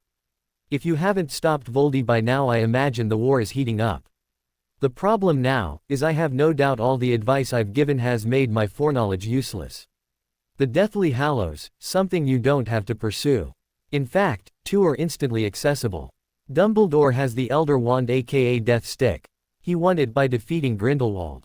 The Cloak of Invisibility is what Dumbledore gave me as a Christmas present, a first-year event I'm sure didn't change. The Resurrection Stone, fool that Voldemort was, by placing a Horcrux in it actually destroyed its very usefulness as a path to personal immortality. Voldemort has to kill you. Everything he has done and said for years centers around that. He's got tunnel vision on the topic. Neither can survive while the other lives doesn't mean you have to kill him. Also look at his followers, beat and torture you for a couple weeks then hand you a wand you can barely hold, a quick AK and no more Harry Potter. Wonderful thing, knowing all his people and more importantly their weaknesses. He has a lot of shock troops. Trolls, giants and most significantly werewolves. In evolution, nature has a way of creating arms races, sharper teeth leads to thicker armor. Faster prey, smarter predator. Dragons led to the abominable snowman. House elves are the natural prey of both giants and trolls, Hogwarts is just chock full of dobbies. Werewolves are mutated humans and muggles have the answer in the clever solution of silver bullets, no magic needed. As soon as all the Horcruxes are destroyed, Voldemort is just plain mortal Tom, or, rather 1/7 Tom. Some wisdom that only comes with parenting, children are the only true immortality a human can have. My last moments in my own time was a brief battle with wizards and witches who had children and grandchildren of their own, but whose grandparents were my friends. I saw George Weasley's eyes in Hannah Abbott's face, Remus Lupin's scowl of concentration on Luna Lovegood's figure, my own messy mop Draco Malfoy's bleached bee. Owned. Even by wizarding reckoning I lived a long life. I'm older now than most countries in your time. Yet my life isn't even a rounding error in the span of history. The future, Harry, is a beautiful place. Man is getting over his petty differences. The wizarding world, under First Minister Arthur Weasley then later Supreme Mugwump Albus Severus Potter, yeah I still don't believe we did that, rescinded the secrecy statutes. Goblins, trolls, dragons, giants, elves, centaurs, merfolk, it's all in the open. There was some conflict, murders, heartache. It's now 2284, so at last you know how old I was when I began my, to quote Dumbledore, next great adventure. If I had no regrets I wouldn't have made this trek. At this point I was already romantically involved with my wife-to-be. On January 1, 2001 the diary will display who I married, just to satisfy your curiosity. By then I hope you're settled and happy with your own choice. There will then be 2 passages. October 31, 2006 will be the 25th anniversary of Mum and Dad's murder. In honor thereof you'll see a list of deaths in the Second War. I know it would be on your mind. I don't want you obsessing on cracking the diary's secrets, so on October 31, 2031 every lock comes off but one. There are over 100 pages of spells, arithmetic equations, runes and charms as well as a dozen potions that don't exist in your time. 50 years is a long time, I know.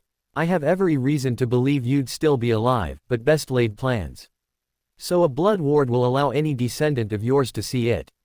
Failing that, any one person will be able to see the final 3 passages. You choose the person by simultaneously dropping your and their blood on the inside back cover. You may do this anytime between now and December 31, 2000. Short or long, live happy and love well. To anyone you've told, all my love. Holding back, I'll only specifically name Remus, Dora and Sirius. The Weasleys are special to me, including Fleur, Hermione and Angelina who married George. No doubt Hedwig understands. 300. The figure barely made sense to Harry's teenage brain. In a lot of ways, this passage brought forth conflicting emotions. The old man was abandoning him. How could he? But right with that came the anger that secrets were still in this book and nothing could be done about it. But, the most useful item here was how to deal with the bulk of the Dark Lord's most dangerous army. And it had some valid points. Even back to second year was the first time that events unfolded differently than old Harry related. Harry, I want you to know before we even begin, provoking Tom in this manner is so very unwise. Dumbledore complained, "What are you hoping to accomplish?" The teen looked around at the group, his inner circle if you will, of people in the know about the diary. Hermione, Ron, Susan, Sirius, Albus, Remus, Minerva, Tonks. He gave the headmaster a cold look and summarized, "In old Harry's timeline there was a massive siege of Hogwarts. You were dead and Snape was in charge of a school where junior Death Eaters got house points for using crucios on firsties. When I showed up having finally killed his last Horcrux, you Professor McGonagall beat him out of Hogwarts.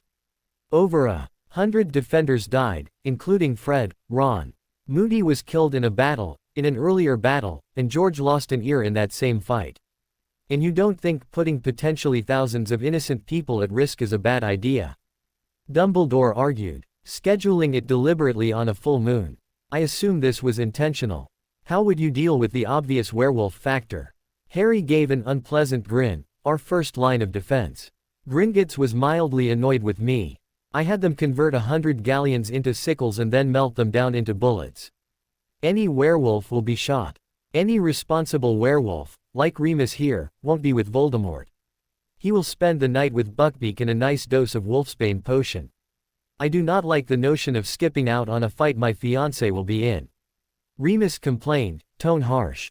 Ron, being the strategist of the group, pointed out, "You couldn't guarantee you'd only go after Death Eaters. And such a wildcard is too dangerous. Summary killing of people not in control of themselves is not an honorable tactic."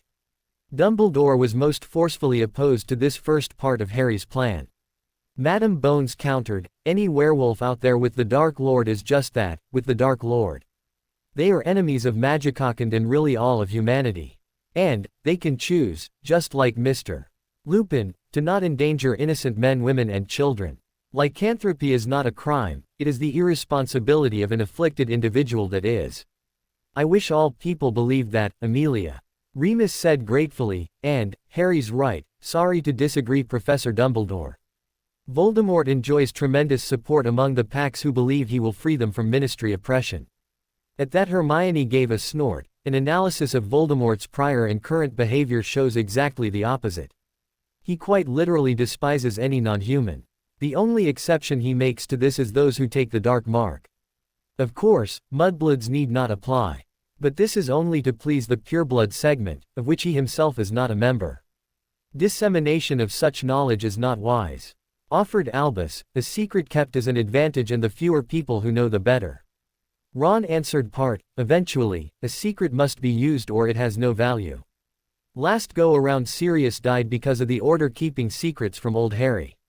There might even be a few Death Eaters who opt out of fighting once they know their master isn't all he claims to be. Lord High and Mighty Pureblood is a fake. I don't plan to whisper it, I plan to shout it." Ron. That was the redhead's K for the plan he worked out. On a map he explained, "This is Hogsmeade, Main Street. Gryffindor Road, Slytherin Road, Ravenclaw Road, Hufflepuff Road. With 1st, 2nd, 3rd, 4th, 5th and 6th courts between. Main and 1st is where the stage will be. Harry, I still don't like you exposing yourself. I like it when he does." Susan giggled and gave an overacted wink. She dodged the stinging hex from her aunt. Harry wasn't to be outdone. "Later dear.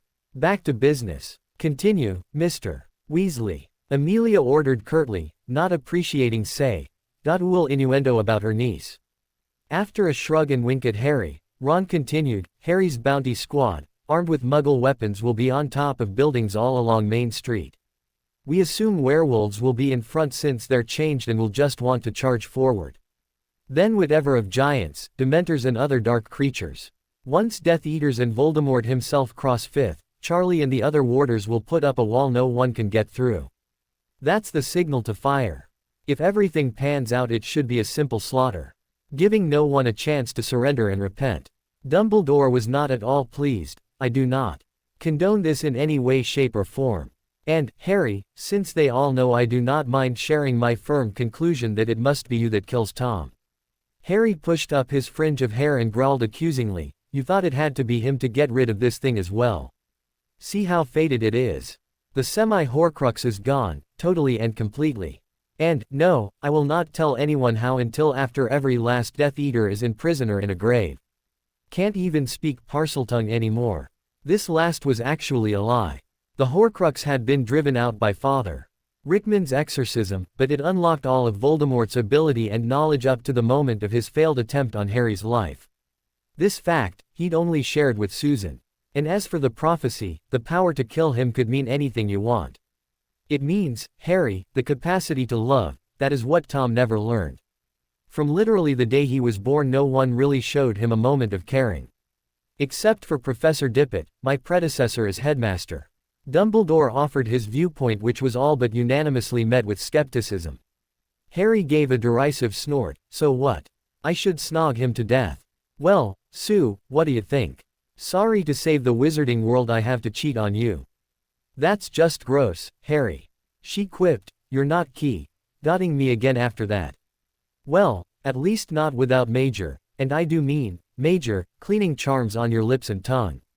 Don't laugh at me. I'm serious. Harry's godfather snorted and put in, no lil miss, that's me. There was a variety of giggles, ns and groans, but in truth, the relief was welcome. I have said little here, Potter, but I do think Professor Dumbledore is entitled to much more respect than is being shown. The man fought wars before you were born. McGonagall's burr was in evidence. Harry sighed. Professor, I have opinions that differ from the headmaster. This is not disrespect. When his advice helps, I use it. But I offer a history lesson. Muggle World War I ended in 1918 with the defeat of Germany, because, and only because, Britain and France had more men to throw at them. The first part of World War II, Germany was still outnumbered, but they didn't fight the same war. Instead of dragging it out for 4 years of mass attacks that never worked, they circled around the French defenses and wiped out both armies, conquering all Western Europe in 6 weeks. The lesson everyone learned is, don't fight the last war, especially if you were on the losing side. Do something new. Harry has a point, Minerva. Remus argued, and Albus, maybe this is a power he knows not. Harry used the vast wealth he discovered in the chamber to eliminate Dia, well, let's not mince words, kill Death Eaters. And he made it both legal and politically acceptable. The people are more united than ever against the Skull and Snake. Instead of fear, the reaction is now hate. Sirius nodded along with his fellow Marauder's speech. It's not kind to say, but when the history books are written, they'll probably say the Fiendfire attack was the turning point. World War II had 2 such moments. Hermione offered then went on to explain, Germany's invasion of the Soviet Union was a great success, for almost a year, but the country was just too big. The other was the Japanese attack on Pearl Harbor, a devastating victory. Thousands of Americans were killed for less than, 100. Japanese. The purebloods nodded thoughtfully and looking informed, whether they knew what the young witch was saying or not. Minerva looked decidedly put out. Mr. Black, I find your comment despicable, and Miss Granger your justification of it. Well, if we were in school I would deduct points. So do we get special awards for killing Snakeface? Asked Ron caustically. I don't really care who kills Lucius, but it'd be nice, just to get revenge for my brothers. Dumbledore gave a disappointed sigh and chastised, Mr. Weasley, everyone deserves the opportunity to repent and right their errors. Bullshit. Sirius cursed, do unto others as has been done to you. And at this point, it's do unto them before they get us. Tell us about all those kids in the Fiendfire attack. Not gonna have much of a 2001 graduating class. Some offenses don't deserve second chances. This was a total violation of how the old headmaster had lived his life, but he could see nothing but resolve in every face around him. Very well then, he said reluctantly, but tell me this, Harry, you have invited all of magical Britain to this grand protest against Voldemort. Have you thought of the grave danger all those innocent witches and wizards and their children will be in? Of course I have, Albus. Replied Madame Bones. I pointed out this aspect to Harry myself. You yourself spoke eloquently of friendships from everywhere being of great value in the coming dark times. We have many aurors coming from all over the world, thrill-seekers all looking for great adventure and danger. And a license to indulge a, shall we say, bloodlust. Children and as many, less than adventurous as we can, will donate hair to Polyjuice. Then be taken to a warded location. Susan interjected, nothing suspicious about kids walking around with a drink. And everyone armed with his or her wand. Harry concluded, and Muggle revolver if they so wish. Dumbledore shook his head. This is not a very fair way to fight. I cannot endorse it. Well, he was right again. Harry couldn't help giggling. He promised I'd get to use this line. He will win who has military capacity and is not interfered with by the sovereign. Not a pureblood knew the reference, as indicated by their expressions. In other words, he's telling you to, well, butt out, sir. Hermione was decidedly uncomfortable with the content of her translation. Albus, Harry is not setting out to kill anyone. Merely he is ensuring the safety and welfare of his guests at a get-together. Madame Bones offered lightly. He looked at her severely and scolded. Were school in session, Amelia, I would deduct from Hufflepuff for that little piece of dissembling. Your invitation, Harry, was nothing short of a declaration of war. What's more, you know it, and so do you, Amelia. If Tom hadn't killed anyone, I frankly would have been fine with his quest for immortality. Harry retorted, but the moment he murdered Myrtle and became Voldemort, he declared war on all of us. Just like the Japanese attack Hermione mentioned. The Americans had to destroy whole cities before it was over. I don't want to bomb people from the air, but anyone with Voldemort is the enemy. Susan nodded in support, and it would be nice to come to Hogwarts without worrying about a fiendfire attack. I seriously doubt Voldemort approved of that particular attack, Miss Bones. Dumbledore scolded her a bit harshly. It goes against the purebloodism he espouses. Harry gave a shrug, and you not telling the truth about him at the start is what this is about. Just imagine how Malfoy and his lot would have reacted to a Dark Lord of his lineage. They'd have turned him in and thrown him in Azkaban back in '67. All done. It is not for you to second guess at that, Harry. Dumbledore's eyes blazed with anger. I was leading this fight before you were even in diapers. Everyone looked back and forth at each other. Ultimately, it was Tonks whose voice greenlighted what went down in history as the Battle of Hogsmeade. Professor, I respect anyone with the order. And you above them like a cloud. That said, your time is past. Madame Bones supports. Harry, actually put the plan together. It works, and gives the best chance to end this. Bloodless. Dumbledore pushed his last bolt. She shook her head. No, sir, but that didn't happen last time. Given the choice, I vote for them over us. I'm giving my loyalty to Harry. Very well, but all I foresee in this project is catastrophe. I will not support it, even by implication, with my presence. He looked around, giving a most disappointed grandfatherly look to everyone in the room.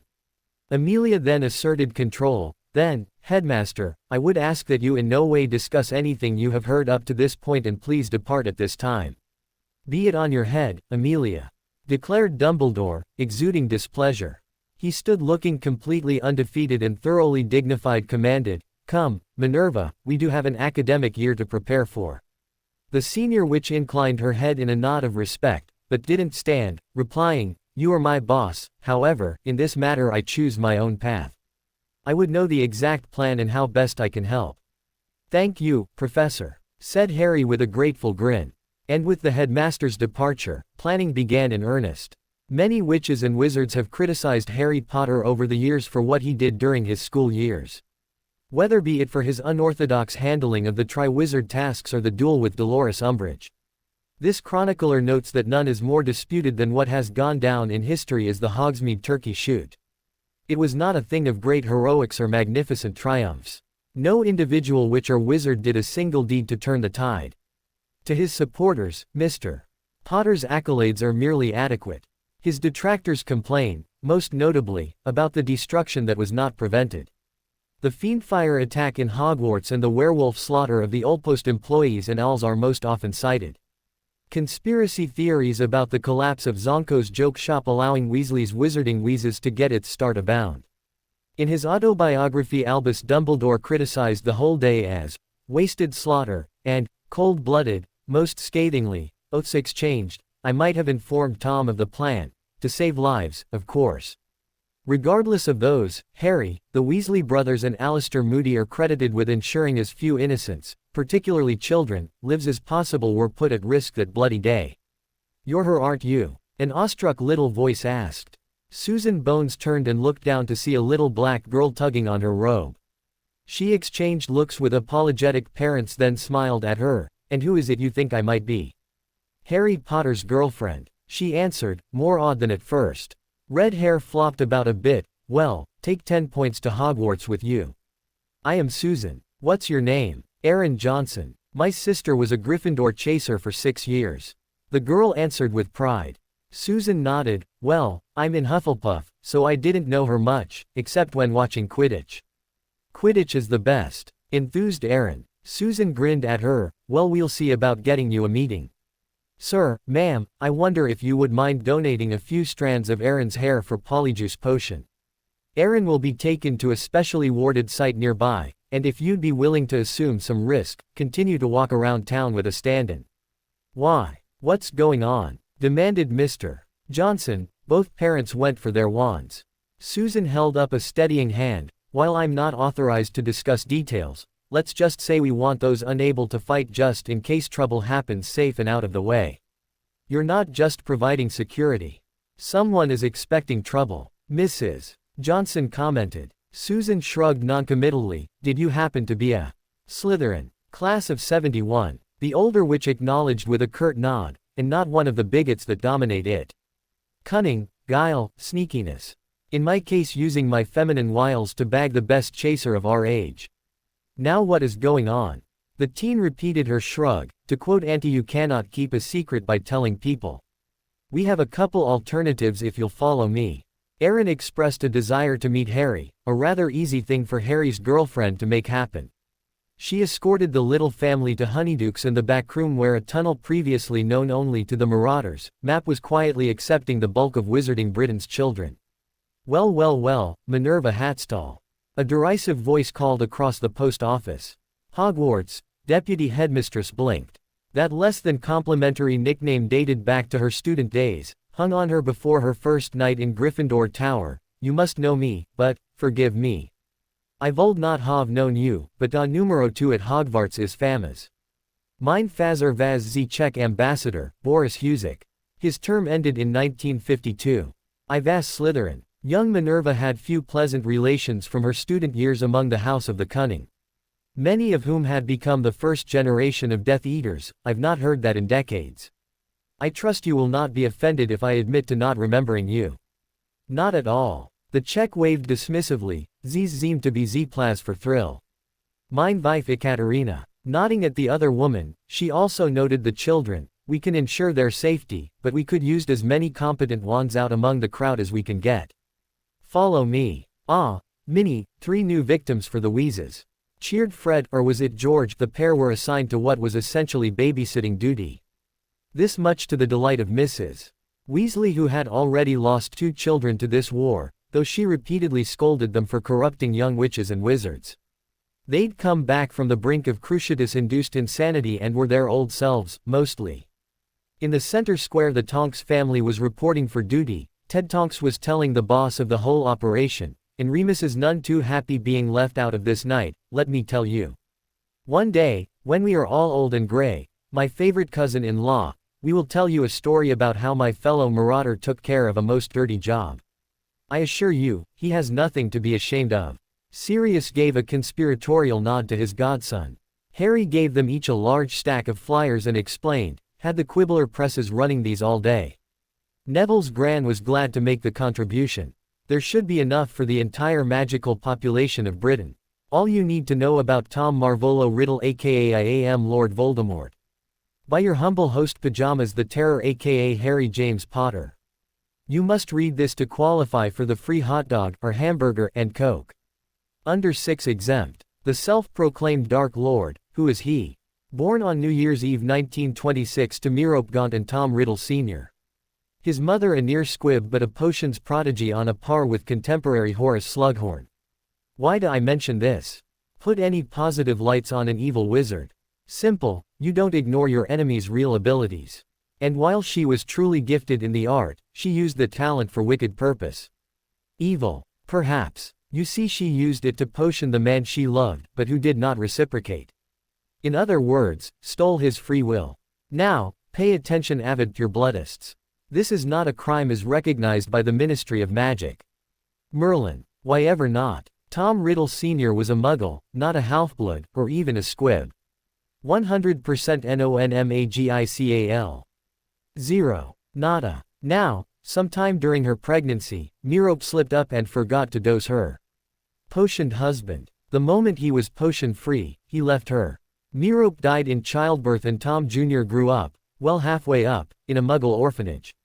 That's right folks, your mighty Dark Lord Pureblood champion came from the mating of a near squib and a Muggle.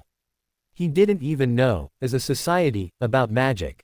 Tom Jr. was initially bullied at the orphanage, but there were incidents of accidental magic. He became the bully of the place. Then came New Year's 1937 and Albus Dumbledore came a-calling.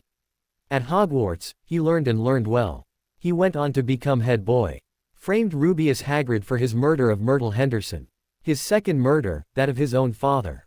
A quote filthy Muggle unquote. So there you have it, Tom Marvolo Riddle Jr., only a lord because he calls himself one. No real claim to a noble title. Just a lowly bullied orphan who graduated to top bully of the wizarding world.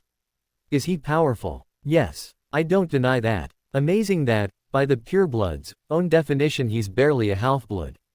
But then, my mum and Hermione Granger share the title brightest witch of her age, Muggleborns both. I'm writing a full biography of Tom's life that will come out as a series. Sorry there, just a small ad. Now you can enjoy your meal. The carnival. And all the other festivities. The flyer utterly infuriated Lord Voldemort. The nameless Death Eater who presented it was crucioed to insanity.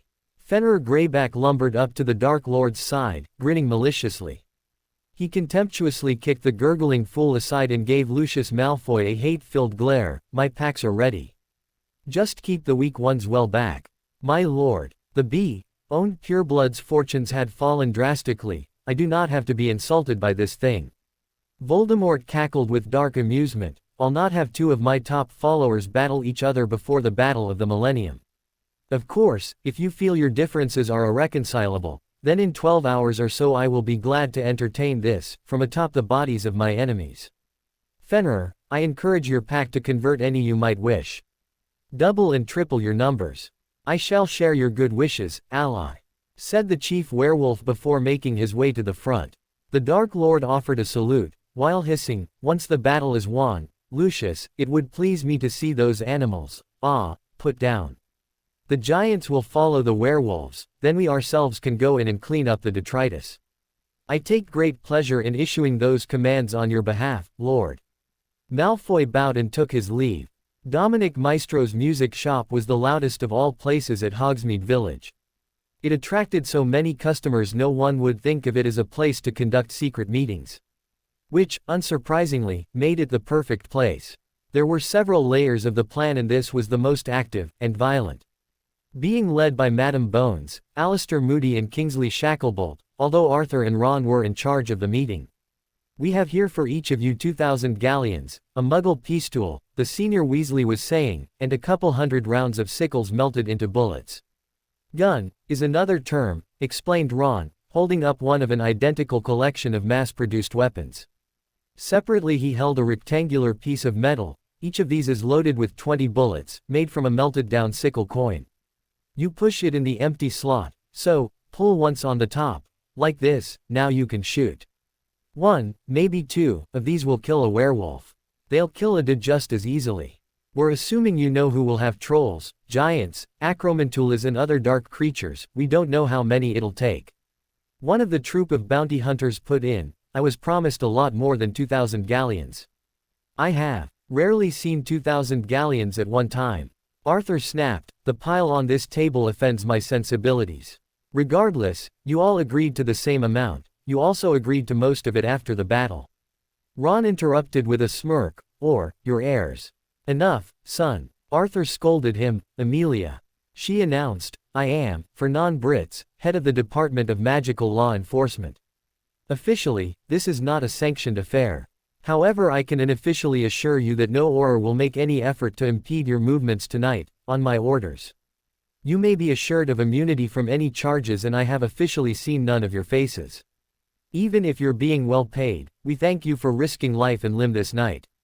Relishing his bad cop moment, Ron announced, you'll all come up, take your Muggle peace-tool, bullets and first installment. And, no, we can't stop you from just disappearing, but the rest of your galleons will be a bounty on your head if you take off. Some of us are loyal enough to Potter to do it for fun. Mad Eye offered with a malicious smile, and I do remember faces. Unofficially, of course, not all the assembled bounty hunters were especially intimidated, but there was a bated silence for a time. Finally broken by a man with a Texas Rangers badge who nudged his partner and said, "Well, we don't need the money now, just weighs you down." The pair came up, took weapons and began checking them with professional coolness. "Right, then. The plan is," began Ron. An Indian witch interrupted, "Are we to seriously follow orders of a mere boy? My son is slightly older than the boy who's paying the bills tonight." Arthur's voice was terse. "Have you a problem taking a boy's gold?" There was a round of uncomfortable laughter, but Ron took command of the situation. "We expect the attack straight down Main Street. They'll start with a wave of werewolves and that's where the silver bullets come in. The plan is for you lot to get on the roof starting at 10th Street down to 7th. All the carnival activity is limited to 5th down to City Hall in Founders Square. Here, now we don't want anyone firing too soon. What we want is the element of surprise. Let them get to Rowena Road the street before 7th, so anyone at the edge of town, hold your fire. Or Shacklebolt here, will fire off an orange firework bright enough for all to see. When you do, cut loose, guns and wands. I don't especially like it," Amelia put in, "but I understand the necessity. The DMLE is authorizing the use of the killing curse. Only, British Oars may use Imperio, if justified, and it will be investigated. Anyone found to have used the Cruciatus will be thrown through the veil faster than you can say Quidditch." Half a dozen refused to participate and were promptly stunned. Mad Eye chuckled grimly and declared, "Operational security. They'll be released, unharmed, but quite unpaid, about the day after tomorrow. Those stunners, you'll note, didn't come from any of us. We do have a couple invisibility cloaks in the department. We'll be out there, helping and watching." Ian and Michelle Granger were absolutely enthralled by the sights of Hogsmeade Village. The center wasn't anything like the center of London, but the fact everything existed and functioned without a hint of electricity excited their anti-pollution passions. "There's a sameness to some of the buildings around City Hall," commented Ian as he squeezed his daughter's hand, "but I suppose that's part of the human condition.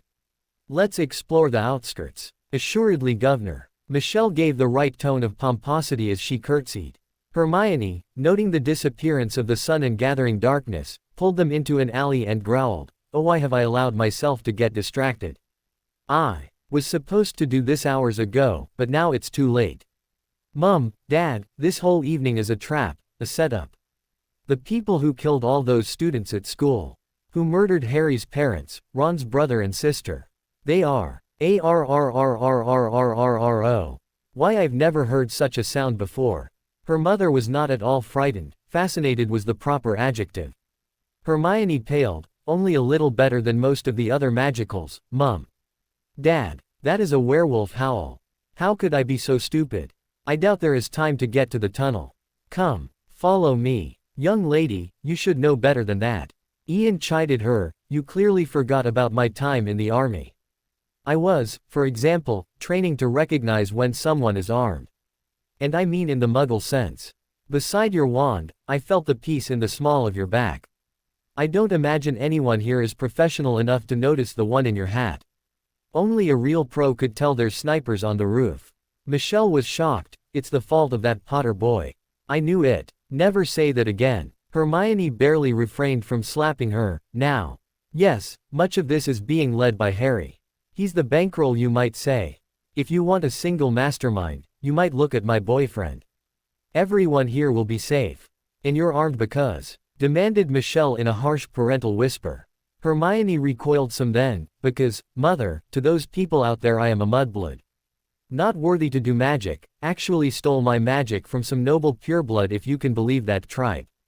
Now, let's get somewhere safe. I think it's too late." Hissed Ian as a caricature of humanity raced down the cobblestone street. "Now pass me one of those weapons." The Muggle had only seen the last of 3 to escape the killing zone. Hermione panicked. No, it wasn't supposed to turn down Godric Way. She rushed off in pursuit, her parents close behind. What the reckless family came upon a couple minutes later was, simply, carnage. The Hogsmeade Owl Post was on a side street, a block west. The window display was torn apart, the window itself shattered, the door hanging from its hinges. Oh. Michelle groaned in revulsion. She recognized vaguely human features combined with vaguely canine features, but what turned her stomach were the jagged bits of gory flesh hanging from its jaws. Horrifying was a smaller creature holding a child, teeth on the youngster's neck. Ian yanked off his daughter's robe, seized the gun fastened to her belt, glanced at it for half a second, flicked the safety and fired. 9 bullets left the muzzle before the first werewolf hit the floor. Only one of the 5 survived his initial volley. Hermione recovered from her shock in time to kill the last. Then the pair of doctors did what they could for the survivors. The larger battle went off without a hitch. If you discount the fact that Ron, instead of Kingsley, fired off the attack blast. The main wave of werewolves entered the 7th and main intersection, giants, trolls and acromantulas charging down right behind them.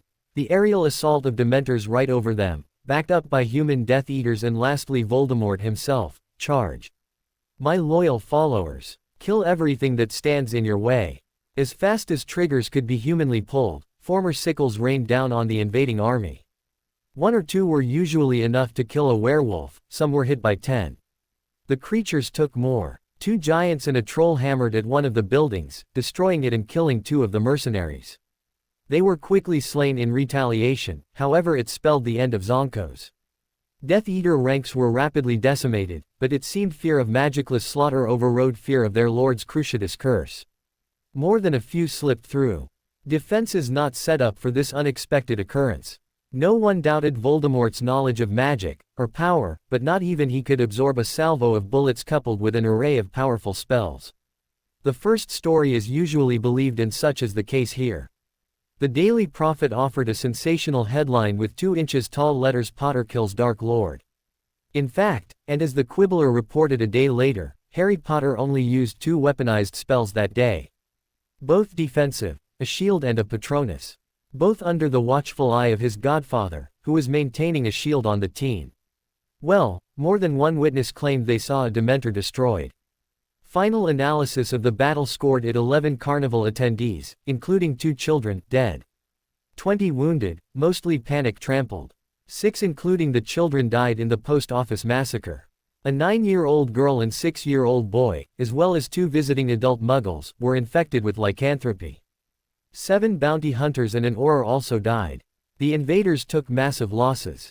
Although their exact starting numbers are unknown, 129 werewolves, 42 giants, 85 acromantulas, 19 trolls and 67 marked Death Eaters died. 51 Death Eaters, all wounded to some degree, were captured. The Quibbler. Exclusive interview with Harry Potter aka Dark Lord Pyjamas the Terror. Q. First, Lord Potter, thank you for taking the time to talk with me. H. Ivana, it's my pleasure. Sitting with you can make me almost not miss Luna. Q. Your friend, Luna Lovegood. Yes, I've been compared to her by others. Though. H. Laughs her personality. Well, no one was like her. She had a way of looking at the world, and expressing it. I can't say with certainty she would have married Neville, but even if she didn't, I'd always want her in my close circle. Q. Romantically. H. Had I not fallen for Susan, I could see it. Anyway, I hope you take it as a compliment. Q. Nods moving on, I assume you've heard the rumors. H. Scowls I know you won't print bold T. Pyjamas the Terror was strictly to Maki who is now dead. Tom Riddle chose to become Voldemort. Yes, print the word. Nothing to fear. There are many similarities between young Tom and me. We were both bullied by those supposed to protect and help us. He grins enigmatically. Well, I won't tell much, but my future plans include authoring a biography on our unlamented terrorist. Q. That begs the question, exactly what would someone born in 1980 know about events that happened as early as 1935? H. Taps his forehead. Remember the scar? That's mostly gone. You might almost call it an autobiography. Q. And about your scheme to take over the wizarding world? Asked with irony. H. Laughs Ivana, I suggest you look toward one Percival Weasley. He has a book entitled Prefects Who Achieved Power. Check on the author, I say. Chuckles. I'm 17, my number one interest is girls, or rather one girl, and she's sitting beside me. She's the political one. Ow, which? Susan Bones. Let that be a lesson to you, Harry. Q. Potential Dark Lord beat by girlfriend. H. No comments from the peanut gallery. As I was saying, now that the funerals are over, I think I'll focus on my newts. Then career-wise, well, maybe I shouldn't say I'll never be in politics. I do have my family seat in the Wizengamot.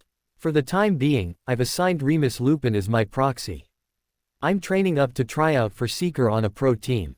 Besides that, I've formed a business partnership with my good friend Hermione Gr. Weasley shrugs. Sorry, still getting used to it. See, I was never excited about studying, so it'll be her job to keep me on track, as it'll take a long time to dictate all the books I have planned. Q. 2 follow-ups. Mr.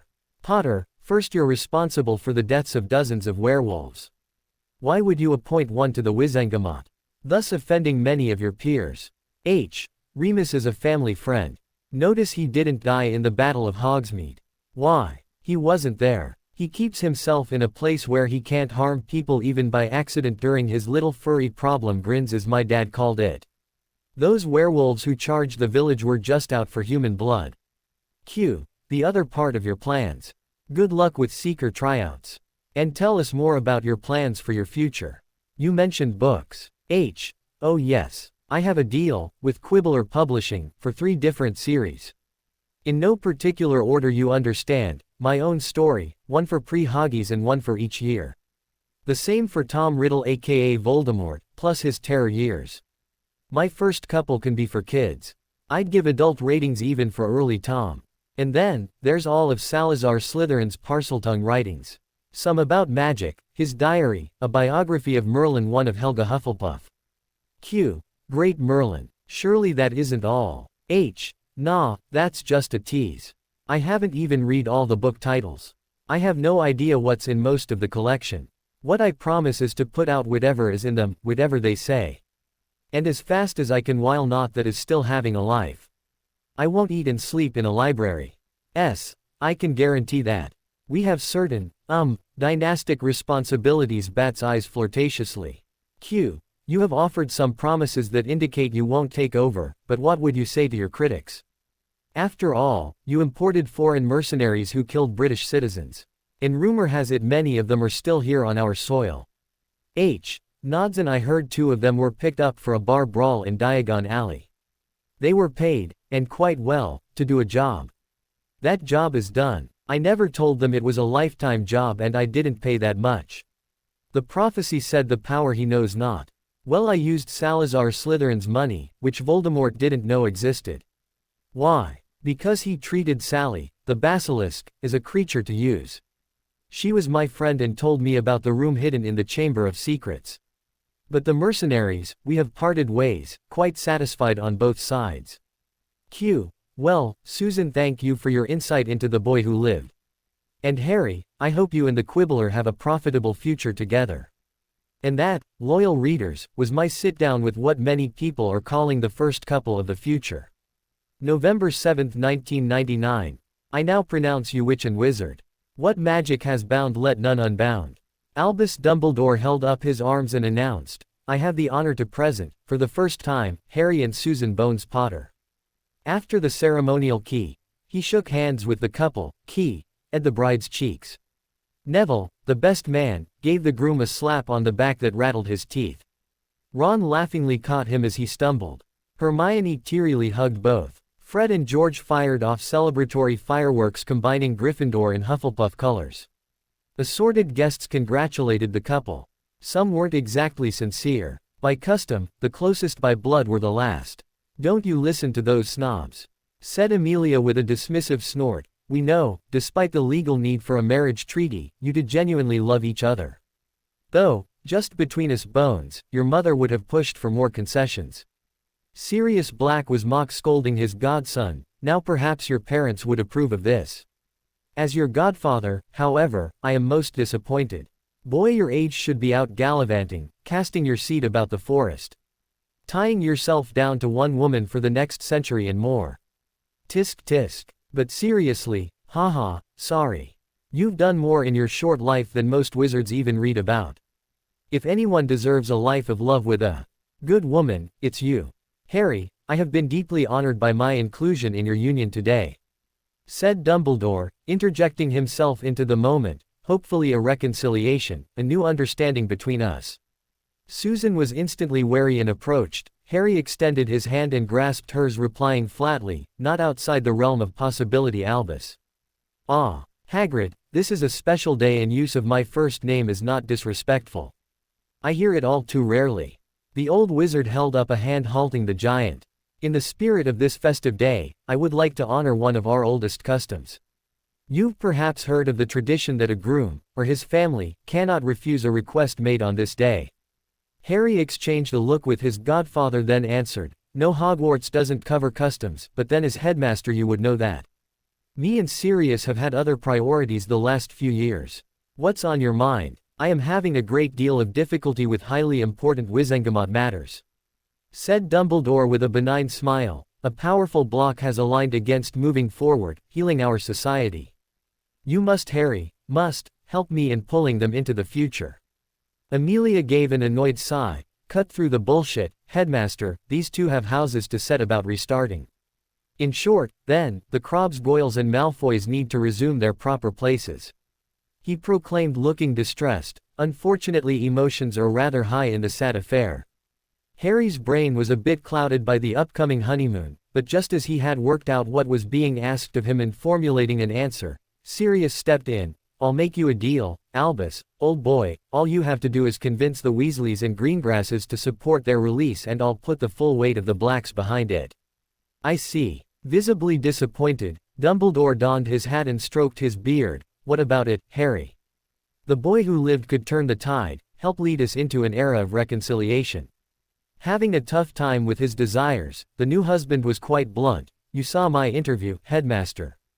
Remus has my proxy. Sue, wanna leave yet?" "Harry, this really should not be put off.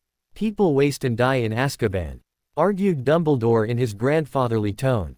The voice of the Mock chose that moment to intervene. "And now, ladies and gentlemen, I call the bride and groom to the floor for their first dance. Later, Hagrid, Sirius, Amelia," said Harry, eyes on his new wife. March 25, 2017. A room. In it was a heavy wood desk. There were two chairs, not identical, but each singularly suited to its customary occupant. On the walls were shelves full of books. The majority of this unique library could not be read as they were in no human language. A red-headed teenage girl looked in her father's study. She knocked on the dark oak door, called out, "Dad." "Mum." "Auntie Myone." Hearing no response, she bent the rules and entered. And what to her young eyes did appear, a glowing book. She plucked it from the shelf and opened it. "Hello, my child. Perhaps not exactly true, but that is a much longer story. I set numerous wards on my diary. It has been too long since Harry Potter has touched me, which is a worry that he might not be alive. Don't panic. Harry just could have succeeded and packed me away. Who are you?" "Well, the magic on me recognizes you as a wizard or witch, definitely related to Harry within 4 generations. Preferably a son or daughter." "Who am I?" "Harry James Potter. But not the same one you know. I overheard a very wise man tell my firstborn, quote, never trust something intelligent if you can't see where it keeps its brain, unquote. So I encourage you to show me to someone you trust. A Weasley Longbottom or Lovegood would be my first choice. I am not dark magic. I have no evil intentions. Trust but verify should be your motto. Lily Luna Potter. You know the rules about this room. Your father and aunt use it for their work." An exasperated male voice complained. Caught where she wasn't really supposed to be, she spun in the chair. "But Uncle Ron, this book, it talks about Dad. Says he might be in danger." What book?" demanded the suddenly tense man. On seeing what the young witch had, he relaxed some. After pulling her from the chair and sitting her in his lap, he assured, "We'll flow your mum and dad. But first let me tell you what little I know. Merlin, I haven't seen this diary since before you were born." The end. I hope you enjoyed this story. Also remember to subscribe and like this video. See you in the next video.